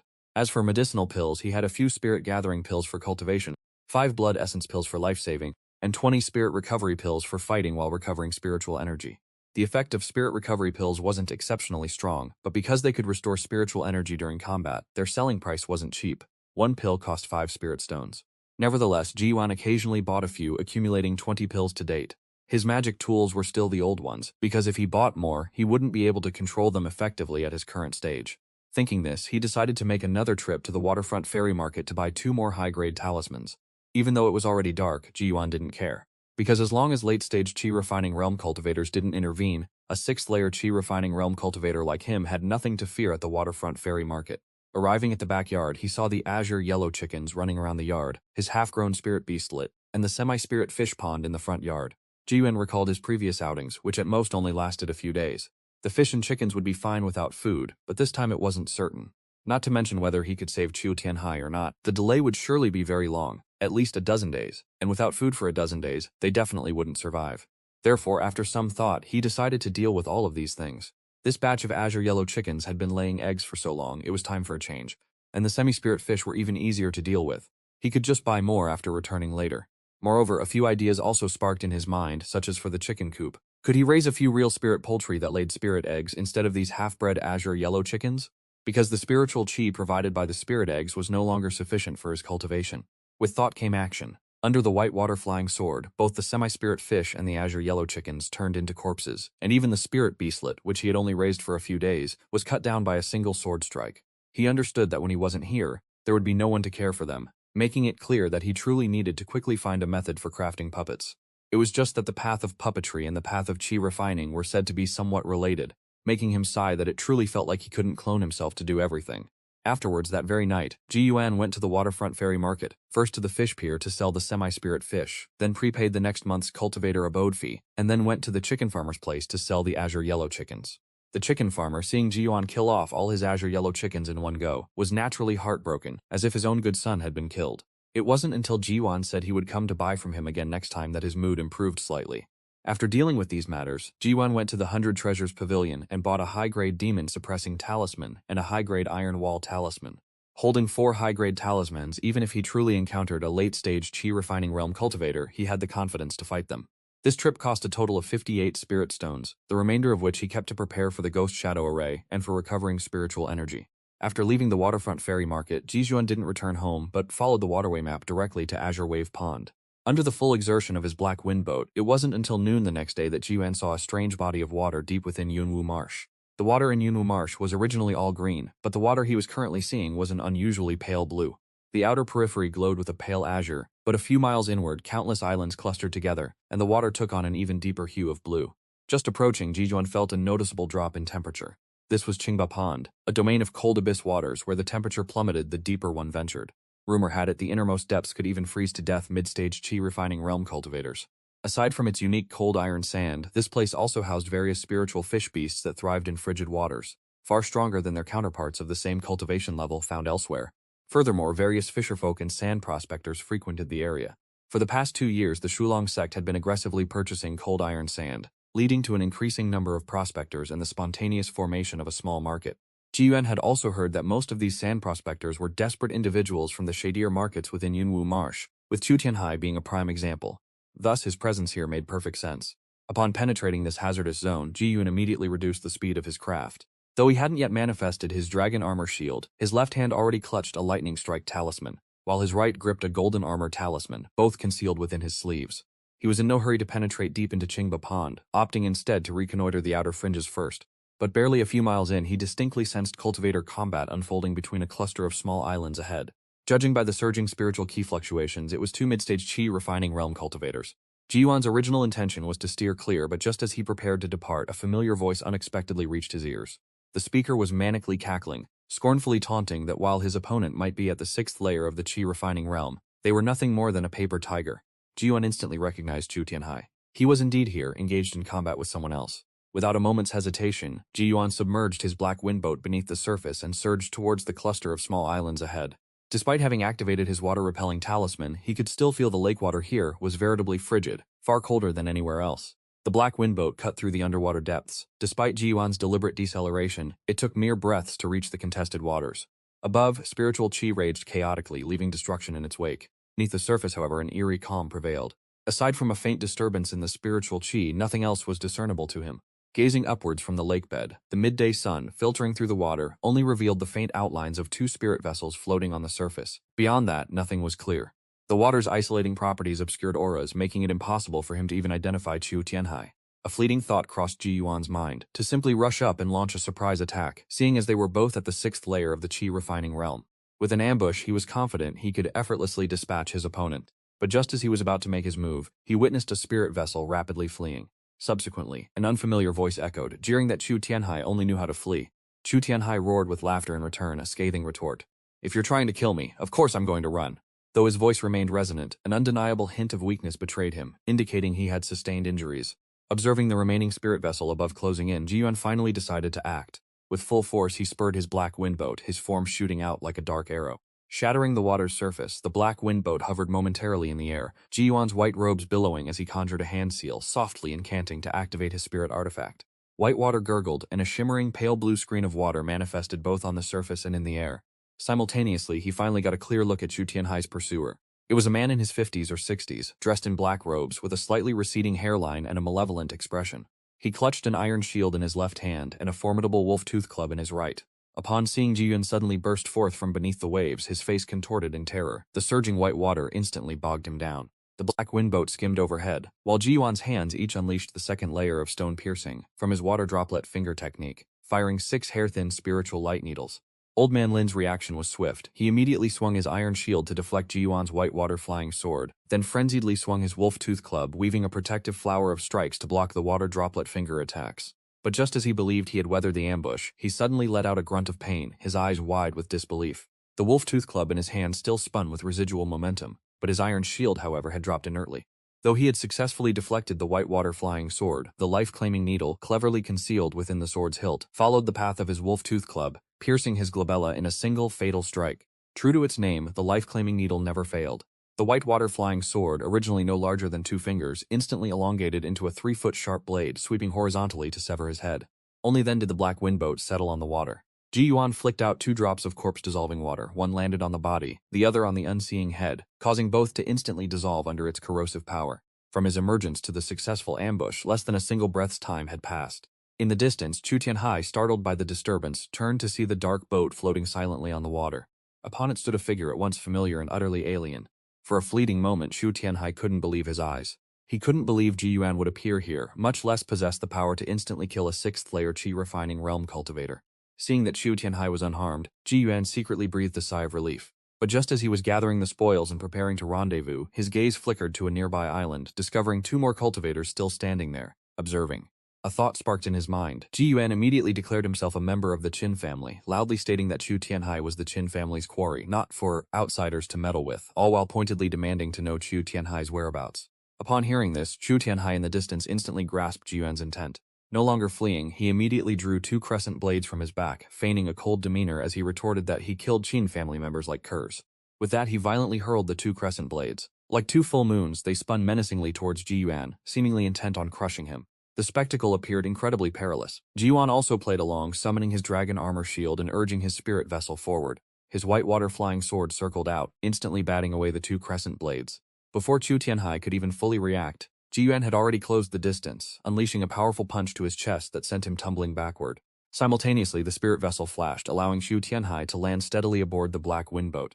Seeing this, Chu Tianhai seemed to contemplate resistance, but the white water flying sword was already hovering precariously before his glabella. Any slight movement would spell instant death. Ji Yuan seized the opportunity to collect Chu Tianhai's spoils, then tossed 2 spirit stones towards the 2 cultivators spectating on the island. He even clasped his hands from afar, impersonating Qin Wei from the Qin family, to thank them for their vigilance. Upon receiving the spirit stones, the 2 cultivators, naturally mollified, returned the gesture with beaming smiles, congratulating him on capturing the pretend bandit.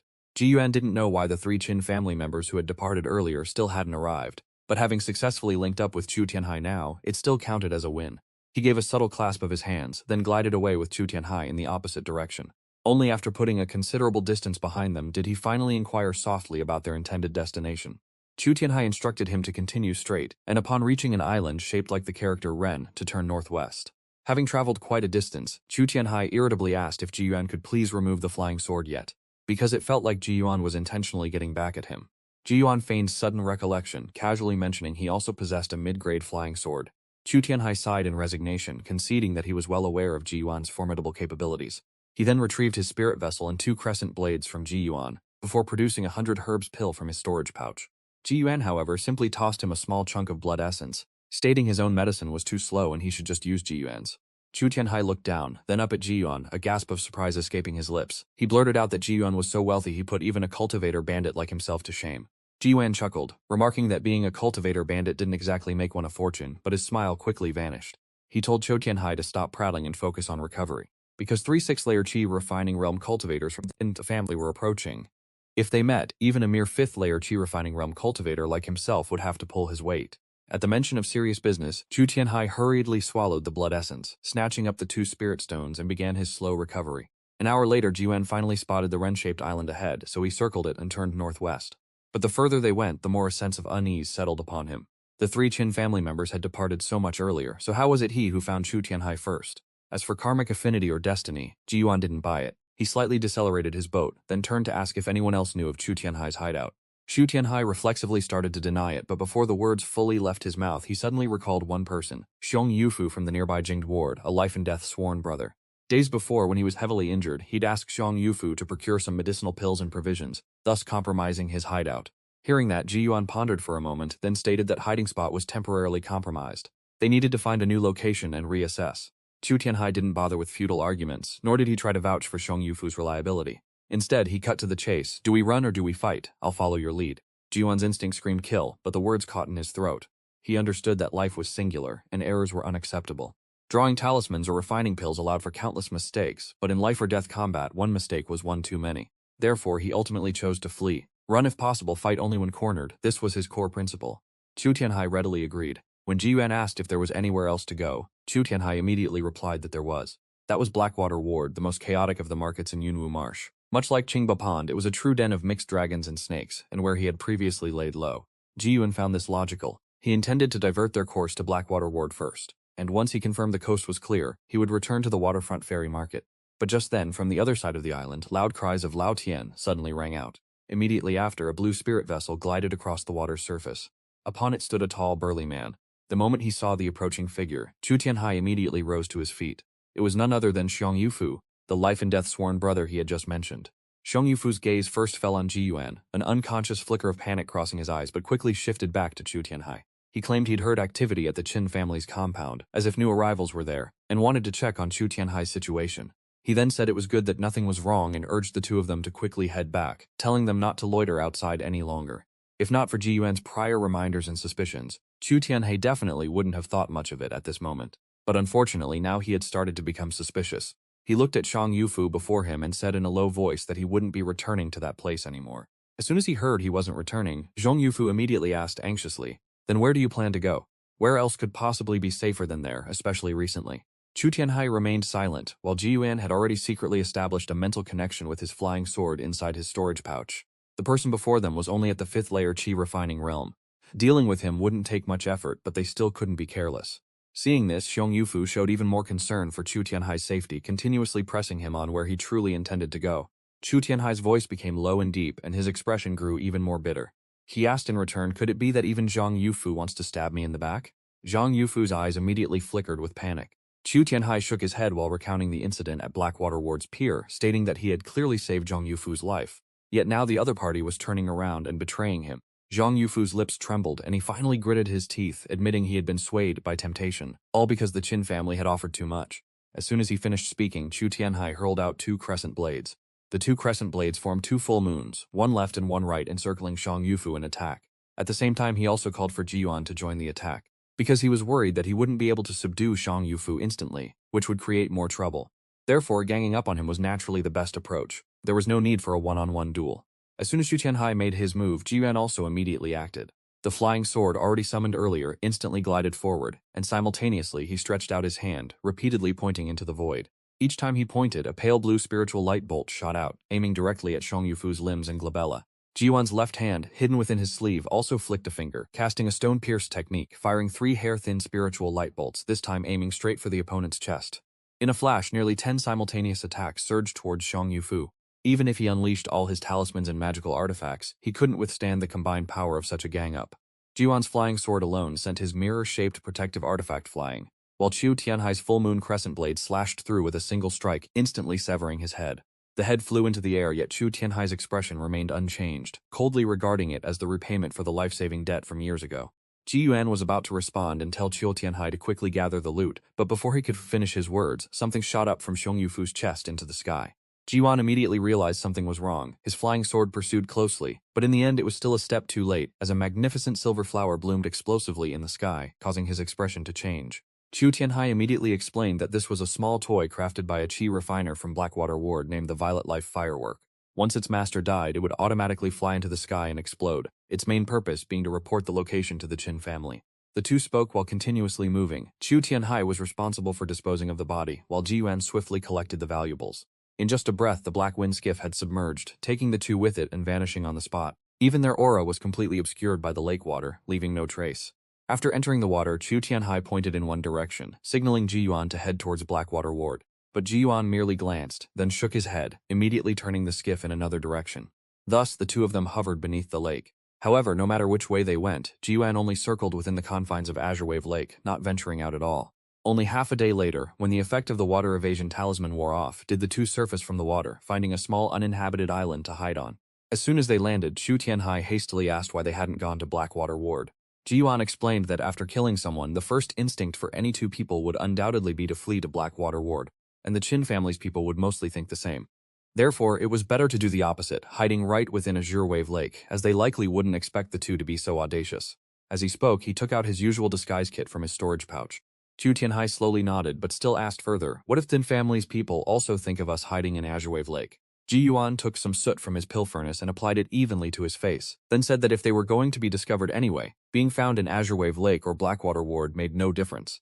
At that point, their only option would be to fight for their lives. Chiu Tianhai nodded upon hearing this, stating that when it came to fighting for one's life, he was the best. After that, the two began to apply their disguises right there. This type of disguise was still very effective against chi-refining cultivators who hadn't developed divine sense, but it would be completely useless if they encountered Foundation Establishment cultivators with divine sense. Meanwhile, Jiyuan also asked why Chu Tianhai had thought of coming to Azure Wave Lake. Chu Tianhai replied that the reason was very simple: to come here for mining. Cold iron sand here was extremely expensive. Mining it here earned more money than even fishing, but the place was too dangerous for ordinary people to dare approach. Chu Tianhai stuck thick black beard strands onto his chin and temples, which was nearly what Jiyuan had imagined. He nodded, then asked why Jiyuan had returned to the waterfront ferry market to find him, and even let others discover it. Chu Tianhai's hand movements paused slightly, but he quickly concealed it. He said it was nothing, just that he hadn't returned for a long time and wanted to visit Jiyuan. Jiyuan saw through it but didn't press, instead changing the topic and repeating Stout Li's words that the person had agreed. Chu Tianhai merely sneered, thinking that it was too late to say those words now, and seemed utterly unsurprised by the answer. When Jiyuan asked if Crippled Li was his uncle, Chu Tianhai confirmed he was his eldest maternal uncle. After speaking, he sighed deeply and stood up. In just a moment, he transformed from a young man into a burly, rugged fellow with his robe open, a fleshy face, and even his clothes changed to a different set. Then, he recounted that his parents and his second uncle's entire family had all been murdered by the Qin family. He had once wanted to find his uncle to seek revenge against the Qin family together, but that person was timid and lacked courage, continually refusing, so in the end he could only act alone.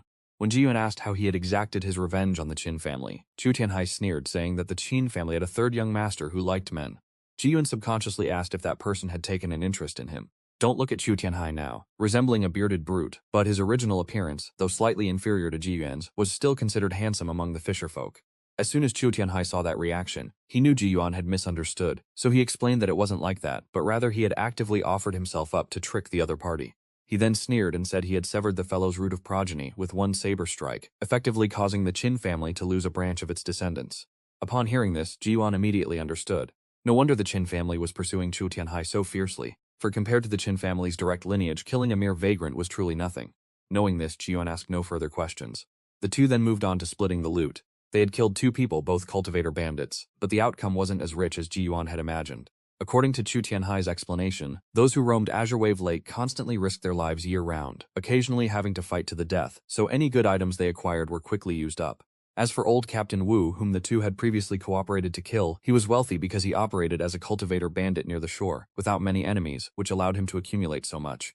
The Ghost Island Master, however, was even more different, because he possessed a yin ghost formation, which even late-stage chi-refining cultivators wouldn't dare provoke. Therefore, in the end, after splitting the spoils, Jiyuan only received a mere 19 spirit stones. As for magical artifacts, he took Xiong Yufu's bright mirror. This item was like a heart-guarding mirror, yet it possessed both defensive and offensive capabilities in a very peculiar way. It could be used as a protective magical artifact, or one could pour spiritual energy into it to unleash an extremely powerful spiritual light bolt from its surface, though the consumption was also quite significant. Additionally, Jiyuan's objective for this trip was the cold iron sand, a specialty of Azure Wave Lake. Both of their storage pouches contained this item, but not in large quantities. Combined, they only had half a caddy. Jiyuan was in urgent need, so he simply told Chu Tianhai and took it all. Not only that, Chu Tianhai also had an additional 3 taels of cold iron sand, which he took out and gave entirely to Jiyuan. He didn't ask what Jiyuan needed it for, simply giving it upon seeing Jiyuan's need, but Jiyuan also wouldn't let him suffer a loss. A mid-grade fishing boat left by Old Lin the fisherman, plus an offensive magical artifact, the Cold Iron Thorn, were both given to Chu Tianhai. Knowing Chu Tianhai was currently lacking magical artifacts, the amount of cold iron sand Jiyuan now possessed reached 1 caddy and 8 taels. After finishing their meal and drink, Jiyuan and Chu Tianhai immediately entered the true core area of Azure Wave Lake. Inside, the islands were far more densely packed than outside, varying in size, scattered like stars across the sky. On the largest island, quite a few buildings had been constructed, and one could even see people moving about on it with the naked eye. Jiyuan squinted, discovering that there were even cultivators setting up stalls there. Since Chu Tianhai was quite familiar with this place, he immediately explained that that island was the largest in Azure Wave Lake, named Azure Wave Island. A small market was built on it, where pills, talismans, and various items were sold, though the prices were 20% more expensive than at the shoreside market. Furthermore, the Shulong sect also established a shop here specializing in purchasing cold iron sand. and their prices were the same as those in the outside market. Hearing this, Ji Yuan finally understood why so few cultivators sold cold iron at the waterfront ferry market. It turned out they were all intercepted here first. Then he asked where the two of them would stay. Chu Tianhai said that they just needed to find a small uninhabited island. After disguising themselves, the two steered their magical skiff in. Ji Yuan still used the Black Wind skiff, while Chu Tianhai switched to Old Lin, the fisherman's mid-grade fishing boat. Both traveled and paused, their gazes constantly sweeping over the islands on either side. Half a day later, they finally found a small island located in the southeastern corner of Azure Wave Lake. This island wasn't large. By Ji Yuan's estimation, it was only about 100 square meters. Aside from the fine sandy beach along the shore, the entire island was covered in grayish-brown rocks. Even the two small houses on the island were built from stone. The stone blocks were piled haphazardly, unable to block the wind because the stones were uneven with many gaps, so at best they could only barely provide shelter from the rain. Fortunately, everyone here was a rogue cultivator, so they paid little mind to such minor details. The two stone rooms were just enough for each of them to occupy one. As soon as Chu Tianhai entered, he used a fire spell to burn away the cobwebs and dust from the walls, then followed up with a water spell to clean the place. As for Ji Yuan, he secretly activated his cave abode's level 1 cleaning effect. In a single breath, the entire room was pristine, even minor cracks between the stone blocks automatically sealed, leaving only a few larger gaps unfixable. After using this cleaning effect, he quietly deactivated the construction effect. With a place to stay, the two of them temporarily settled down. Ji Yuan hadn't even had a chance to sit when Chu Tianhai, having finished cleaning, announced he was going out to scout the situation. Since both of them were disguised, Ji Yuan wasn't overly worried and let him go. But less than half an hour later, Chu Tianhai rushed back, saying there was trouble. Ji Yuan emerged from his enlightenment state of the second layer of Kanglong's sword art, quietly tucking away the white paper beneath him that read Enlightenment Chamber, then asked about the situation. Chu Tianhai lowered his voice, reporting that the 3 members of the Qin family had already arrived at Qingbo Pool. Ji Yuan was slightly surprised. He had thought he was acting contrary to common sense, not expecting their opponents would guess they hadn't left. 3 Qi refining realm cultivators at the 6th layer indeed created no small pressure on Chu Tianhai, to the point where he thought fleeing was the best option. Because alone, he certainly couldn't contend with them and also worried about implicating Ji Yuan. But Ji Yuan merely chuckled, saying it was a rare treat to have such a good show at Qingbo Pool, so of course they had to go watch. Hearing this, Chu Tianhai immediately understood. The person the Qin family wanted to capture was Chu Tianhai, not old Chu III after he had used his disguise. He inwardly admitted Ji Yuan was no fool. On the contrary, he was quite cunning. Seeing Ji Yuan unafraid, Chu Tianhai himself was no longer scared. Afterwards, the two of them approached the island from which activity was emanating. Sure enough, upon arrival, Ji Yuan saw the 2 cultivators who had previously accepted his spirit stones. They were currently standing on either side, fawning over a man in dark robes, speaking in hushed tones. Ji Yuan secretly thought, these 2 truly took spirit stones without doing any work. Looks like I'll have to find a chance to get them back later. The man in dark robes must be Qin Wei, the leader from the Qin family. Behind Qin Wei stood 2 tall middle-aged men, both at the 6th layer of the Qi refining realm, their gloomy gazes unapologetically sweeping over the onlookers. When they saw Ji Yuan and Chu Tianhai arrive, they cast a particular glance, but it was just a single look before they moved on. Without the divine sense of a Foundation Establishment realm cultivator, it was very difficult to see through this disguise with just ordinary sight. After listening to the 2 cultivators' report, Qin Wei first cursed under his breath, then loudly declared that anyone with information about the 2 bandits only needed to report it to the Qin's family to receive a reward of 20 spirit stones. If they brought Chu Tianhai's head, the reward was 60 spirit stones. Capturing him alive would net them 100 spirit stones. After Qin Wei finished his announcement, the surrounding cultivators immediately cheered in response. Just for reporting information, 20 spirit stones was a reward that truly couldn't be called anything but generous. Ji Yuan couldn't help but inwardly exclaim that the Qin family truly had money to burn. Hearing this, Chu Tianhai couldn't help but think of Zhong Yufu, who had stabbed him in the back precisely because the reward was too great. Afterwards, the 3 Qin family members urged their spirit boat forward, following the 2 cultivators' guidance towards the waters where Ji Yuan had previously instantly killed Old Man Lin. The other cultivators, eager to watch the show, also followed one after another. Ji Yuan, the very perpetrator, now returned to the scene with Chu Tianhai to continue observing the situation. Nearly half an hour later, the 2 returned to the same waters from the day before. Guided by the 2 cultivators, the 3 Qin family members looked east and west for a while, then continued pursuing in the direction Ji Yuan had left earlier. Ji Yuan and Chu Tianhai, along with the other cultivators, also stuck close behind. The entire crowd searched everywhere. Their reasoning was simple. As long as they found Chu Tianhai, they'd just unleash countless cultivation spells first. Who knew, they might just take his life. And that would be far more profitable than mining here.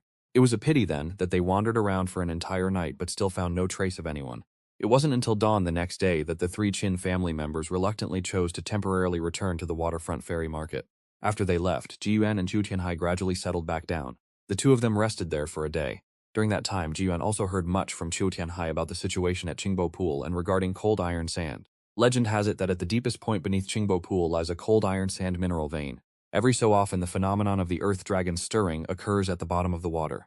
Each time the earth dragon stirring appears, numerous frost caves open at the bottom of the water, leading directly to the mineral vein. From within these frost caves extremely powerful cold chi spews out, strong enough to kill even mid-stage chi refining realm cultivators upon contact. Therefore, upon encountering the earth dragon stirring, cultivators at the bottom of the water must escape at their fastest speed. Each time the earth dragon stirring occurs, it brings out a small amount of cold iron from within the mineral vein. Thus, most of the miners at Qingbo Pool excavate this type of cold iron that has been brought to the surface. The reason for saying most is because after the earth dragon's stirring concludes, a small portion of the frost caves will collapse and become obstructed. Once obstructed, those frost caves become dead caves. Inside, not only is there no more cold chi spewing from the mineral vein, but a large amount of cold iron sand accumulates. Therefore, encountering such a dead cave basically means striking it rich, especially given the current surging price of cold iron sand.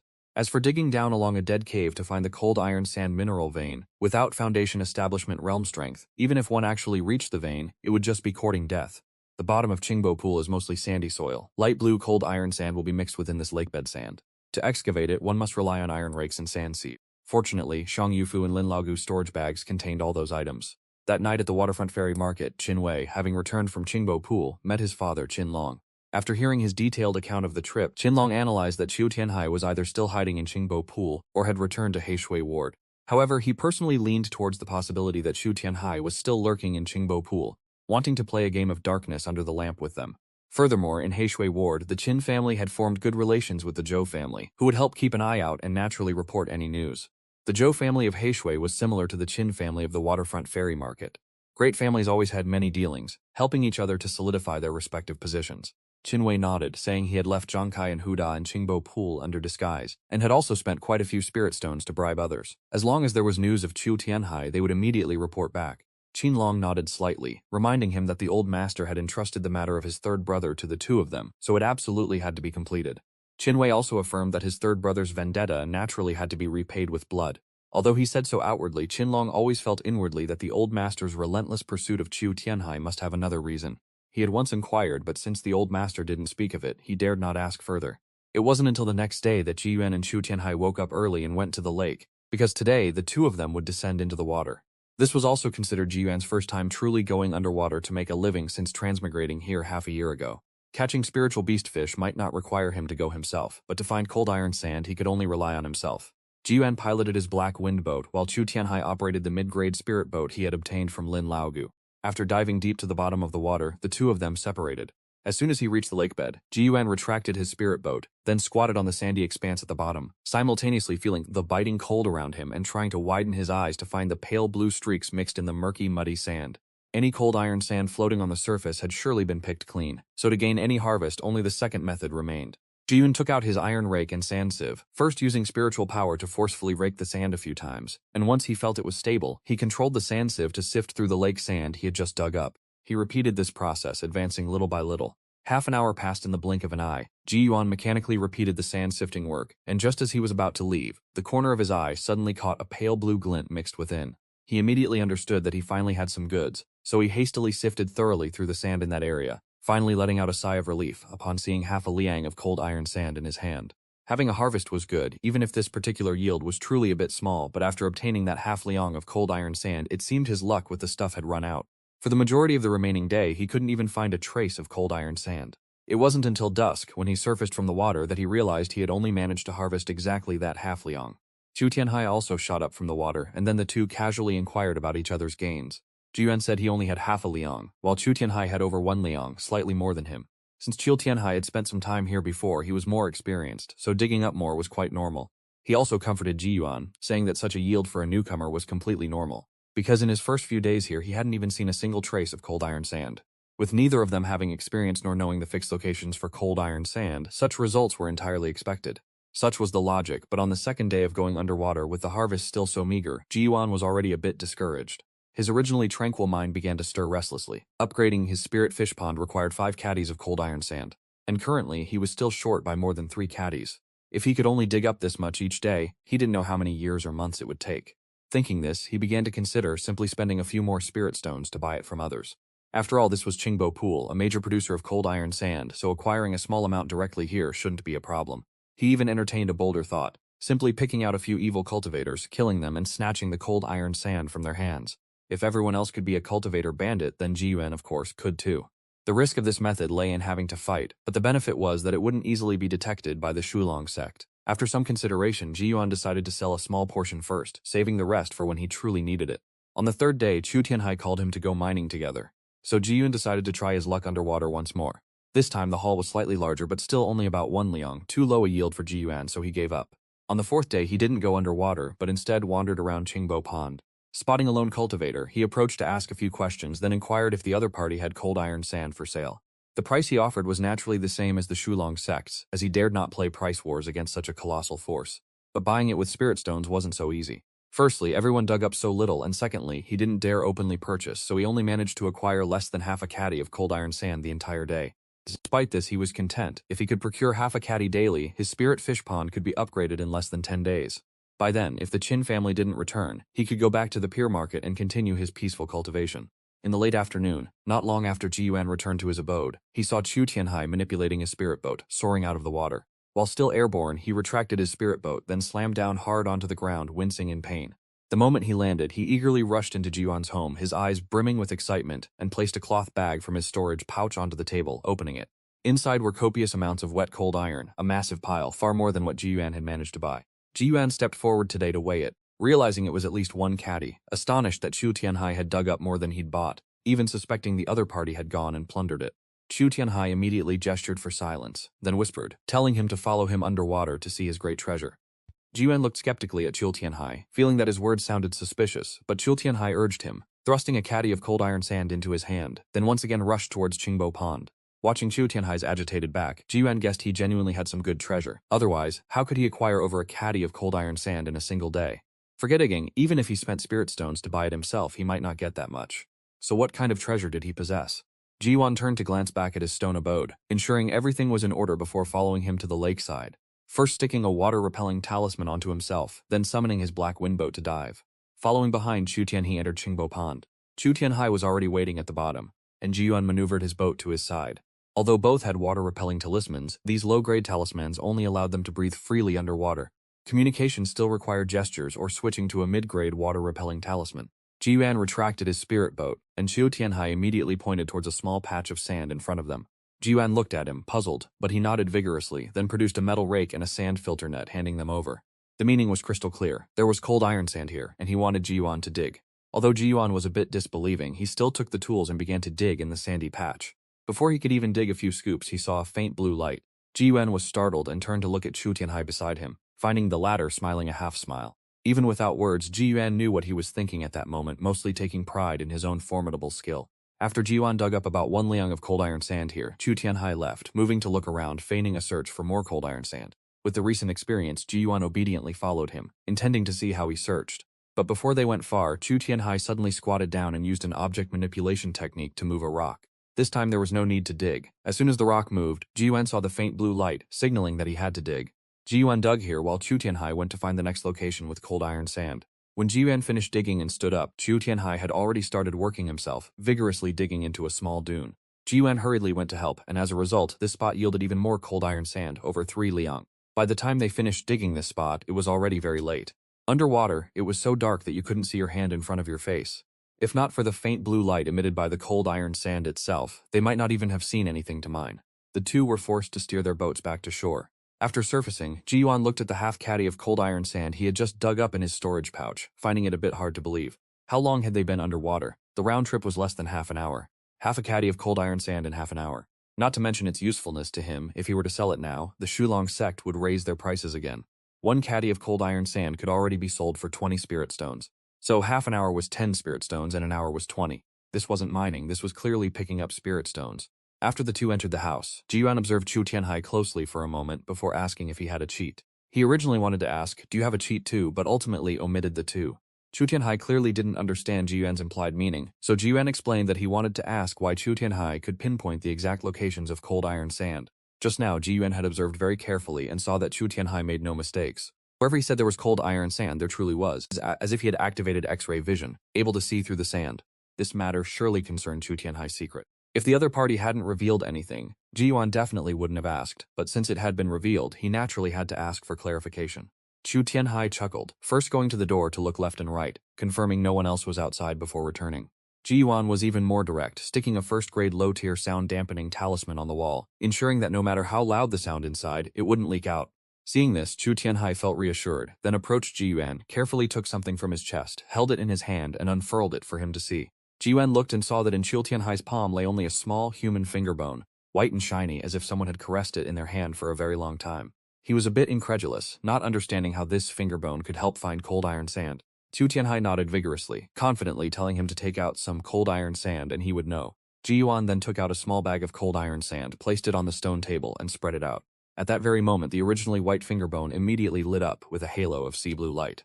When Chu Tianhai brought it closer to the cold iron sand, the light grew stronger, and when moved further away, the light weakened accordingly. Chu Tianhai looked up at Ji Yuan with a grin, and seeing his still incredulous expression, he tossed the finger bone over for him to try himself.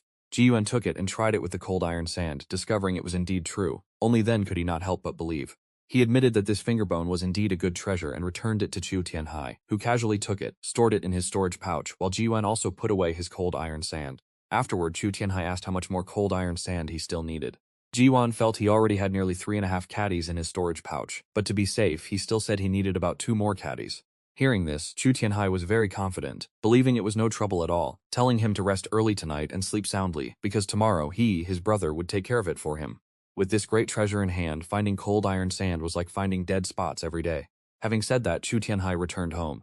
Ji Yuan also recovered from his brief joy and surprise, understanding that he wasn't the only one with fortuitous encounters. Just like Tong Qian had joined the Shulong sect, Chu Tianhai now also had his own unique opportunity. And in just a small Yunwu marsh alone, those with fortuitous encounters were as numerous as carp crossing a river, let alone the entire Kangluo continent. He just didn't know where Chu Tianhai got this finger bone, whether he only obtained this one joint, or if he acquired an entire set of bones. From the situation just now, it seemed likely that these bones were the remains of some great powerful being. If so, did Chu Tianhai receive a legacy from this great being? Or rather, if he had obtained this finger bone long ago, why didn't he take it out before? So, did he just find this finger bone, or had he found it a long time ago? Did he only discover its use these past 2 days? Although Ji Yuan had many questions in his heart, if Chu Tianhai didn't say anything, he also didn't feel it was appropriate to ask. The fact that someone would share the secret of this finger bone with him already showed immense trust. Nevertheless, having a fortuitous encounter was always a good thing. With Chu Tianhai's finger bone, upgrading his spirit fish pond was no longer a worry. Ji Yuan cultivated diligently all night, and the next day, the two set out on their boats early. The cold iron sand near this island had been almost entirely dug out, so the two specifically moved to a more distant location. Just like yesterday, Chu Tianhai searched while Ji Yuan dug because only this way could they maximize efficiency. As a result, for the entire day, let alone 2 caddies, when they returned home and waited, they found they had dug a full 3 caddies, which would convert to 60 spirit stones.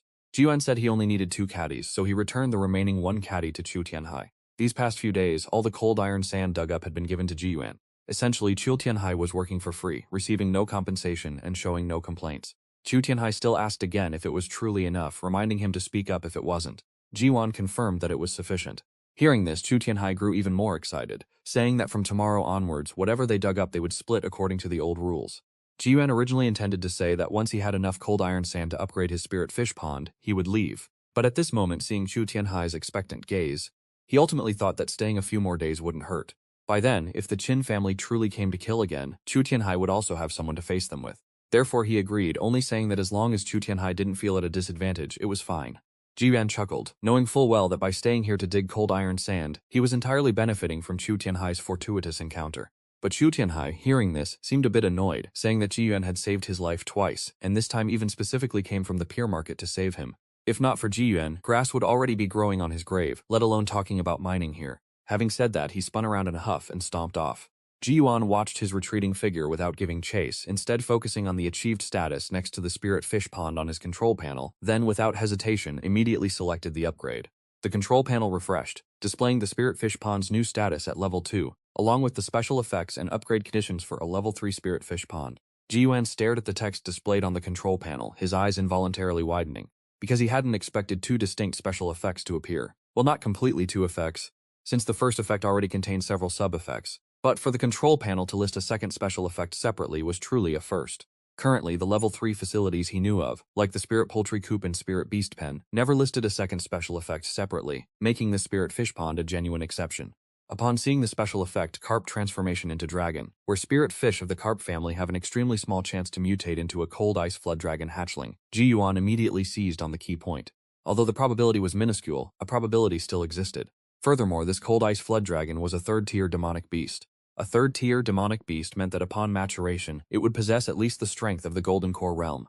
Moreover, what caught his attention even more was that after a spirit fish mutated into a cold ice flood dragon, it would still be a hatchling. As far as Ji Yuan knew, if a cultivator wished to form a soul contract with a demonic beast, it could only be done while the beast was still a hatchling. Because its soul would still be weak then, once it matured, unless the cultivator's divine soul was several times stronger than the demonic beast's, forming a contract would be impossible. But if one's divine soul was already several times stronger than a demonic beast, it implied their cultivation strength already far surpassed that beast. At that point, forming a contract would hold little meaning. Thinking of this, Ji Yuan couldn't help but feel this spirit fish pond was another step towards becoming a beast tamer cultivator. It was only a part, because the level 3 spirit poultry coop's effects could already help him become a beast tamer cultivator. But with this spirit fish pond now, he'd become a beast tamer cultivator of both land and water. What's more, a third-tier cold ice flood dragon could definitely fly, which essentially meant transforming into a beast tamer cultivator of land, sea, and air.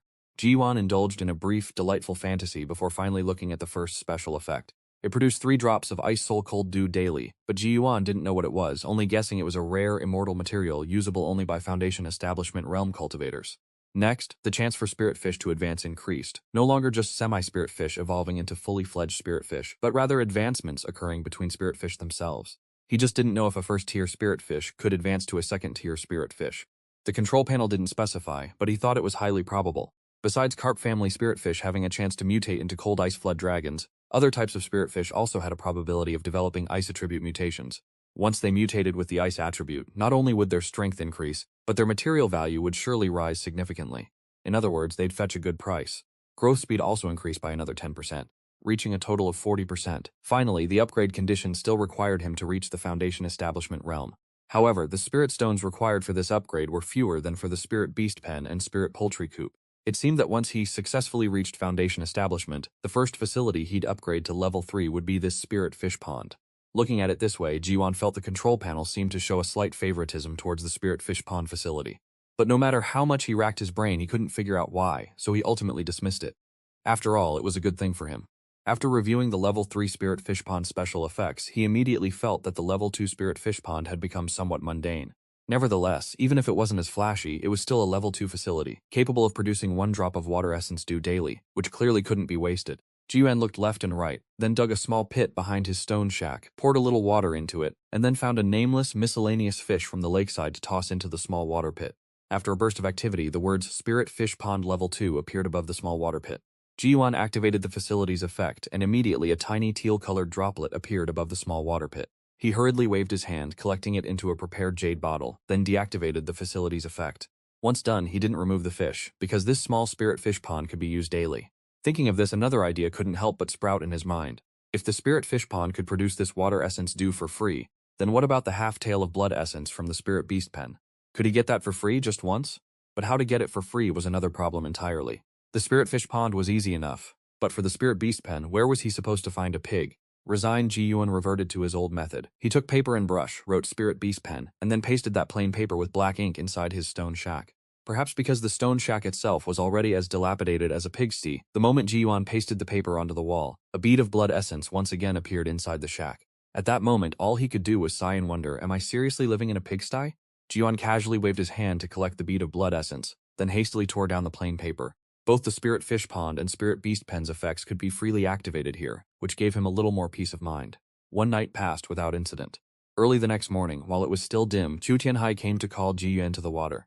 Chu Tianhai eagerly urged him, while Ji Yuan grumbled complaints under his breath that if he suffered from rheumatism in his old age, it would be Chu Tianhai's fault, but in the end, they still went into the water together.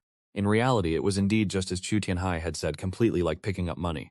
The area from yesterday had been nearly picked clean by the two of them, so today they specifically moved to a different water zone, and also left earlier. Thus, after a full day, Ji Yuan weighed the cold iron sands in his hand, estimating he had about 3.5 jin, truly no different from finding a mother lode. This amount was half a jin more than yesterday, and Chu Tianhai immediately wanted to take it to sell. Ji Yuan pondered for a moment. They had been here for several days but hadn't gone to sell yet, so he figured going once or twice wouldn't be an issue. Moreover, going separately would be safer, but going too often was definitely out of the question. After all, one person could only mine so much cold iron sand daily. Even experienced individuals could at most extract a few taels. Now, if they brought several jin to sell every single day, even a fool would know something was up. Chu Tianhai understood this as well. Afterward, the two left their dwelling one after another, heading to Qingbo Island, the largest island here. The moment he stepped ashore, Ji Yuan felt several gazes fall upon him. He subtly revealed a sliver of his aura, and those gazes promptly retreated. He observed his surroundings, noting that there was only a not-so-wide stone path here, flanked by a few stone shacks or roadside stalls, but without exception. Most cultivators here wore fierce expressions. That was easily understandable, for those who weren't fierce enough simply couldn't survive in this place. Ji Yuan watched Chu Tianhai enter a Shulong sect shop while he chose to wait at the shop next door. Most of the stallholders here were only at Qi refining layer 4 or 5, layer 6 was already rare. As for late-stage Qi refining, Ji Yuan only sensed a faint wisp of aura from one stone shack. Therefore, with his cultivation at Qi refining layer 6, no matter how fierce the cultivators he encountered on this path, they would only greet him with fawning smiles. Not long after, Chu Tianhai emerged. Immediately, two cultivators, one tall and one short, followed out of the shop, but Chu Tianhai seemed completely unfazed, steering his boat away the moment he exited. Ji Yuan waited for a moment, but in the end didn't see those two cultivators give chase. This, surprisingly, left him feeling a little regretful. Ever since acquiring that golden finger, Ji Yuan and Chu Tianhai's lives had become significantly simpler. During the day, they would go out by boat to collect spirit stones. At night, they'd return to cultivate using those spirit stones. Furthermore, Ji Yuan had opened a small doorway between their two dwellings, quietly sharing the effects of his cave abode with Chu Tianhai. Other things that carried a risk of exposure, he naturally couldn't share this way. But this level 1 cave abode only boosted the spiritual qi concentration by 20% at night, so Tianhai didn't even notice. He just felt that cultivating with spirit stones was truly extravagant, and his cultivation progress was significantly faster. That afternoon, after selling the cold iron sands and returning, Ji Yuan drove his boat to wait for Chu Tianhai midway. Seeing him approach, Ji Yuan immediately voiced his thoughts. For the next few days, they shouldn't sell on Qingbo Island anymore, as they'd been selling continuously for days, and he feared they had attracted unwanted attention. He suggested they accumulate more for a few days, then go together to the 100 Treasures Pavilion in the nearby Jingde Ward to sell. Chu Tianhai nodded in agreement, then took a piece of jelly candy from his storage pouch and popped it into his mouth, savoring the sweetness spreading on his tongue before slowly remarking that the area they'd found these past few days wasn't bad, producing about 4 jin daily, so they could mine for another 4 days before heading to Jingde Ward to sell. Ji Yuan secretly calculated, feeling that after 4 more days he should also return. This time upon returning, he had prepared for secluded cultivation, the kind where he wouldn't emerge until he reached late-stage qi refining. So he agreed. Chu Tianhai then reminded him that tomorrow they should push themselves a bit more, searching diligently, because he always felt there was a motherlode nearby. By late afternoon the next day, on Qingbo Island, inside a ragged tarp-covered boat by the shore, 2 middle-aged men, one tall and one short, were seated. Both originated from Huayin Ward, and their relationship was exceptionally good. One was named Sun Daji, the other Deng Lan. Previously, while still in Huayin Ward, the two had frequently engaged in highway robbery, until they carelessly ran into a tough opponent and were driven out to Heishui Ward. Later, when the price of cold iron sands rose, they rushed to Qingbo Lake to strike it rich. Sun Daji frowned, wondering why those two hadn't come today. Could it be that conditions were bad, so they didn't mine much?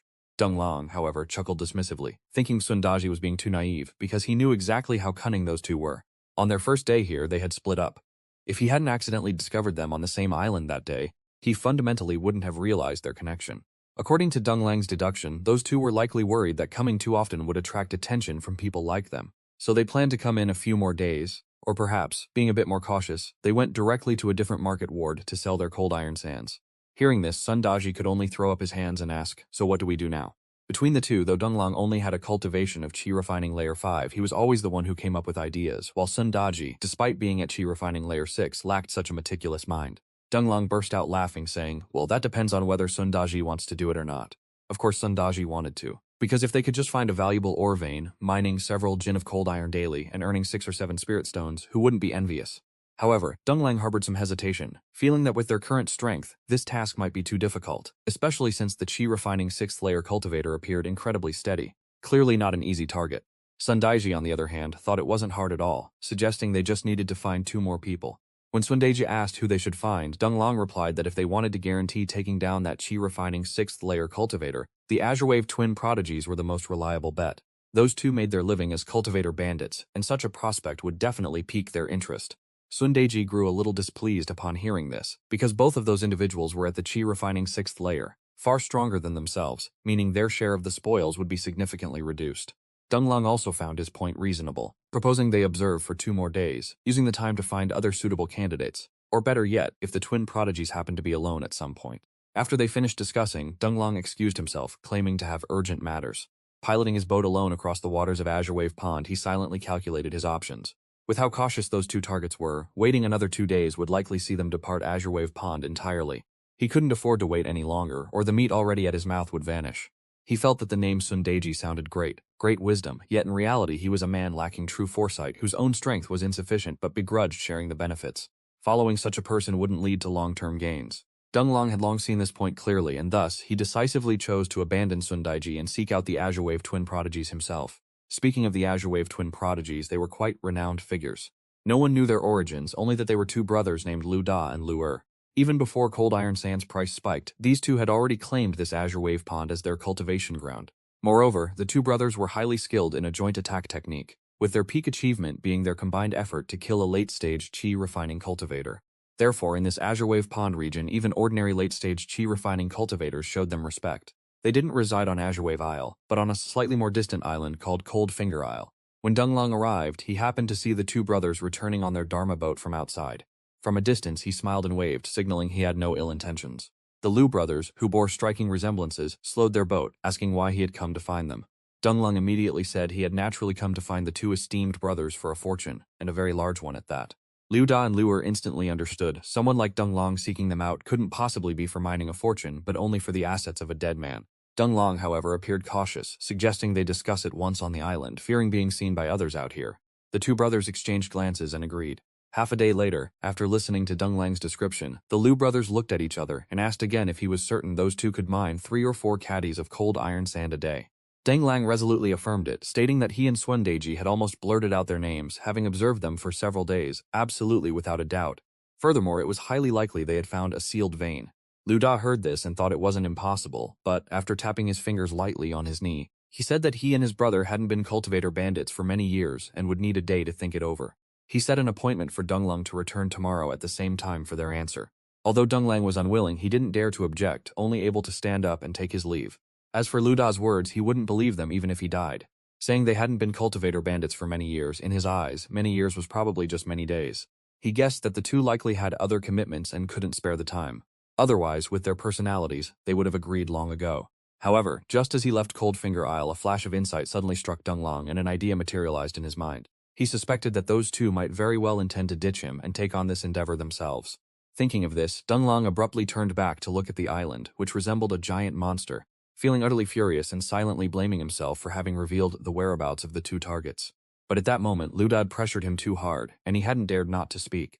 After Dunglong left, Lu Er immediately told Lu Da that this was definitely a sealed vein, because if it wasn't a sealed vein, such a large output would be impossible. Several caddies of cold iron sand a day, this sealed vein must not be small. Lu Da nodded with a seasoned air, then told his brother to pack up a bit, so they could directly go find those two newcomers. Lu Er was not surprised by this decision, because if they only followed Dunglong's plan and simply robbed them, how much could they earn?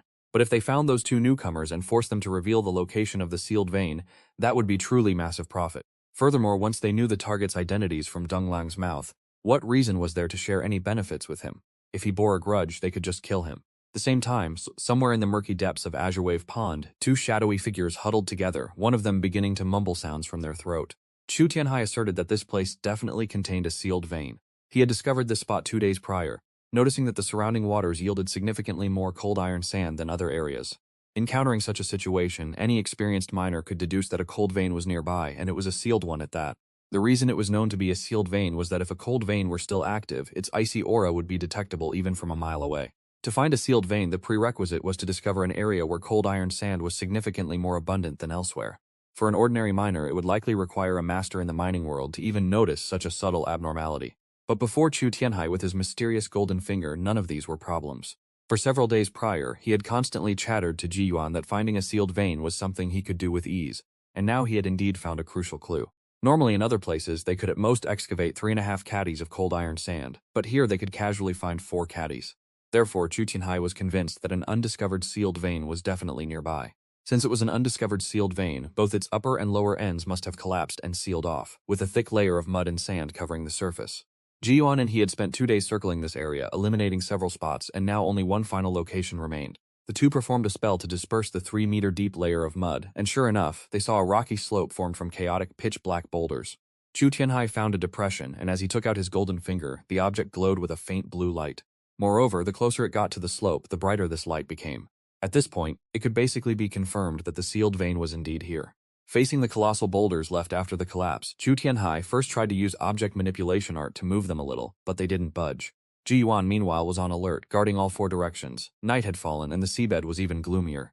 Yunwu Marsh at night was far more dangerous than during the day, as many fierce spiritual fish and demonic beasts came out to roam primarily at night, and Cultivator's vision at the bottom of the water was unclear, further increasing the danger. This problem, however, Ji Yuan had already overcome, having prepared a considerable number of basic, low-grade night vision talismans, readily available. Ji Yuan waited patiently while Chu Tianhai tested a whole barrage of spells, from basic water arrows to his signature thousand-blade water art, yet none could shatter the heavy collapse to reopen the cave entrance. And rightly so, because the boulders were already massive, and this place was close to a cold iron sand mine. Even these outer boulders were incomparably harder than ordinary rock. Seeing Chu Tianhai still staring blankly at the sealed vein, Ji Yuan thought for a moment, then stepped forward, patted his shoulder a few times with a gesture, signaling Chu Tianhai to stand guard while he gave it a try. Ji Yuan stepped forward, looking at these gigantic mountain rocks, understanding that hoping to move them was essentially futile. He could only find weak points to open a small hole to squeeze through. And this spot Chu Tianhai had already found. It was wedged between several large boulders, already scarred with countless blade marks from his magical tool. Ji Yuan's first thought was also to summon his white water flying sword. The flying sword, once in the water, transformed to its normal size and slashed forward. Although this strike wasn't as effortless as cutting tofu, it still sank 2 finger widths deep into the rock, clearly showing promise. After all, the white water flying sword was a mid-grade magical tool. It still had some effect on cutting through boulders. Chu Tianhai's eyes lit up upon seeing this, but Ji Yuan still felt it was a bit slow, as it was already night. If they didn't hurry, who knew how long it would take to open an entrance? Just as he was pondering, a flash of inspiration struck him, and he suddenly remembered something. With a flip of his hand, the heart-protecting mirror he obtained from Zhang Yufu appeared in his grasp. Although this magical tool was only a low-grade artifact, simply by infusing spiritual qi into it, it could emit a powerful spiritual light. Chu Tianhai instantly grew excited, mumbling repeatedly that this item was useful. Ji Yuan immediately understood, raised himself slightly, then aimed the heart-protecting mirror at the crack on the seabed, frantically infusing spiritual qi. Even for a qi-refining 6th-layer water attribute cultivator renowned for his abundant spiritual qi, it still took him a third of his spiritual qi to fully charge this heart-protecting mirror. Then with a thought, he suddenly unleashed it. In an instant, a thick white spiritual light shot out from the heart-protecting mirror, aiming directly for that crack. Accompanied by a loud explosion was a churning wave of water. Even though Ji Yuan had erected several layers of water shields, he was still pushed back several meters before fully stabilizing himself, then immediately and anxiously scanned the surrounding waters. Fortunately, the water's resistance was immense, so this wave didn't travel far before dissipating. As soon as he saw this, Chu Tianhai took the lead, rushing toward the sealed vein. Ji Yuan followed closely behind to investigate. Sure enough, a dark cave entrance had appeared on the seabed. Chu Tianhai instinctively wanted to jump in, but Ji Yuan hastily reached out, pulled him back, and slowly shook his head. Chu Tianhai understood, then summoned a piece of white bone turtle shell to shield himself and also called forth his crescent moon saber. Ji Yuan then applied a night vision talisman to Chu Tianhai. Only then did the latter jump in, disappearing into the cave entrance.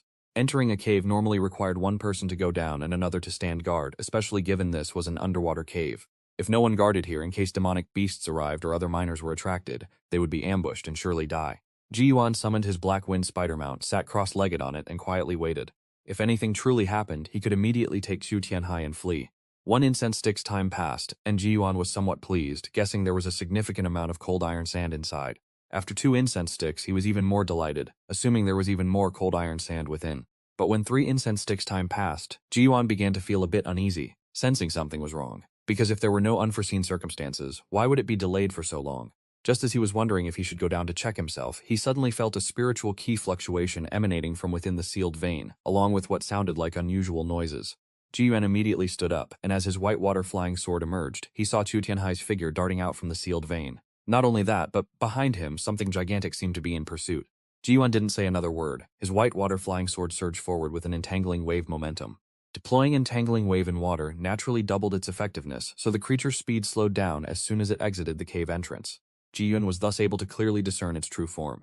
It was a colossal crab the size of a millstone, its entire body a dark rocky gray. Thick stone armor covered its claws and carapace, while its 2 blood-red eyes seemed eager to devour anything in their path. Ji Yuan immediately recognized this creature as, if not a late-stage demonic beast, then not far off. Raising a hand, he launched nearly a dozen water droplet finger incantations. The stone-armored crab swung its claws, deflecting most of them, but 2 still struck its vital points. A sharp pain jolted the stone-armored crab, causing it to instantly recoil. Ji Yuan seized the opportunity, grabbed Chu Tianhai by the collar, tossed him onto his black wind boat, and beat a hasty retreat. Beneath the night sky, the tranquil clear wave lake echoed with a single splash, and a dark shadow shot out from its depths. The black wind boat skimmed across the lake, carrying the two away in the blink of an eye. Chu Tianhai babbled incessantly, his face flushed with excitement, feeling the thrill and exhilaration of it all. Ji Yuan said nothing, taking them nearly 2 miles before finding a deserted island nearby, where the two landed behind a large protruding rock. Chu Tianhai let out a long breath, and even in the darkness, Ji Yuan could feel his eyes practically glowing. They both spoke almost simultaneously. One asked about the situation in the cave, while the other inquired about the current market price of cold iron sand per jin.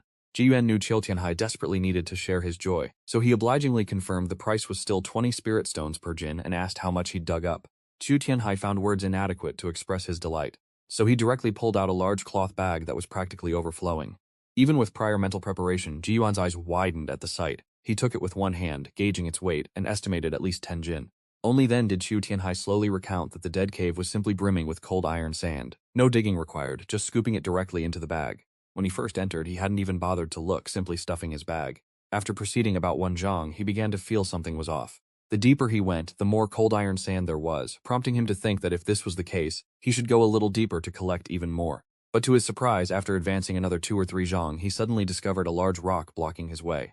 He didn't think much of it, intending to step over, when the rock suddenly moved, scaring him into a desperate dash for the exit.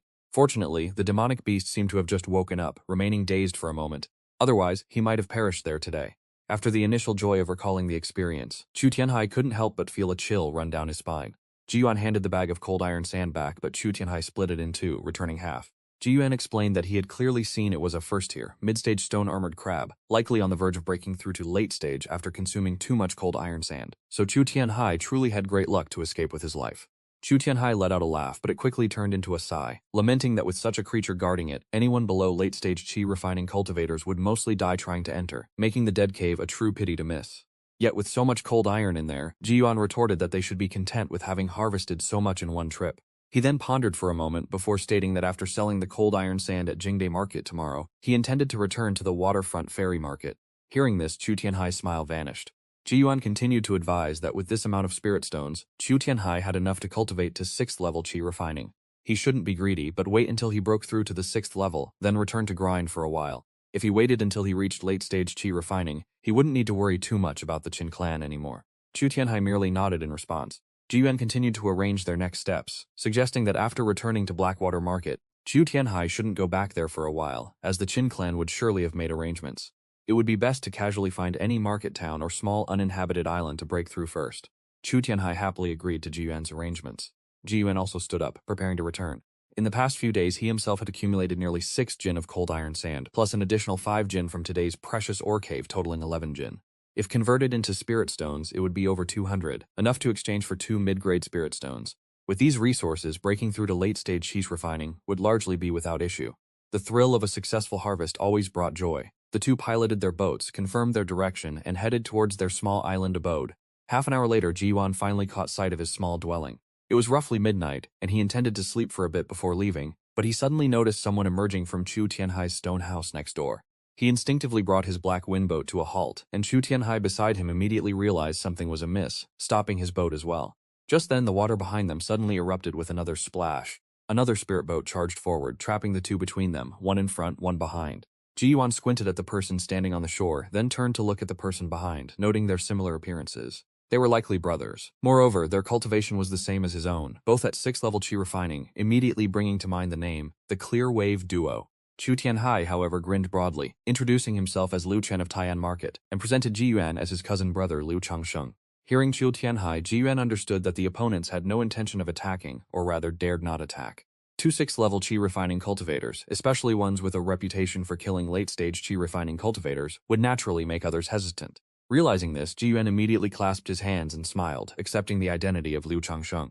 Lu Da and Lu Er exchanged glances, remaining silent for a moment before Lu Da finally spoke, his voice now tinged with a hint of a smile. He suggested that if they were all family, discussing matters would be much more convenient, then invited the two onto the island to deliberate.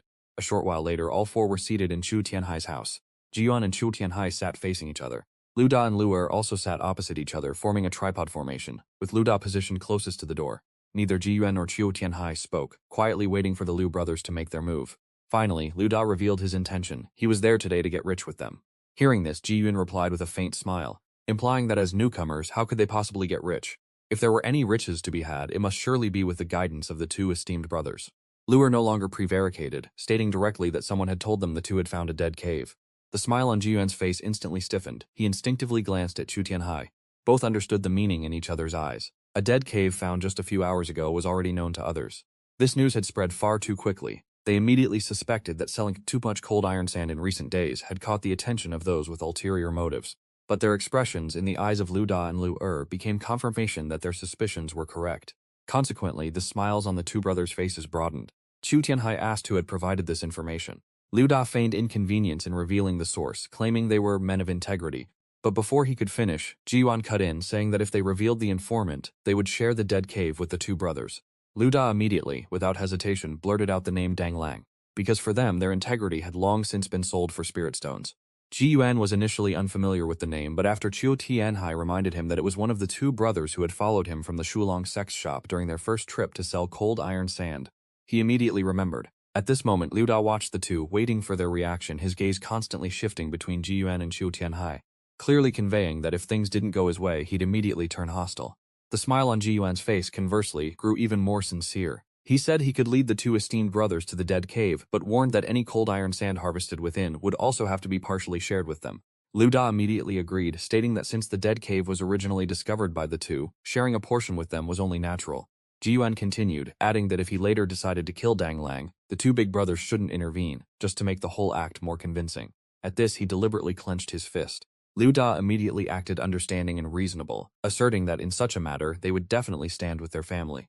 But Ji Yuan wasn't finished. He continued to look at the somewhat impatient Lu Da, still smiling, and said that their meeting was destiny. Furthermore, he added, they had brought great benefits to the two esteemed brothers, so why not, after their success, the four of them collectively be known as the Clear Wave Four Heroes.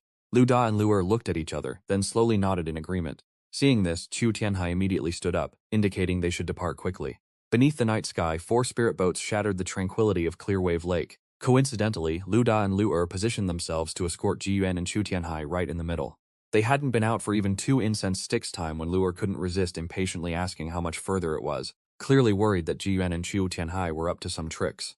Chu Tianhai replied that they were almost there, just past the rocky island ahead. Lu Da and Lu'er exchanged glances, each nodding. They had lived on Clear Wave Lake for decades and were naturally intimately familiar with the area. Where dead caves once were, where cold caves still existed, it was all clear as day to them. Dead caves rarely appeared in this nearby area, so finding one now was quite reasonable. Ji Yuan rounded the island, confirmed the dead cave was nearby, then anchored his boat, slapped a water-repelling talisman onto himself, and once again returned to the water. As soon as he entered the water, he immediately looked down to the bottom. Although most of the mud and sand had settled, the water still appeared slightly murky. He quietly affixed a night vision talisman to himself and looked towards the cave entrance. Thanks to it, his vision immediately became clear. The cave entrance was as it had been, but the silhouette of the stone-armored crab was nowhere to be seen. It had likely retreated deeper into the dead cave. Chu Tianhai beside him also secretly breathed a sigh of relief. Though they hadn't discussed it, their thoughts were perfectly aligned. Didn't the Lu brothers want to find a dead cave? Well then, they would simply gift the dead cave to them, and as for the stone-armored crab inside, that they would conveniently pretend not to know about. Lu Da, by his side, casually pushed out a spirit pearl, infusing it with spiritual qi. The surroundings immediately brightened, and even the cave entrance was revealed before everyone. He chastised the two for not even bothering to conceal the dead cave, as if they were afraid others wouldn't notice. Lu Da's voice echoed from beneath the water. Ji Yuan and Chu Tianhai exchanged glances several times, both mumbling and fumbling, utterly failing to convey a single coherent word. Lu Da, losing patience, tossed Ji Yuan a talisman, admonishing him not to use such worthless trash water-repelling talismans again. Even at Qi Refining 6th layer, you should at least be using a mid-grade water-repelling talisman. Ji Yuan took it and pasted it on himself. The water pressure around him visibly eased, allowing him to speak. He immediately whined about his humble origins, lamenting he truly couldn't afford mid-grade water-repelling talismans, and then shamelessly asked for a few more on the side. Both mid-grade and low-grade water-repelling talismans repel water. The sole difference is that the mid-grade allows for free conversation underwater, yet its price is nearly double. Being inherently thrifty, Ji Yuan naturally opted for the low-grade water-repelling talisman. Lu Da merely replied indifferently that once they finished excavating this spirit vein, he would gift him a few talismans. With the lucrative spirit vein now right before his eyes, Lu Da's voice and demeanor had already undergone a noticeable shift. Ji Yuan, unfazed, merely explained that they used to painstakingly refill the spirit vein after each day's excavation. However, after realizing no one had approached it recently, coupled with their long, arduous hours, they'd simply gotten too lazy to bother filling it back in. Hearing this, Luer chimed in, remarking that to remain undiscovered under such circumstances, they must be truly blessed by fortune. No wonder they had stumbled upon this spirit vein. Immediately after, all four descended around the entrance of the spirit vein.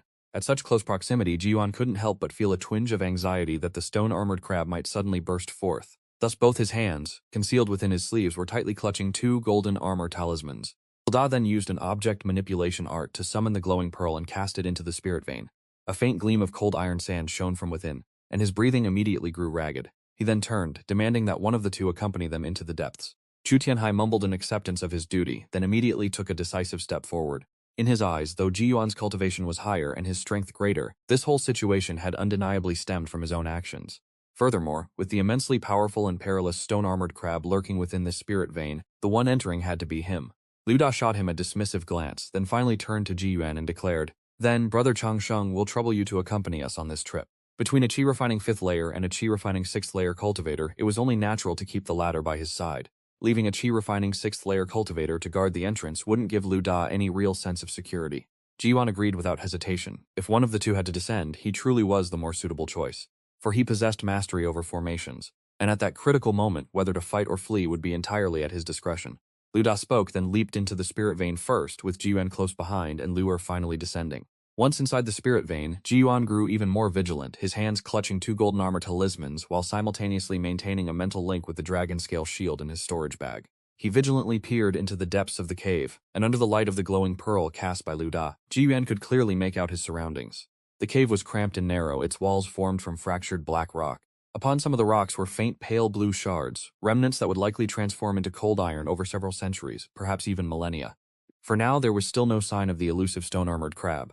As they moved, Lu Da incessantly surveyed the ground, occasionally grumbling that the areas they'd already dug through were scoured cleaner than a dog's dish. Just then Luer, trailing behind, suddenly called out to those ahead. Ji Yuan instinctively assumed he'd spotted the stone-armored crab, almost ready to make his move, but as he looked up, he saw a layer of pale blue silt and sand spread across the ground ahead. Chu Tianhai had previously mentioned he only dug a mere zhang deep, so encountering piles upon piles of cold iron sand not far inside the cave was perfectly normal. Lu Da stared at the layer of cold iron sand, gasping in astonishment, then without a second thought, hastily rushed forward. Even Luer, previously behind Ji Yuan, did the same. The two brothers approached and squatted, first scooping up a handful then exclaiming in praise. They mused that the yield of this spirit vein wouldn't be small. If fully excavated, it could amount to tens of jin, clearly a massive windfall. Lu Da, significantly calmer, immediately told them to stop chattering and start digging. But even as they began mining, Lu Da and Luer still summoned their protective spirit tools to circle protectively around them. Ji Yuan inwardly cursed, thinking it was no wonder these individuals had managed to survive in Qingba Pond until now, being so utterly cautious. He then also moved forward. But before he could even squat down, Lu Da and Luer simultaneously turned their heads to look at him with wary expressions, asking what he intended to do. Ji Yuan replied with a perfectly natural expression that he too wished to mine, as this was, after all, the spirit vein they had discovered. Lu Da merely snorted, telling him to wait there and that they would allocate his share once they were done digging. He also instructed him to stand further back. Ji Yuan feigned a furious blush, but as Lu Da and Luer slowly rose, he still grudgingly retreated a few steps. He once again peered into the depths of the cave, still detecting no stir, so he simply waited. Only when Lu Da and Luer had excavated more than 2 zhang forward, nearly blinded by the sheer amount of cold iron sand, did he loudly complain that their actions were truly outrageous. After all, that's certainly not what they'd agreed upon outside. Lu Da turned and snapped back. "Stop making such a racket. Aren't you afraid of someone else hearing us?" Ji Yuan was about to speak again, but he dimly perceived a faint clatter of shifting rocks and immediately fell silent. Lu Da turned back around and resumed mining. Ji Yuan's gaze now fell upon the glowing pearl. He subtly flicked a finger, and a hair-thin thread of spiritual light shot forth, plunging the previously well-lit cave into instantaneous darkness. Ji Yuan summoned his yin ghost banner and plunged it into the earth. Billowing black mist surged forth, instantly enveloping the Qingba twin heroes and simultaneously covering the stone-armored crab that had just burst forth. Luer gasped in horror. Before he could even register what was happening, his body was struck by an immense force, directly flinging him outwards.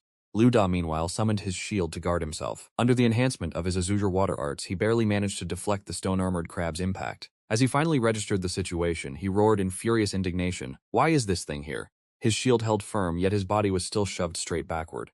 After retreating for a long moment and seeing no sign of his brother, Luade began to panic, frantically calling out to Luer. A reply echoed from the darkness, but no figure appeared. Lu Da summoned a water-dividing spear to hover around him and simultaneously slapped a night vision talisman onto himself, yet before his eyes was still nothing but a void of utter blackness. He immediately realized something was terribly wrong and began roaring curses, calling out Lu Changsheng's name as he still saw no one. Jiyuan said not a word, merely discreetly manipulated the yin ghost formation to make the stone-armored crab and Lu'er clash into each other, followed by a muffled grunt. Lu'er also used his shield to block the stone-armored crab's claw, but before this demonic beast nearing late first stage, he was evidently struggling to hold on. With a thought, Jiyuan released 2 chi-refining 5th-layer yin ghosts from his yin ghost banner. The 2 ghostly heads, like fish in water within the black mist, shot straight towards Lu'er the moment they appeared. However, their target wasn't Lu'er himself but the spirit tool shield in his hand, just as they had once gnawed at Jiyuan's white water flying sword. With these 2 ghosts charging in and contending with the stone-armored crab for it, they met virtually no resistance and quickly snatched that mid-grade spirit tool from Lu'er's hand. Lu'er's heart immediately panicked, yet he was still a ruthless individual tempered by life and death struggles. He stomped his foot, formed hand seals, and the lake water before him immediately churned into a whirlpool, directly ensnaring the stone-armored crab's body. But just as he thought he was about to escape, he suddenly slammed backward into the cave wall. The repercussion from the massive rock made him grunt, and a sweet sensation immediately rose in his throat. A sense of unease washed over him, for he distinctly remembered seeing the exit directly behind him just moments ago. As doubt plagued him, he suddenly discovered that lake water began to flood his nostrils. He frantically fumbled for his own water-repelling talisman, retrieving one from his storage bag, but before he could affix it, a streak of red light, like a streaking phantom, materialized within the murky darkness. He retrieved yet another high-grade body protection talisman, but before he could even use it, that streak of red light pierced directly between his eyebrows, and a torrent of lake water simultaneously flooded his lungs. In his dying moments, he finally seemed to grasp something, intending to open his mouth and call out Lu Changsheng's name. But as soon as he opened his mouth, lake water flooded in, and he only managed a guttural gasp before falling utterly still. Immediately after, the stone-armored crab lunged before him, its colossal stone claw snapped out, and with a sickening crunch, it sliced him clean in half at the waist. All these events unfolded incredibly swiftly. Lu'er's struggle with the stone-armored crab, coupled with Jiyuan's successful ambush, all transpired within a single breath's time. Meanwhile, Lu Da was still blindly scrambling through the tunnel, completely oblivious to the fact he had been ensnared by a formation. It wasn't until he heard Lu'er's dying gasp that he finally began to understand something. He again summoned his shield, standing rigidly in place. A sliver of shock dawned on him as he recognized that faint sound had been from his second brother, but with no further reply, he too fell silent. At this juncture, he understood that someone was playing dirty tricks behind his back. Otherwise, he might as well have lived his life in vain. He just couldn't comprehend how Lu Changsheng, merely a chi-refining 6th-layer cultivator, could have maneuvered between the stone-armored crab and their 2 brothers without revealing himself at all. Lu Changsheng did not answer him. His only reply was the stone-armored crab, clutching Lu'er's upper torso, stomping forward. Upon seeing his second brother's mangled corpse, Lu Da, who had just regained his composure, immediately cast all caution to the wind. He raised his hand, retrieved a high-grade offensive talisman from his storage bag, and crushed it to dust. In an instant, a violet lightning greatsword, formed from coalesced violet lightning, materialized before him and shot forth, ripping through the water and simultaneously shredding Ji Yuan's yin ghost formation. Lightning Dharma was inherently imbued with yang qi. A single high-grade talisman couldn't completely destroy this yin ghost formation, but shattering a portion of it was certainly achievable. It was just a pity that this spirit vein was already inherently dark, and even if a portion of the formation shattered, Lu Da remained utterly oblivious. As the violet lightning greatsword streaked forth, the stone-armored crab also sensed the imminent danger. It raised both its claws, still clutching Lu'er's corpse. The greatsword pierced straight through Lu'er's chest, simultaneously severing one of the stone-armored crab's claws. As it reached the beast, the stone-armored crab flipped its body, using the tough carapace on its back to block the incoming sword strike. But even so, its carapace still sustained a deep crack from the violet lightning greatsword. Despite its pain, the stone-armored crab let out a furious roar and lunged forward. Already in close proximity, and with Lu Da blinded by rage, he was momentarily unable to dodge. He could only brace his protective shield against the stone-armored crab's tearing bite and its colossal claw. Seizing a brief opening, he even managed to unleash a spell from his mouth, striking the stone-armored crab's relatively vulnerable abdomen. The stone-armored crab once again cried out in pain. Just as Lu Da imagined he might gain a momentary respite to escape, he hadn't anticipated that this attack would only further enrage the stone-armored crab's inherent ferocity. It raised its claw and savagely slammed it down. With that single blow, Lu Da was crushed beneath the rock, beaten into a bloody mess.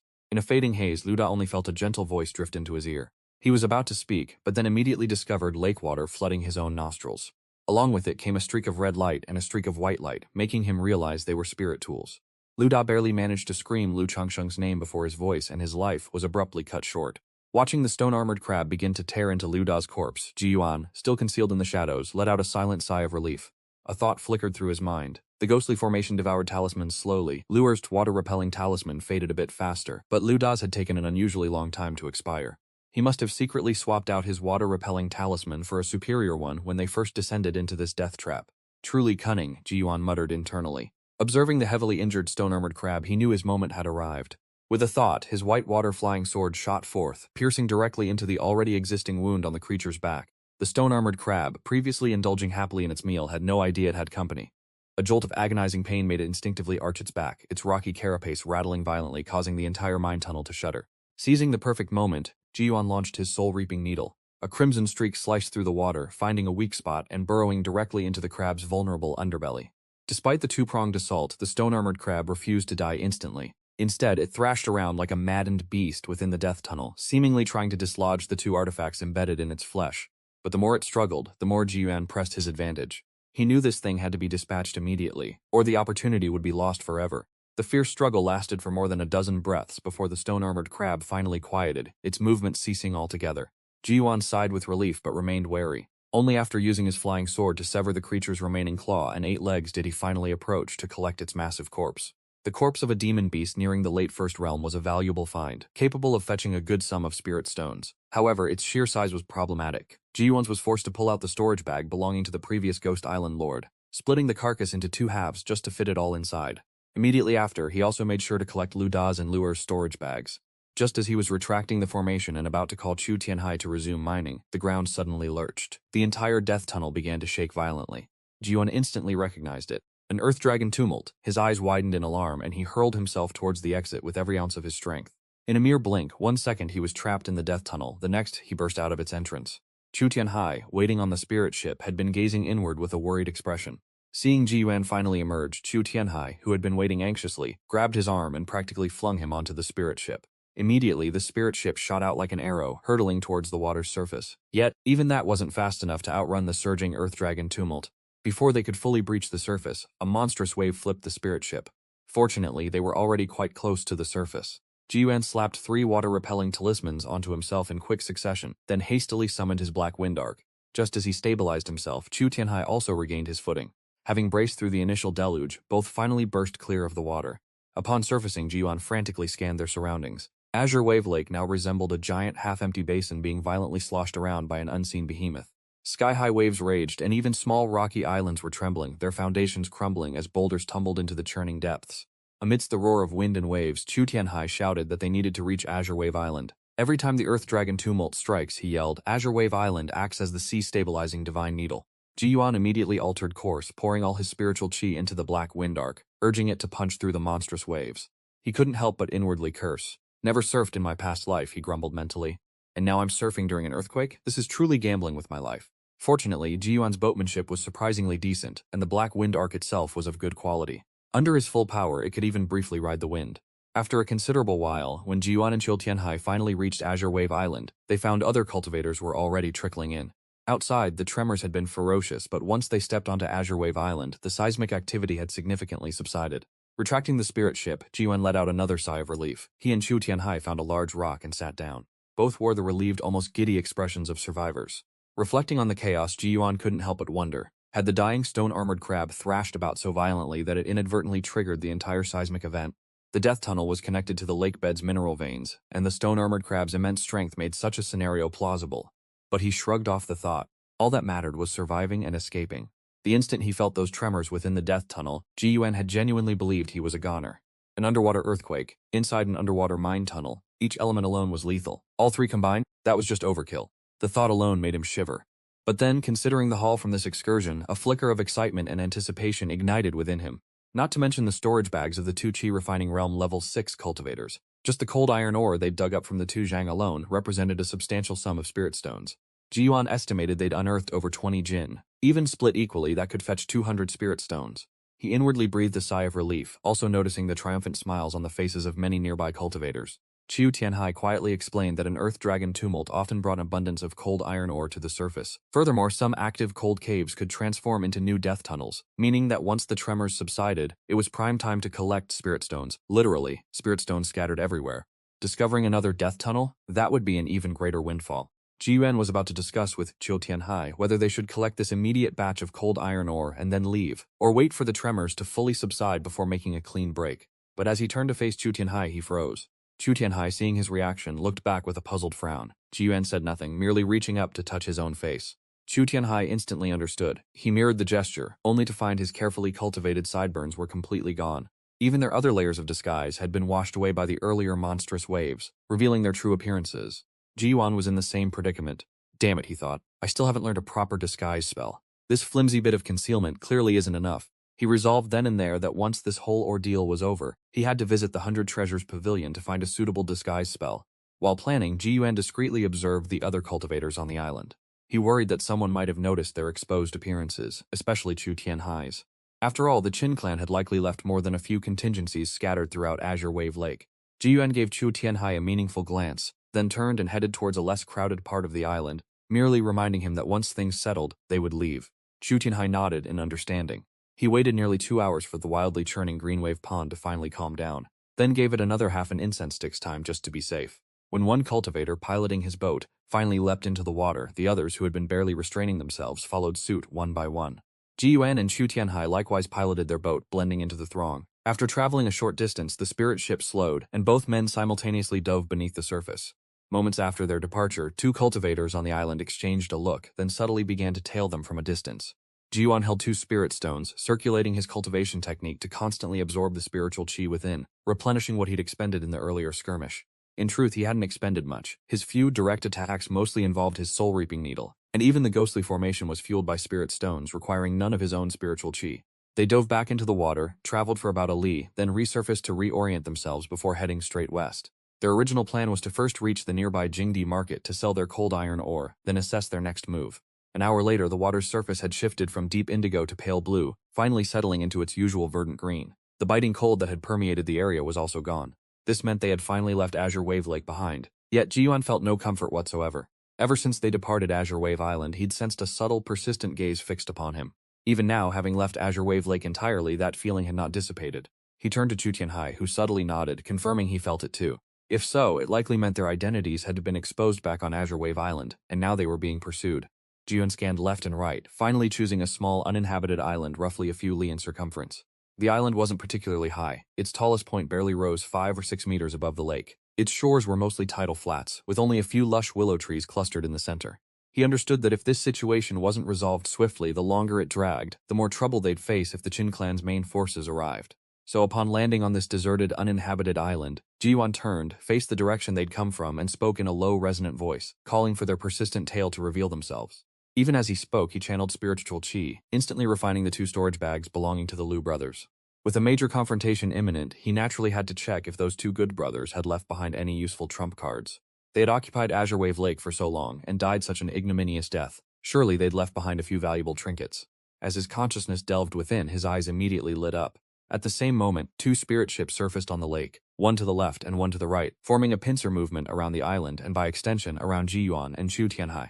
Having surveyed the contents of the storage bags, Ji Yuan felt significantly more at ease. He turned to face the 2 figures now visible on either side. Just as he'd expected, they were the 2 hulking men he'd previously seen flanking Qin Wei. Huda spoke in a grave voice. "This is a feud between the Qin clan and Qiu Tianhai. I advise you not to interfere." Ji Yuan casually brushed the last remnants of spirit stone powder from his palm, feeling his dantian and sea of qi fully restored to peak condition. He scoffed, "If you want to kill, then kill. Otherwise scram. Save your breath." Seeing his resolve, the opponent merely stated, "Then we shall see you off." With those words, both men simultaneously stomped, leaping from their spirit ships and rocketing towards the island. Ji Yuan and Qiu Tianhai, positioned on the left and right, each prepared to engage. Ji Yuan naturally summoned his white water flying sword, a streak of white light tearing through the air. Huda had just landed. Seeing Ji Yuan's immediate attack, he showed no panic. A flash of azure light erupted from his wrist, instantly enveloping him in a shimmering blue light barrier. The white-water flying sword slammed into the barrier, harmlessly deflected. Ji Yuan recognized it as a body-protecting artifact, and a mid-grade one at that. His eyes gleamed. With a flick of his right fingers, several streaks of spiritual light shot out, while he simultaneously recalled his flying sword. Just as Huda assumed Ji Yuan was preparing a temporary retreat, he hastily looked up. What he saw above his head made his blood run cold. Not a single streak, but an entire swirling mass of crackling purple lightning bolts. On the opposite side, in Ji Yuan's hand, 5 mid-grade lightning strike talismans were already burning to ash. Of those 5, he had personally supplied 2. The other 3? Straight from Luda's recently acquired storage bag. Huda cursed under his breath, then frantically slapped a high-grade body-protecting talisman onto his person. Against this kind of lightning art, a mid-grade body-protecting talisman was a literal joke. If he didn't want to be incinerated, only a high-grade talisman would suffice. While they clashed in an instant, on the other side of the island, Qiu Tianhai and Zhang Kai had also begun their engagement. However, Qiu Tianhai was clearly having a much harder time. He was merely a chi-refining realm level 5 cultivator, and his artifacts and talismans were inferior to Zhang Kai's, who hailed from the powerful Qin clan. It wasn't long before he was continuously pushed back. A single chi-refining realm level 6 could already corner him like this, and yet the Qin clan had previously dispatched 3 such cultivators simultaneously. Had Ji Yuan not been there, he would have almost certainly perished. And even now, after Ji Yuan had used a stack of talismans to gain an initial advantage, he saw Qiu Tianhai falling into dire straits. If that's the case, there's no room for further hesitation. Ji Yuan simply took a few steps, placing himself between Zhang Kai and Huda. Just as Qiu Tianhai assumed Ji Yuan would take on both, Ji Yuan flipped his right hand and a small black flag materialized. The small flag grew instantly upon touching the wind, transforming into its full size in a blink. Ji Yuan then plunged the flag into the ground, activating the Yin Ghost formation. Dense black mist immediately billowed from the ground, enveloping all four and eventually cloaking the island's central area. Qiu Tianhai initially felt a surge of alarm from the thick yin qi, but realizing it was Ji Yuan's doing, his worries quickly subsided. Immediately after, Ji Yuan's voice echoed in his ear, instructing him to appear behind the opponents in ambush without hesitation, as long as he had any visibility. Qiu Tianhai said nothing, only nodded in acknowledgement. Just then, he suddenly saw the black mist in front of him slightly dissipate, revealing a figure with its back to him, covered in a layer of white light. Knowing the time was right, he first threw out 2 mid-grade attack talismans, then 2 crescent moon blades tore through the air from his back, and he unleashed over 10 water blades. Other side, Ji Yuan unleashed 2 5th-layer chi-refining yin ghosts. They shrieked and lunged, tightly surrounding Huda. Controlling 3 spells simultaneously, a true feat of multitasking, Ji Yuan felt immense pressure. As soon as Zhang Kai entered the black mist, he immediately realized something was amiss. He hastily activated his profound light body protection shield, while clutching a top-grade body protection talisman in his hand. In such a life-or-death moment, he absolutely dared not spare any expense. The moment he heard unusual movement above his head, he immediately crushed the talisman. Beneath 2 layers of defense, he suddenly spun around, his previously clasped hands instantly flying open. A flying dagger, 2 fingers wide, instantly split into 5, tearing through the black mist as they flew. Ji Yuan sensed this movement and knew something was wrong, hastily urging the illusion formation. Confusing Zhang Kai's vision, it made him feel as if Qiu Tianhai was rapidly retreating. At the same time, his flying daggers closely pursued Qiu Tianhai. But in reality, Qiu Tianhai hadn't moved an inch. Feeling several flying daggers brush past him, he couldn't help but breathe a sigh of relief. Ji Yuan also realized that relying solely on Qiu Tianhai might not be enough to take this guy down. If he didn't want to waste time, he'd have to act himself. He then told Qiu Tianhai to keep the opponent occupied for a moment. Qiu Tianhai heard the voice in his ear, nodded slightly, and once again controlled his crescent blades to relentlessly slash around Zhang Kai. As for Ji Yuan, he took out the top-grade attack talisman, the Golden Seal talisman. The last time he fought the Ghost Island Lord, he was almost struck by this very item, so he naturally knew its power well. Seeing Zhang Kai held up by Qiu Tianhai, Ji Yuan also crushed the Golden Seal talisman. As soon as the top-grade attack talisman was unleashed, its momentum was naturally far greater. On the other side, Huda, fiercely entangled with the 2 yin ghosts, also noticed that. He loudly called out to Zhang Kai, then took out 2 more top-grade attack talismans, which, combined with the top-grade defensive one he'd already used, meant he had produced 3 high-tier talismans in moments. Ji Yuan couldn't help but inwardly curse. Indeed, clan members were truly wealthy. After all, cultivators from cultivation clans and sects were always far richer than mere rogue cultivators. Although this Qin clan was just a small chi-refining family rooted in the market town, with their backing and decades of development, their cultivators were naturally a bit wealthier than ordinary fisherfolk. Huda guessed he had likely fallen into a formation, but when it came to formations, he was truly clueless, so he could only resort to breaking it with brute force. The moment he saw Huda crush 2 top-grade talismans, Ji Yuan's mind moved, instantly recalling the 2 yin ghosts, then opening one side of the formation. 2 colossal golden swords slashed horizontally and flew away. Before Huda's eyes, it suddenly brightened, but this light wasn't from his attack, but Ji Yuan actively opening the formation. The colossal sword slashed into empty space, but even so, they still carved out a colossal sword light in the air. Huda angrily cursed inwardly, realizing this essentially meant wasting 2 top-grade attack talismans for nothing. However, it wasn't entirely useless. At least it forced the opponent to open the formation. He took a step, the shoes on his feet flashing with a streak of green light, and in an instant he had left the formation. But just as he left, a desperate scream echoed from within the formation. Qiu Tianhai watched as 2 yin ghosts suddenly appeared, mauling Zhang Kai's head, and was so startled he hesitated to press forward. Ji Yuan saw that Zhang Kai had been completely killed by the yin ghosts and immediately recalled them, then also retracted the yin ghost formation. The black mist on the island slowly dissipated, and Ji Yuan's figure gradually emerged, his right index and middle fingers forming a sword finger, which he swung forward with an expressionless face. The white water-flying sword immediately surged forward like a flowing white current, rushing to take a life. Hu Da once again unleashed his profound light shield, but this time Ji Yuan did not hastily recall his flying sword. Instead, he put all his effort into urging it forward. Not only that, Chu Tianhai's 2 crescent moon blades were also frantically urged, clashing with Hu Da's 5 flying daggers in a chaotic entanglement. Flying daggers seemed to be a standardized weapon, as both members of the Qin clan possessed a set. The sound of metal clashing continuously echoed in the air, with sparks occasionally flying. Just as Hu Da was thinking of how to break Ji Yuan's flying sword first, the corner of his eye suddenly caught a faint red glow within the white flying sword. He immediately patted 2 body protection talismans onto himself, but this time they were only mid-grade. For him, top-grade talismans weren't exactly growing on trees. Once used, they were gone. The life-seizing needle reappeared, but was blocked by his 2 successive talismans. Seeing the flying needle so close, Hu Da was so terrified he broke out in a cold sweat. He understood that if he had discovered it a moment later, he might have died here. But immediately after, Hu Da suddenly spat out a mouthful of fresh blood and incredulously looked down. On the sandy beach where he stood, an earth-yellow magic sword had at some unknown point emerged. This magic sword almost instantly broke through all layers of defense on his body, directly piercing through him. On the opposite side, a top-grade talisman in Ji Yuan's hand had just turned to ash. This top-grade attack talisman, the Earth Sword Talisman, was precisely what he had found in Luer's storage pouch.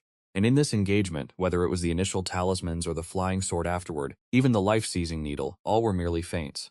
The true killing move was only this top-grade talisman. To ensure a successful strike, Ji Yuan even exposed the life-seizing needle hidden on the white water flying sword, using it to paralyze the opponent. Hu Da was also dead. Ji Yuan raised his hand, recalling the flying sword and needle, then told Chiu Tianhai that once he finished looting the body, they should quickly leave. Having said that, he went straight to Hu Da's corpse. First, he raised his hand to retrieve the opponent's storage pouch. That set of flying dagger artifacts made him quite covetous. They were mid-grade, could be used as 1 blade or split into 5, truly excellent for sneak attacks. Hu Da's shoes were also artifacts that could increase his speed, a good item indeed. Whether fighting or fleeing, they were a powerful asset. The opponent also wore a magic robe, but unfortunately it was damaged by the Earth Sword Talisman and could only be sold for cash. After ensuring nothing was left behind, Ji Yuan then dripped a drop of corpse-dissolving water onto it, considering the matter concluded. On the opposite side, Chu Tianhai had also finished looting Zhang Kai's body. After destroying the bodies and traces, the two once again gathered together. Only then did Ji Yuan notice fresh blood vaguely seeping from Chiu Tianhai's side, realizing the other party was injured. Chiu Tianhai said he was only grazed by a blade, it was nothing, and he had already taken a medicinal pill. Ji Yuan nodded upon hearing this, telling him to leave as planned. Just as the two reached the shore, preparing to launch their magic boat and depart, a flying ship descended from the sky, landing on the water before them. On the flying ship, a black-robed figure stood, the spacious black robe completely covering their body, making it impossible to tell if it was male or female. Chiu Tianhai reflexively summoned his crescent blades. Ji Yuan saw this and felt a chill in his heart, because anyone who could pilot a flying ship here was surely a late-stage cultivator. He immediately considered the possibility that this was someone from the Qin clan, so he slowly stated that if the opponent came to establish relations, he would naturally welcome it. But if it was to fight, things would be different. Having said that, Ji Yuan once again took out the Yin Ghost flag and planted it on the coastal sand, his voice deepening. He then deliberately called the Yin Ghost formation by an intimidating name, hoping to scare the opponent at least a little. A woman's laugh echoed from beneath the black robe. Immediately after, the black-robed figure finally lifted her hood, revealing her flowing blue hair. She raised her head, looking at Ji Yuan with her captivating peach blossom eyes, and laughed as she remarked, "Since when did the Yin Ghost formation acquire such a domineering name?" Seeing her appearance, Ji Yuan was also a little surprised, because he naturally recognized the identity of the woman before him. It was precisely the woman with the peach blossom eyes he had met at Shop Jiashibi when he had previously gone to buy bone-corroding flowers. He hadn't expected to meet her here today. Moreover, looking at her demeanor, it seemed she had witnessed him killing the two Qin clan members. Ji Yuan immediately assessed the opponent's strength as late-stage qi refining, and at the same time split a portion of his mind, glancing at his storage pouch and calculating what he had left. Including what he had obtained from Lu Da and Luer's storage pouches, he still had 3 top-grade body protection talismans, 2 iron wall talismans, plus 1 water movement talisman. As for top-grade attack talismans, he still had 2, 1 demon-suppressing talisman and 1 heavenly blade talisman. Duanyi saw through his thoughts and chuckled as she asked if he was calculating whether he could kill her. Instantly exposed, Ji Yuan could only hastily force a smile, claiming he was merely delighted to meet her here, but clearly he couldn't continue pretending. He coughed once and awkwardly changed the subject, asking what brought her here. Originally, he intended to casually add that if she needed any help, she should speak up, but the words reached his mouth and were swallowed back. What if she actually took him up on it? He wouldn't know what to do. Duanyi directly stated that she had come looking for him. Ji Yuan heard this and was a little disbelieving, immediately hastily recalling where he might have interacted with them. But after much thought, it was only when he bought the bone-corroding flowers. Duanyi nodded slightly, then glanced at Chiu Tianhai before looking back at Ji Yuan, telling him that if he trusted her, he should come over to talk. Having said that, she then turned and piloted the flying ship to a small nearby island. Ji Yuan turned his head to look at Chiu Tianhai. He clearly understood that if a fight truly broke out later, Chu Tianhe would definitely be of no help and would instead become a liability he'd have to look after. Chu Tianhai evidently also thought of this, so he smiled and said that if Du Wanji was looking for Ji Yuan, he wouldn't tag along. He then looked towards the Jingdi market town, signaling that he would wait ahead. Ji Yuan nodded in agreement upon seeing this. Immediately after, the two separated, with Ji Yuan heading to the island where the female cultivator was. He knew perfectly well that even if he ran, he definitely wouldn't escape, since the opponent's flying ship was clearly a tier higher. So he might as well just see what they wanted. After all, there was no past grudge or enmity between them, and judging by their aura, they likely weren't enemies. Just as he was about to address her as senior, Ji Yuan was cut off by Du Wan'er. She told him not to call her senior anymore, as her name was Du Wan'er, and he could just call her directly by name. Hearing this, Ji Yuan clasped his hand slightly, offering a polite smile and introducing himself as Liu Changsheng. Du Wan'er merely glanced at him before immediately exposing his lie, asking why he would give a fake name when he was clearly Ji Yuan. She then meaningfully asked if she looked so much like a bad person. Or perhaps like one of those cultivator bandits that made him so wary. Caught red-handed once again, Ji Yuan couldn't help but blush, giving 2 dry coughs before admitting it was simply an old habit. Du Wan'er didn't press the matter further, merely stating that as a long-lived cultivator, she would be direct. Her visit this time wasn't for anything bad, but quite the opposite. It was for a great opportunity. Hearing of a great opportunity, Ji Yuan was even more surprised, wondering what good fortune could possibly fall upon someone like him. Du Wan'er nodded slightly, stating that with the ghost array in his possession, he surely already had the strength of a late-stage qi refining cultivator. Furthermore, she observed that it wouldn't be long until he broke through to late-stage qi refining, so allowing him to join early wouldn't be an issue. After speaking, Du Wan'er then looked Ji Yuan up and down, appraising him. Ji Yuan, confused by the mention of joining early, asked what exactly she was referring to.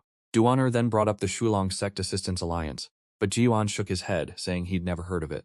Du Wan'er instructed him to sit down so she could continue, simultaneously pulling out 2 chairs from her storage bag. Ji Yuan could only thank her and sit down. Du Wan'er pondered for a moment, as if organizing her thoughts, before stating that with Ji Yuan's innate talent, joining the Shulong sect was essentially a foregone conclusion.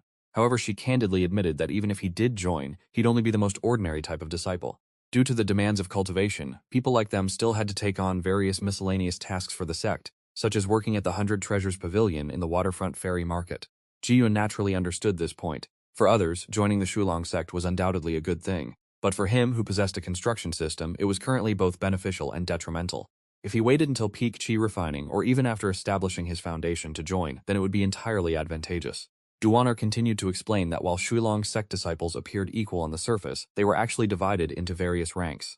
The best type, naturally, were those cultivation prodigies with heavenly spirit roots, who were immediately taken as disciples by Golden Core Realm elders upon joining. Next were cultivators with dual or triple spirit roots who hailed from established cultivation families. They possessed superior talent and powerful backing, allowing them to thrive within the Shulong sect. Following them were cultivators with dual or triple spirit roots from ordinary backgrounds. Though without backing, their decent talent gave them high hopes for foundation establishment, making them valued by various factions. At this point, Du Wan'er couldn't help but sigh, saying the most difficult type were people like them. No backing, poor spirit root aptitude, relying entirely on their late-stage qi refining strength to join the Shulong sect. In the eyes of some, they were hopeless for foundation establishment and came from low backgrounds, making them easy to command. A small benefit was enough to make them run errands and be exploited. Ji Yuan looked up, clenching his fists in agreement, and declared in a low voice that they absolutely could not be like that, nor should they be. Du Wan'er immediately nodded emphatically, saying that was precisely why she needed to mention their Shulong Sect Assistance Alliance. Hearing this, Ji Yuan stated he would humbly listen, hoping Du Wan'er would enlighten him. He felt that, at first listen, it seemed quite significant, but whether it would actually benefit him would only become clear after further understanding. Afterward, Du Wan'er thoughtfully explained that this organization was initially initiated within the Shulong sect. The reason was that some seniors who hailed from the various market towns in Yunwu Marsh didn't fare ideally within the Shulong sect. Later, these well-connected seniors spontaneously linked up, helping each other, exchanging various resources and information, and only then were they able to gain a firm foothold. Over time, this organization also spread to the market towns in Yunwu Marsh, which is why even cultivators who hadn't yet joined the Shulong sect, like them, would form prior connections. Ji Yuan listened intently, and so after hearing this, he immediately asked, "Does this assistance alliance have any clear rules or covenants?" Because if the rules were too strict, he would have to consider it very carefully. Du Wan'er nodded slightly, saying, "The covenant has 3 articles. The first article is that if a member of the alliance encounters a life or death crisis, the other members must do their utmost to help them overcome it. The second article is that if an alliance member is unfortunately murdered, the remaining members must do their utmost to help seek revenge. The third article is that alliance members must not slaughter each other. If conflicts arise, the alliance will step in to mediate." Ji Yuan slightly frowned after hearing this and asked, "Both of the first 2 articles use the phrase 'do their utmost.' So what exactly qualifies as doing one's utmost? And for the third article, if there's truly a life or death conflict where members slaughter each other, can the alliance truly stop it? Duaner immediately explained that doing their utmost simply meant doing it to the best of one's own ability.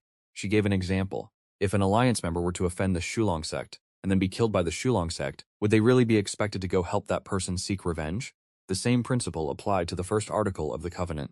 As for the third article of the Covenant, if there was truly a deep life or death vendetta, the alliance wouldn't be able to stop it either. Hearing this, Ji-yuan felt it was acceptable, as his biggest worry was that this covenant might have genuinely mandatory requirements. Now it seemed these were merely verbal agreements with no strong binding force. Duaner heard this and chuckled softly, saying that if the restrictions were too numerous, they themselves certainly wouldn't have joined. After all, few who could cultivate to late-stage qi refining in a strange and dangerous place like Yunwu Marsh were fools.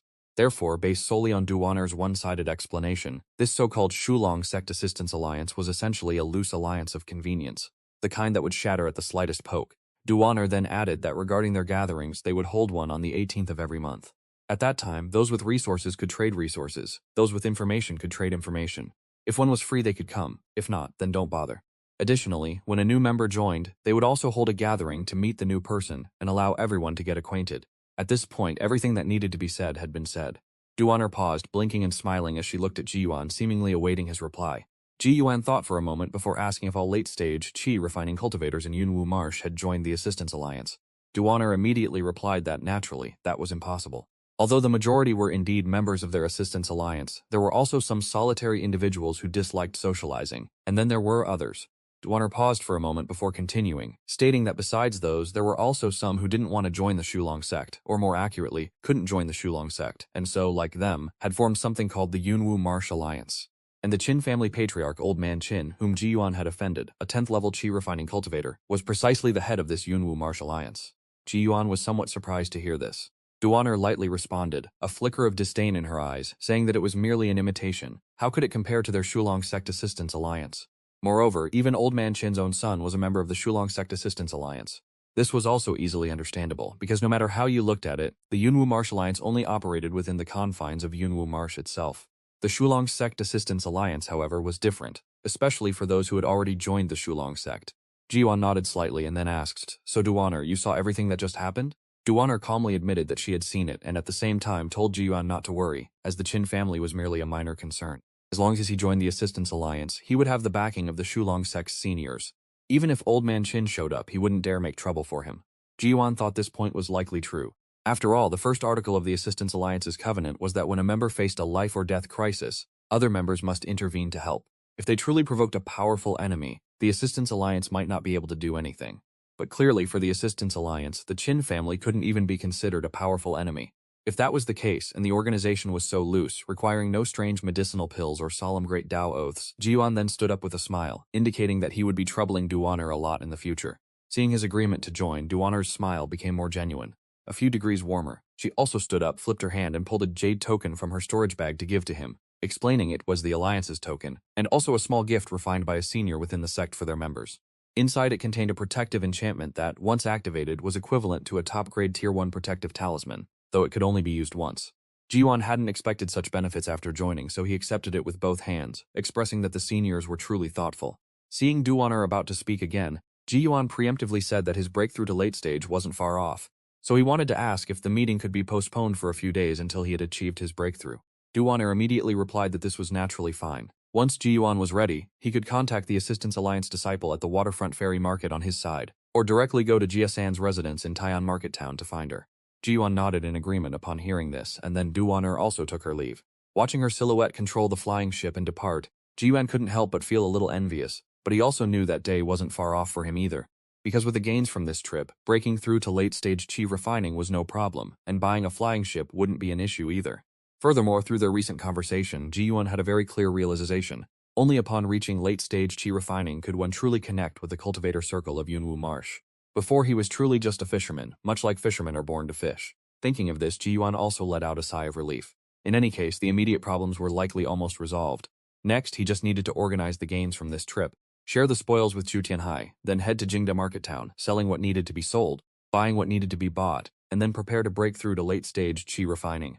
Ji-yuan steered his boat towards Jingda Market Town, and in less than the time it takes to brew a cup of tea, he spotted Chu Tianhai amidst a patch of reeds. As soon as they met, he immediately checked if anyone was following him. Zhu Tianhai replied that there wasn't. Seeing this, Ji Yuan said, "If that's the case, let's first divide the gains from this trip." Just from uninspected storage bags alone, he already had 3 on him, all of which belonged to 6-level Qi refining cultivators, not to mention over 20 jin of cold iron sand and the corpse of a stone-armored crab. Zhu Tianhai, hearing this mention, brightened up even while injured, and simultaneously took out Zhang Kai's storage bag, saying that he also had quite a bit of good stuff on his side. But then he added that they only needed to split the 2 storage bags from the Qin family, while the 2 bags from the Liu brothers and the remaining cold iron sand should all go to Ji Yuan. Ji Yuan presented the 3 spatial storage bags, then looked up at Zhu Tianhai, reminding him of their earlier agreement to split the loot evenly. However, Zhu Tianhai insisted he had contributed nothing to their demise, with Ji Yuan doing all the heavy lifting. Furthermore, these troubles were originally his own making, and he had dragged Ji Yuan into fleeing for their lives, so the decision was final. According to him, all these treasures rightfully belonged to Ji Yuan. For if he were to take a share of these riches, his conscience truly would not be at peace, and he'd likely not sleep a wink at night. Seeing that Zhu Tianhai's expression seemed genuine, Ji Yuan ultimately could only nod in agreement. Zhu Tianhai then let out a sigh of relief, a smile spreading across his face, and blurted out, "Those Qin family members really were loaded, so many good things on them." With that, he promptly emptied all the items from the spatial storage bags. Ji Yuan naturally noticed this as well. Not to mention anything else, this particular spatial storage bag alone was larger than his own. His current one was still the original 1 square foot type, which now seemed somewhat too small. For instance, the stone-armored crab they'd just killed had no place to be stored. However, Hu Da's spatial storage bag was 3 square feet with significantly more internal space. Zhu Tianhai casually rummaged through, pulling out all the Dharma artifacts, and at the same time realized there were quite a few of them.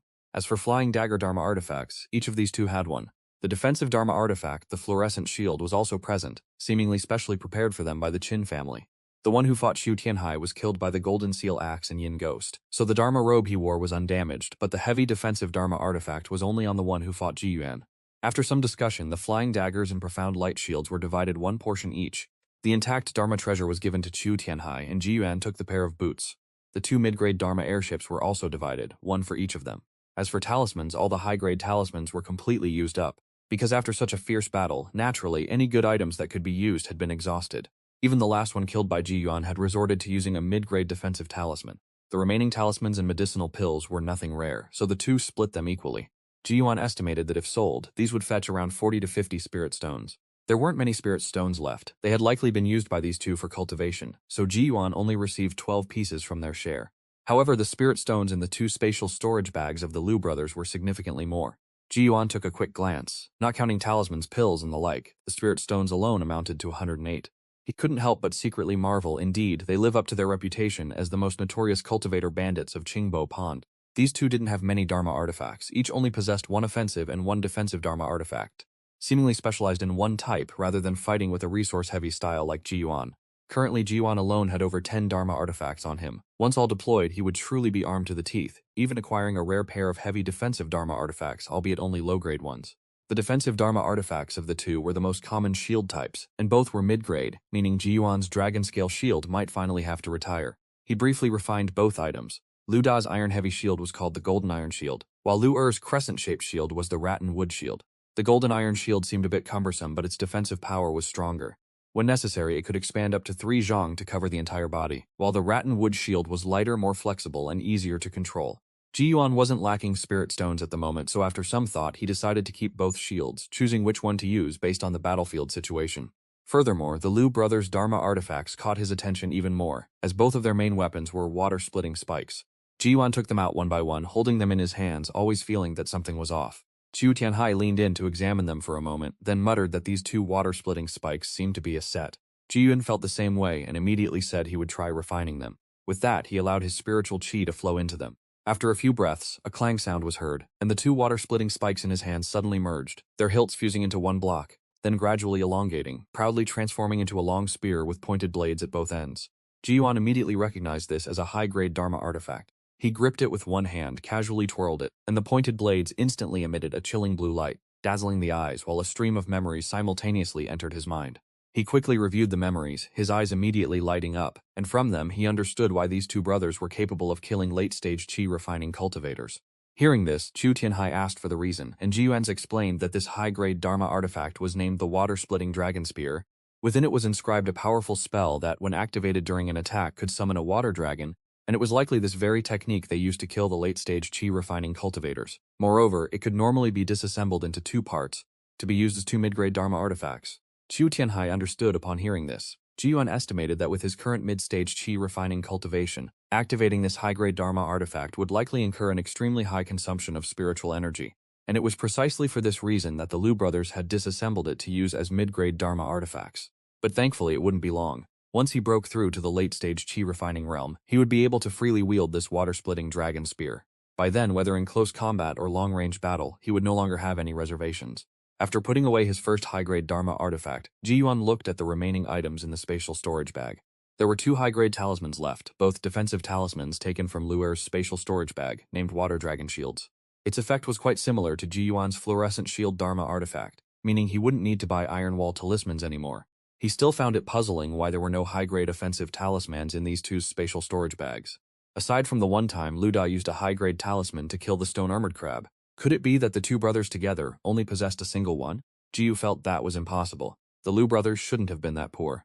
Immediately after, he continued rummaging through the spatial storage bag, eventually pulling out 2 black stones which felt like pills and had a bit of weight when held in his hand. As soon as he took them out, Ji Yuan immediately sensed a dangerous aura emanating from within. Chu Tianhai also recognized the item, unable to help but widen his eyes. Ji Yuan confirmed it was indeed what he thought and at the same time mused that it was fortunate these good things hadn't been used in that damn cave. Otherwise, just thinking about it made him feel a little scared. These water thunder orbs were a type of Dharma artifact but a single-use one. Once activated and thrown, they would explode with immense power, almost equivalent to a full power strike from a peak qi refining cultivator. It was also said that above the water thunder orbs existed a type of Dharma artifact called heavenly thunder orbs, which once activated were equivalent to a full power strike from a peak foundation establishment cultivator. Ji Yuan was about to offer one to Qiu Tianhai, but the other party quickly refused, saying he didn't need it and that Ji Yuan should keep them. Ji Yuan saw that Qiu Tianhai seemed very wary of owing him a favor, so he didn't press the matter, instead taking out the mid-grade talismans and numerous medicinal pills he didn't use from the spatial storage bag, telling him not to refuse this time, as he had no use for them anyway. Only then did Qiu Tianhai agree. Items that outsiders would fight tooth and nail for were, in their hands, treated like useless trash, constantly pushed back and forth between them. As for the remaining stone-armored crab corpse, Ji Yuan even used his whitewater flying sword to pry it open for inspection. But there was no crab roe, no eggs, and barely any meat, so he eventually had to take it to the 100 Treasures Pavilion to sell for spirit stones. And these weren't even the most valuable items in their spatial storage bags. The most valuable items were actually those cold iron sands. Ji Yuan estimated that there were probably around 24 to 25 jin of it. Qianhai absolutely refused to take any of this, saying that Ji Yuan could have as much as he wanted. Ji Yuan glanced at his own spatial storage bag, combined with what he dug up in that damned cave and the amount he had accumulated a few days prior. It all added up to 41 jin. Thinking of selling all this at once, he realized he'd hit the jackpot. After finishing the division of spoils, the 2 set off once more towards the 100 Treasures Pavilion in Jingdi District. They had made a haul once before, now it was their second. This time Ji Yuan acquired quite a few Dharma artifacts, but not many he actually wanted to sell. Only 1 damaged mid-grade Dharma robe, 2 low-grade Dharma robes, and 3 mid-grade Dharma airships. He kept all the other Dharma artifacts for himself. Upon arrival, the Shuilong sect cultivator on duty in Jingda district was no different from those at the waterfront ferry market, still bearing that same detestable, condescending look. Ji Yuan stated he was there to sell Dharma artifacts, then directly placed the items he intended to sell onto the table. The duty cultivator, who moments ago had been swaying lazily in his armchair, immediately stood up at the sight. He first assessed the Dharma artifacts, paying special attention to the 3 Dharma airships. Only then did he raise his head to look at the disguised Ji Yuan with a slightly serious expression, smiling suggestively, as if unable to believe someone with such an honest appearance could be so ruthless. Ji Yuan, with his middle-aged face, merely managed a slight smile, saying it was all just luck. The cultivator asked him to wait a moment for the appraisal, while Ji Yuan clasped his hands and offered a polite apology for the trouble. Immediately afterward, the duty cultivator picked up the Dharma artifacts for a thorough inspection. For example, he even briefly refined the 3 Dharma airships to check their quality. After about half an incense stick of time, he finally presented a price, stating that the 3 Dharma airships would be purchased for 125 spirit stones. This mid-grade Dharma robe was originally not bad in quality, but that vicious sword strike had destroyed its internal formations, so it could only fetch 20 spirit stones. The 2 remaining low-grade Dharma robes would be valued at 22 spirit stones each, bringing the total to 189 spirit stones. Ji Yuan pondered for a moment after hearing the price, then proposed that the other party round it up to calculate it as 190 spirit stones for him. After all, spirit stones were precious, each one to be cherished, and an extra one would be a bonus. Perhaps because the items Ji Yuan was selling already promised a significant profit, the duty cultivator didn't hesitate and readily agreed. After selling the Dharma artifacts, Ji Yuan moved to the adjacent room to sell talismans and medicinal pills. These two items didn't fetch much money, combining for only 45 spirit stones. In contrast, the stone-armored crab corpse on which Ji-Yun had placed high hopes didn't sell for a good price, because the most suitable material on this crab for refining into a Dharma artifact was its complete carapace, but Lu Da's sword had cleaved a hole in it before his death. According to the duty cultivator, if the crab carapace had been intact, it might have sold for 60 to 70 spirit stones, but now, even at maximum valuation, it would only fetch 40 spirit stones. Thus, adding his existing spirit stones even without selling the cold iron sands, Ji-Yuan's total spirit stones had reached a staggering 504. There was no other way around it. He had already sold items for over 200 to nearly 300 spirit stones here alone, plus the more than 100 spirit stones looted from the Liu brothers. And he had also obtained several dozen from selling cold iron ore at Qingbo Pond previously. Ji-Yuan looked at the astonishing amount of spirit stones in his spatial pouch, deliberating for a moment. He decided there was no rush to sell this batch of cold iron ore, as the current haul of spirit stones was already enough for him to break through to the late-stage qi refining realm. If he sold the remaining 41 caddies of cold iron ore, he'd accumulate over 1,000 low-grade spirit stones, which would convert to more than 10 mid-grade ones. Moreover, given the current situation in Yunwu Marsh, the price of cold iron ore was likely to keep climbing. So, he could either wait for prices to rise a bit more before selling, or hold on to it until after he reached late-stage qi refining, when he'd need spirit stones to acquire a flying magic treasure. After some thought, Ji-Yuan specifically exchanged for 4 mid-grade spirit stones at the 100 Treasures Pavilion. Compared to low-grade spirit stones, the spiritual qi quality within mid-grade spirit stones was undeniably much higher. While unnecessary for daily cultivation, using higher quality ones would offer a slight boost during a cultivation breakthrough. However, those 4 mid-grade spirit stones cost Ji-Yuan a staggering 408 low-grade spirit stones to exchange. In other words, a single mid-grade spirit stone required 102 low-grade spirit stones for exchange. He couldn't help but feel it was an exorbitant ripoff, but for the sake of his breakthrough, he had no other choice. Having settled this matter, he promptly left the 100 Treasures Pavilion. Chu Tianhai was already waiting by the entrance. The two headed straight for the shore. Chu Tianhai gazed at the vast Yunwu Marsh and softly inquired about Ji-Yuan's next plans, mentioning his own intention to find an uninhabited deserted island to break through to the 6th level of qi refining first, then reassess, while also asking if Ji-Yuan intended to return directly to the waterfront ferry market. Ji-Yuan clasped his hands behind his back, his blue robe fluttering in the sea breeze, and replied that his late-stage qi refining breakthrough might take a bit longer. Given the instability of Yunwu Marsh, he'd likely need someone to guard him. He then asked if Chu Tianhai would be willing. Chu Tianhai, who had been a bit downcast, instantly brightened up. Ji-Yuan then elaborated on his idea. Since both needed to achieve breakthroughs and no single location felt entirely safe, it would be better to first rent a courtyard in this Jingde quarter, where they could guard each other. Once they both broke through, they could then consider other matters.